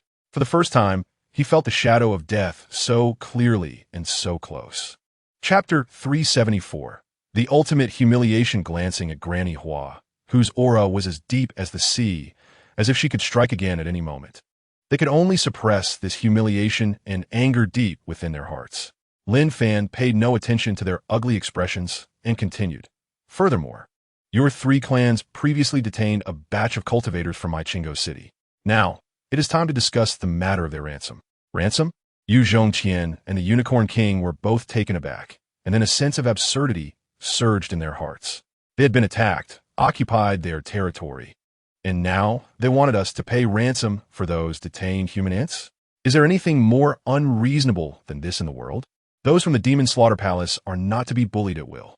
Lin Fan seemed to see through their thoughts, saying lightly, I have calculated the value of each of the cultivators you detained. In total, 300,000 high-grade spirit stones. 300,000 high-grade spirit stones. As soon as this number came out, even Yu Zhongtian and the Unicorn King, with their status, couldn't help but twitch their eyelids fiercely. This was not just a case of asking for a high price. This was simply swallowing the heavens. 300,000 high-grade spirit stones were enough to buy a good-quality low-grade Dao artifact, enough to support a large sex operations for hundreds of years. Chapter 375. Half-step to transformation. The enmity among the three cities had lasted far too long. For the sake of resources, for the sake of territory, for the interests of their respective clans, they had openly and secretly fought for tens of thousands of years, accumulating blood debts and grievances like mountains. This deeply rooted contradiction had reached a point where reconciliation was fundamentally impossible. Asking them to join forces? That would be harder than killing them. Even in their eyes, the emergence of the demon-slaying hall, though a huge threat, might also be an opportunity to use others to weaken the other two, thus allowing themselves to dominate the western region of the Western Territory. The Monkey King, struggling with its injuries, snorted coldly and transformed into a dark golden streak of light, rushing towards its own demon ape city. Its injuries were severe, and it had to return immediately to seclude itself and heal. It remembered today as humiliation. Following closely, the Unicorn King also cast a deep glance at Yu Zhongtian, said nothing, and with a whirl of purple golden divine flames around it, tore through the void and vanished. In the end, on the mountaintop, only Yu Zhongtian remained. He looked in the direction where the two had left, then lowered his head to glance at the glaring pool of blood on the ground. His handsome face displayed a fluctuating expression, sometimes filled with resentment, sometimes fierce, and, at times, deeply wary. Chapter 376. Who can stop me at this moment? In Qinggo City. The atmosphere in front of the City Lord's mansion's massive martial arts arena had reached a freezing point. Thousands of cultivators from Qinggo City surrounded the arena, each wielding weapons. Their faces filled with anger, yet also deep apprehension, not daring to step forward. In the center of the arena, Yu Changfeng knelt on the ground, covered in blood. His body was now riddled with web-like cracks, and a front and back penetrating fist mark on his chest continuously emitted a devastating, oppressive aura, hindering his body's self-repair. Opposite him stood a young man in splendid brocade clothing. The young man had a handsome face, a smirk of frivolity and cruelty at the corner of his mouth. and his cultivation aura was released without reservation, indicating he was at the late stage of the out-of-body realm. That oppressive force felt like an invisible mountain, making all the cultivators present struggle to breathe. A small magic puppet dared to be insolent in front of this young master, truly unaware of its own mortality. The young man watched the dying struggle of Yu Chongfeng with amusement in his eyes, filled with the mockery of a cat playing with a mouse. Who are you? Why are you hurting people in my Chingo city for no reason? A commander from the city lord's mansion gathered his courage to shout sternly. Chapter 377. Human-shaped medicine hoof. Having been tyrannical in the central region for so long, do you really think this vast world allows you to act with impunity? A cold snort sounded like muffled thunder in Zhuo Bufon's ears. The burly man selling tofu had moved without anyone noticing. His massive body, appearing clumsy, took a step forward, seemingly shrinking the distance. Instantly appearing in the path Zhuo Bufon had fled. He still bore that honest expression, but the large hand he extended, akin to a fan, now seemed to envelop an entire realm. With the opening and closing of his 5 fingers, the space was bound, and the laws of the great path wailed. Stop! A simple word escaped, and Zhuo Bufon felt the surrounding void instantly become more solid than divine iron, as if he had crashed into an invisible cage. And that unstoppable escaping light was forcibly halted. Core formation realm? Endless horror and despair finally showed in Zhuo Bufon's eyes. He never dreamed that in this small border town, a tofu seller would turn out to be a giant of the core formation realm. At the same time, several equally formidable auras shot up from various corners of Chingo City, instantly locking onto Zhuo Bufon. One was a hunchbacked old man repairing pots and pans on the street. Another was a drunken man with bleary eyes who spent all day in a tavern. And yet another was a half-aged woman playing seductive music in a brothel. Chapter 378. Gods and demons can be slaughtered, rest assured. I'll 1T let you die so quickly. Lin Fan's fingertip gently traced across Long Yan's face, twisted in fear. Your dragon tendons can be refined into excellent bowstrings. Your dragon bones can be ground into powder, a primary material for refining body-tempering elixirs. Your dragon scales are excellent materials for crafting precious armor. As for your dragon soul, well, it would surely shine brightly when used to light a heavenly lamp. With each word Lin Fan spoke, Long Yan's complexion paled further. By the time Lin Fan finished his last sentence, Long Yan's body was already trembling like a sieve. The innate pride and arrogance within him had long been replaced by boundless fear. He looked at the black-haired young man before him, who wore a smile and spoke gently, feeling that he was 1,000 times more terrifying than the most fearsome demon in the abyss. He initially thought that Lin Fan's previous words were merely to scare him, to establish authority. He never believed that a human would actually have the guts to thoroughly offend the Dragon Clan. But now he believed. From the calm and unperturbed eyes of the other party, he saw an absolute indifference that regarded all things as mere grass dogs. In this person's eyes, the so-called dignity of the Dragon Clan and the so-called racial taboos were nothing but a joke. Chapter 379. Racial blood feud, you mean the demon Monkey King's eyes gleamed fiercely. Exactly. Yu Zhongtian sneered. No matter how strong Granny Hua is, can she surpass a dragon during the tribulation period? As long as we can afford it. The Angel Church is the death warrant hanging over her head.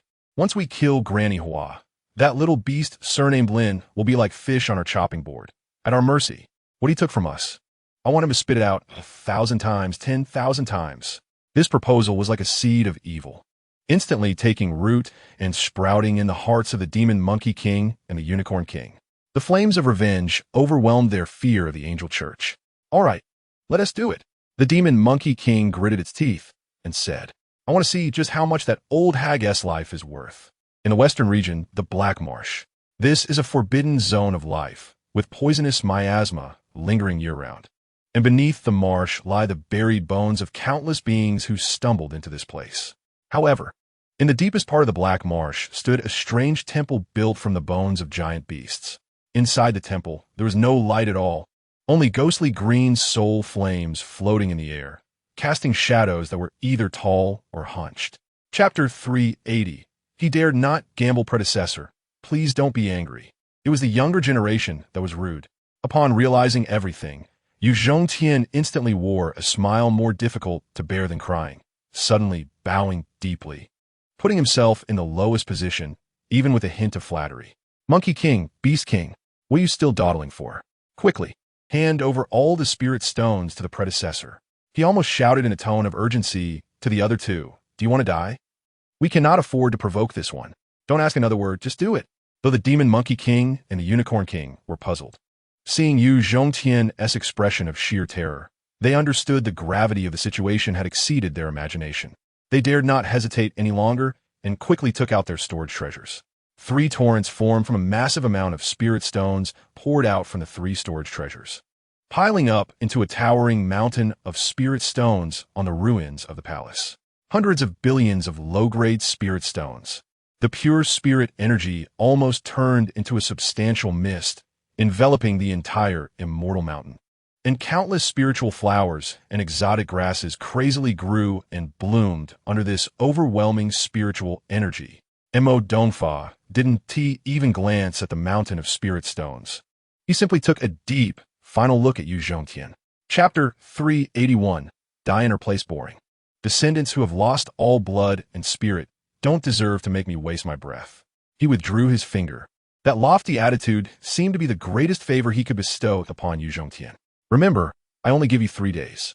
Mo Dongfa turned around, facing away from the 3, and coldly announced, 3 days later, if Granny Hua in Qinggo City is still alive, it means the information you provided is wrong, and the difficulty of the target exceeds this price. The hearts of Yu Zhongtian and the others sank suddenly. A sense of extreme foreboding surged within them. Sure enough, Mo Dongfa's next words made them feel as if they had fallen into an ice cave. At that time, you will need to add another 100 billion. What? Even the irritable Monkey King could not help but exclaim in shock at this moment. This is simply blatant extortion. However, Mo Dongfa seemed not to hear, continuing to speak to himself. Of course, you can also choose not to add. He paused, seemingly leaving the 3 with a glimmer of hope, then crushed that hope with the most brutal tone. If you do not add, this commission will automatically be void, and the 100 billion you paid will be considered a fee for your own foolishness and incompetence. Chapter 382. Incorrect information choose? Is it to let Granny Hua, who has protected Qinggo City for countless years, die, or to let myself, the newly appointed city lord, kill the master of the demon slayers? This is not a choice. It is a mockery, a plaything like a cat toying with a mouse. Beneath the city wall, countless cultivators' hearts sank to the bottom, their faces drained of color. The hope and fighting spirit they had just ignited were utterly crushed by a single casual remark from this old monster in the Great Ascension realm, turning into boundless despair. However, standing atop the city wall, Lin Fan's young and handsome face showed no signs of fear or panic. He even smiled. It was a smile tinged with a hint of coldness, as if he had heard some great joke. Choose. Lin Fan's voice remained calm, but carried a sharpness that was confrontational.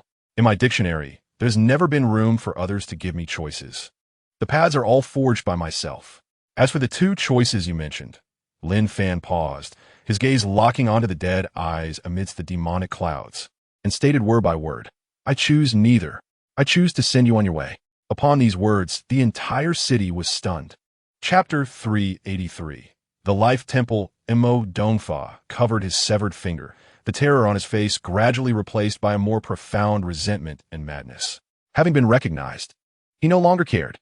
If he could not kill this person today, not only would his mission fail and his face be lost, but even leaving alive would become a luxury. Who exactly are you? You're not on the assassination list of my angel sect. Mo Dongfa roared, his black wings suddenly spreading wide behind him, blocking out the sun, every feather seeming forged from the purest laws of darkness, emanating a chilling sharpness. Who I am is not important. Granny Hua shook her head, gently shaking the wooden ladle in her hand. What matters is that you should not have come here, and you should not think of harming my family as child. The moment her words fell, her hunched body slowly straightened. Boom! A presence, 1,000 times more terrifying than when Mo Dongfa arrived, erupted from her seemingly frail body. It was not darkness, nor was it annihilation. It was a life force akin to creation. A towering divine tree's phantom slowly appeared behind her. That divine tree rooted in the void, its branches extending into the infinite depths of the cosmos, each leaf seemingly cradling a world in evolution. Chapter 384. Toying with hearts, she turned around, looking at Lin Fan. who had been silently following her. This person is entrusted to you. Granny Hua's voice returned to a gentle tone, as if she were discussing a trivial matter. To kill or to spare is up to you to decide. As these words fell, the entire place fell silent. All eyes suddenly focused on Lin Fan. The cultivators of the demon slayers and the residents of Qinggo City were filled with shock and fervor. To let a transformation realm cultivator decide the life and death of an old monster in the Great Ascension realm. What kind of trust is this? What kind of importance? This was not merely dealing with an enemy.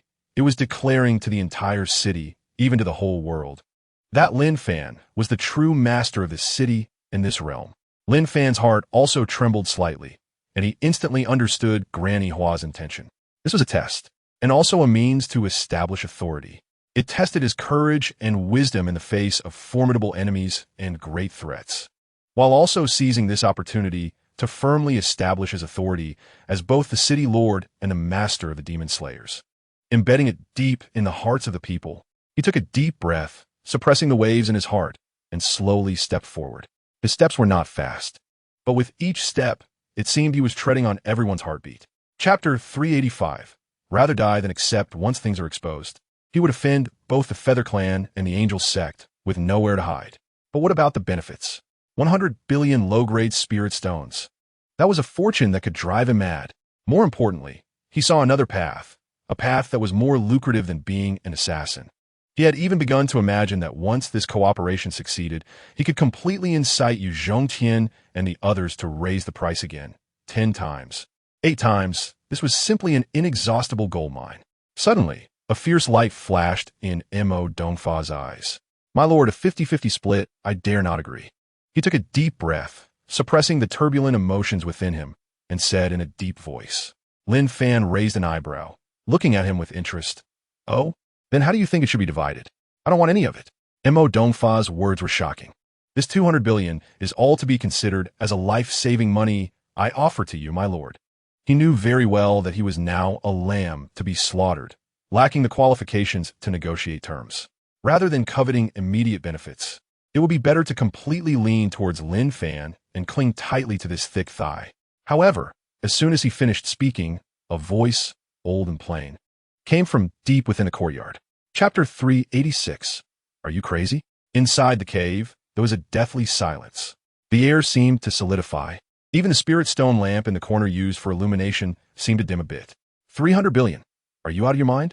Wang Tong was the first to break the oppressive silence, his already rugged face now bulging with veins, his eyes bloodshot, like an enraged primordial giant ape.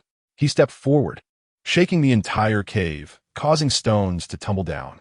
Montak Dongfa, do you really think we are lambs to be slaughtered? You didn't even stir a splash with the previous 100 billion, and now you dare to open your mouth for 3 times the price? Although Qin Feng did not lose his composure like Wang Tong, his face was as dark as if water could drip from it. He stared fixedly at the hideous sword scar on Mo Dongfa's chest, his eyes filled with doubt. Senior, are you sure there is a mid-stage Great Ascension expert guarding Lin Fan? This is simply unbelievable. A mere ant from a remote border town. Well, why does he have to be so extraordinary? Mo Dongfa sneered, a cough racking his body as the pain from his wound intensified. A few dark golden drops of demonic blood spilling from the corner of his mouth. He wiped away the blood, and 2 terrifying glints shot from his murky eyes, like 2 unmatched demonic blades piercing deep into Qin Feng's heart. Chapter 387.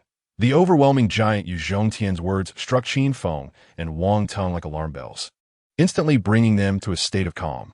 Indeed, compared to their lives and the future of their families, the punishment from the main lineage seemed not so unacceptable. At least that was a matter for the future, while Lin Fan's threat was imminent. A flash of struggle crossed Qin Feng's eyes, which ultimately turned into resolution. Brother Yu is right. Accepting 1,000 billion for nothing is just prolonging our suffering, a bitter drink to quench thirst. We have already paid a huge price. Rather than losing 200 billion for nothing, let's take a bigger gamble. Exactly. Wang Tong gritted his teeth, a fierce glint flashing in his eyes. Rather than being bullied by that old demon, we might as well spend the money where it counts.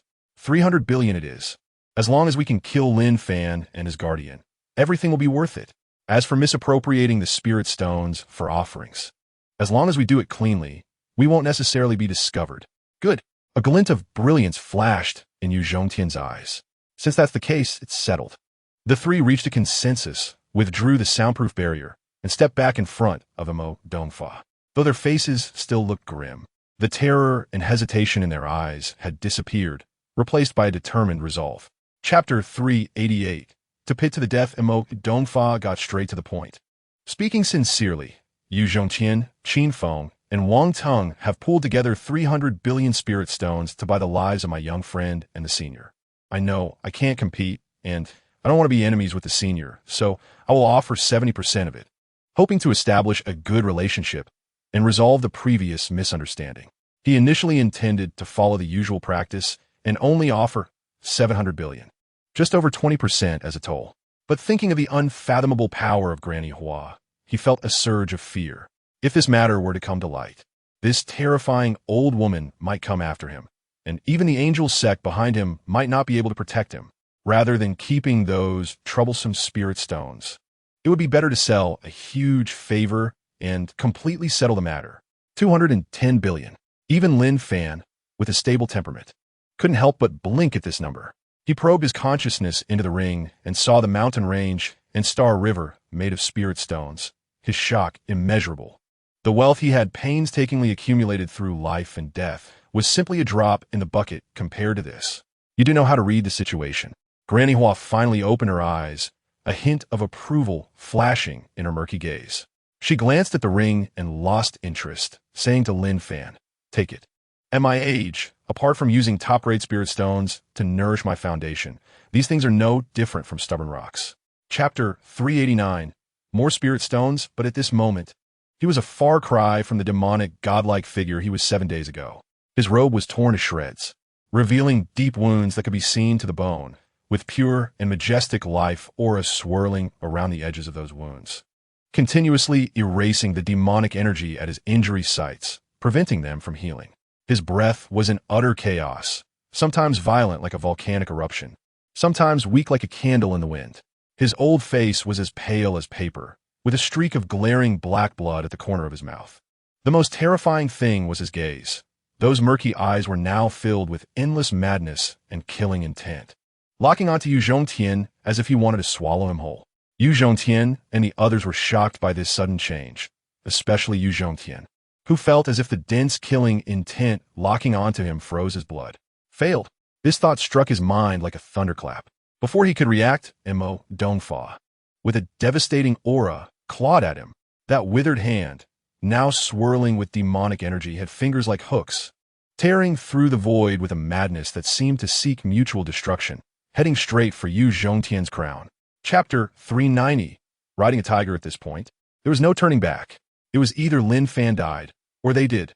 He suddenly raised his head, staring fiercely at Emo Dongfa, his eyes bloodshot, and shouted, "Senior, there must be another way, right? The angel sect has great powers. Surely there's a way to deal with a late-stage Great Ascension expert." Emo Dongfa looked at his frantic appearance, a subtle curve appearing at the corner of his mouth, but soon his expression returned to seriousness. After pondering for a long time, he slowly spoke. "There are indeed ways. To deal with such a level of existence, we can't rely solely on ourselves. I must seek help. In our angel sect, there are a few supreme elders who are on good terms with me. If they are willing to take action and set up the 9 Nether Slaughter immortal array, we might be able to surround and kill him." Seeking help? Hope reignited in Yu Zhongtian's eyes. How many spirit stones will it require? Emo Dongfa extended a withered palm, slowly opening it in front of them. 500 billion. He uttered these 3 words softly, but it sounded like thunder in the ears of Yu Zhongtian and the others. What? 500 billion? Qin Feng and Wang Teng screamed in disbelief, almost thinking they had misheard. Chapter 391. Hell on Earth in an instant. The 2 demon emperors found themselves in a difficult choice. Inside the Great Hall, there was a deathly silence. After a long time, the demon monkey king slowly retracted his oppressive aura and sat back on his throne, his fiery eyes fixed on Yu Zhongtian, his voice deep. "In our clan's treasury, the circulating spirit stones are already few. Most of the resources have been prepared to be offered to the ancestral lineage. Now, we can only use 300 billion, which is already the limit. I can only offer another 150 billion at most." The Unicorn Emperor coldly spoke as well. His voice is crisp as ice. Our situation is similar to that of the Monkey King. We can only offer another 150 billion. Yu Zhongtian, this matter originated from you. The remaining 200 billion should be borne by your 3 families. Hearing this, Yu Zhongtian almost spat out a mouthful of old blood. Angered to the point of laughter. Monkey King, Beast Emperor, are you trying to drive us to our doom? He laughed bitterly. We 3 families have already emptied our coffers to gather that 300 billion, even misappropriating resources meant for offerings to the main lineage. Now we are at our wits' end. Don't mention 200 billion. We can't even produce 200 billion. The demon Monkey King snorted coldly. That's your problem. If it weren't for your misinformation, how could it have come to this? Chapter 392. A Great Joke. Yu Zhongtian looked at the tragic scene in the sky-viewing treasure mirror. His eyes instantly turning red, his rationality consumed by endless rage. That was his hard work. It was everything to him. Stop. Stop it for me. He let out a piercing roar, his entire body bursting with spiritual power, and was about to rush over recklessly to stop it. However, just as he made a move, 2 strong hands, one on the left and one on the right, firmly grasped his shoulders. It was the demon Monkey King and the Unicorn Emperor. Brother Yu, calm down. The demon Monkey King growled. If you rush over now, not only will you not save your city, but you will also disrupt the plan of the senior Mo-Dongfa. Our grand scheme will be ruined. That's right. The Unicorn Emperor's cold voice echoed. This is a critical moment for killing the great enemy. How can we risk losing everything for something small? A mere city. If it is destroyed, then so be it. As long as we can kill that old witch, everything will be worth it. The 2 of them held Yu Zhongtian tightly, and no matter how he struggled, he could not break free. Let me go. You too. Let me go. Yu Zhongtian screamed like a madman. That is my city. Is my everything. He knew in his heart that these 2 clearly did not want him to intervene, wanting him to watch helplessly as his foundation was destroyed. Chapter 393. Total defeat. This battle lasted for 3 days and 3 nights. The entire eastern border trembled because of this earth-shattering war. Countless cultivators gazed at the battlefield where the sky fell and the earth cracked, feeling the terrifying Tao rhythm that could obliterate all things, terrified to the core. Everyone thought this was a life-and-death confrontation between the righteous and the demonic powers. No one knew how absurd and ridiculous the truth of this protracted battle was.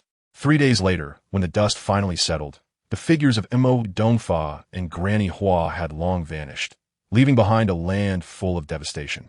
Mountain ranges stretching for tens of thousands of miles were flattened. The roaring rivers were forcibly evaporated and diverted. The ground was covered with bottomless, terrifying abysses. And space cracks were densely spread like a spider web, unable to heal for a long time. The once prosperous cities of Bayou City, Haifeng City, and Wanqing City were now just 3 massive ruins, silent and lifeless. Yu Zhongtian, the demon Monkey King, and the Unicorn Emperor hovered in the void like 3 stone statues. Their auras were wilted, and their eyes were hollow, as if all their vitality had been drained away. Chapter 394. Total destruction. Calm down? How can you ask me to calm down? Yu Chongkong's eyes turned red, and he suddenly stood up, pointing in the direction outside, his voice trembling. The family just sent word that Bayou City, which Zhongtian was guarding, has been destroyed. What? This statement shocked everyone. Bayou City. That was the face of the Yu clan at the eastern border, the magnificent city that Yu Zhongtian had spent 1,000 years building. How could it possibly be destroyed? Not only Bayou City. Yu Chongkong's voice grew colder, carrying a hint of unbelievable absurdity. Haifeng City of the Demon Monkey King and Wanqing City of the Unicorn Emperor have all been leveled to the ground within 3 days. The entire eastern border has been turned into ruins. Boom! This news struck everyone like a divine thunder, leaving them dizzy and disoriented. 3 great cities destroyed in 3 days? What a terrifying act. Could it be that the demonic powers have come out in full force to wage an unprecedented war against the righteous? Who did this? Someone asked in a trembling voice. An old witch called Granny Hua, and an old demon named Mo-Dongfa. Yu Chongkong gritted his teeth and said, according to the message from Zhongtian, they originally wanted to invite Mo-Dongfa to act and set a trap for that old witch. Who would have thought those 2 calamities would go mad? They fought from Bayou City to Haifeng City, and then from Haifeng City to Wanqing City. Chapter 395. This is reckoning. In the previous moment, Yu Zhongtian was still laughing, but in the next moment he could no longer smile. 100 billion spirit stones? Labor costs? An overwhelming resentment and anger that had been building up in his chest could no longer be suppressed. Yu Zhongtian rolled his eyes and spat out a mouthful of blood like an arrow, his whole body stiffening as he fell backward, directly fainting from anger. Friend Yu, brother Yu, the demon monkey king and the unicorn emperor were shocked and hurriedly rushed forward to support him. They probed into his body with their spiritual senses and found that he was only suffering from excessive anger, with his blood and qi in turmoil. And there was no danger to his life, which made them breathe a sigh of relief. However, when they raised their heads to look at Imo Dongfa again, the wariness and fear in their eyes had reached an extreme. This old demon does not need a knife to kill.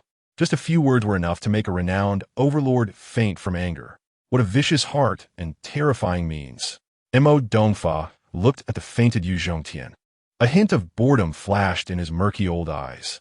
He curled his lip as if he found Yu Zhongtian too easy to deal with. He turned his gaze to the remaining two, still looking half alive, and said slowly, "Gentlemen, it seems that friend you cannot settle the bill for now. How about you two advance the 100 billion labor costs for him?" Chapter 396, the final bottom line, as for territory, as for clan members, as for the ancient foundation in front of one's life, what do they count for? As long as one is not dead, there will always be a chance to turn the tables.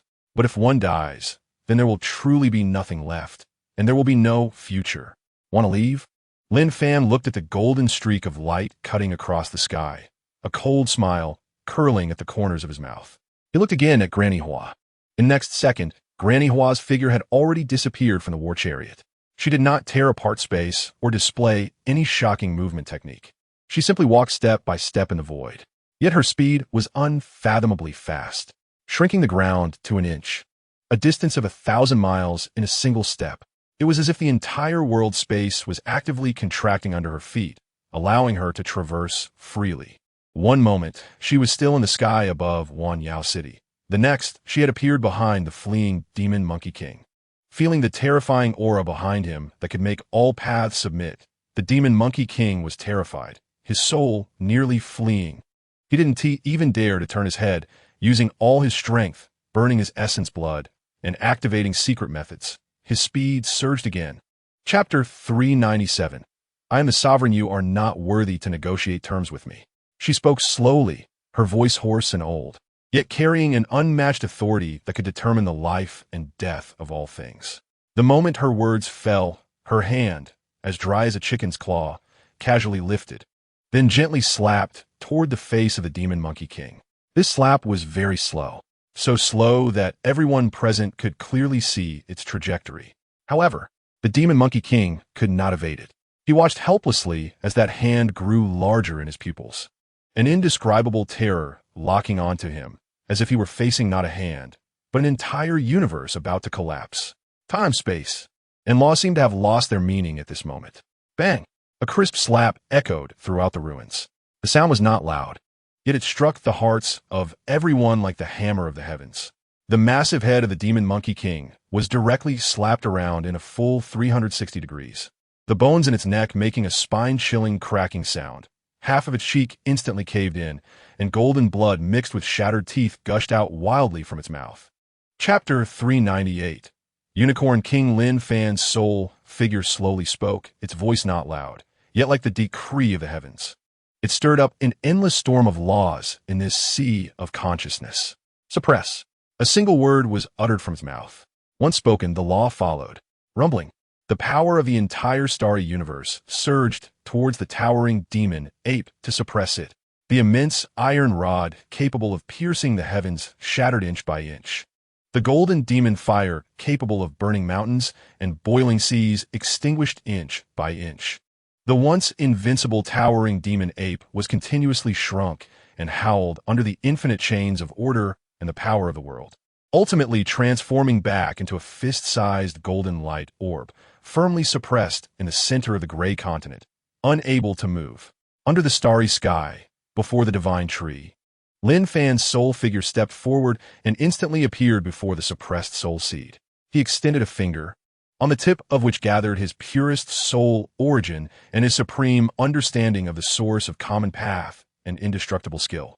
As long as he imprinted this point into it, from then on, The life and death of the Demon Monkey King would only rest in his thoughts. A servant of the Demon Emperor at the combined body realm was about to be born. Chapter 399. Successful subjugation, however. When its gaze fell upon the nine-dragon war chariot and the Demon Monkey King beside it, who was weak yet still exuding the pressure of the combined body realm, that proud expression instantly transformed into endless gravity and shock. Demon Monkey, how could you be here? And in such a predicament? The Demon Monkey King glanced at Lin Fan in front of him, and after receiving permission, he spoke in a deep voice. Fool, I have already submitted to my master.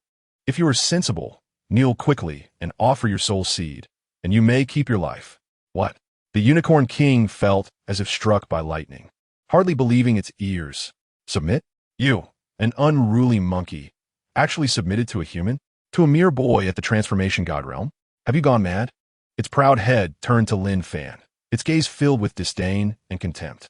Lin Fan stood with his hands behind his back, meeting its gaze calmly, his voice not loud, but clearly resonating throughout the entire Holy Lin city. I lack a mount, and you seem suitable.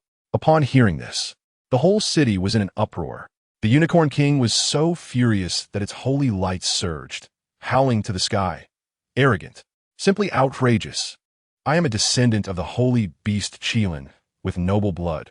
How dare you, a lowly human, humiliate me? To think you want me to be your mount is a delusion. Chapter 400. Silence in the city. There were no earth-shattering might, no manifestations of laws. But Yu Zhongtian clearly felt that as long as that black line trembled slightly, his soul, his Tao fruit, everything would be erased in an instant, leaving no chance for reincarnation. This was a lethal strike. A difficult choice instantly presented itself before him. Should he recklessly crush this human boy at the transformation god realm before him, and then be instantly slaughtered by the unknown, terrifying existence behind him? Or should he abandon the easily attainable revenge and turn to defend against this potentially deadly sneak attack? Cherishing life is the instinct of all beings, especially for powerful cultivators at his level, who regard life as more valuable than anything. In a flash, Yu Zhongtian let out an extremely unwilling roar. His enormous claw, aimed at Lin Fan, suddenly twisted direction at the last moment, striking fiercely towards his own back. At the same time, the source power of the Demon Emperor within him erupted like a volcano, transforming into an incredibly heavy golden divine shield that blocked behind him. He chose to protect himself. However, he was ultimately one step too late. Chapter 401. Only one master, Emo Dongfa, instantly understood. He didn't want Lin Fan to think he was useless. With a sinister smile, he stepped forward and instantly appeared before Yu Zhongtian. No, don't. Yu Zhongtian felt that familiar, deathly aura capable of annihilating everything. Finally waking up from his madness, letting out a fearful wail. However, it was all too late. Emo Dongfa pointed out, and a strand of black energy instantly entered Yu Zhongtian's Dantian Sea of Qi. Boom! A muffled sound emanated from within Yu Zhongtian, the Demon Emperor Tao fruit he had painstakingly cultivated for thousands of years. His vast source of magical power shattered explosively under this finger. Endless pure demon power surged out of his body like a flood, dissipating into the heavens and earth. His cultivation was plummeting at a terrifying speed. Combined body, refining void, transformation god, nascent soul. Oh, my cultivation, my Tao fruit. Yu Zhongtian let out a scream 100 times more tragic than when his limbs were severed. For cultivator, being crippled in cultivation is more painful than death. However, Emo Dongfa's actions did not stop. Chapter 402. One's own Tao, old Granny Hua, upon hearing this, agreed without hesitation. Rest assured, Lord City Master, as long as I still have a breath left, the Feather Emperor's city will not fall into chaos. She understood that this was Lin Fan's trust in her and also a test for her. In that case, I will trouble you, Granny. Lin Fan finished speaking. His gaze once again turned to the distance, where lay the vast wilderness outside Qinggo City. He had already handled all post-battle matters, and next, he would wait. Waiting for the blind man to return and complete the transaction concerning his master's life. As for the Demon Monkey King and the Unicorn King, Lin Fan did not let them return to their respective cities. Those two cities would be managed by the Demon Kings he had subdued. These two combined body realm monarchs were kept by his side to act as guards. On the city wall of Chingo City, Lin Fan sat cross-legged, closing his eyes to rest. Behind him, two figures stood like mountains, one golden-haired and armored, exuding a violent aura like a prison, the other completely snow-white, divine yet sharp. It was the Demon Monkey King and the Unicorn King. These two once dominant demon emperors now stood like the most loyal sentinels, retracting all their auras, quietly guarding behind Lin Fan, their expressions submissive, not daring to make the slightest movement. Chapter 403. Not buying this, the illusory wings behind him had completely solidified, transforming into a pair of golden divine wings that flowed with immortal divine radiance. With a gentle flap, great Tao runes fell like raindrops, reaching the pinnacle of holiness. His aura has grown stronger by more than 10 times. He has clearly broken through a certain barrier and stepped into a whole new realm. He has succeeded. He has successfully gained the recognition of the ancestor. An ancestor at the Great Ascension realm trembled as he suddenly stood up, looking at the blind man with eyes that no longer regarded him as a junior, but with a hint of equality, even reverence, the recognition of the ancestor's will. This has never happened in the million-year history of the Feather Clan. This means that the blind young man before them, with his pure bloodline and extraordinary talent, has surpassed all the prodigies of the past and present, receiving the ancestor's favor. He will be the future emperor of the Feather Clan, an undisputed emperor. Quick, go fetch the spirit-gathering divine fruit. No, fetch 3. No, bring all the ripe fruits from the divine tree. This child is the everlasting hope of our Feather Clan. All resources must be tilted in his favor.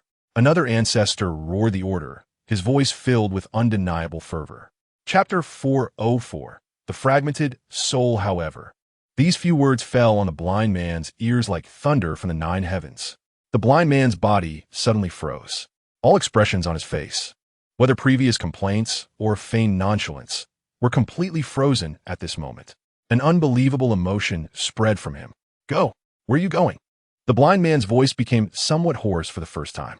He had thought that after fighting side by side during this time, especially after Lin Fan displayed such astonishing skill and determination, uniting the eastern borders, he would naturally take over the Devil's Slaying Hall and become the true master of this land. He had even planned the next steps, using the 3 cities as a foundation, gradually infiltrating the Devil Slaying Hall's influence throughout the entire western region, ultimately igniting a sweeping transformation to change the weak landscape of the human race in the West. And Lin Fan was the perfect chess player in his eyes, the spark of hope to lead the human race to rise. But he never expected that Lin Fan had always regarded all of this as a transaction. His only goal was the spirit-gathering divine fruit. Now that he had obtained the divine fruit, he would leave without hesitation, abandoning the hard-won foundation as if it were worthless. Chapter 405. The Alchemist Conference. The blind man remained silent for a long time, and finally, he slowly and heavily shook his head. She cannot be saved. Her soul has already shattered. Now, it is merely relying on this 9 heavens, Xianbing coffin, and life source liquid to forcibly maintain the last trace of true spirit. But this is just a stopgap. One day, when the true spirit is exhausted, even if a great Luo golden immortal descends, it will be of no use. The blind man's voice ruthlessly extinguished the flicker of hope that had just ignited in Lin Fan's heart. Lin Fan's body swayed slightly, but quickly steadied himself. He had actually anticipated this outcome. It was just that, deep down, he still harbored a glimmer of unrealistic fantasy. The spirit-gathering divine fruit is indeed a heavenly treasure capable of nourishing the soul's origin. But for someone like her, whose soul has shattered, it can only slow the dissipation of the true spirit, treating the symptoms but not the root cause. The blind man looked at Lin Fan, his gaze becoming incredibly complex. Now, old man, finally understand what you want to do. His voice carried an indescribable awe and incredulity. 9 deaths and rebirth grass. Every time the blind man mentioned a medicinal herb, Lin Fan's pupils constricted a bit. These are all targets he needs to search for next. Each one is a legendary, defying heaven's treasure, long extinct in the world. Chapter 406. Heartfelt submission. Faced with Lin Fan's frankness, the blind man seemed unconcerned. A mysterious smile appeared on his face, hidden beneath the black cloth, as if everything was under his control. Young friend Lin, your words are mistaken. I am merely providing a choice beneficial to you, your master, and the human race in the Western region. What do you mean by shackles? Moreover, the blind man shifted his tone, saying, I merely mentioned that the leader of the Alchemist Conference can obtain a bottle of spirit recovery pill, but did not say that this is the only way to obtain it. Lin Fan's heart stirred. He caught the key point in the blind man's words. Does the senior mean that this 7th grade spirit recovery pill can be purchased? If it can be exchanged for resources, that would undoubtedly be the best outcome. Now that he holds the inheritance of the ordinary path hall and controls the resources of the 3 cities, he is confident that his financial power is not inferior to anyone. Why bother attending that pointless alchemist conference, wasting time and drawing attention? Purchase? The blind man was taken aback at first, then laughed and shook his head, his smile carrying a hint of world-weary wisdom and helplessness. Young friend Lin, you still do not understand. He slowly paced, hands behind his back, his eyes covered by black cloth as if looking toward the distant immortal city, his tone leisurely. Chapter 407. 6th grade, touching the Tao, time flowed silently, and the years passed. Since that night on the city wall, when the astonishing strategy was set, Chingo City fell into a strange tranquility. The Demon Monkey King and Unicorn King restrained their demon followers, no longer daring to make any moves, while the blind man used his unfathomable connections to begin quietly laying out plans for the future of the Devil Slaying Hall.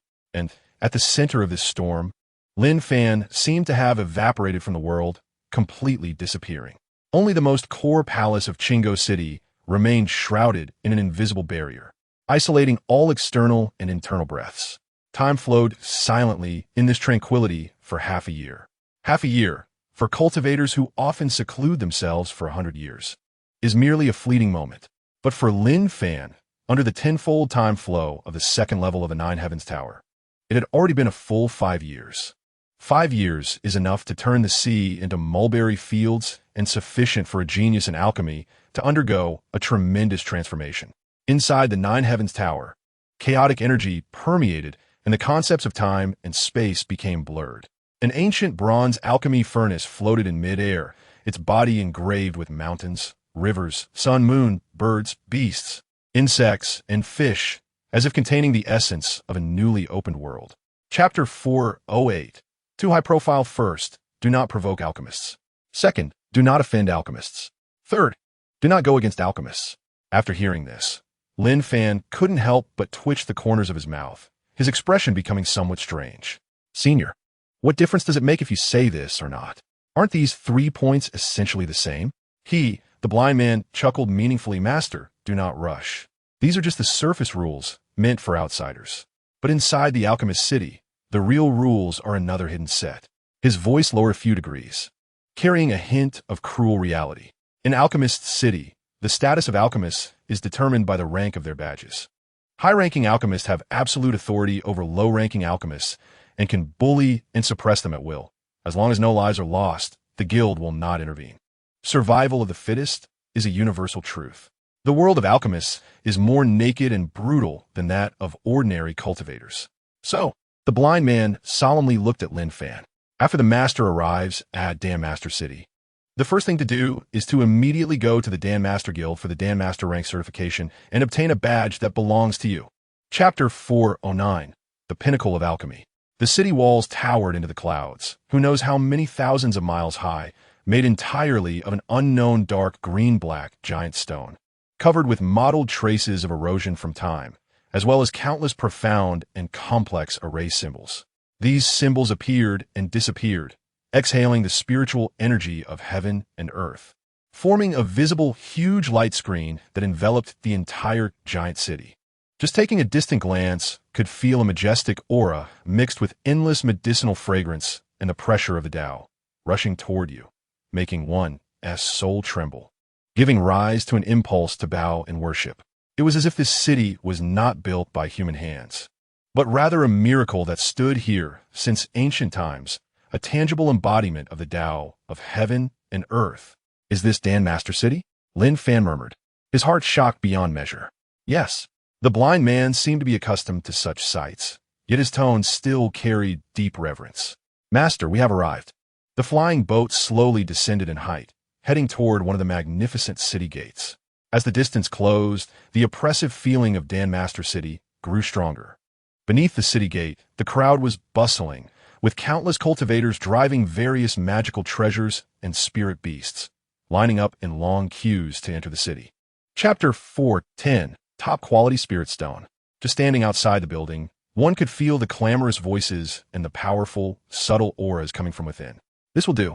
The two stepped inside, and immediately a steward dressed in brocade, whose cultivation had evidently reached the late stage of a nascent soul, greeted them with a beaming smile.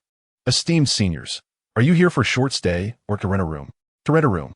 Lin Fan replied, "Done. Great." The steward's smile grew even more radiant as he led the two to a sandalwood counter and enthusiastically introduced, "Esteemed seniors, our Gathering Fragrance Pavilion's guest rooms are divided into 4 levels: heaven, earth, human, and ordinary. Each level of room has different gathering spirit formations, and the concentration of spiritual energy varies. May I ask which type you would like to choose? What are the differences?" In response to the esteemed senior's question, a proud look appeared on the steward's face. The ordinary room has a spiritual energy concentration twice that of the outside world, and only requires 100 low-grade spirit stones per day. Hearing this price, Lin Fan raised his eyebrows slightly. 100 low-grade spirit stones are enough for an ordinary loose cultivator to cultivate for a month in the outside world. Yet here is merely the cost for the lowest level room for one night. The steward seemed to enjoy the guest's surprised expressions and continued to introduce. The human room has a spiritual energy concentration 5 times that of the outside world and is equipped with calming formations, requiring 500 low-grade spirit stones per day. Chapter 4:11, Uprooted. Storing a top-quality spirit stone in the Gathering Fragrance Pavilion? What a level of trust, and what an honor. More importantly, this means that this esteemed senior's expenses in Dan Master City will be tied to the Gathering Fragrance Pavilion. 1 top-quality spirit stone equals 1 million low-grade spirit stones. What an enormous amount of business. As long as I can find a way to make this esteemed senior spend this money, the commission I can earn will be an astronomical figure. Yes, I understand. The steward was so excited that his face turned red. He slapped his own head and flattered, "Oh dear, look at my pig brain. With your status, esteemed senior, how can you stay in the Listening Rain Pavilion and Observing Cloud Pavilion? That would be a great injustice. A terrible injustice. Our Gathering Fragrance Pavilion's true top room, named Star Picking Pavilion, is never open to the public and is only used to receive elders of the Dan Master Guild.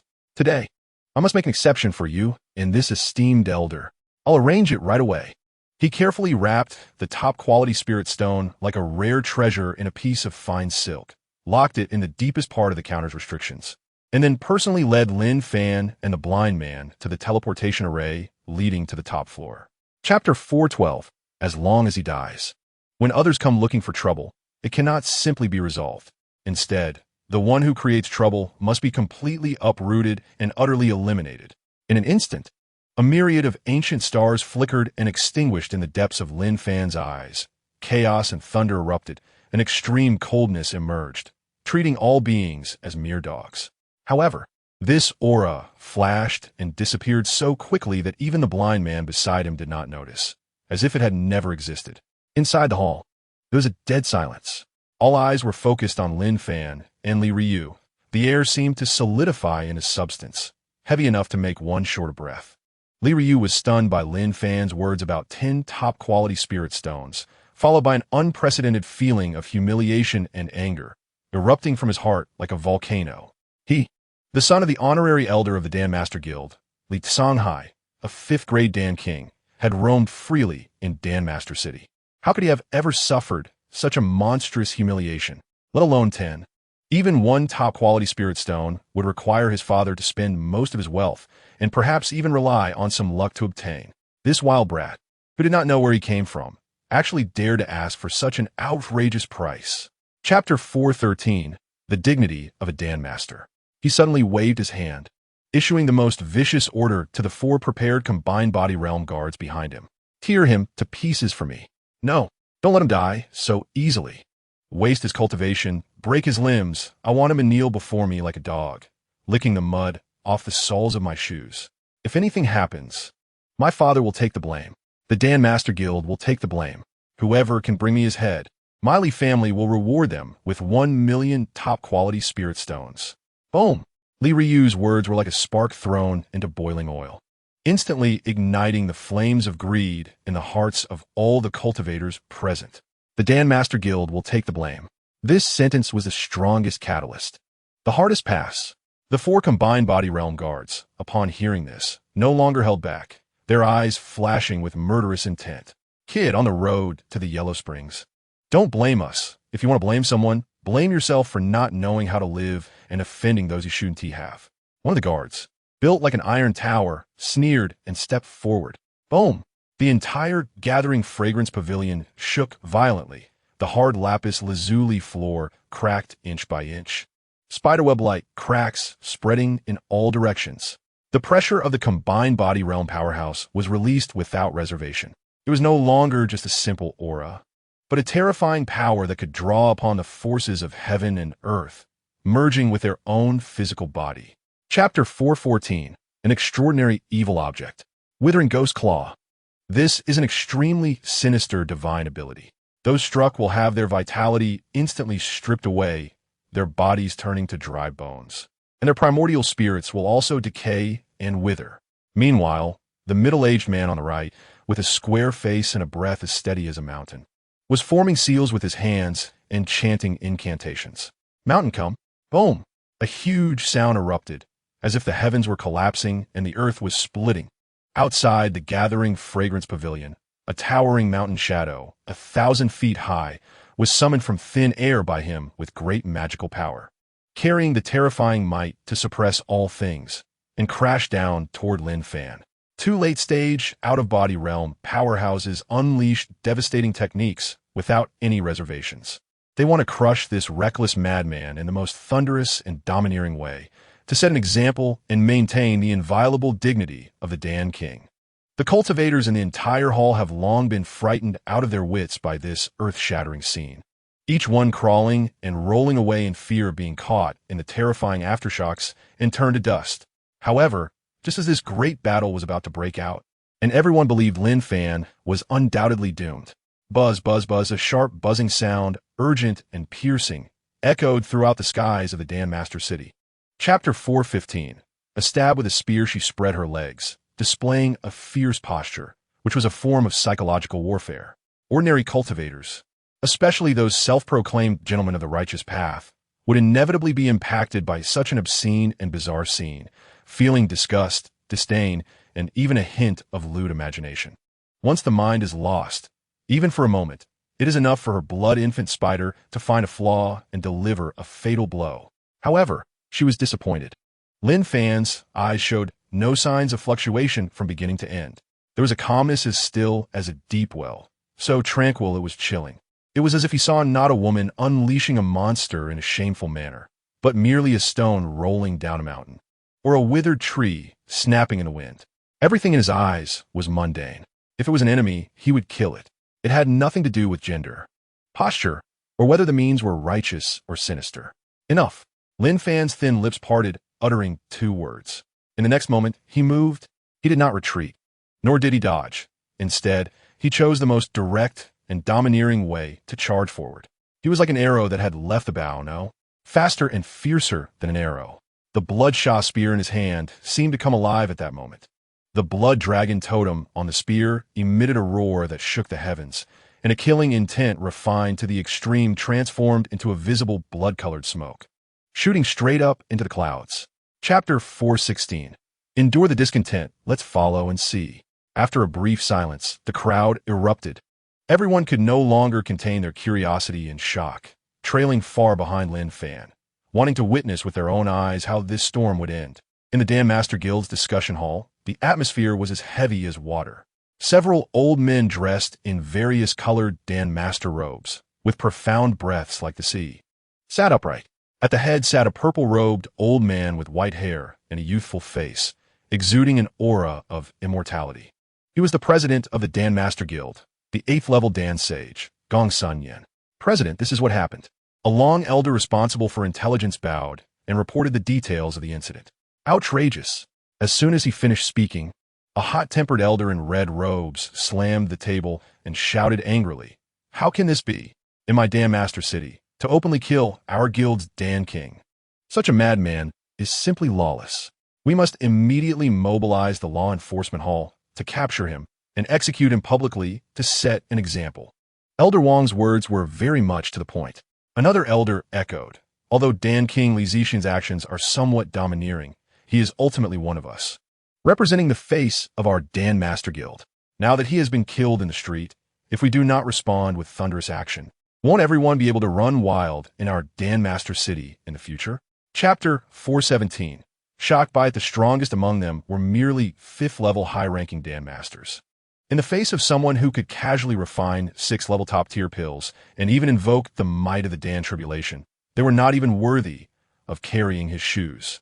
It was a gap as vast as a chasm, making them unable to entertain the thought of chasing after him. Faced with a proposal that could drive any cultivator in the eastern region mad, Lin Fan's expression showed no change. He simply looked quietly at Gong Sun Yin and, after a moment, slowly shook his head. "Thank you for your kindness, President." His voice was soft but exceptionally firm. "It's just that I am used to being a carefree wanderer, solely focused on pursuing the Tao, and have no interest in power." He refused. He actually refused. Everyone thought they had misheard. After all, this was the Dan Master Guild, one of the most powerful entities in the eastern region, controlling the lifeblood of pills in the entire area, and the position of its president held power comparable to that of a holy landlord. Such overwhelming authority. And he actually said he had no interest? Those disciples who were originally envious looked at Lin Fan with extremely complicated expressions, as if they were looking at an incomprehensible monster. Gong Sun Yin was also stunned. He had imagined countless possibilities, but he never expected Lin Fan to refuse so decisively. He looked deeply at Lin Fan, and from those clear and profound eyes, he saw a sense of calm, with not a hint of pretense. Chapter 418. Heading to the central region at this moment, the 4th level of the 9 Heavens Tower opened. It was a shock that could not be described in words. As if a corner of the universe's mysteries had suddenly opened up to him. Lin Fan's mind was drawn by an invisible force and instantly plunged into the stone door that had opened. There were no magnificent palaces, no sacred realms shrouded in immortal aura. What came into view was a chaos. Grayish gas surged, with no up or down, no time or space. Everything was in its most primitive and original state. Here, it seemed that even the laws of the Tao had yet to take shape. Only wisps of golden threads, 1,000,000,000 times finer than hair, drifted aimlessly in the chaos. Was this the scene before the world was opened?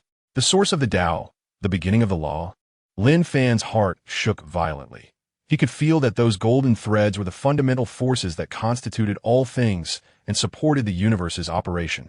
And in the center of this chaotic space floated an ancient stone platform. On the stone platform sat a vague light and shadow, indistinct in features but exuding an aura that seemed to be of the same origin as this chaos, as if it had existed since time immemorial. Chapter 419. Conclusion. This pill is called the longevity pill. One can extend the lifespan of a tribulation period cultivator by 100 years. Boom! 100 years of longevity. The 4 words struck the hearts of several clan elders like heavy hammers. Their breathing instantly became rough, their eyes filled with unabashed greed and desire. The so-called treasure of the clan, the so-called fortune, became insignificant in the face of the tangible 100 years of longevity. "Let's trade. We will trade." The leading elder almost shouted. Fearing Lin Fan would change his mind, he snatched the jade bottle away. "Reincarnation grass. It's yours. Whatever you want, we will give." A transaction that originally seemed impossible became so simple in the face of absolute benefit. Moreover, to please Lin Fan in exchange for more longevity pills, the ancient clan mobilized their vast network of connections, and within just half a month, they found 2 other rare divine herbs, Soul Fusion Jade and Soul Root, for Lin Fan. Thus, all 9 main herbs needed to refine the 9-turn soul restoration pill were gathered. After obtaining all the medicinal materials, Lin Fan did not rush to start the furnace to refine pills. The 9-turn soul restoration pill was a truly defiant divine pill. Its grade had long surpassed the 9th rank, reaching the legendary immortal level.